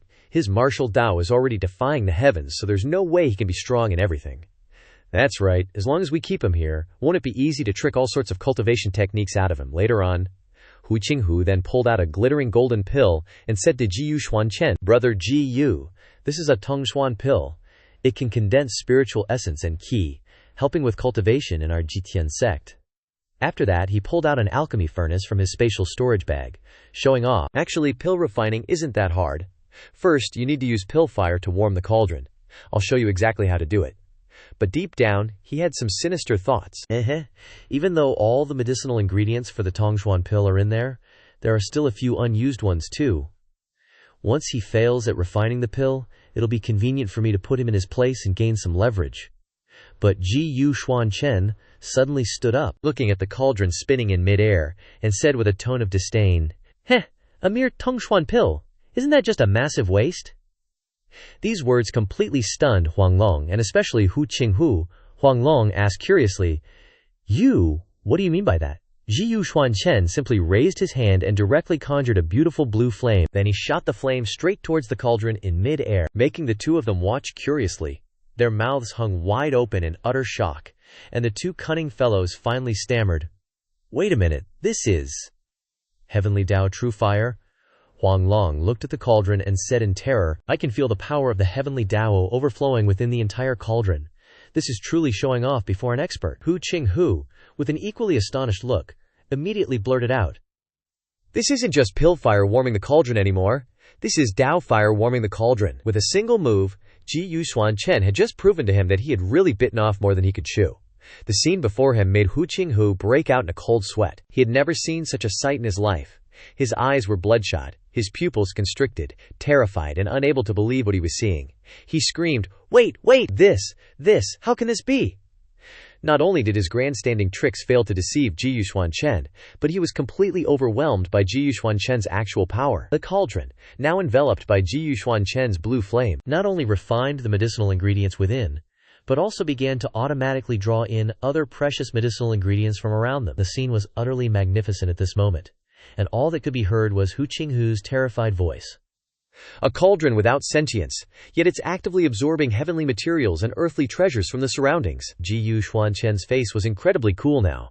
He let out a cold snort and said, Useless trash. With only this much skill, this venerable one will lend you a hand. Then he extended his hand forward again, and Ji Yu Xuan Chen was seen performing a few basic gestures in front of the alchemy furnace. At this point, the cauldron wasn't just absorbing the surrounding spiritual qi. It was actually moving on its own, still spinning in circles in mid-air, right under the dropped jaws of those two guys. Their eyes seemed unable to believe what was unfolding before them. They stared intently at the cauldron, unable to look away, every movement leaving them dumbfounded as if this was an unprecedented, bizarre phenomenon. They sensed something mysterious and inexplicable. These two guys were truly scared now, observing the cauldron with intense focus, like a strange phenomenon they had never witnessed in their lives. Their eyes remained glued to the furnace, only able to stand there, eyes wide open, silently watching everything unfold. Their hearts were filled with doubt, yet they dared not react. This thing was far beyond the comprehension of these two stooges. Ji Yu Xuan Chen was currently performing his technique, but he also vaguely sensed something strange. Clearly this venerable one is refining pills, so why do I feel another stream of power within it? The vague sensation in Ji Yu Xuan Chen's heart was like an abnormal sign. He felt a different power beyond what he already knew, and his eyes suddenly sharpened, unable to help but feel suspicious about this strange event. An inexplicable feeling arose in his heart. Something seemed off. but he couldn't clearly identify it. He began to feel uneasy about this transformation. As expected, the cauldron couldn't take it anymore. It began to erupt with violent energy, blasting apart the small hall. The surge of power shot straight into the sky, causing a massive tremor. The power from this cauldron was like an invisible wave spreading throughout the space. Each wave was so powerful it shook the ground. The air seemed to tear apart, forming a giant vortex that made everything around them wobble. Objects nearby couldn't stand firm either, getting swept away by the intense force. The scene at this moment was like a rampant energy storm. The immense power blasted Huanglong and Hu Qinghu away, making the two of them unable to stand firm. Panicked, their bodies swayed as if they couldn't keep their balance, limbs flailing uncontrollably. Huanglong and Hu Qinghu covered their faces with both hands, squeezing their eyes shut. Hey, what's going on? Both of them couldn't believe what was happening, utterly bewildered. The reality had spiraled completely out of control. All they could see was the surroundings, also being affected by the enormous power. Even the ground started rumbling, scaring the crap out of those two goons even more. They stammered. "This is..." Their voices trembled, eyes glued to the energy-exploding cauldron, turning the landscape within 1,000 meters into fiery red lava. This scene was seriously mind-blowing, like the whole space was melting. The ground under their feet seemed to be burning up, as if everything within range was about to be devoured. Xuan Chen just stood there, casually saying, "Well, ain't that something? Just a blink of an eye, and the place looks like this." His voice was calm, no panic or worry at all, as if he totally expected this to happen. Suddenly, those two called out, "Gu bro, brother Gu." Their shouts caught Xuan Chen's attention. He turned to look at them, his eyes cold, but with a hint of curiosity.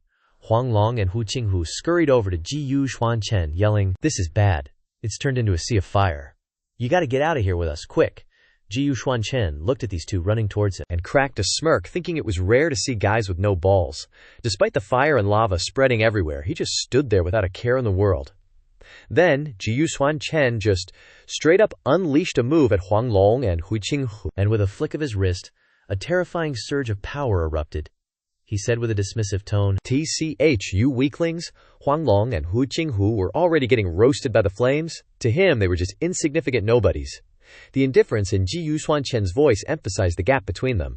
No need to do much. Just one move was enough to show the difference. Then, he drew his sword, like a war god stepping out of legend, and soared into the sky, shouting a challenge. "Got the guts? Then come out here and fight yours truly?" He unleashed some seriously awesome swordplay, slamming each strike into the ground, cracking the earth wide open, sending rocks and debris flying everywhere. Each time the sword hit, deep fissures appeared as if he was slicing the world apart with his power. Each movement was precise and powerful, creating a spectacular scene. From deep within the molten lava, a deep voice rumbled, "Haha, this young whippersnapper is really arrogant. It's been tens of thousands of years, and no one has dared to disrespect this old man like this." Some massive creature suddenly stirred from its millennia-long slumber, seemingly unnoticed by everyone but Xuan Chen, who instantly saw through the appearance of this beast. It turned out to be a monstrous fire dragon, opening its wide jaws filled with sharp teeth, growling at Xuan Chen. "Let me show you what's what." Xuan Chen didn't flinch. He flew into the air, sword in hand, ready to battle the dragon. The fire dragon coiled closer to Xuan Chen, roaring threats. But Xuan Chen, while flying up, sneered at the dragon. "So you're just a dumb rat." Then he slashed his sword at the dragon, but Xuan Chen's ultimate move was useless. The sword light scattered before even touching the dragon. The fire dragon then spat fire at Xuan Chen, but he dodged the deadly attack, flying upwards while glancing back at the dragon, thinking if he took a closer look at the fire dragon's power, it seemed to have gotten a lot stronger, and its size had increased. The dragon coiled up, facing Xuan Chen, its expression imposing and fierce. It laughed loudly. "Ha, you actually used your 9-dragon sword light against this old man, kid. Do you even know who I am?" Xuan Chen suddenly seemed to remember something. Wait, could it be? He abruptly reached out and retracted his sword, then turned and ran like hell. But the dragon wasn't far behind, chasing right after him.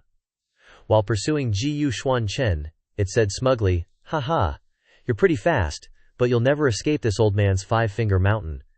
The fire dragon started to accelerate, coiling around Xuan Chen. Then its head glowed red, with smoke hissing from the sides of its mouth, as if it was gathering power. Then it opened its jaws wide and unleashed a torrent of fire, engulfing where Xuan Chen was standing, instantly making the air scorching hot. sending rocks flying again. The dragon smugly told Ji Xuan Chen, "Fool, pay the price for your ignorance with your life." Suddenly, a voice came from behind. "Fire dragon, huh? Really?" The voice was mocking, negating everything the fire dragon had just said. This familiar voice surprised the fire dragon. That sound is reflexively suspicious. It turned to look behind it. Ji Xuan Chen stood tall amidst the fiery haze, arms crossed, waiting for the dragon's reaction. The dragon's eyes widened in disbelief. "My deadly attack didn't kill Ji Xuan Chen. You're still alive," Ji Xuan Chen then replied. "That was just one of my clones." Then, pissed off, the dragon spun around to face Ji Xuan Chen and challenged him. "HMPH, you little brat," using the 9-dragon divine pill to force those dragon shadows. "You've got no future." The scene was quite contrasting at this moment. On one side was the majestic and huge red dragon. On the other side was the imposing Ji Xuan Chen. The fire dragon still stubbornly wants to force me? What a joke. Ji Xuan Chen found it funny. He feigned challenge. What if I just keep doing it? Then he thought, 9-dragon divine pill? Maybe this karma is the projection of the dragon ancestor that Quan Hun mentioned, but it looks like a pathetic paper tiger now. After Ji Xuan Chen's mockery, the dragon couldn't hold back anymore. It roared in anger, its sharp teeth making it sound like it wanted to devour Ji Xuan Chen whole. The dragon was still stubborn. "You're about to die and you still dare to boast? Your 9-dragon sword light can't be used anymore. I was just careless just now to be deceived by your phantoms. This time, I definitely won't let you off." Ji Xuan Chen just indifferently replied, "Why would I need to use the 9-dragon sword light to deal with you? It's just..." This time, he flew directly towards the dragon empty-handed and shouted, "It's my turn now, right?" The dragon's ferocious eyes were filled with the image of Ji Xuan Chen, who was rushing towards it at breakneck speed. The fire dragon was both a little scared and a little puzzled at this moment. Why isn't he afraid of me at all? Could it be that he has assimilated it? Thinking of this, knowing that it couldn't directly confront Ji Xuan Chen, the dragon twisted its body and tried to escape back to its original position. His face was now full of killing intent, the corner of his mouth slightly raised as he said to the dragon, "Want to escape? It's too late." The dragon turned back to its original position. It began to grow larger, as if it had absorbed the surrounding spiritual energy. Ji Xuan Chen saw this scene and thought, "As expected, no wonder I felt that he was getting closer and closer, more and more strange, getting bigger. It's just because, in his illusion, everything is based on his and my own ideas. The more he occupies the dominant position, the stronger his ideas. And the more arrogant he will be, and the more arrogant he is, the stronger his power will be." Ji Xuan Chen's face was angry. His pupils contracted, and he gritted his teeth and spat out each word. "Because of the bandit, Ziguan Shanyu, everyone's physical bodies were destroyed to protect me." He crazily flew down from the sky, as if wanting to vent all the anger in his heart on the dragon. At this moment, Xuan Chen's thoughts were even bigger than the dragon, making it look really small in his eyes. As he rushed down, he said with determination, "Now that I've come to the Supreme God realm, I swear to let Quan Shen Yu's soul dissipate, huh? Such great hatred hasn't been avenged yet. How can a pest like you cause more trouble?" The scene at this moment was truly a bit overwhelming. Ji Xuan Chen looked like a god descending, while the majestic fire dragon from just now looked like an earthworm scurrying away. So the situation had changed. The closer Ji Xuan Chen got to the ground, the bigger he became, while the dragon got smaller and shrunk. His majestic power. The scene at this moment was like a god in a story, punishing a beast that made a mistake. Ji Xuan Chen raised his foot and said coldly, "It's time to end this." He intended to stomp the tiny fire dragon to death with his foot. From a majestic fire dragon, it suddenly looked like a small pet being punished by its owner for doing something wrong. The fire dragon's face was full of confusion. How can this be? His thoughts are so strong. It cried out miserably twice. "Help!" Ji Xuan Chen's foot also pressed down at this moment. The fire dragon, who had lived in the world for tens of thousands of years, was about to kick the bucket. The fire dragon shouted unwillingly, "No!" At this moment, dazzling light shone for thousands of miles around, and dust filled the air. The fire dragon's scream seemed to tear through the silent space. After the dust gradually dissipated, the sky also became brighter, everything disappeared, and everything gradually returned to its original state. The two, Huang Long and Hu Qinghu, were still alive. Both pointed towards Xuan Chen. "Quick, look over there!" The two knelt on the ground, completely convinced, No longer daring to bully Xuan Chen, the two knelt there, clasping their hands respectfully in salute. "Greetings, Senior Jiyu." Xuan Chen stood there majestically, with his hands behind his back, and said, "What are they doing?" After realizing that they had provoked the wrong person. The two were really scared. After witnessing the entire battle between man and dragon just now, they trembled and showed extreme remorse. It seemed that the two were very afraid of being avenged by Xuan Chen. "Senior Jiyu, please forgive us. Senior Jiyu, we are blind. We didn't know you were a reclusive expert." Xuan Chen frowned and sternly told Huanglong and Hu Qinghu to stand up and talk. It turned out that, half an hour ago, at that time, the two were still frightened by the energy outburst of the Undivine Pill, which blew them away. They were still confused when suddenly the two stuttered. "What is this?" From the distance, something seemed to appear that made both of them extremely terrified. This danger seemed to be extremely great. The scene before the two of them was when the fire dragon stirred and rose up. It soared into the sky, and the light from its bright body spread everywhere, bringing with it a deadly pressure.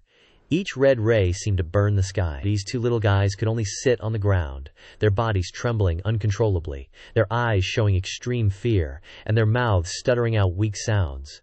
"Dragon Ancestor. This aura, it's the Pill God Dragon Ancestor recorded in the classics." Then, the dragon's shadow was like a vivid soul. It wriggled gracefully. The bright light on its body gradually faded, and then suddenly it directly entered the Undivine Pill. The small Undivine Pill suddenly emitted an unprecedentedly powerful aura. That aura was dazzling. The light from the Undivine Pill burst out brilliantly, as if to tear through the dark night, covering the entire surrounding space. Not long after, an incredible scene appeared from within the Undivine Pill. The light gradually retracted, revealing from the heart of the Undivine Pill, a pill exuding a radiant glow. This pill was like a masterpiece of heaven and earth, with 9 exquisite dragon patterns appearing on its surface. Hu Qinghu was stunned at this moment. Unable to believe his eyes, he exclaimed, "Oh my God! In all my years, I can actually see the 9-dragon divine pill with my own eyes. Am I dreaming?" Huanglong's face was still blank, and he turned to ask Hu Qinghu, "Hey, what is the background of this kid after all? Didn't you say he just understood a little about alchemy?" He couldn't believe that the person they had once looked down on could be such an outstanding person. They probably wouldn't witness the moves that Xuan Chen used in their entire lives a second time. Hu Qinghu's expression was no better than Huanglong's. He said, "How would I know? You came up with the idea. This time we—" While talking, both of them were surprised again. Wait, Xuan Chen had disappeared at this moment, leaving only the Undivine Pill lying there. Those two were questioning each other. "Where's Xuan Chen?" The other one replied, "I don't think I saw him just now." Their eyes were full of panic. That tiny pill cauldron was quietly emitting a strange aura, making them afraid to approach. Hu Qinghu was in a frenzy. The secret of hiding Xuan Chen's whereabouts was exposed, he said to Huanglong. "Then hurry up and find him. Such a big commotion, and he could refine a 9-dragon god pill. We can't bear the responsibility this time." Huanglong calmly placed his hand on Hu Qinghu's arm, and said quickly, "What? Aren't you an alchemist too?" Hu Qinghu seemed to have guessed Huanglong's intention, and he hesitated. "You mean?" Huanglong explained.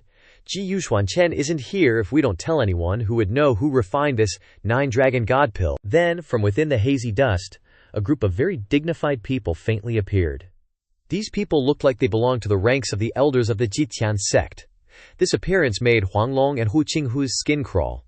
The pressure from these people enveloped the space. One person took the lead and said, "Who is still refining pills here?" These were the veterans of the Jitian sect, including Ouyang Tianwu, the Sword Peak Elder in the early Yuhun realm, and Mo Wuya, the Dan Peak Elder in the early Yuhun realm. The leader was Ouyang Tianwu, the Sword Peak Elder in the early Yuhun realm. Ji Changfeng, the sect leader of the Jitian sect in the late Yuhun realm, each carrying a momentum that made the space seem heavier. Their sharp and dignified eyes seemed to pierce through everything around them, making the atmosphere tense. Huanglong and Hu Qinghu didn't dare to breathe loudly. They hurriedly knelt down to pay their respects. "Greetings, sect leader. Greetings, elders." At this moment, the old man Mo Wuya was suddenly very shocked and said, 9-dragon god pill." Then he held the pill in his hand. It emitted a sparkling rainbow light. Each ray of light seemed to have spirituality, swirling around the pill. His face was still full of shock. "It's really a 9-dragon god pill." Bewilderment was evident on his face. It was the pinnacle of pill refining, making even veterans like him stunned. Huanglong and Hu Qinghu were still kneeling on the ground, staring blankly at each other. They heard the surrounding people discussing, "This 9-dragon god pill can only be refined by those who have reached a high level in pill refining. That's right, if you use it, you can obtain the 9-dragon power of the dragon ancestor, not only the power of the 9 dragons, but once you pass the test of the dragon ancestor's projection, even commanding the dragon ancestor is a small matter." Ji Changfeng turned to face the two of them and asked, "Which of you two was refining pills just now?" Hu Qinghu quickly replied, "Sect leader. During the process of refining pills, I seemed to suddenly have a feeling, and then unconsciously." Hu Qinghu hadn't finished speaking when Mo Wuya shouted, "Damn it!" causing him to turn pale with fright, kneel down to the ground, thinking he had been discovered. "Oh no, I've really been seen through." He didn't dare to raise his head, his whole body stiff. Then, the old man went to the pill cauldron, transmitted his aura, and said, "This is the pill cauldron for refining the 9-dragon god pill. Even a little bit of the aura inside is related to the profound meaning of pill formation. How can you let my old aura mess things up?" Then, seeing Hu Qinghu's face still pale, kneeling on the ground, he said, "Although letting the aura of the pill cauldron leak out is not good, you don't have to kneel here, right?" Huang Long glanced at Hu Qinghu, thinking, "This idiot." Hu Qinghu quickly stood up and said to Mo Wuya, "Master Wuya, just now when the dragon ancestor's projection descended, my spiritual power was greatly consumed. Afterwards it really was, too weak to seal the aura of the pill cauldron." Mo Wuya also let this matter go. He gave Hu Qinghu a beautiful jade green pill and said, "Then it can't be helped. Forget it. Quickly use this pill." Hu Qinghu's mouth dropped open in surprise. "This is a 5-star soul consolidation pill. Seeing is believing. This is a divine pill to consolidate spiritual power. If the soul force consumes too much, just take this pill to immediately recover and consolidate the soul force one step further." He kindly said to Hu Qinghu, "So what if it's a 5-star pill? With your talent, you deserve this pill. Are you willing to become my personal disciple?" Hu Qinghu heard this favor, and he kowtowed at Mo Wuya's feet. "Thank you, Master Wuya." Everyone around him silently watched, knowing in their hearts that this was a path that only those with talent could pursue. Mo Wuya took out a bottle of pills from his pocket and said, "No need to be polite. There's another bottle here. Keep it with you. In the future, if you refine the 9-dragon god pill, you can immediately use it." Hu Qinghu saw that this favor was too great. He was moved to tears, unable to believe what he was receiving, a precious bottle of pills. At this moment, Ouyang Tianwu seemed to sense something. He turned to look at the cascading waterfall and observed, and asked, "Among you, has anyone practiced swordsmanship here?" "It's me." Huang Long stepped forward to Ouyang Tianwu, bowing respectfully, and said, "Watching Qinghu refine pills, I seem to have entered some kind of mysterious artistic conception. Emotions arose in my heart, and I couldn't help but unleash a few sword strikes." Ouyang Tianwu looked at him with disbelief and said, "Is that so? Show a few sword strikes at the waterfall and see." In his heart he thought, "This person's talent can only be considered mediocre. How can he have such sharp sword intent? But there is no one else here." Hearing Ouyang Tianwu's order, Huang Long was also a little hesitant, worried, and sweating. "Once you've launched the arrow, you have to follow through." Huang Long stood up, drew his sword, and looked at the waterfall with determination. But his face was still very tense, thinking, "Xuan Chen was standing here before, right?" The sword path is as bitter as the formation path, but without understanding it to a certain level, it's impossible to experience it.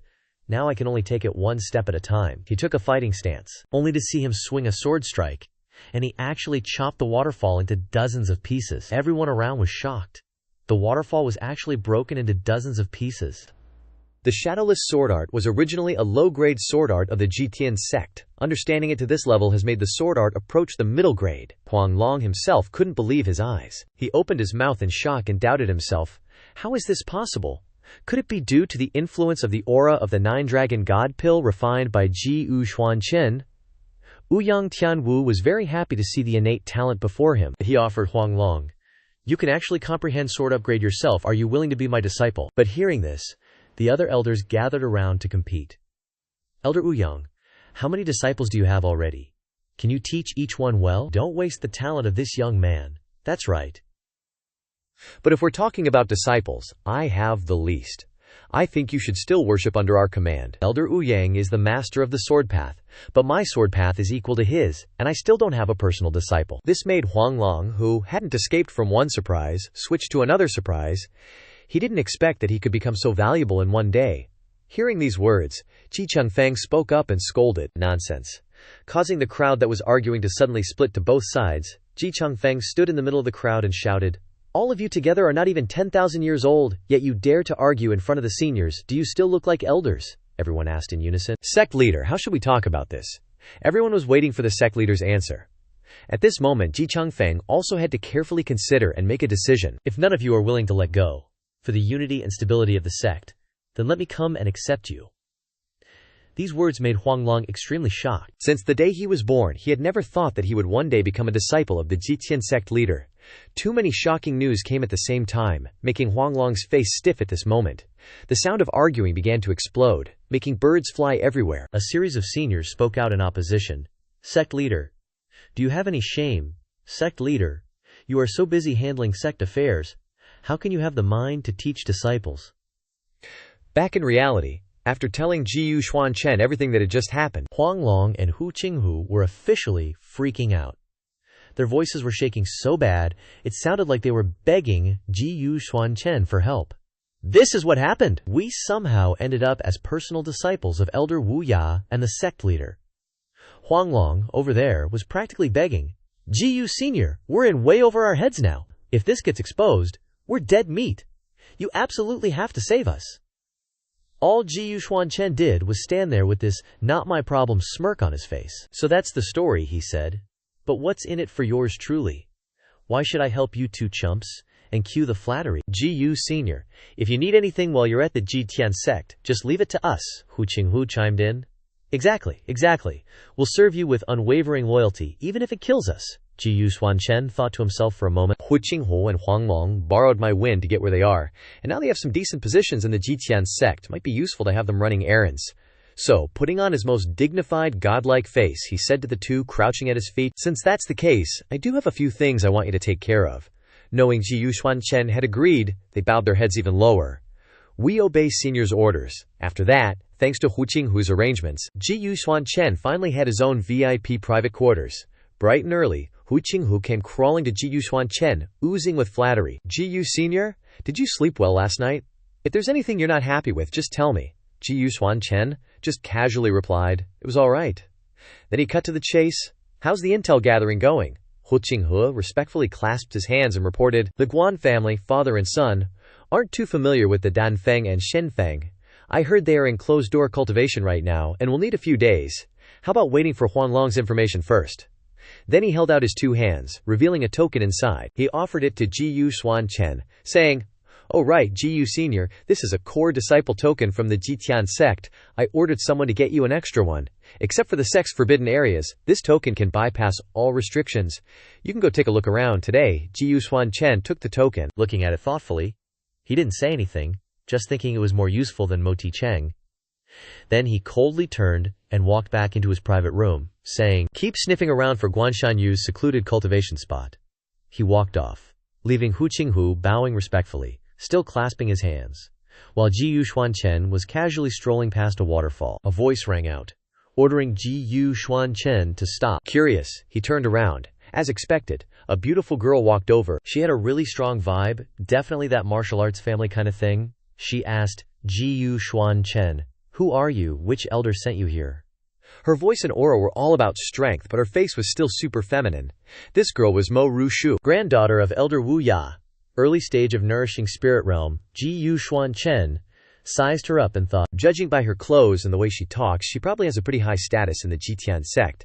Ru Shui looked at Xuan Chen, waiting for an answer. But he didn't say anything. She figured he must be feeling guilty or something, so she spoke first. "Looks like you heard about the dragon ancestor projection that appeared yesterday, so you came over here on your own, huh? But the 9-dragon divine pill refining cauldron is no longer here, so you're wasting your time." Xuan Chen, hearing her mention this, turned away and coldly said, "I'm not interested in cauldrons." This totally shocked Ru Shu. Because everyone and their grandma wanted to own a refining cauldron, she called him back. "Hold on, you little disciple. Are you for real so arrogant? You don't even care about the dragon ancestor projection?"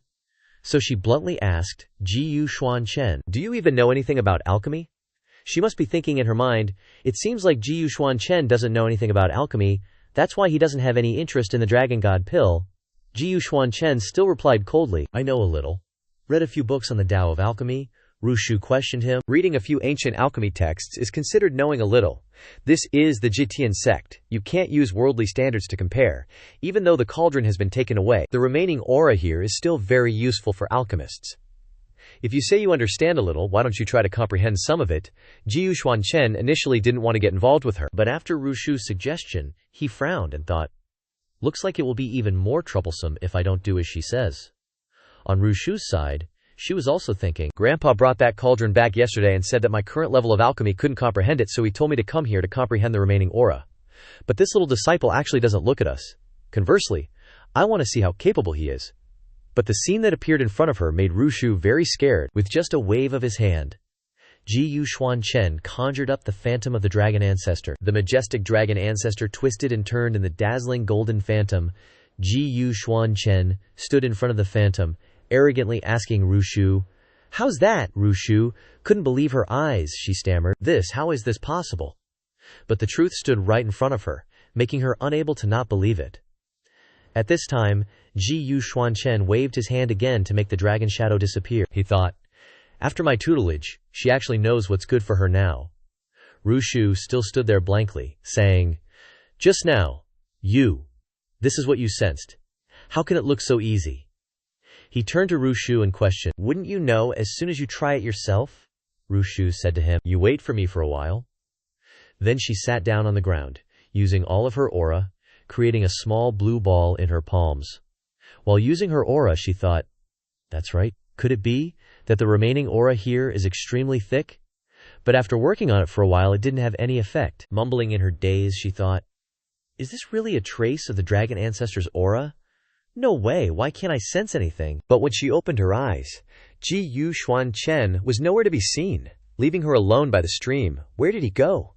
So many questions swirled in her mind about this guy's background, his origins, and his powers. But Xuan Chen had vanished quickly, and mysteriously, Rushu just sat there, stunned. She mused. Weird vibes aside, this guy's a ridiculously rare alchemy genius, for real.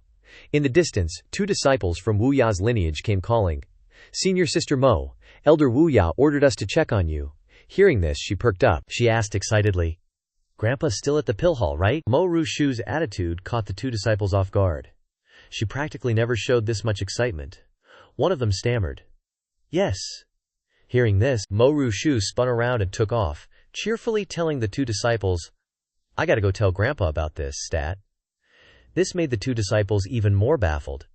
They asked each other, why is Senior Sister Mo heading back so fast? Rushu was moving at lightning speed, leaving only a flash of light in her wake, leaving the two disciples behind with a gazillion WTF questions. Weird.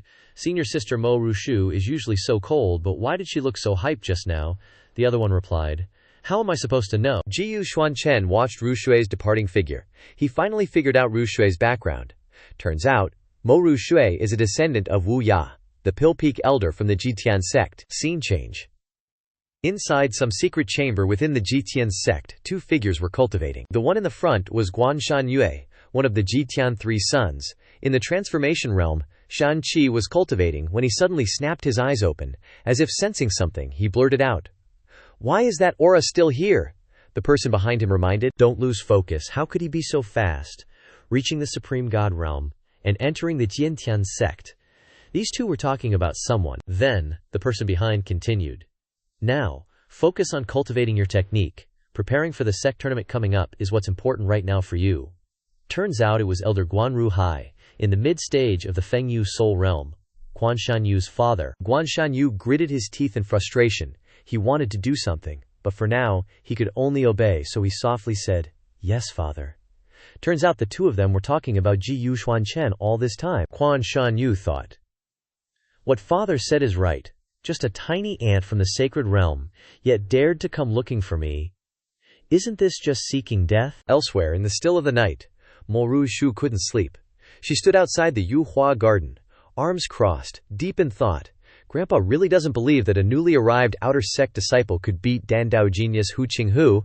Looks like I gotta find him and drag him in front of Grandpa myself. As she pondered, a few people stood before her, saying, "Oh, Junior Sister Mo, snapping her out of her thoughts and causing her to look up. Leading the group were two figures. The purple-haired one was Chu Qinghai, another of the Jitian three sons, early stage of the transformation realm, looking every bit the refined gentleman. The other was Han Shao, another of the Jitian three sons, late stage of the Yangshen realm, looking arrogant and not very friendly. Chu Qinghai asked, "Junior sister, where are you headed?" He sounded pretty concerned. Han Shao also chimed in with his arms crossed. "That's right, junior sister Rushu. It's been a while since we last saw each other, right? Teo and senior brother Chu were just about to head to the pill hall." Rushu greeted them. "So it's senior brother Chu, returning from a mission outside the mountain. Is there anything you need at the pill hall?" But Han Shu reached out to touch her face, teasing, "Why so cold, junior sister Rushu? You and I are betrothed, after all." Rushu turned her face away from Han Shu's touch. "Senior brother Han, please show some respect. I've never acknowledged that engagement, and I have no feelings for you," Chu Qinghai explained. "Don't be angry, junior sister Mo. Junior brother Han has always been impulsive. Actually, we just returned to the sect and heard that a disciple refined the 9-dragon divine pill, and the pill cauldron that sealed the dragon ancestor's aura is in the pill hall." Mo Rushue internally scowled, thinking, "Ha! Looks like Chu Qinghai and Han Shao are here for the dragon ancestor's projection." Suddenly, a voice came from behind them.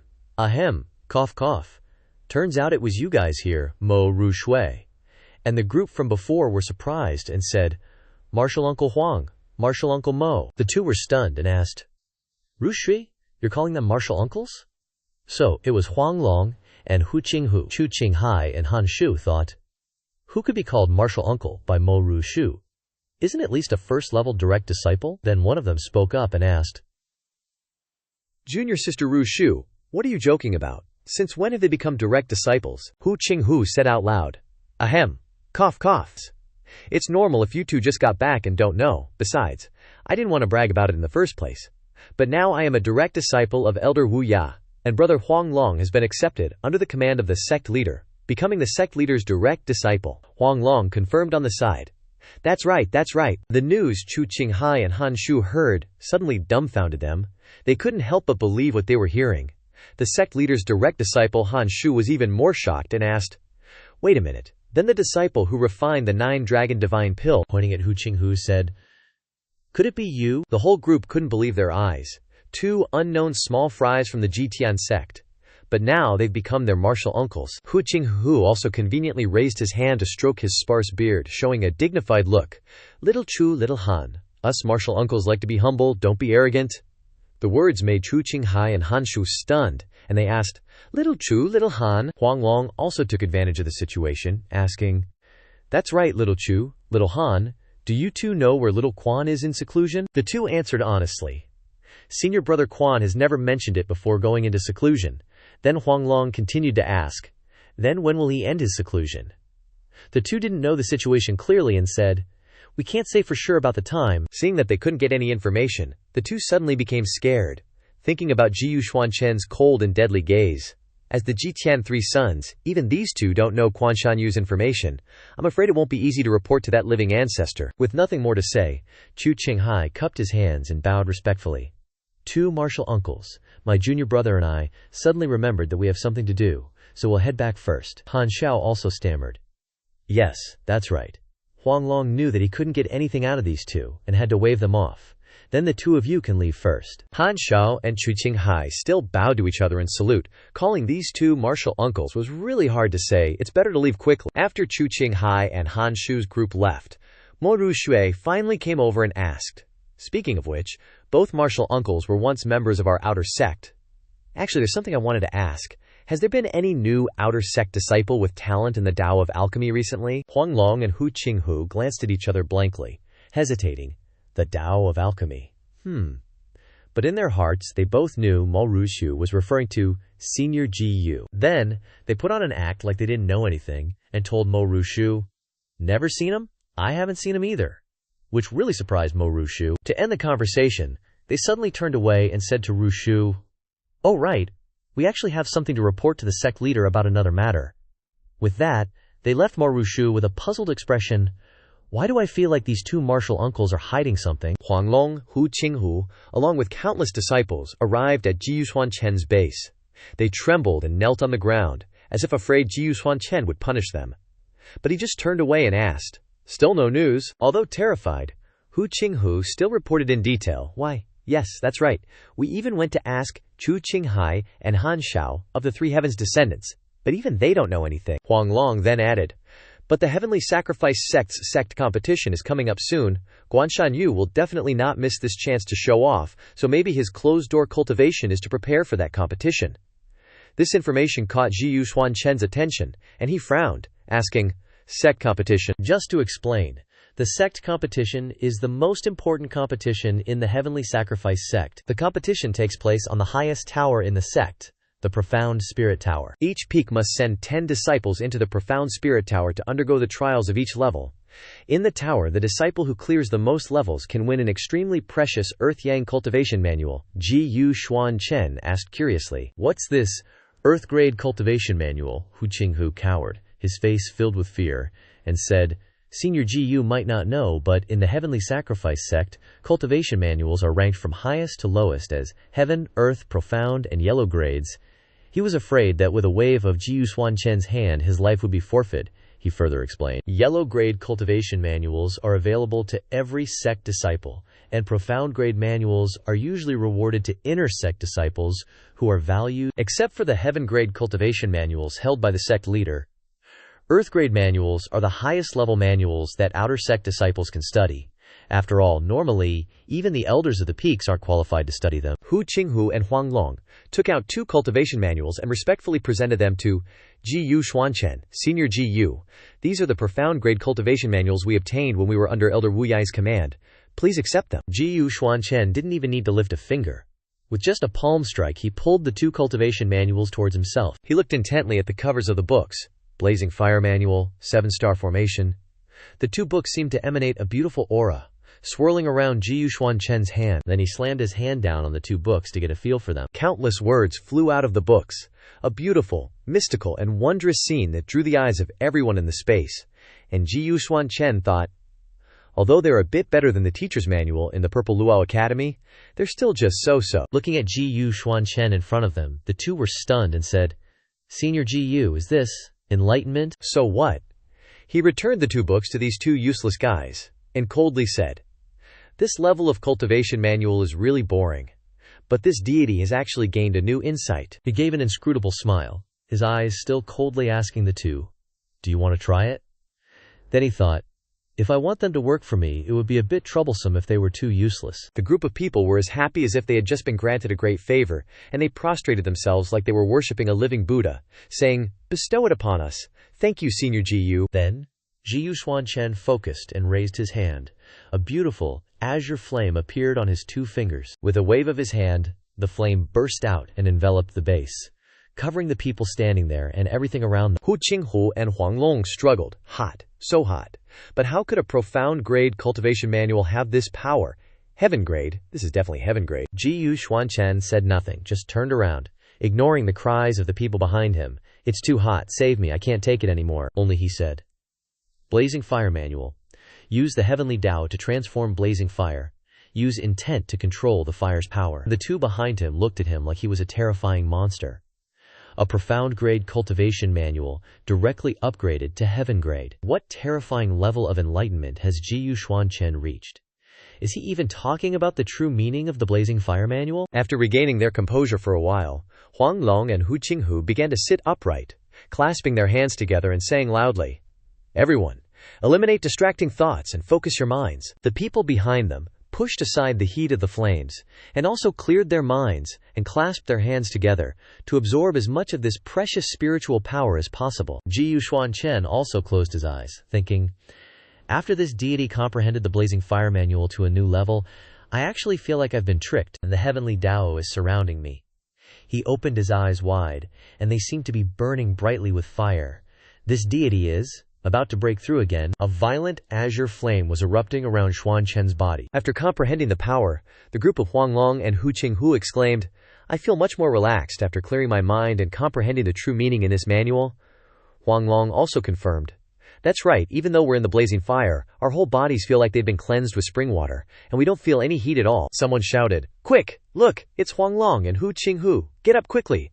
Before their eyes was a pillar of fire erupting violently. They looked at the pillar of fire and said, "Him!" Is he about to break through or something? Huang Long also screamed in fear. Look at this heavenly Tao power. Senior Guan's strength far surpasses what's visible right now. The people around them also started chatting. What's the deal with this Jiyu fella's background? Even senior brother Hu Qinghu and senior brother Huang Long are so respectful towards him. One person with ill intent said, who cares what his background is? He must be secretly hoarding quite a few high-tier cultivation arts. Why don't we take advantage of him being off guard and chop him down? Someone heard that and stopped them. No way. No matter what, the benefits he's given us now far exceed what the sect has ever offered. Another person affirmed. Exactly. If it weren't for him just now, how could we have comprehended the blazing fire art? At this moment, a roaring surge of energy erupted, engulfing these people. A fierce aura spread powerfully. Everything was enveloped by a veil of flames. Everyone felt the threat and shock from this surge of power. The fire specifically engulfed the ingrate who had intended to sneak attack Xuan Chen. Terrifying him, he cried, "What is this?" His voice was full of terror, eyes wide as he stared at the increasingly swirling sea of flames, feeling its aura paralyzing his mind, his body trembling. Then, before everyone's eyes, he was burned to death by the erupting fire. Horrific screams echoed in the air, reverberating like a final farewell, and then nothing remained but ashes and dust. Not a single trace. Nothing left behind but a swirling cloud of dense smoke. Silence enveloped the entire space after the fire receded, and the smoke and dust dissipated. The crowd could no longer see the ingrate. He seemed to have completely vanished from this world, without a trace, without a sound. All of them were terrified once more. A living person just vanished like that. Everyone's eyes were filled with bewilderment and confusion. Hu Qinghu, unaware of the situation at the moment, turned around and angrily questioned the disciples behind him. Why did the seven-star formation self-activate and attack someone? What did you guys just do? His voice was tense, and his angry gaze made the disciples tremble with fear. One guy looked at the ashes and smoke, his face still etched with fear, and stammered, "Just now, Luo Cheng said some disrespectful words to Senior Jiyu, and then, Who knew that just because of a single sentence from Luo Cheng, it would cause such an unimaginable disappearance?" At this moment, Huang Long folded his arms and flashed a cunning smile. "I'm afraid Senior Jiyu has also upgraded the 7-star formation to the heaven grade level. Just now it gained intelligence, proactively sensed the threat, and thus easily punished this kind of small fry." The other person replied, "You actually understand quite well." At this moment, a brilliant force surrounded Xuan Chen. He was now at the early stage of the soul-nourishing realm. Then Xuan Chen released his pressure and spoke to the others. "None of you had ill intentions just now, which makes you worthy of this venerable one's trust, and thus I've spared your lives." Hearing this, they respectfully bowed their heads. "Many thanks, Senior Jiyu." Xuan Chen walked step by step towards Huang Long and instructed, "You're the sect leader's direct disciple, so arranging things should be convenient. Go find me a set of outer disciple clothes." Huang Long heard this and curiously asked, "The outer disciple status is quite low. How about I find you a set of inner disciple clothes instead?" He frowned, responding with a hint of displeasure.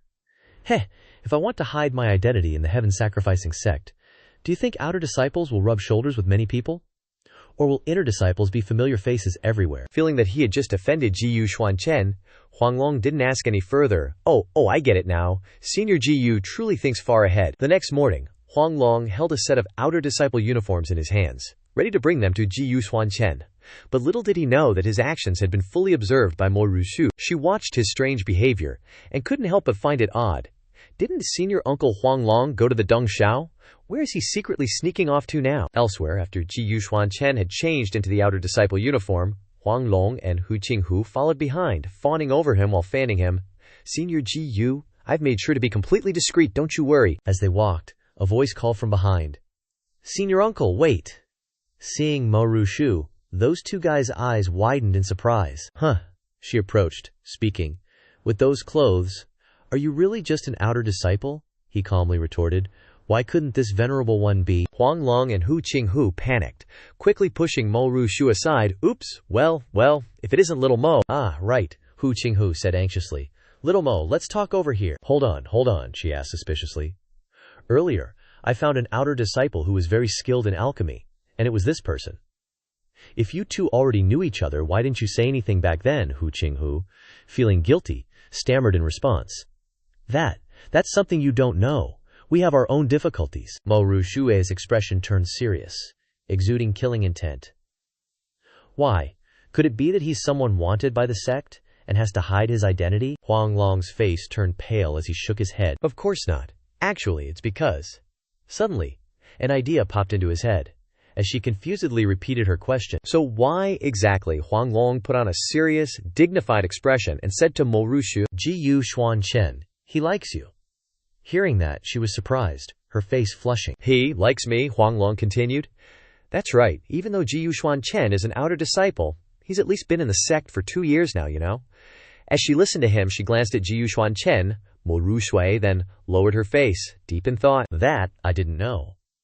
Behind them, Huang Long calmly cleared his throat, while Hu Qinghu beside him cradled his head in helplessness. You absolute dummy, Huang Long began to spout nonsense to her. Well, there you go, you see, he's doing all this to get your attention, so you only remembered his name, Ji Xuan Chen, right? Mo Rushu was stunned, her face redder than before. Behind them, Ji Xuan Chen frowned. Why is she blushing? After hearing that news, Mo Rushu managed to compose herself, faked a cough, and walked up to him. Ahem, you're Ji Xuan Chen, right? Come with me to the pill hall at Dan Peak. He was like, pill hall? She quickly explained. Don't overthink it, okay? It's just that Grandpa felt your dragon ancestor head image has some serious potential. Since that's the case, I'll take you to the pill hall. If you're lucky, you might even get to be Grandpa's disciple. At the very least, a genius like you won't be buried away anymore.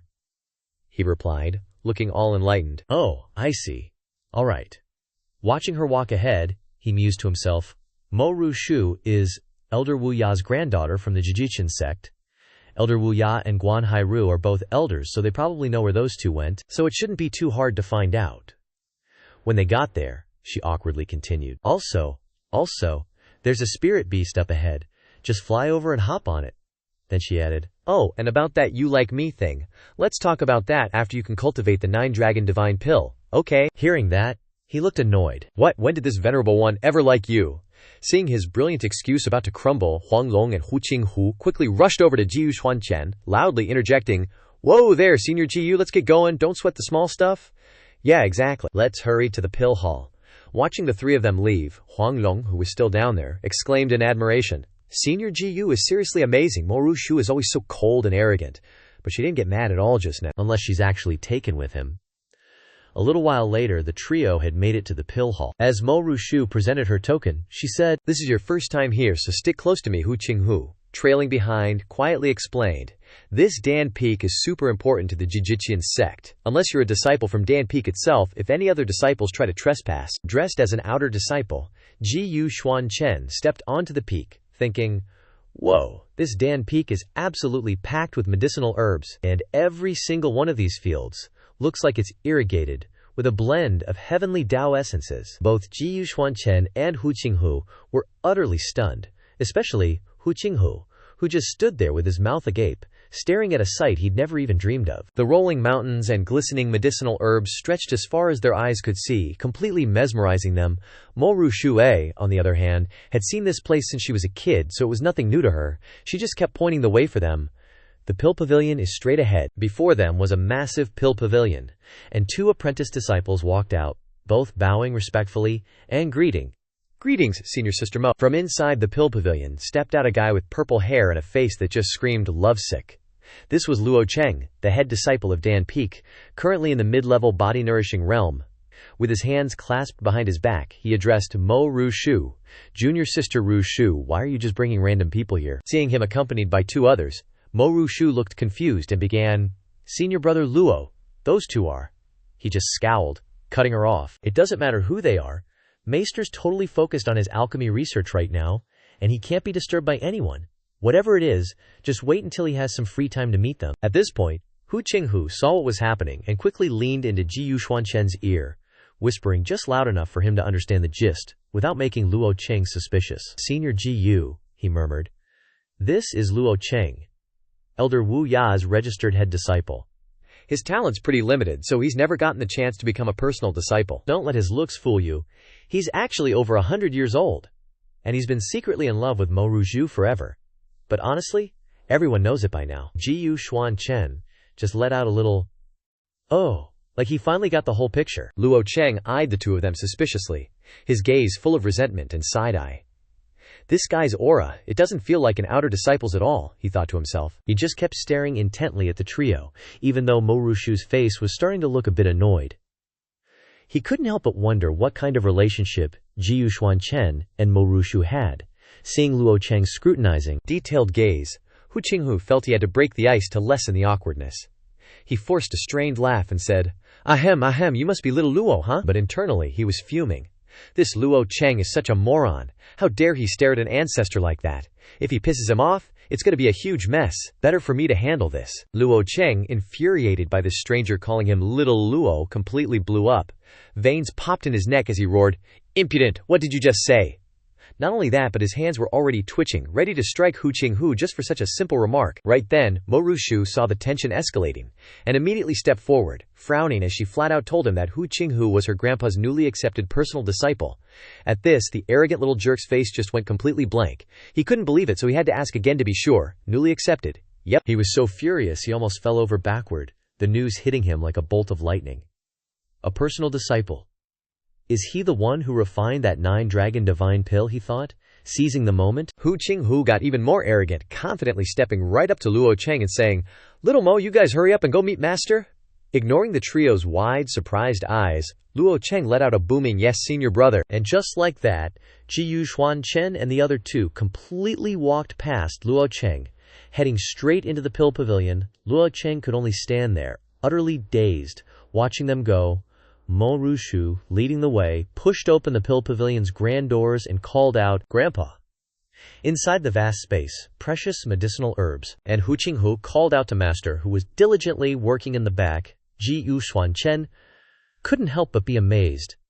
This is the pill pavilion. The spiritual energy from the plants here is seriously stronger than anywhere I've ever seen, he thought. At the sound of their voices, Elder Wu Ya finally stopped his work, still holding some kind of herb in his hand. He turned around, wiping away some sweat, and chuckled, "Qinghu, is that you? Come on over here, quick! I just so happen to have a burning question for you." The four of them gathered around the alchemy furnace that had refined the mysterious dragon pill. The cauldron was still fiercely ablaze. Elder Wu Ye, leaning on his staff, approached and said to everyone, The aura on this cauldron is really faint, but I can feel the thick heavenly Tao power pulsing within the flames." The three trailing behind listened with rapt attention. Elder Wu Ya, with his intense thirst for knowledge, leaned on his staff and immediately turned to his disciple, Hu Qinghu, asking, "Oh right, when you were warming the cauldron earlier, how exactly did that whole process unfold?" Hearing this, Hu Qinghu's heart practically leaped into his throat. He stammered, Well, that, since he knew absolutely nothing about the actual process, he had no clue how to answer properly. Hu Qinghu gritted his teeth, shooting a desperate glance at Jiyu Xuan Chen, who was standing behind him. Damn it, he thought. Even though I saw the alchemy process with my own eyes, how the hell am I supposed to explain a profound god-tier cultivation technique like that? Jiyu Xuan Chen then spoke up from behind them. "Elder Wu Ya, are you asking about the cauldron warming?" he asked clearly, addressing the whole pill pavilion. "Are you asking what senior brother taught me? Or should I explain it for senior brother Hugh?" Hearing those words, Hu Qinghu immediately felt a huge wave of relief wash over him. He was practically sobbing tears of joy internally, thinking, "Wah, Senior Jiyu, you're a lifesaver." The elder heard that and then jokingly chided Jiyu Xuan Chen. "Questions? Who are you? What brings you here? Rushu, why did you bring someone to my place?" The girl beside him didn't know how to answer the old man. She just gave an awkward smile. She leaned in and whispered to the old man, "Grandpa, he's the alchemy genius who can sense the ancestral dragon head image that I told you about. You didn't believe me, remember? Well, he's actually standing right here." The old man listened intently, then frowned, still finding it hard to believe what she was saying. He'd only believe it if he verified it himself. Old Wu Nai observed him for a while, stroking his long white beard. He said, "It's you." In his mind he was thinking, so it's really him, and a white-haired kid at that. That girl Ru Shu actually brought him here. All three of them stood in front of the pill cauldron, admiring it for a while. Jiyu Xuan Chen started to show off his super-level alchemy skills. With a mere wave of his hand, a stream of bright golden energy flowed out. He thought, "This deity doesn't need all that to summon the ancestral dragon head image, but to avoid scaring them, I'll go easy for now." Unexpectedly, the image of the ancestral dragon appeared inside the cauldron, a massive, bright, golden figure that was totally obedient with just a flick of his wrist. Elder Wu Nai was overjoyed. He grinned, his forehead wrinkling slightly, and said, "The ancestral dragon head image. It really is the ancestral dragon head image. Kneel down. Don't be disrespectful to the ancestral dragon." Standing beside him, Qinghu was also stunned. Both of them quickly kowtowed, showing their respect to the sacred image. Xuan Chen coldly continued his spell, thinking, "I haven't even let that guy fully manifest yet, just a shadowy projection. This display isn't even that big." He stood in front of the brightly burning cauldron, and with another wave of his hand, he controlled the dragon image completely. Old Elder Wu Nai was completely astonished, his eyebrows shooting up as he exclaimed, You summoned the ancestral dragon's projection with just a flick." He realized this was an enlightenment embodiment. Xuan Chen's face remained unchanged. He retracted his hands and said nonchalantly, "Is it that difficult?" Wu Nai smiled bitterly, bowing his head in contemplation. He said, "It is very difficult. How would you know? The 9-dragon divine pill can appear in this place, and just to be able to comprehend a trace of the projection's power is already a great opportunity. Yet, at such a young age, you can summon the complete ancestral dragon projection, even rarer." At this time his granddaughter helped him up, calling his name worriedly, "Grandpa!" Xuan Chen just turned around, listening calmly to him. His granddaughter, Mo Ru Shu, continued to support him. The elder continued, "Tens of thousands of years Since the death of Longzhu, the supreme alchemy god of the first Dan Dao, no one has been able to comprehend the mysteries of the dragon ancestor's projection. Even if Qinghu refines a divine pill, it's just a stroke of luck. But you, just now, summoned the dragon ancestor's projection so easily." Mo Ru Shu looked at her grandpa and asked, "Does grandpa want to accept Xuan Chen as a disciple?" But a resolute no from the elder stunned her. She still tried to persuade him, "Grandpa, please consider it." He remained firm, making his intentions clear. "What talent and virtue does Mo Wu Nai have to accept a genius like you as a disciple? In the future, if you don't mind, we can be friends on equal footing." These words left Xuan Chen speechless. The granddaughter looked a bit annoyed and shouted, "Grandpa!" After a while, in the alchemy room, Mo Wu Nai came up with something, turned around hastily, and called out, "You three! That's right, you three follow me immediately." The three were confused, wondering where they were going. The 4 of them arrived in front of a mysterious gate, as if it could lead to another world. This place looked like a space teleportation gate with streaks of blue. The old man Wu Nai went ahead, leading the way, while his granddaughter asked, "Grandpa, is this your forbidden alchemy area? Even the sect leader has never entered." He didn't say anything yet, but opened the seal formation, preparing to lead the group inside. The 3 of them fell into a different plot of land. The plants here exuded a glittering golden light, and all around were precious medicinal herbs that were hard to find outside. These people were in the alchemy space. The 3 of them marveled at the scenery, especially Qinghu, who had already started touching the strange plants around him with curiosity. Xuan Chen thought, "This is Elder Wu Nai's alchemy space? The strong heavenly Dao power of these rare flowers and herbs? I'm afraid that besides Dan Feng, the other peaks in the Ji Qian sect can't compare." Old Wu Nai stroked his long beard. He said, "From today on, you will cultivate here and not leave for a short time." Hearing this, Hu Qinghu, who was still attentively touching the herbs, replied, "Yes," but in his heart he was overjoyed. He, an outer disciple, could enter here to cultivate. "I heard that Elder Wu Nai's alchemy forbidden area has long been the place with the most abundant heavenly Dao power in the Jitian sect. What a steal." The girl Mo Ru Shu, seeing that Xuan Chen hadn't said anything, reminded him, "Xuan Chen, this is a great cultivation treasure. Why don't you quickly thank Grandpa?" He just turned his face away coldly and said, "Unnecessary." Then he thought, "Although this place can help me cultivate, but the great revenge hasn't been avenged yet. This deity can't stay here for long." The old man quickly flew up, returning to his alchemy workshop. Before leaving, he said, "Of course, Xuan Chen doesn't need to stay. Ru Shui, the person I'm talking about is you and Qinghu." The faces of the 2 changed when they heard this, and they said in unison, "Huh?" Old Wu Nai remained in the air, speaking loudly, pointing his hand and saying, "You too. Although one of you is my granddaughter and the other is my direct disciple, it's not that I don't trust you, it's just that comprehending the ancestral dragon projection embodiment is a big deal. If it's leaked, it will cause the Jintian sect to be destroyed, so cultivate here for 100 years. The 2 of them were shocked when they heard this, and repeated, 100 years. Qing Hu hugged his head, his face turning purple, while the girl froze. Even Jiyu Xuan Chen felt strange hearing it. Mushua Rushu called out to her grandpa, hastily saying, "Grandpa, but—" She was flustered. No less miserable, Qing Hu fainted, his face pale. His soul seemed to have left his body, his mouth still muttering. "I'm done for. I thought I could score a deal, but I'm locked up here for 100 years. Oh, Wu Nai interrupted the two of them, before leaving.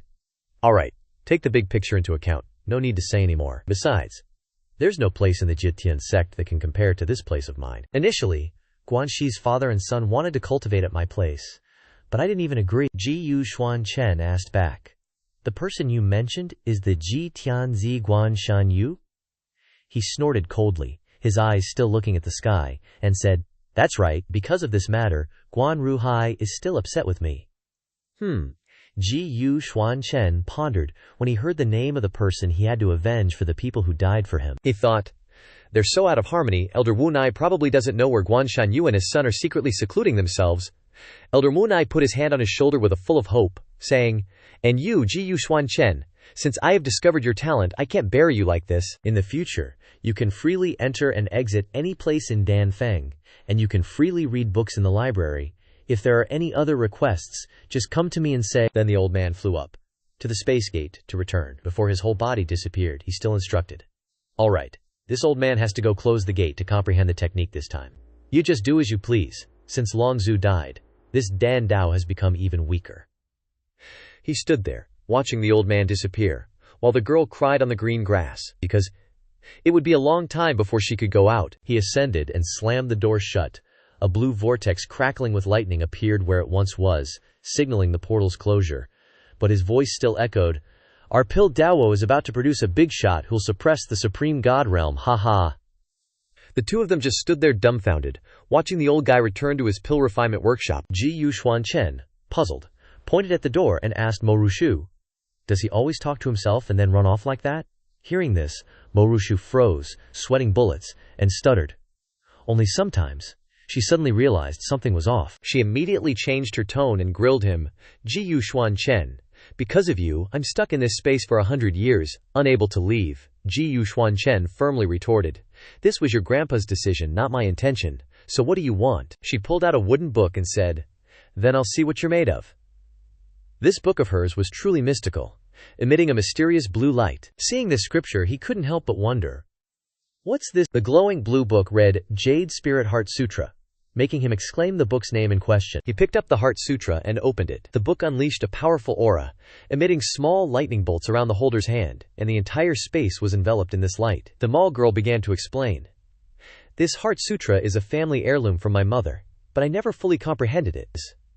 If you, Jiyu Xuan Chen, have such talent, can you comprehend it?" Lines of text emerged from the bamboo strips of this ancient book. After Mo Rushu gave our Jiyu Xuan Chen the Jade Spirit Heart Sutra to comprehend, the Heart Sutra in his hand immediately unleashed them, surging around and enveloping his entire body with a boundless source of energy. Standing amidst that energy, Jiyu Xuan Chen was a bit surprised and thought to himself, "Is it because I'm in the pill refining space, where medicinal herbs are overflowing with spiritual energy? The moment I connect with this Heart Sutra, I feel an unprecedented clarity of mind and vision." HMPH.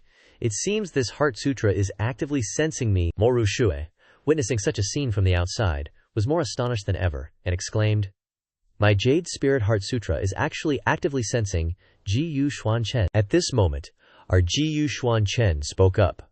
"All right, let's give it a try."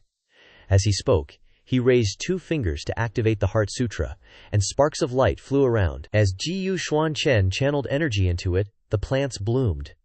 Seeing this, Mo Rushu was surprised and cried out, "These medicinal herbs have all leveled up." Still feeling unsatisfied, Jiyu Xuan Chen continued to channel power elsewhere, saying, "Is that all?" Wherever he channeled his power, the flowers instantly leveled up and bloomed miraculously. After witnessing such an event, Mo Rushu thought to herself, "In the Qifeng Valley sect, medicinal herbs are divided into levels 1 through 6 according to their spiritual power. Among them, most of the medicinal herbs that can be seen everywhere in the sect are levels 1 and 2, while the medicinal herbs in this pill peak are basically level 3 and above. In Grandpa's pill refining space, these were already high-grade medicinal herbs from level 4 to level 6, yet under Xuan Chen's comprehension of the Jade Spirit Heart Sutra, all of them have been upgraded to top-grade level 6 medicinal herbs. At this time, Hu Qinghu, standing beside her, lamented, "Oh, how am I supposed to live through these 100 years?" Mo Rushui heard but remained silent.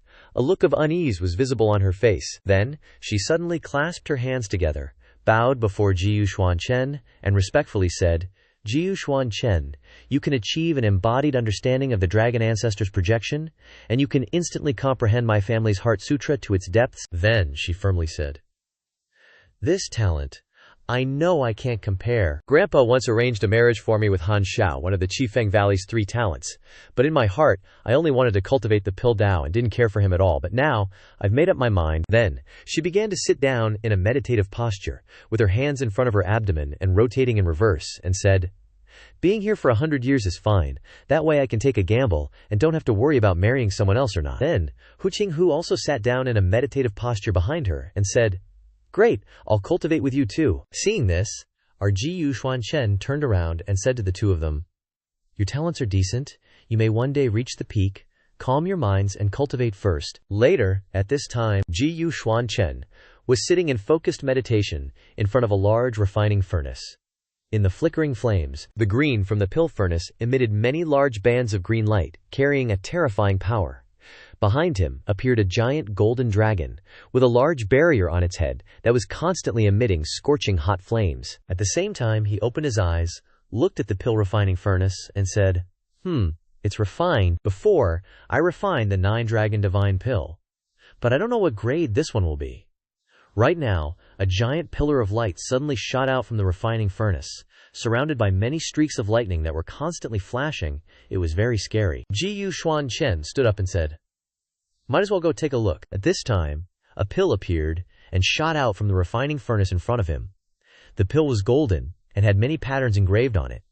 It was constantly emitting many large sources of energy, he thought to himself. A 5-pattern 9-dragon divine pill. Holding this pill in his hand, those sources of energy also enveloped Xuan Chen's entire body. He spoke again. "In Elder Wu Yai's pill refining space, I've comprehended even more 6th-grade medicinal herbs. It really is doing little for great gain. Now, the star celestial chart is also full of 6th-grade medicinal herbs, so even if I leave this place later, I won't have to worry about lacking medicinal herbs." Then, he made the newly refined pill disappear. At that exact moment, a strange man walked up to where Xuan Chen was standing. He crossed his arms and said, "You're Xuan Chen, right?" Turns out, it was Luo Cheng, the top disciple of the Danfeng Hall, rocking a mid-stage divine realm cultivation. Hearing the voice, Xuan Chen turned around, his brow furrowed in annoyance. "What's it to you?" he thought to himself. "This is the dude who blocked my way into the Danfeng earlier." Luo Cheng's face darkened, becoming more sinister than ever, as he internally sneered, "Isn't this the pretty boy who got in with the help of junior sister? I heard this guy's got no background whatsoever, only met Master once, yet Master gave him the best digs in Danfeng." "Wait a sec," Xuan Chen muttered. "The rich heavenly Dao Qi of herbs? Master usually does this when she exits the alchemy space."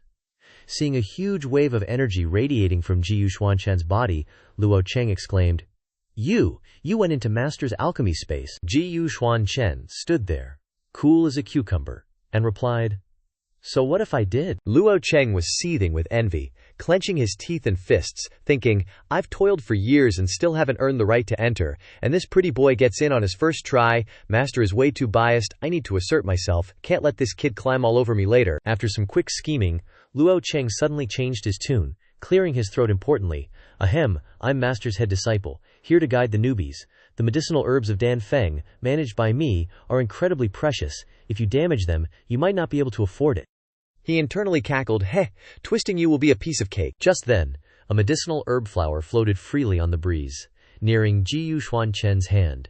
He glanced at the flower and said, "Stone feather flower, a grade 4 herb. Sadly, it wasn't cultivated well. Its medicinal effect will only reach grade 3. The head disciple Luo Cheng heard what he said, and looked as if he was insulting his cultivation method.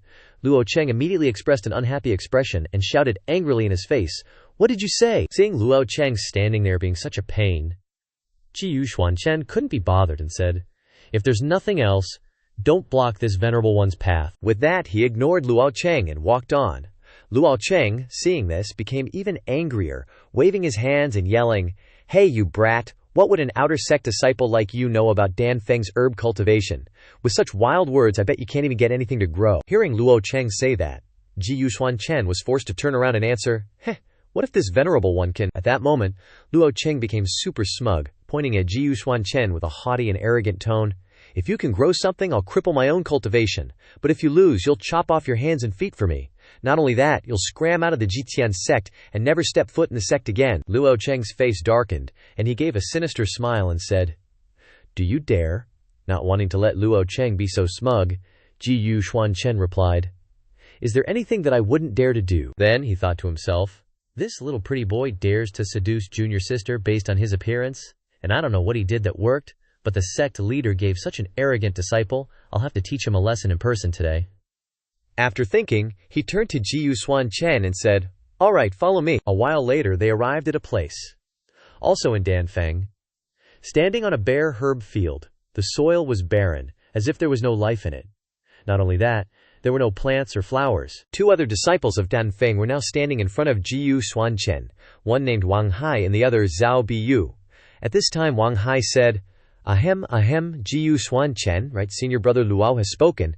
You just need to water this abandoned herb field and make the herbs grow. The other Zhao Biyu, standing next to Wang Hai, added in, "Hey, don't say we're bullying a newcomer. If you don't understand anything, you should ask us now." At the same time, he thought to himself, in the end, he is just a person who offended senior brother Luo, and every time he is disciplining someone, he is always sent to this remote place. Our Xuan Chen turned around and carefully observed the surrounding area. He put his hands behind his back and thought, if it's just a bare medicine field, there should at least be weeds.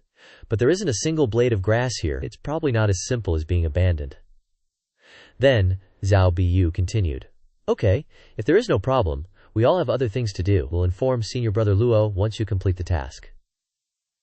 Just as he finished speaking, the two, Wang Hai and Zhao Biyu, smiled sinisterly. They smugly thought to themselves, "This herb field was already sabotaged. No herbs can grow. You have offended the wrong person. You are so unlucky." At that moment, after they all left, our Xuan Chen squatted down and put his palm down to feel the soil in this herb field. There were a lot of dark purple auras constantly coming out from the ground, causing this place to radiate an atmosphere similar to poisonous gas. This is the reason why this herb field is unable to produce plants or flowers. He silently observed and could guess the tricks of these people, and thought in his head, "Haha, so the soil is infected with miasma, no wonder." At this moment, an extremely large force of light, like a blue flame, enveloped Xuan Chen's whole body. His face darkened and smiled. "You call this child's play." His source of energy radiated larger and larger, covering the entire empty herb field, and it sucked all the miasma that was poisoning the soil into it. Next, it created a giant pillar of light, rolling and rolling, and its radius was so large that even Wang Hai and Zhao Biyu could see it. Witnessing that scene, the two of them were terrified. Wang Hai stuttered and exclaimed, "What's going on?" The other, Zhao Biyu, ran back hastily, while turning around and shouting, "What are you standing there for? Why don't you run quickly? If this kid does something that destroys the architecture of the sect, it will be difficult for us to escape responsibility." But when the two of them ran back, Xuan Chen's heavenly Tao energy created a huge barrier, preventing them from entering and pushing them out, and they cried out involuntarily and in unison, "Ah, heavenly Tao energy is too strong, ouch, arg."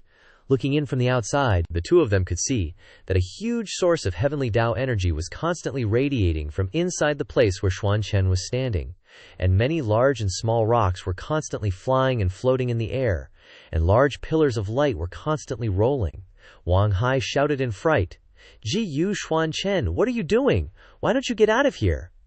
Zhao Biyu was also extremely frightened. He gritted his teeth and screamed, his face turning purple. "No, I'd better report to senior brother Lugo quickly." As he spoke, he took out a communication talisman and threw it forward quickly. It could be immediately connected to Luo Cheng. Luo Cheng, seeing this, became very impatient and quickly asked them, "What is it? Why are you so anxious?" Zhao Biyu answered in panic, "Senior brother Luo, you asked me to trouble Xuan Chen, but that Xuan Chen, I don't know what he did, but now this medicine field suddenly has strange phenomena. making it impossible for us to enter to explore the reason. After hearing this, Luo Cheng's face darkened and he showed a sinister smile and said, "Trouble Ji Xuan Chen. When did I tell you to trouble him? Everyone is a brother of the same sect. How can anyone have such thoughts?" Zhao Bu, completely taken aback, blurted out. Senior brother Luo, Ye Yu, Wang Hai, who was standing next to him, immediately chimed in. Senior brother Luo, please, help us figure something out. The head disciple, Luo Cheng, responded, All right, I'll be a good guy and give you a little nudge. After all, Ji Xuan Chen did act on his own accord, so if he suffers some backlash, a mysterious death or something, and dies without any evidence, it has nothing to do with you guys, capiche? Hearing that, Wang Hai and Zhao Bu's eyes widened in unison as they looked at each other. They both thought to themselves, looks like senior brother wants us to take Ji Xuan Chen out permanently. Luo Cheng crossed his arms and said sternly, Get it, got it, good. At that moment the two of them cupped their hands and bowed, replying hastily, Understood, senior brother, rest assured. We'll take good care of junior brother Ji Yu. Hearing this, the head disciple was smug as hell, bursting into laughter, haha, excellent. After they finished talking, the talisman connecting to Luo Cheng vanished and flew back into Zhao Bu's hand. Holding the talisman, he said to Wang Hai, Once that Ji Xuan Chen shows his face, we'll make our move. We'll just pin the blame on him for ruining the herb field. But Wang Hai wasn't paying attention to him. Instead, he was captivated by something behind him. At that very moment, Wang Hai spun around and pointed in that direction with a start, shouting, Wait! Look over there! The two of them couldn't believe their eyes. He actually grew herbs. And judging by their quality, they weren't any worse than the ones in the Grandmaster's pill hall. How could this kid do it? Before their eyes was a herb field brimming with lush green flora, a complete contrast to the barren wasteland it was before. Our Ji Xuan Chen was floating in mid-air. Noticing the shocked expressions on their faces, he landed and smiled faintly, saying, Back so soon. Seems you guys have seen the light. Seeing that, Wang Hai whispered into Zhao Bu's ear, So should we inform senior brother Luo now? Zhao Bu then punched Wang Hai hard in the back, causing him to stumble forward, and said angrily, Idiot! Ji Xuan Chen can actually grow so many extraordinary herbs. If senior brother Luo really keeps his promise and cripples his own cultivation, do you think we'll be able to live in peace? Hearing that, Wang Hai was terrified, cold sweat pouring down his face as he said, Then what should we do? He didn't just not ruin the herb field, but he also grew so many precious herbs. What excuse do we have to kill him? Zhao Bu seemed to have some sinister plan in mind. He smirked and said in a sinister tone, Who says we don't? Zhao Bu proudly stated, Isn't it ruined now? He also waved his hand and approached Ji Xuan Chen. Not bad, Ji Xuan Chen, you actually dared to ruin the herb field.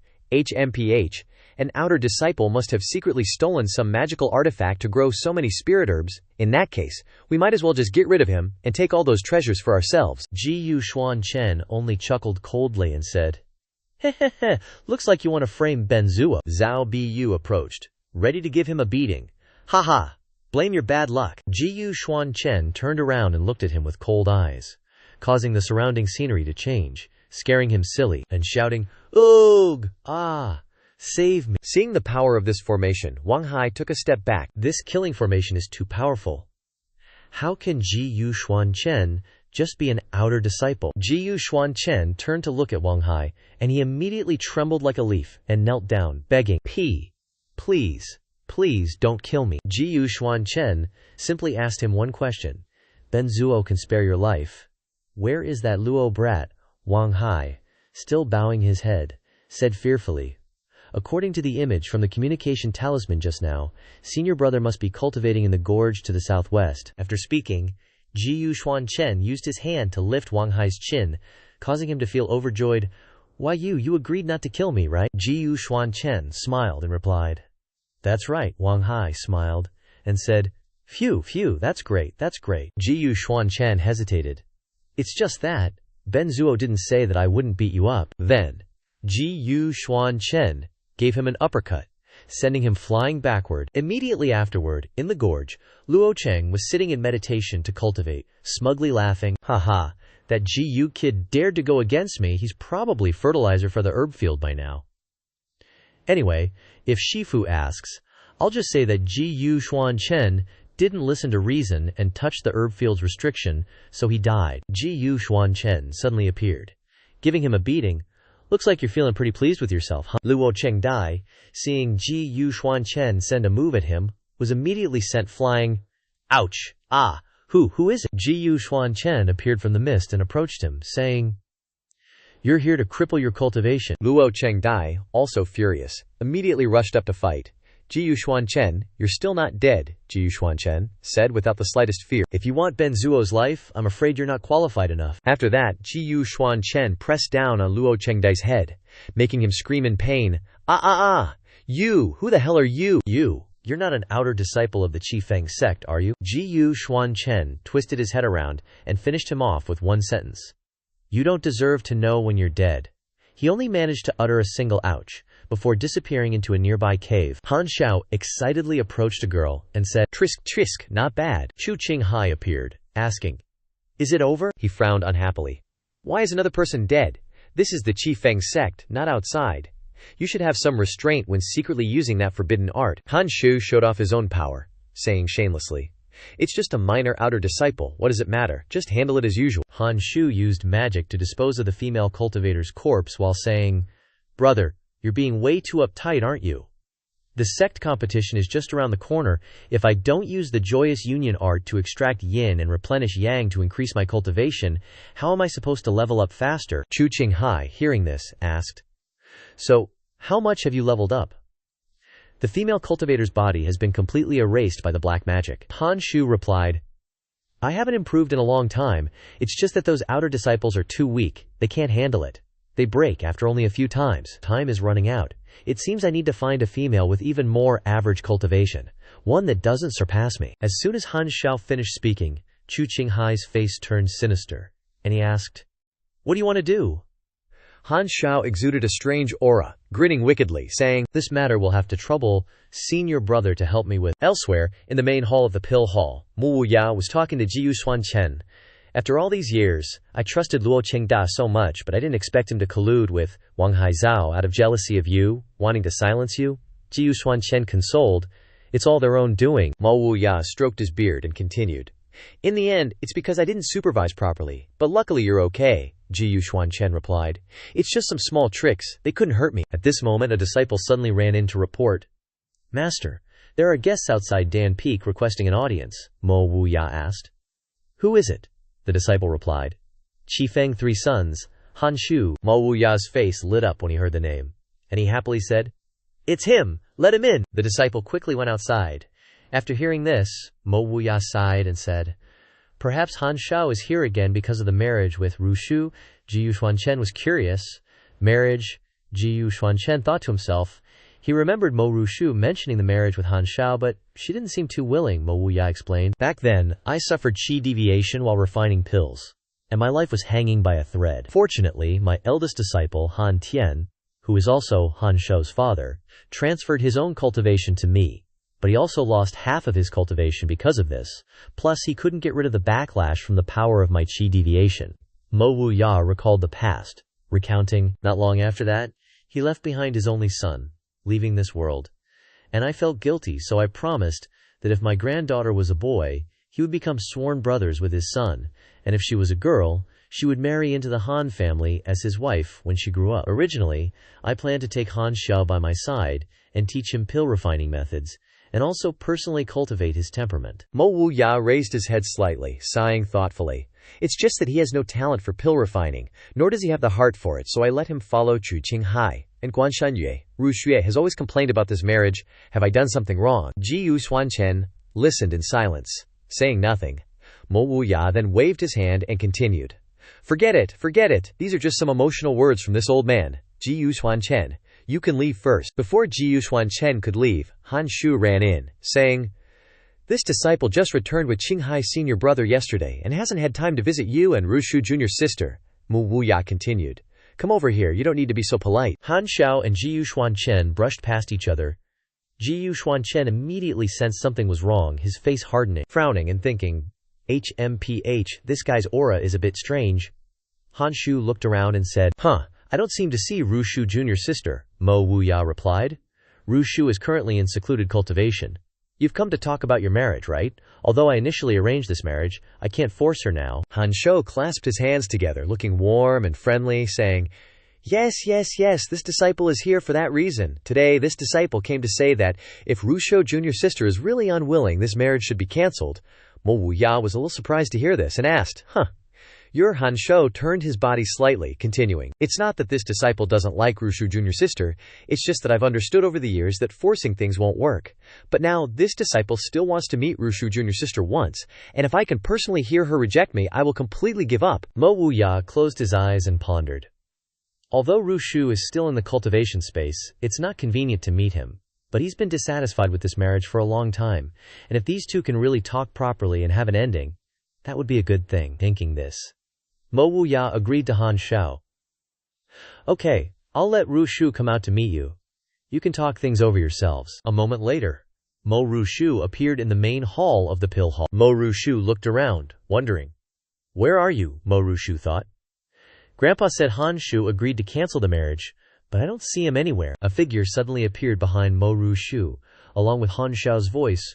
Rushu Jr.'s sister, you finally agreed to meet me. Mo Rushu was startled, immediately turned around, released 3 golden needles, and shouted, How dare you, this is the pill hall. But when she turned around, she couldn't find Han Shao anywhere. Turns out, Han Shao had swiftly teleported behind Mo Rushu. He smirked, thinking, She fell for it. Then, he quickly flicked his finger, and a GU insect latched onto Mo Rushu's neck, burrowing into her body. Han Shao, having successfully carried out his despicable act, stood there with a calm facade, saying, Rushu Jr.'s sister's reaction is inevitably a bit too intense.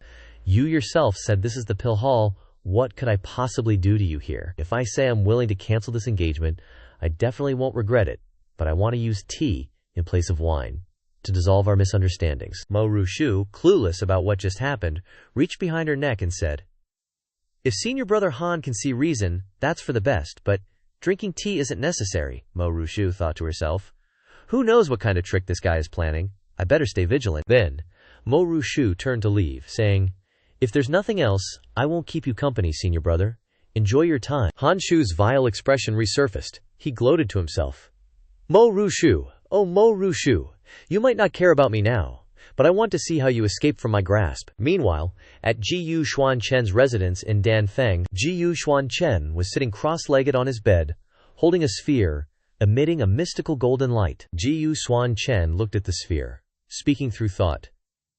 This one's life force is linked with everyone. Now that this one has broken through to the nourishing spirit realm, I wonder if everyone has grown too, right? A voice responded from within the sphere. Our growth is indeed faster, Gu Xuan Chen said. Meeting everyone is only a matter of time. Just as Gu Xuan Chen was pondering, he heard a yawn. Gu Xuan Chen turned to look at the green scroll floating in front of him, asking, You're awake? The green scroll replied, HMPH. I woke up a long time ago. Wasn't it because of some stinky aura disturbing my sweet dream? Otherwise, I'd still be resting and recuperating. Just you wait. I'll get even with Guanshan Yu for injuring me so badly in the beginning. Gu Xuan Chen frowned upon hearing this, asking, Stinky aura, since when? The spirit inside the scroll teased Gu Xuan Chen. You want to know? Beg me, and I'll consider whether or not to tell you. Upon hearing this, Gu Xuan Chen summoned lightning to strike the green scroll, saying, Is that so? The scroll was struck by lightning, and the spirit inside cried out loudly, Gu Xuan Chen, you madman, stop it, Gu Xuan Chen rested his hand on his knee, calmly saying, It's fine, this one's lightning won't damage the heavenly secret chart spirit. As for whether you will be annihilated in both form and spirit, let's just try and see. The spirit, beaten to a pulp, with black smoke billowing from its head, clasped its hands together in resignation and said, That stinky aura is unique to practitioners of the joyful union art of harvesting yin to replenish yang. It appeared half an hour ago. Moreover, this person is especially skilled at concealing their scent from the living, which is why only I, as a remnant soul, can be so sensitive to this scent. Upon hearing this, Gu Xuan Chen's face darkened, and he smiled slightly. Recalling that he met Han Shao half an hour ago, he said, Half an hour ago, this person is indeed suspicious. Elsewhere in the outer peak of the Jitian sect, Chu Qinghai in his mountain cave said that Mo Rushu is Elder Wu Ya's granddaughter, no less beautiful than those women outside. You need to be careful in your actions, Han Xiao replied confidently. Senior brother, please rest assured, the sect competition is approaching. And although we and senior brother Guan are the three sons of Jitian, we formed our own faction back then, not joining any path. But senior brother Guan's father is, after all, an elder of the formation peak. Being in closed-door cultivation for so long, his realm might be even higher now. Han Xiao clenched his fist, his face filled with determination, saying, and this time, even outer sect disciples like Hu Qing and Hu Huanglong, whom we didn't even bat an eye at, have become personal disciples of Elder Wu Ya and the sect leader.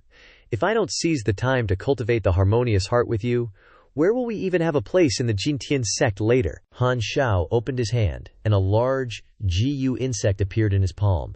He said, HMPH. If it wasn't for seeing that her cultivation is high, and that she can withstand dual cultivation with me, helping me achieve great results with little effort, I wouldn't bother wasting my time like this. By the time Elder Wu Ya finds out, so what? With this mother insect of his in my hand, the sensation on her body will make it seem that whatever I do to her, she's doing it willingly. Han Xiao closed his hand. The GU insect disappeared from his hand, and he laughed sinisterly. Tonight, Mo Rushu, from now on, you'll only listen to me. At the same time, within the alchemy space, Mo Rushu was meditating on a rock. She thought to herself, this is uncomfortable. Why is my breath suddenly so chaotic? Then, Mo Rushu's whole body felt hot, her face flushed, and she couldn't help but moan a few times. Mo Rushu thought to herself, why am I hearing Han Shu's voice? Why do I suddenly really want to? Seductive sounds echoed in Mo Rushu's mind. You're very uncomfortable, aren't you? Come here quickly. If you come here, you won't be so uncomfortable anymore. Come over here quickly. A few seconds later, Mo Rushu suddenly opened her eyes wide. A strange crimson light flashed in her purple eyes. Mo Rushu was hypnotized, her whole body stiff, and she automatically walked out of the barrier of the alchemy room. Meanwhile, Han Xiao was waiting for Mo Rushu, arms crossed against the wall, at the outer peak of the Jitian sect's mountain cave. Han Xiao's expression was gloomy, he thought. Strange. According to the time, Mo Rushu should have arrived already, unless something went wrong. Just then, Mo Rushu appeared at the entrance of the mountain cave. Seeing her, Han Xiao's expression immediately turned joyful again, and he said loudly, HMPH, she's here. Han Xiao stroked his chin and grinned vilely. She's quite obedient, I must say. What to do next? I guess everyone knows it very well, right? Han Shu secretly laughed in his heart. Looks like I was overthinking it. Mo Rushu clasped her hands in front of her abdomen, approached Han Xiao, and obediently replied, Understood. Han Xiao's expression was lecherous. He rubbed his palms together and licked his lips, saying, then let's begin. Mo Rushu obediently reached for the button at her collar, replying, Okay, but before that, isn't there something more important to do? Upon hearing this, Han Xiao immediately felt uneasy and asked in surprise, What? Mo Rushu's face turned angry, tears welled up in her eyes, and she shouted, Of course it's this. Immediately, she used all her strength to slap Han Shu right across the face. Han Xiao took the hit hard, his cheek bright red from the slap, sending him flying back. He cried out in pain, Arg, arg! Mo Rushu didn't hesitate. Immediately lifting her leg and kicking Han Xiao straight in the jaw, she yelled, Here's another one for ya. Han Shu was sent flying. He struggled to stand, clutching his jaw as he roared, Mo Rushu, why aren't you controlled by the GU insect? Mo Rushu didn't answer Han Xiao's question, but circulated her qi around her body. Quickly advancing to attack, she shouted, Han Xiao, you dare use such evil techniques on me in the Jitian sect, I will personally kill you. But at that moment, Mo Rushu suddenly felt her breath becoming chaotic, her face flushing red again. Mo Rushu uncomfortably collapsed, clutching the front of her clothes, panting heavily. Mo Rushu felt something was wrong, thinking, oh no, it's starting again. Seeing Mo Rushu silently enduring the pain, Han Shu suddenly realized that something wasn't right. He grinned deviously. From behind Han Xiao emerged terrifying hands. Reaching towards Mo Rushu, Han Xiao laughed loudly. Mo Rushu. So you weren't unaffected by the GU insect, but using the pain to stay awake. His evil arms quickly grabbed Mo Rushu's arms. Mo Rushu panicked, thinking to herself, this is bad, my ice heart is melting away. Mo Rushu, held tightly by the evil arms, shouted, What exactly are these things? This level of dark magic is definitely not all that the Jiqin sect has. Han Shu smugly burst into laughter. Hey, Ru Shu, my junior sister, you didn't want a toast, so now you'll get a penalty drink. Ru Shu cried out in pain. Ugh, she thought to herself. My consciousness seems to be getting even more blurry. Han Shu's aura surged violently around him. He grinned with an ugly expression, reaching out to strike. Originally, I didn't want to be so rough with you, but since you've already exposed me, I can only go all out and completely harvest you. With that, Han Shu laughed maniacally again. Ha. Ru Shu was tightly bound by the dark magic. She gritted her teeth and cried, Ugh! In this critical moment, suddenly, a beam of golden light flew swiftly over, striking and severing Han Shao's dark magic. Han Shao angrily roared, Arg! Which bastard is courting death, ruining my good deed? As the dust settled, Xuan Chen, wielding a sword, approached with a grim expression. Xuan Chen said, Turns out there's still a cockroach here. Xuan Chen created a barrier around Ru Shu to protect her. Ru Shu hazily looked at Xuan Chen's figure, thinking to herself, Is that Xuan Chen? Does he know? Han Xiao's face turned livid. He yelled, A helper, Ru Shu. Han Xiao frantically unleashed dark magic while shouting, I see you want to be buried with her. Xuan Chen calmly responded, raising his sword forward, immediately followed by dragon-shaped flames appearing behind him. Xuan Chen said, Then we'll have to see if your ability matches your arrogance. The dragon heads flew forward, instantly biting through Han Xiao's evil arms. Han Xiao, seeing this, was still confident. He knelt on one knee, chanting incantations and shouting, Little brat, you have some skills, but you think that's enough to deal with me? How laughable. The surrounding dark energy immediately gathered, forming the faces of screaming girls. Han Xiao laughed disgustingly, pointing at Xuan Chen, and shouted, Don't you all have deep resentment? Go and bite him to death for me. As soon as he finished speaking, the powerful dark energy immediately surged towards Xuan Chen. Xuan Chen remained calmly standing in place, gently wielding a sword, creating a dragon-shaped figure.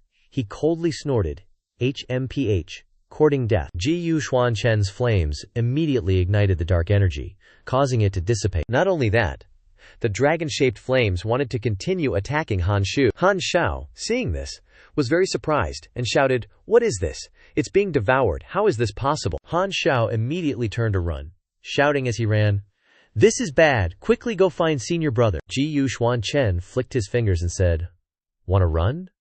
Immediately, a beam of golden light wrapped around Han Xiao's feet, devouring him completely. Ru Shu lay exhausted on the ground, hazily feeling a healing technique on her hand, thinking in her heart, The hand seems to be feeling a warm current of qi. Xuan Chen stepped forward and lifted Ru Shu by the waist. Ru Shu was still not fully conscious, vaguely thinking, Someone. Immediately afterward, she suddenly struggled, grabbing both of Xuan Chen's shoulders, glaring and gritting her teeth. Don't touch me. Xuan Chen said, It's me. Ru Shu finally recognized him, relaxed her hands, and said, Xuan Chen, it's you, Ru Shu thought. So what happened just now wasn't an illusion, it really was Xuan Chen. Ru Shu stood firm, gently pushed Xuan Chen's shoulder, turned her head away shyly, and thought, So the wound on the palm of my hand was also healed by him? Xuan Chen said, Han Shu is dead, but you have Jiu poison in your body. Gotta find a hot spring to soak in, let that water seep into the skin, and force that damn Jiu worm out. Ru Shu staggered, saying, Okay, I'll go. Xuan Chen watched Ru Shu's wobbly back, and spoke up. This master prefers a quick victory. Ru Shu blanked out, not getting the context, then asked, Huh. After that she turned towards Xuan Chen, saying shyly, Ugh. You, this is Ru Shu, struggling slightly, embarrassed, and said, Xuan Chen, I can walk on my own. Xuan Chen frowned slightly, looking down at Ru Shu, and said, Save some strength, or the poison will spread even faster. Hearing this, Ru Shu was a little surprised. She shyly covered her mouth, thinking to herself, This guy looks cold as ice, but it seems like he's actually worried about me. Thinking this, she smiled shyly in agreement. Cough, cough, cough. Yeah. After that, the two went to the hot spring. Ru Shu soaked herself in the water, while Xuan Chen sat behind a large rock, waiting. Ru Shu soaked in the medicated hot spring to expel the poison worms. A while later, when the poison worms had been completely removed, Ru Shu stepped ashore. After getting dressed, Mo Rushu said to Xuan Chen, "I'm done." Hearing this, Xuan Chen turned his head to look. Xuan Chen stood up and asked, "How are you feeling now?" Mo Rushu replied, "The Gu poison is gone, so I don't feel uncomfortable anymore." Mo Rushu gently brushed back a stray hair, saying, "Moreover, just now I relied on your detoxification method, detoxifying myself through the principle of mutual generation and restraint of medicinal properties.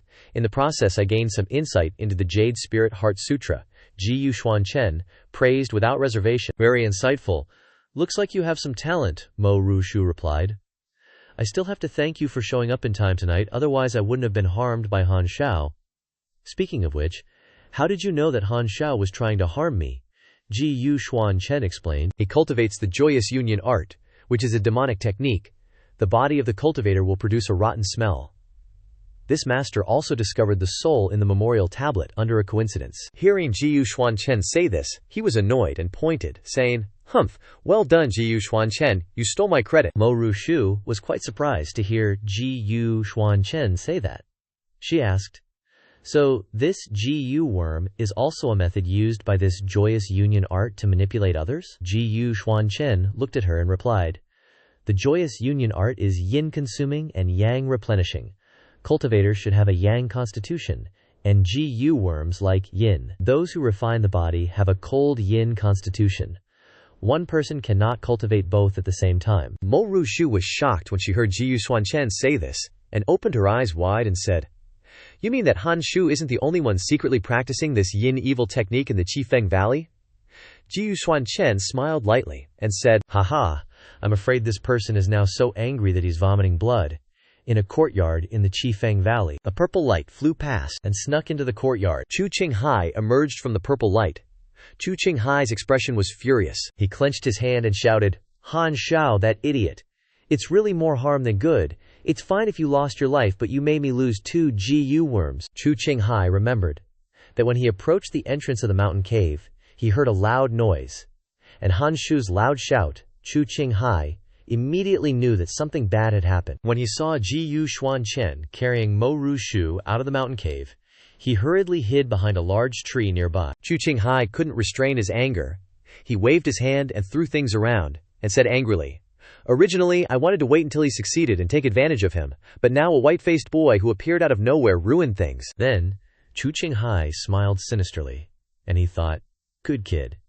Since you are so capable, then you replace that stupid Han Shu for me to use." The next day, at the punishment hall, a voice rang out. "Are you telling the truth? Han Shao died last night in the hands of an outer disciple with an unknown origin." The speaker was Wang Tianbao, the elder of the punishment hall and the early stage of the Yu Hun realm. Chu Qinghai bowed slightly, clasped his hands in front, and affirmed, "That's right, this disciple saw it with his own eyes." Another disciple standing beside Chu Qinghai also added fuel to the fire.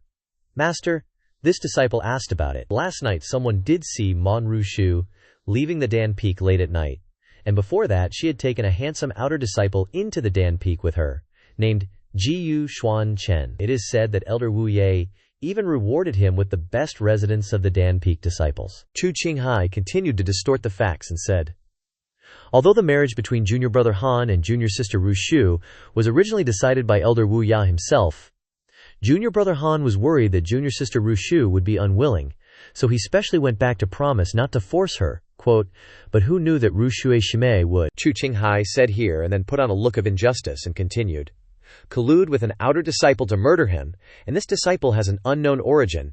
Maybe he deliberately sneaked into the Qifeng Valley." When Wang Tianbao heard this, he totally bought it and exploded, yelling, "Outrageous! How can the dignified Jietian sect let some punk run wild and cause chaos like this?" Chu Qinghai started smirking, and bowing his head he said, "Well, senior sister Mo Rushu is, after all, the real granddaughter of Elder Wu Yai.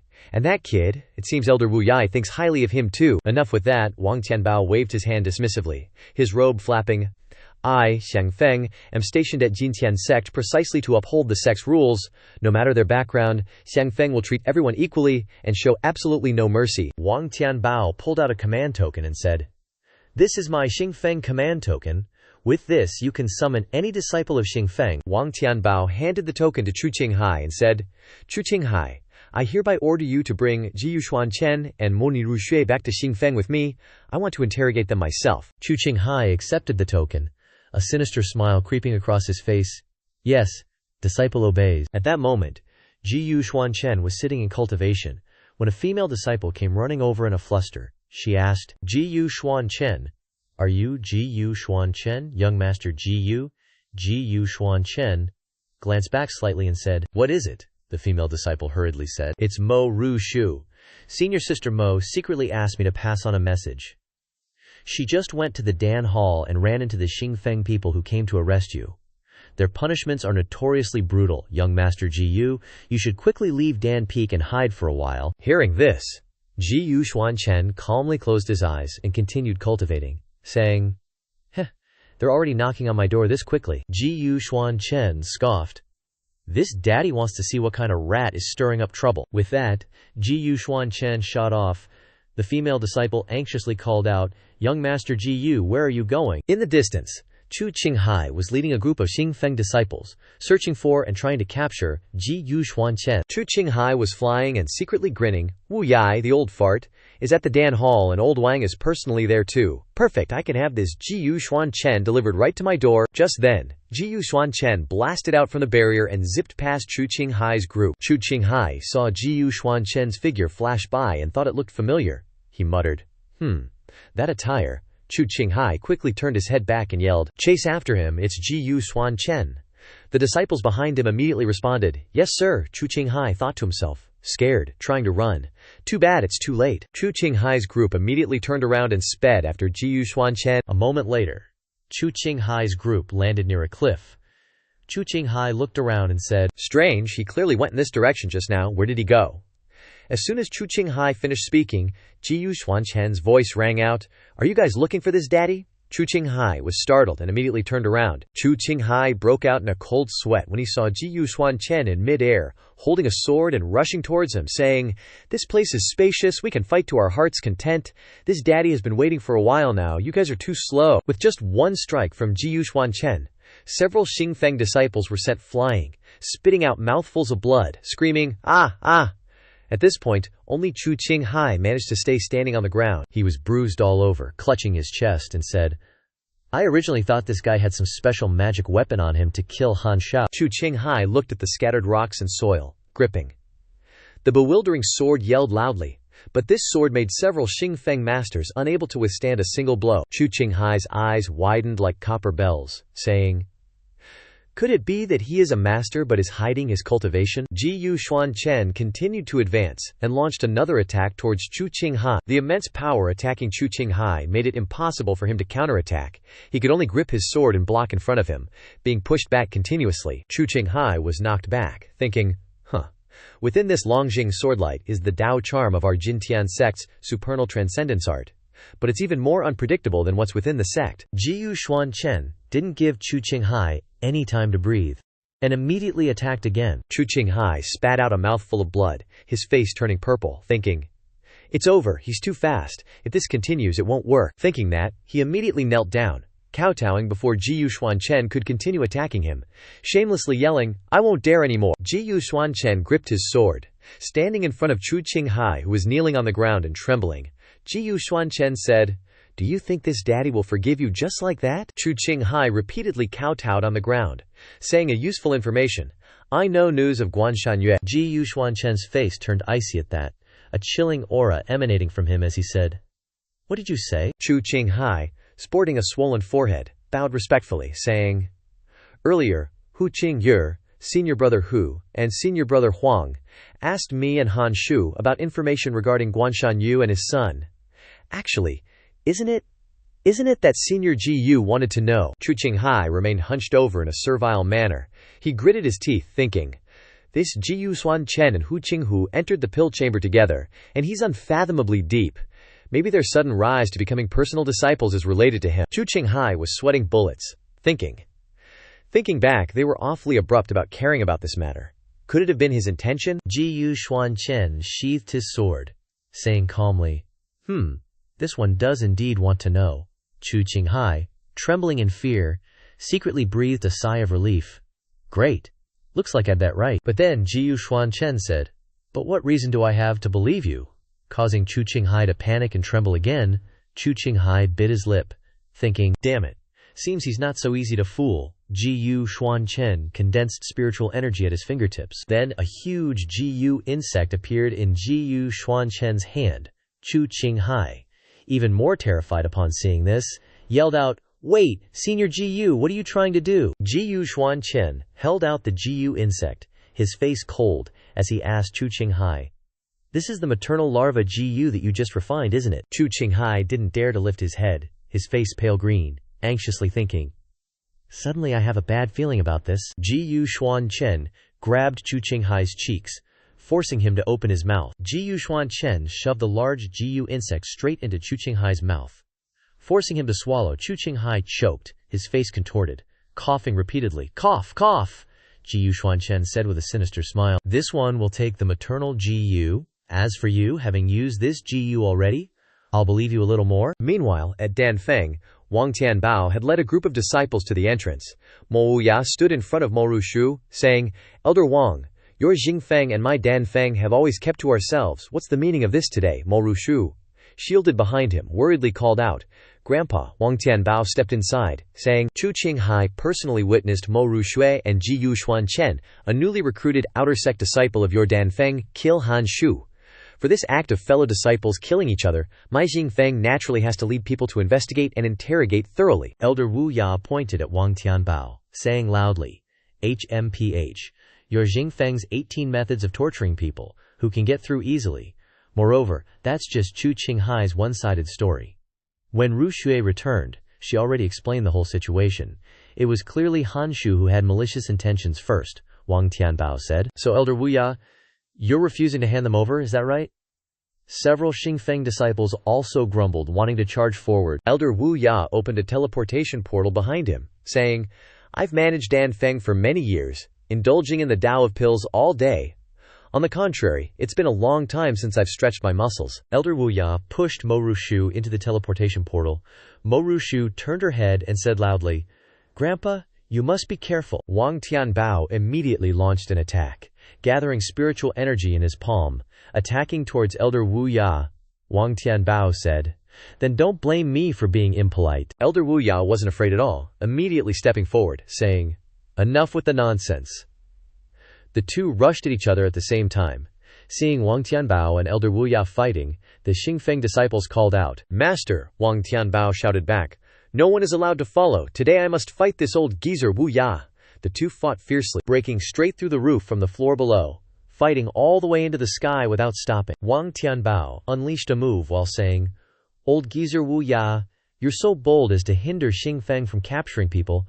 Aren't you afraid of the sect leader's punishment?" Elder Wu Ya firmly counterattacked, saying, "Ha, Wang Tianbao, you manage Xingfeng and are the hallmaster of Xingtong, but you're blind. You might as well quickly abdicate and yield to a more capable person." Wang Tianbao felt as if he had been struck in the heart, resentfully saying, "You damned old thing." Afterwards, Wang Tianbao released his weapon, yelling, "Jingyun Immortal." Elder Wu Ya immediately said loudly, "Guardian Bell Claw."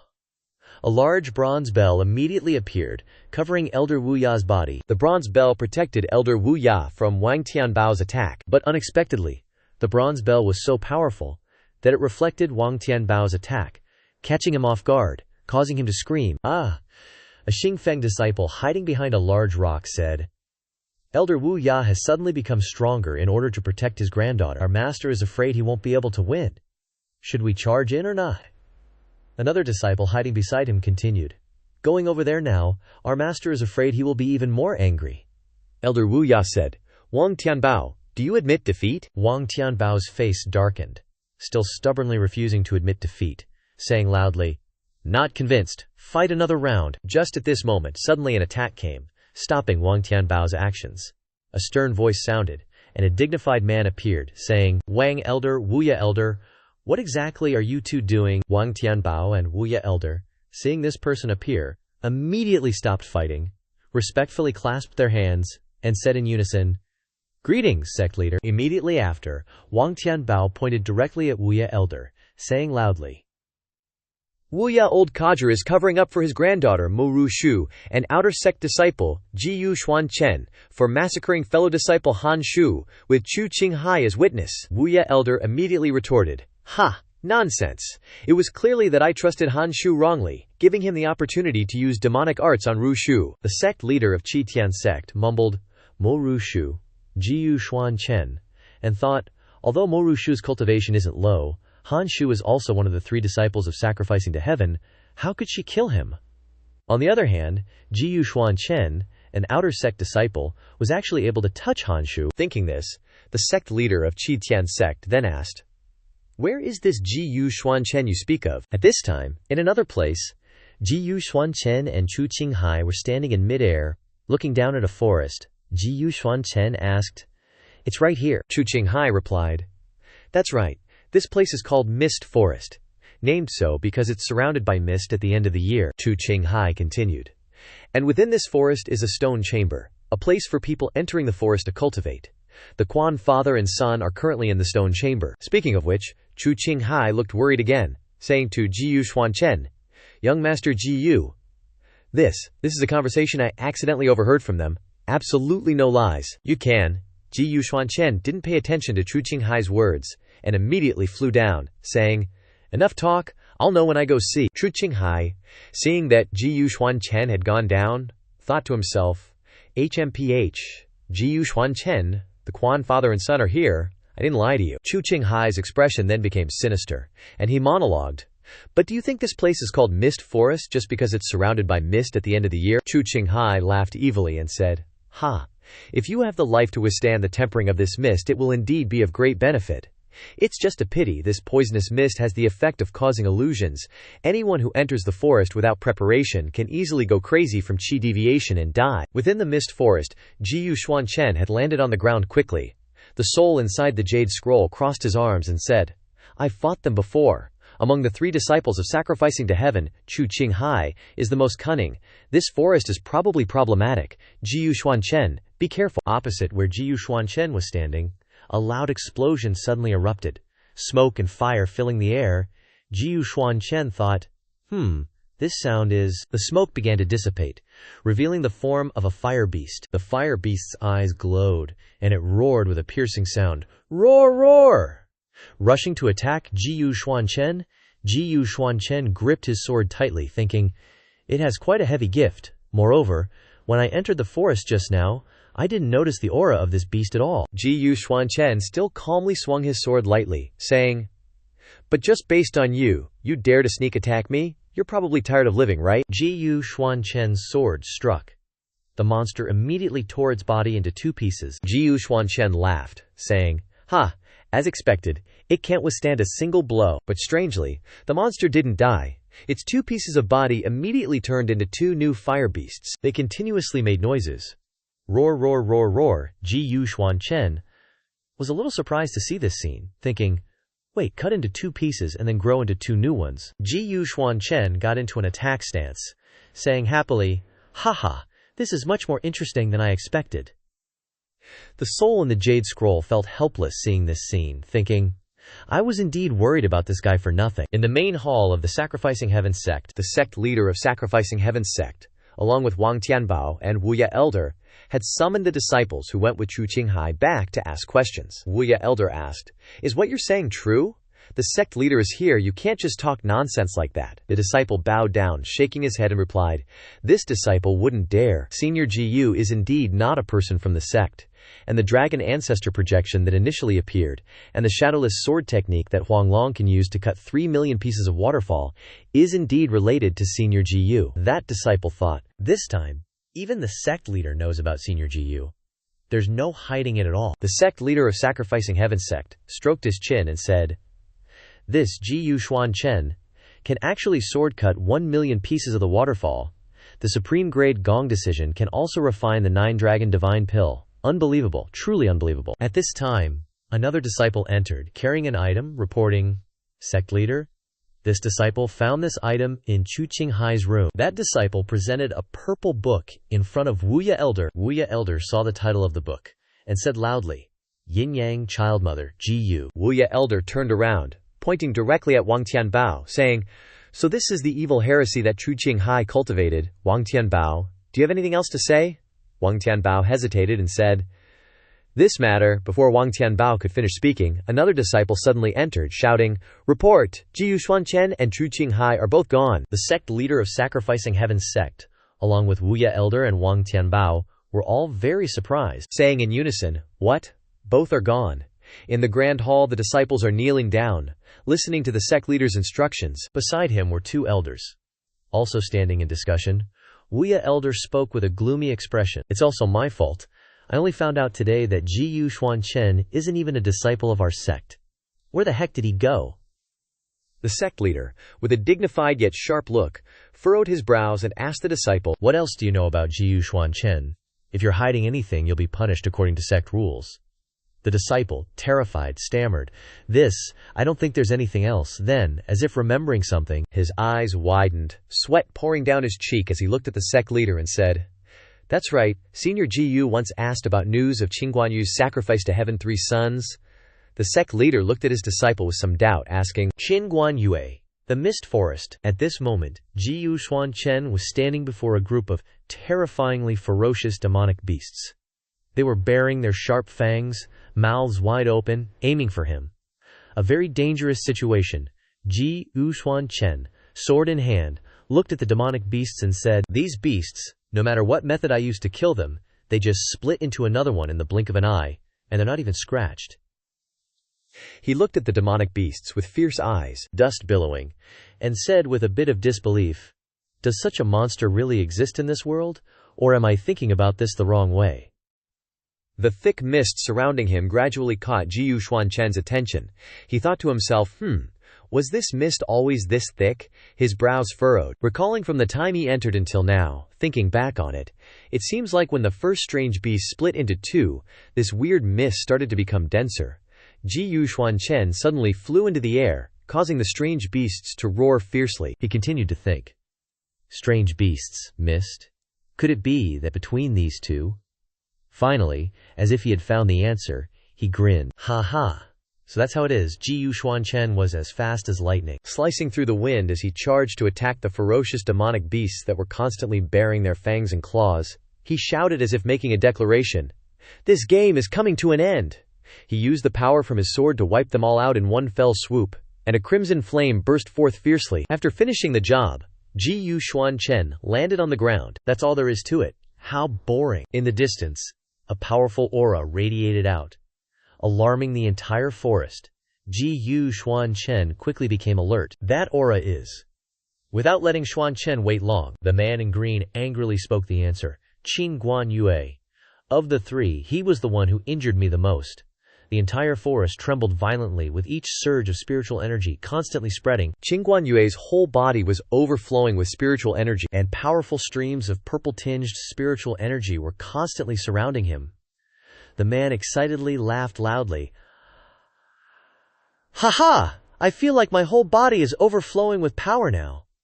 With a profound and smug look, he said to himself, "As long as I cultivate a little more, when I achieve perfection, this competition definitely won't be a problem." Jiyu Xuan Chen, sword in hand, used a technique to charge over like lightning, catching Qinguanyu off guard. "As I suspected, it's you." His face like that of a Yama king, as if he couldn't wait to devour him whole, he shouted loudly, "I've finally found you." Qinguanyue was momentarily terrified, unable to think clearly, and sweat soaked his cheek. What? A path was cut violently through the forest, with large trees being broken apart. Streams of golden power continued to accumulate. Jiyu Xuan Chen used a technique to unleash that power straight onto Qinguanyue. Luckily he managed to block it, and quickly drew his sword, preparing to attack. Jiyu Xuan Chen looked at Qinguanyue, whose whole body was filled with murderous intent. "How dare you? Who dares to launch a sneak attack on me, one of the Sacrifice to Heaven 3 sons?" Jiyu Xuan Chen looked at him with a sharp face. "What's wrong? Long time no see. Have you forgotten me already?" Qinguanyue was shocked to see that it was Jiyu Xuan Chen. "It's you, an ant from the lower realm. You actually came to the Supreme Divine Realm and entered my Sacrifice to Heaven sect." Qinguanyue's eyes were bloodshot as he glared at Jiyu Xuan Chen. "Very good, haha, I was still wondering where to find you, and you delivered yourself right to my doorstep." With that, his whole body released a powerful, oppressive spiritual energy, burning red, radiating in all directions. This time, I'll completely turn you into smoke and ashes. Xuan Chen frowned slightly. As for the technique from before, the man in green hurriedly said, Xuan Chen, be careful, his talisman. Xuan Chen laughed coldly. Ha! Trying to play the same old tricks again, he began to use his techniques to resist the barrage of attacks from Qin Guanyue, while also using powerful moves to counterattack him with streams of blue power. The attacks came in a torrent, like heavenly lightning descending with mighty power, shaking everything. The two sides clashed fiercely, with power that was not at all inferior to each other. Quan Shan Yu, losing an eye to the attack, clutched his eye socket in agony, screaming, my eye, my eye. Xuan Chen simply stared coldly at him, with a terrifyingly grim expression, saying with gritted teeth, Quan Shan Yu, you plotted against me in the holy domain for no reason, and my friend died because of you. Today you'll pay for that debt with your life.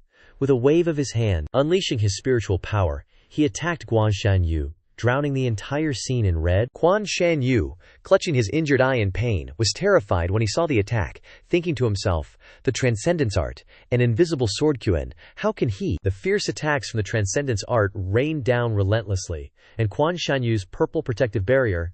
At this moment, suddenly a dignified man appeared out of nowhere, protecting Quan Shan Yu and speaking with authority. Who dares to be so arrogant? Quan Shan Yu saw him as if he'd grabbed a life-saving straw, pointing at Xuan Chen and pleading, Father, it's him, it's the guy from the lower realm who injured me before and now he's blinded me in one eye. Xuan Chen stared darkly at the father and son before him. That guy again, the blue figure muttered angrily, clenching his fists. This is the person I mentioned to you before, Quan Shan Yu's father, Quan Ru Hai, and he won't be easy to deal with. Quan Ru Hai looked down at Xuan Chen from above. It's you, he mused, his brow furrowed, thinking, just a guy from the lower realm. Yet he managed to withstand the heavenly lightning and ascend to the supreme god realm. Entered the Qifeng Valley, and even severely injured Yuer several times. Can't underestimate him. Quan Ru Hai stood with his hands at his sides, looking at Xuan Chen, probing. The incident in the holy domain was my son's recklessness. But now you've barged into the Qifeng Valley and injured one of his eyes? Shouldn't we just stop here? Quan Shan Yu couldn't help but quickly interject, Father, we can't let him off like that. Xuan Chen held his sword, a smile creeping onto his face as he looked at Quan Ru Hai. Heh, stop, what if I say no? Quan Ru Hai began to circulate his cultivation technique, generating a powerful wave of purple energy toward Xuan Chen.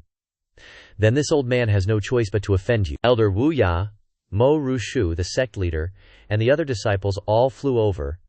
Elder Wu Ya and Rushu anxiously tried to stop Xuan Chen. Young Master Xuan Chen.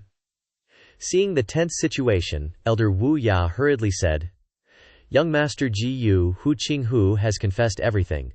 Please listen to me, Mo Rushu quickly added. That's right. Xuan Chen, calm down a bit. Xuan Chen's face darkened, anger blazing in his eyes, full of hatred, ignoring everyone, and said to Elder Wu Ya, Get out of my way, I must have Quan Shan Yu's life. The elder was overwhelmed by his aura, struggling to resist, making a strained sound. Ugh, ugh, ugh. The sect leader slowly stepped forward, looking at him solemnly and saying, You must be Xuan Chen, perhaps. You should listen to what I have to say. Even the sect leader, as he approached, felt the oppressive aura, his brow furrowed, thinking to himself, This young man is so young, yet the power of heaven surrounding him is so strong, truly unfathomable. The blue figure reappeared, reminding Xuan Chen. This is Ji Chengfeng, the sect leader of Qifeng Valley. Xuan Chen didn't hold back, his aura undiminished, his eyes piercing as if trying to see through Ji Chengfeng, asking, What's your intention? His voice was even, as he said, Hu Qinghu illegally sold elixir to the disciples of Qifeng Valley, and together with Huanglong, concealed your identity. Xingfeng has already taken them to receive punishment. The sect leader continued with his hands behind his back. You are only an outsider to the sect, and Mo Ruzhu brought you into the Pill Peak, while Elder Wu Ya did not investigate your identity. Looking at Wu Ya and Mo Rushu, who were already sweating, he said, They will naturally not escape punishment either. Hearing this, Ji Changfeng gripped the sword in Xuan Chen's hand even tighter. Ha ha. So you want to threaten me? If that's the case, he forcefully swung the sword in his hand, and said, Then I wouldn't mind destroying your Qifeng Valley. The power was vast, capable of melting the entire forest, leaving everyone present in utter shock. Ji Changfeng clenched his fists, obviously shocked by this, thinking to himself, "This kid's power is so terrifying." His eyes were sharp, his brow furrowed, as he looked at Xuan Chen and once again used his sword technique to create a boundless source of power. Who dares to stop me? The power enveloped everyone present, and Elder Wu Ya panicked, clutching his staff, screams erupting everywhere. Ah, ah, ah! The power transformed into a giant bell, enveloping the people of Shifeng Valley, locking them in place. Elder Wu Ya was struggling to resist Xuan Chen's powerful attack. Sweat pouring down his face, he strained, "Ugh, ugh, ugh!"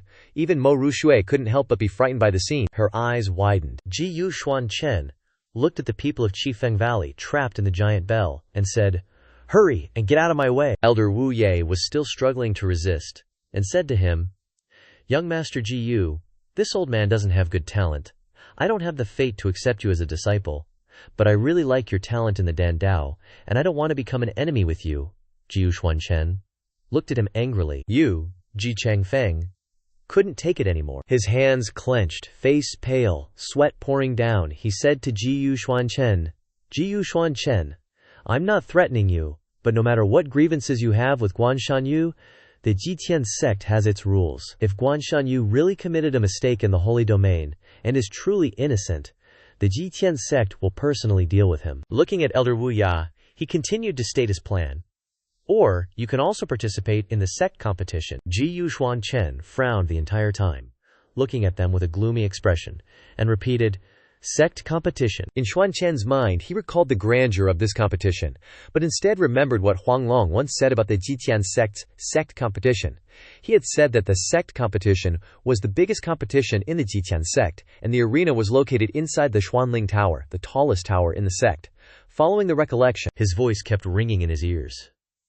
Each mountain sends a disciple into the Xuanling Tower, going through the trials of each level of the tower, and the disciple who passes the most levels can obtain a valuable Earth-rank cultivation manual. The sect leader regained his dignified appearance and spoke. "The sect competition is both a trial and a crucial standard for the Jitian sect to assess the strength of its disciples." He continued in a somber tone, "Xuan Chen, you were originally an outsider who broke into my Jitian sect, but considering there was a reason." His words made Elder Wu Ya a little agitated because, according to the sect leader, if you can pass the 7th level of the Xuanling Tower, he looked at Xuan Chen and made a decision, "Then I won't pursue Elder Wu Ya and Mo Rushu's mistakes anymore. At that time, you and Guanshanyu, no matter who lives or dies, I will absolutely not interfere." The two looked at each other, each with their own plans. Ji Changfeng's voice continued steadily. "If you fail, your matters will be dealt with by my Jitian sect. Do you two agree?" Not letting Guanshanyu answer, Guan Ruhai quickly agreed on behalf of his son. Now that the sect leader has spoken, Yue naturally agrees. He excitedly looked at his father and said, "Father, why did you?" The sect leader looked at Xuan Chen, asking his opinion with authority. Xuan Chen, what do you say?" Xuan Chen looked at him, his expression gloomy, and said disdainfully, "Relying on your strength to dream of dealing with me, it's truly laughable. If I want revenge, I will kill gods if I meet them, and kill Buddhas if I meet them. Why would I be afraid of a mere sect leader of the Jitian sect like you?" He raised his hand and continued, "But that 7th level of this Xuanling Tower, I, Xuan Chen, wouldn't mind playing around for a bit." Elder Wu Yai's face was covered in sweat and he sighed softly. Suddenly, Xuan Chen's face turned fierce, his eyebrows furrowed with unconcealed hostility, and he said loudly, "Guanshanyu, I will let you die, understanding why. In your remaining days of struggling to survive, you will feel the despair and fear before death arrives." Guanshanyu covered his eyes with one hand, obviously frightened by Xuan Chen's words, thinking to himself, "So scary." After the sect leader and many Jitian sect disciples left Guanshanyu, he looked at his father and asked, "Father, how did that kid's power increase so much? If he really passes the 7th level and comes out, what if he kills me?" Guanshanyu saw his father suddenly silent, clutching his chest, and asked anxiously, "Father, what's wrong?" Guan Ruhai's face paled, and he waved his hand at his son, saying, "It's nothing. Just now, if I didn't say that, how could Xuan Chen let it go? How could I report back to the sect leader?" He recalled the battle just now, his brow furrowed, thinking, "Fortunately, the sect leader arrived in time. That full-force strike to protect Yumeir just now even made me a little exhausted. Then, Guan Ruhai said to his son, "Alright, don't worry, that Jiu Xuan Chen will definitely not pass the 7th level. I see that the sect leader doesn't want to waste a single soldier to probe Jiu Xuan Chen's strength. Haha, he's really an old fox." Hearing his father's plan, he asked, "Really?" Guan Shanyu frowned and said, "But even if Jiu Xuan Chen can pass, it won't be easy to deal with him if he leaves the tower." Guan Ruyu's face turned black and said, "Want to leave the tower? We'll see if he has the life to do it," he thought to himself. In the Supreme God realm, people of this level, even if he and Yue have no grudges, definitely cannot be kept. Somewhere in the outer peaks of the Jietian sect, in a cave, someone was practicing in seclusion. Chu Qinghai unexpectedly coughed up a Jiu worm. Cough, cough, cough.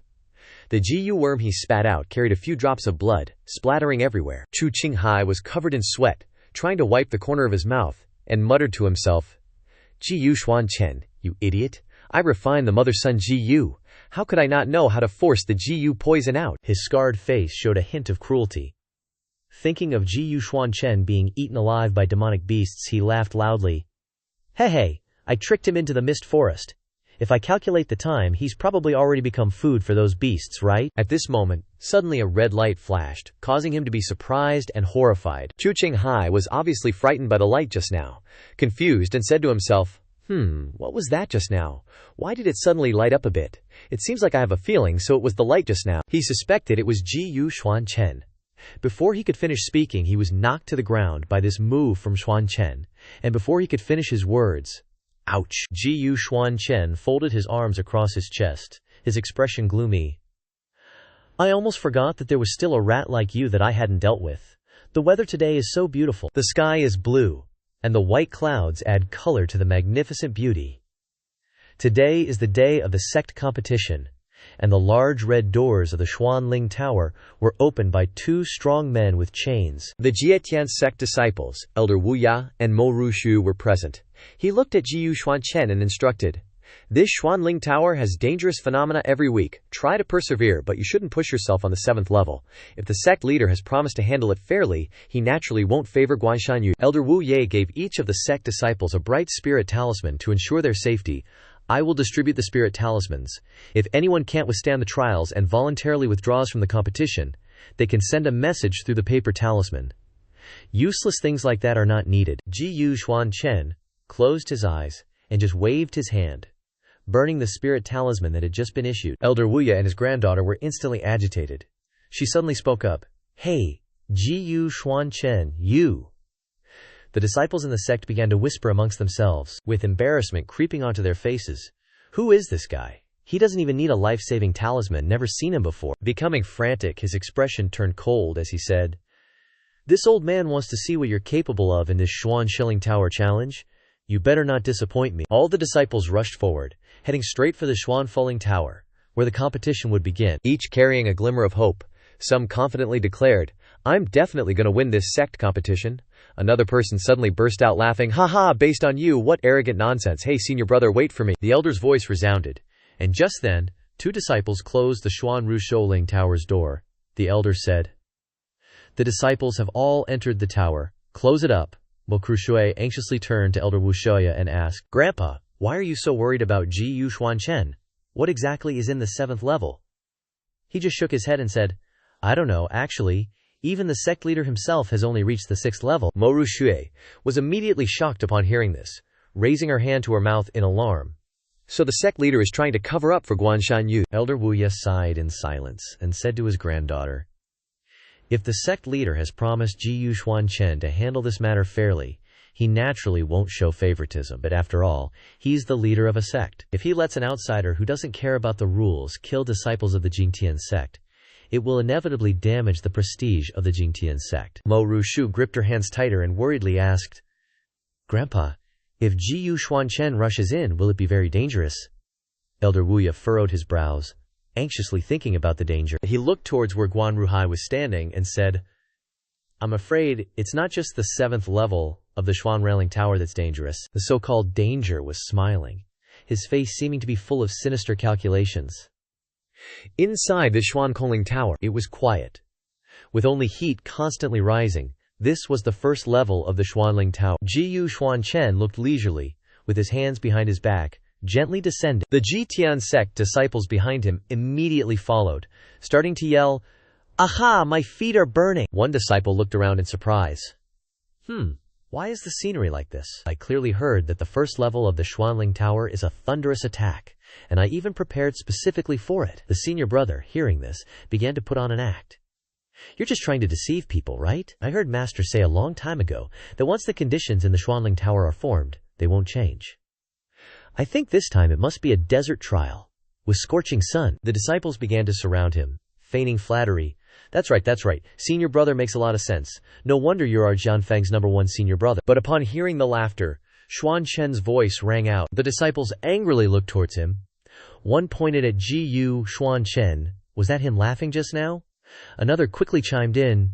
He looks like he doesn't care at all. The senior brother couldn't bear it anymore, angrily jumping out. Hey, what are you laughing at? Are you doubting me? Xuan Chen leisurely assessed his surroundings again and asked the disciples, "This break, don't you guys find it strange?" The person watching also started to chime in. That's right. Now that you mention it, you're right. If you look closely, this break looks like it was cut off. The senior brother's face turned red with anger, and he quickly ran out, saying, "What nonsense. This is clearly because of the strong desert winds and the accumulation of scorching sun over months and years." Everyone began to panic, unable to utter a word, their faces pale and covered in sweat. Ooh, senior brother. The senior brother continued to prattle on, not paying attention to what was behind him, and asked, "What's wrong with you guys? Don't you believe me? And instead believe this ignorant brat." A few drops of water suddenly dripped onto his shoulder from behind, and he irritably turned around. Strange. It's such a big sun, why do I suddenly feel cold? The senior brother seemed to feel the water stains on his shoulder, slightly puzzled. What's so wet?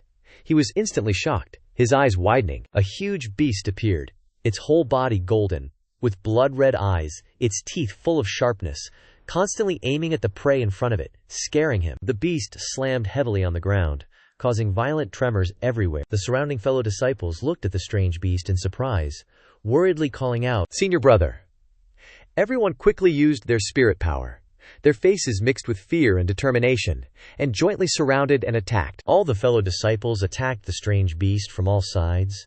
Powerful sources of spiritual power and techniques were constantly being displayed and used. One disciple irritably turned around and shouted, "Say, that person, in the sky!" Rainbow-colored energy surged from the disciples as they fought tooth and nail. Xuan Chen stood aside, calmly observing. One disciple couldn't hold back anymore and shouted, "What are you doing, hiding there and relaxing? Aren't you going to come out and help?" The monster was truly enraged, unleashing a powerful blow that made everything tremble violently. As waves of energy continued to erupt, its attack successfully sent the surrounding disciples flying, causing them to scream in terror. Most of them were flung far away. Some struggled to their feet, faces covered in injuries, and muttered, trembling, "How can this be? Can't we even pass the first level?" The monster powerfully reared its body, terrifying them. They desperately tried to hold on, struggling to escape. "No way. I don't want to die. I have to use my spirit talisman to protect myself." The beast, as if unwilling to let go, bared its sharp fangs, lunging towards its next target, charging like a flash of lightning toward Xuan Chen. He stared intently at it, his expression deep and unfathomable, a mix of truth and illusion. How annoying. Xuan Chen's face darkened, his fist clenched, and a cold aura emanated from him. Golden sparks began to appear around him. Dealing with such a fool as you would only tarnish this lord's azure dragon sword. With that, he unleashed a powerful, forceful punch. Xuan Chen's blow landed, kicking up dust and scattering fragments of stone, shocking everyone. What happened? The disciples struggled to block the dust, thinking only, "Someone's here to save us. But I haven't even used my spirit talisman yet." When the dust settled, everyone slumped to the ground in a daze, staring at the battered and broken beast, no longer bearing the hungry look of wanting to devour its prey. Everyone's expression changed dramatically, stunned into disbelief at the scene before them. Is this guy a demon? Outside the tower, an hour later, everyone was observing the disciples' fierce battles through a crystal ball, watching them constantly face difficulties and dangers, experiencing the arduous process of each level and space within the tower. The disciples cheered excitedly. "Look! Great, that's so great. Senior brother passed the first level." Someone beside him simply said, Far away, someone coughed incessantly, choking. Cough, cough, cough. Inside the crystal ball, Xuan Chen's cold face appeared, his hands straight, using a technique in preparation for an attack. Through the crystal ball, Moru Shui was extremely excited to see him constantly battling. Look, Grandpa Jiyu Xuan Chen, he's already passed the 3rd level. She suddenly turned to her grandfather, who was thoughtfully stroking his beard. Grandpa. Moru Shui was also shocked. Unbelievable. Inside the crystal ball was an image of Guanshan Yu single-handedly killing a strange beast. He stared at the beast cruelly, his brows furrowed, and a sneer stretched across his face. Moru Shui was so frightened she couldn't speak. All around her, the disciples were chattering endlessly. Isn't that Guanshan Yu? One disciple couldn't help but exclaim.